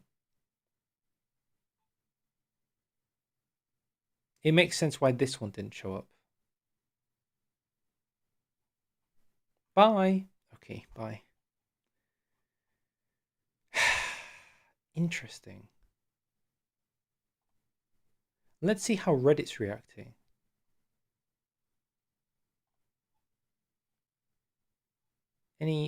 Any normal reactions here? Like hot. What's hot? What's new? Oh Christ.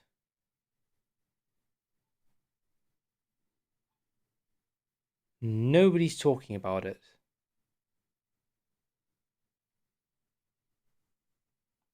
Incredible.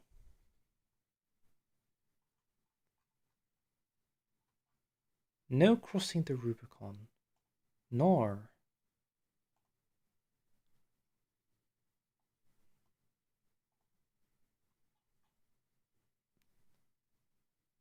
"15 replies. I mean, that was from yesterday, so it doesn't count.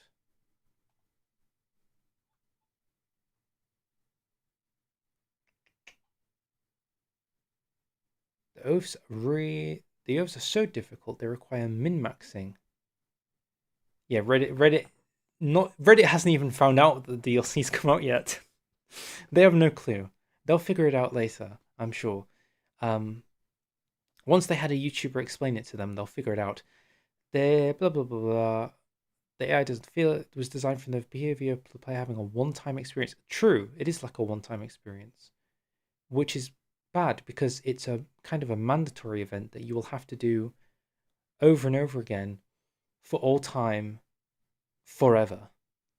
So now OPB saying that disabling the DLC is probably the thing he's going to do actually sounds realistic. Like, until they fix it.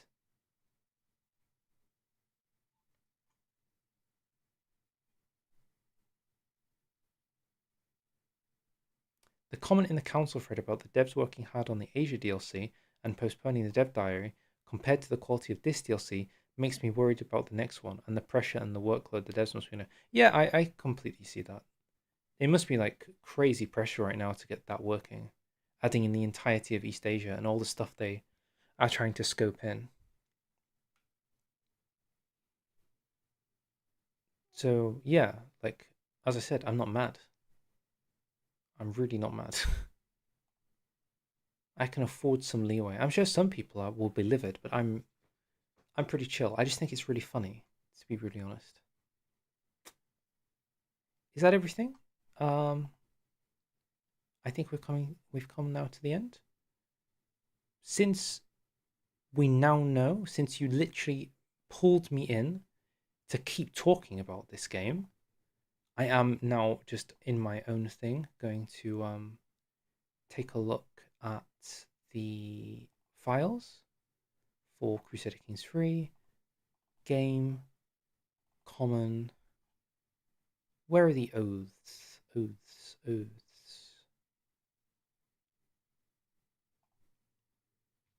At the oath image.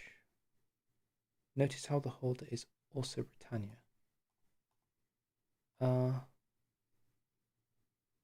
Sorry, where do you want me to look?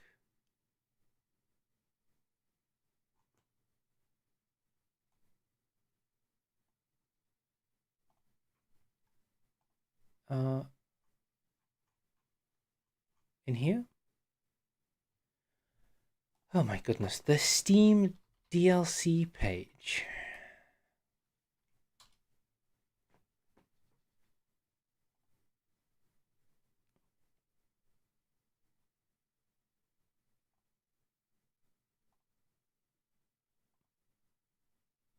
Okay, this guy looks to be what? Poland? This is Britannia. Ethelred.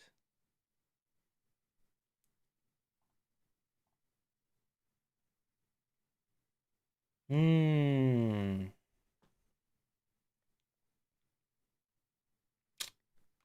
Hmm. There's strengthen the house.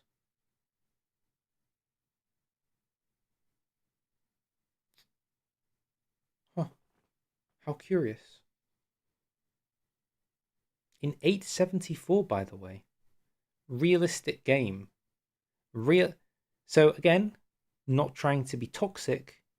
77 domain over. So 70 domain over. 874. Emperor. Like, even the Steam images are completely fake to the experience. They were just, I mean, again, no hate to whoever made them, but some guy in a rush like this was the 3rd of December. The 3rd image was made on the 3rd of December. The 5th image was made on the 6th of December. So 2 of these images were captured, what, 10 seconds apart? In terms of like clicking the thing? It does feel like one guy had to very quickly put together all of this, like on Steam and all of it. 1067, 31st of January, 31st of March. So this is January. He clicks to host a coronation. Boom, starts planning it and whatnot. And then 2 months later, still in Poland, where you can see the outline of Poland is green, he clicks to make the coronation. Not to mention, of course, the 66 domain limit being the giveaway. I guess that was just so that they could very quickly form the kingdom, so they could quickly do it. Just consoling for it all. Exactly, just consoling for it all. Which is, again, indicative of not playing and thus not realizing that it's not working at all in any way. Mixed reviews. Who gave a good review?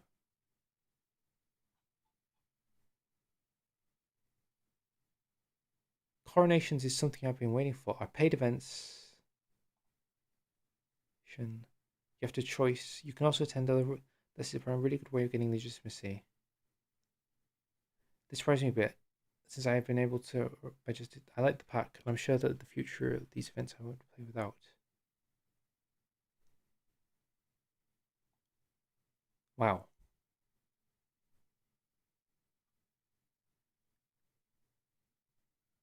Cheap. Okay. Nice sized DLC that fixes a huge gap. I'm so sorry. Why am I still live? Why am I gaining viewers when I'm supposed to be ending? Go away, you strange people. Shoo. It's true that they used console. I'm not at all besmirching them using console for all of it. It's more so, did they ever not use console for it? If that makes sense.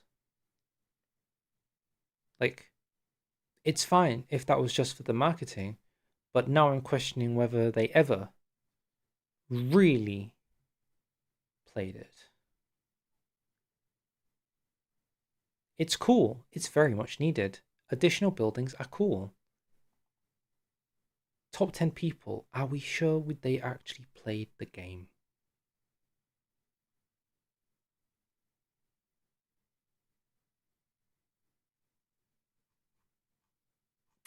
Okay.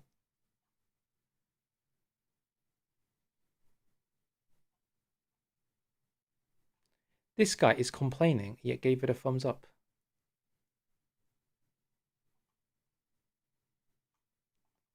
You all knew what Paradox was when you bought CK3. Thumbs up.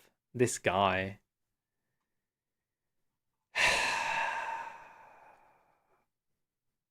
I mean, I can't recommend it. Sorry, I'm gonna quickly check. I'll find some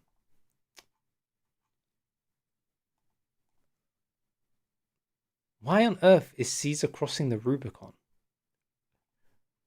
That's what you were referencing earlier. Now I get it.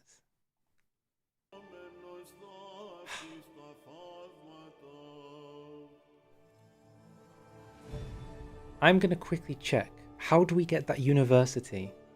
Because universities are interesting. We already have them. But there was no way to make unique ones, was there? Oh. See, I'm really tired and I haven't eaten. I need to stop.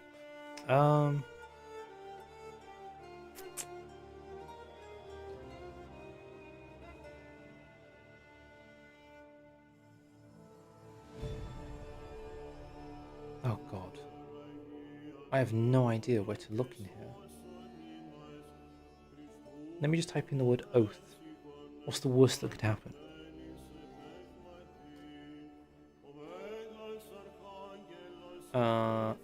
Oh god, a million files came up with the word oath inside.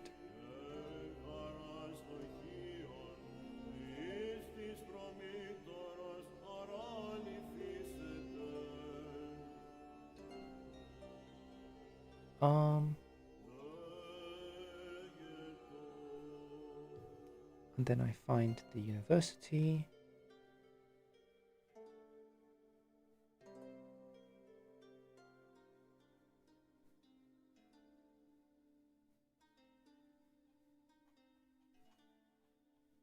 Oh, I don't know. Somebody more intelligent than me that will figure this one out, I'm afraid.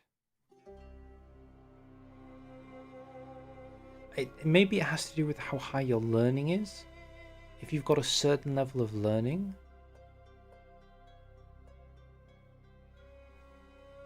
Huh.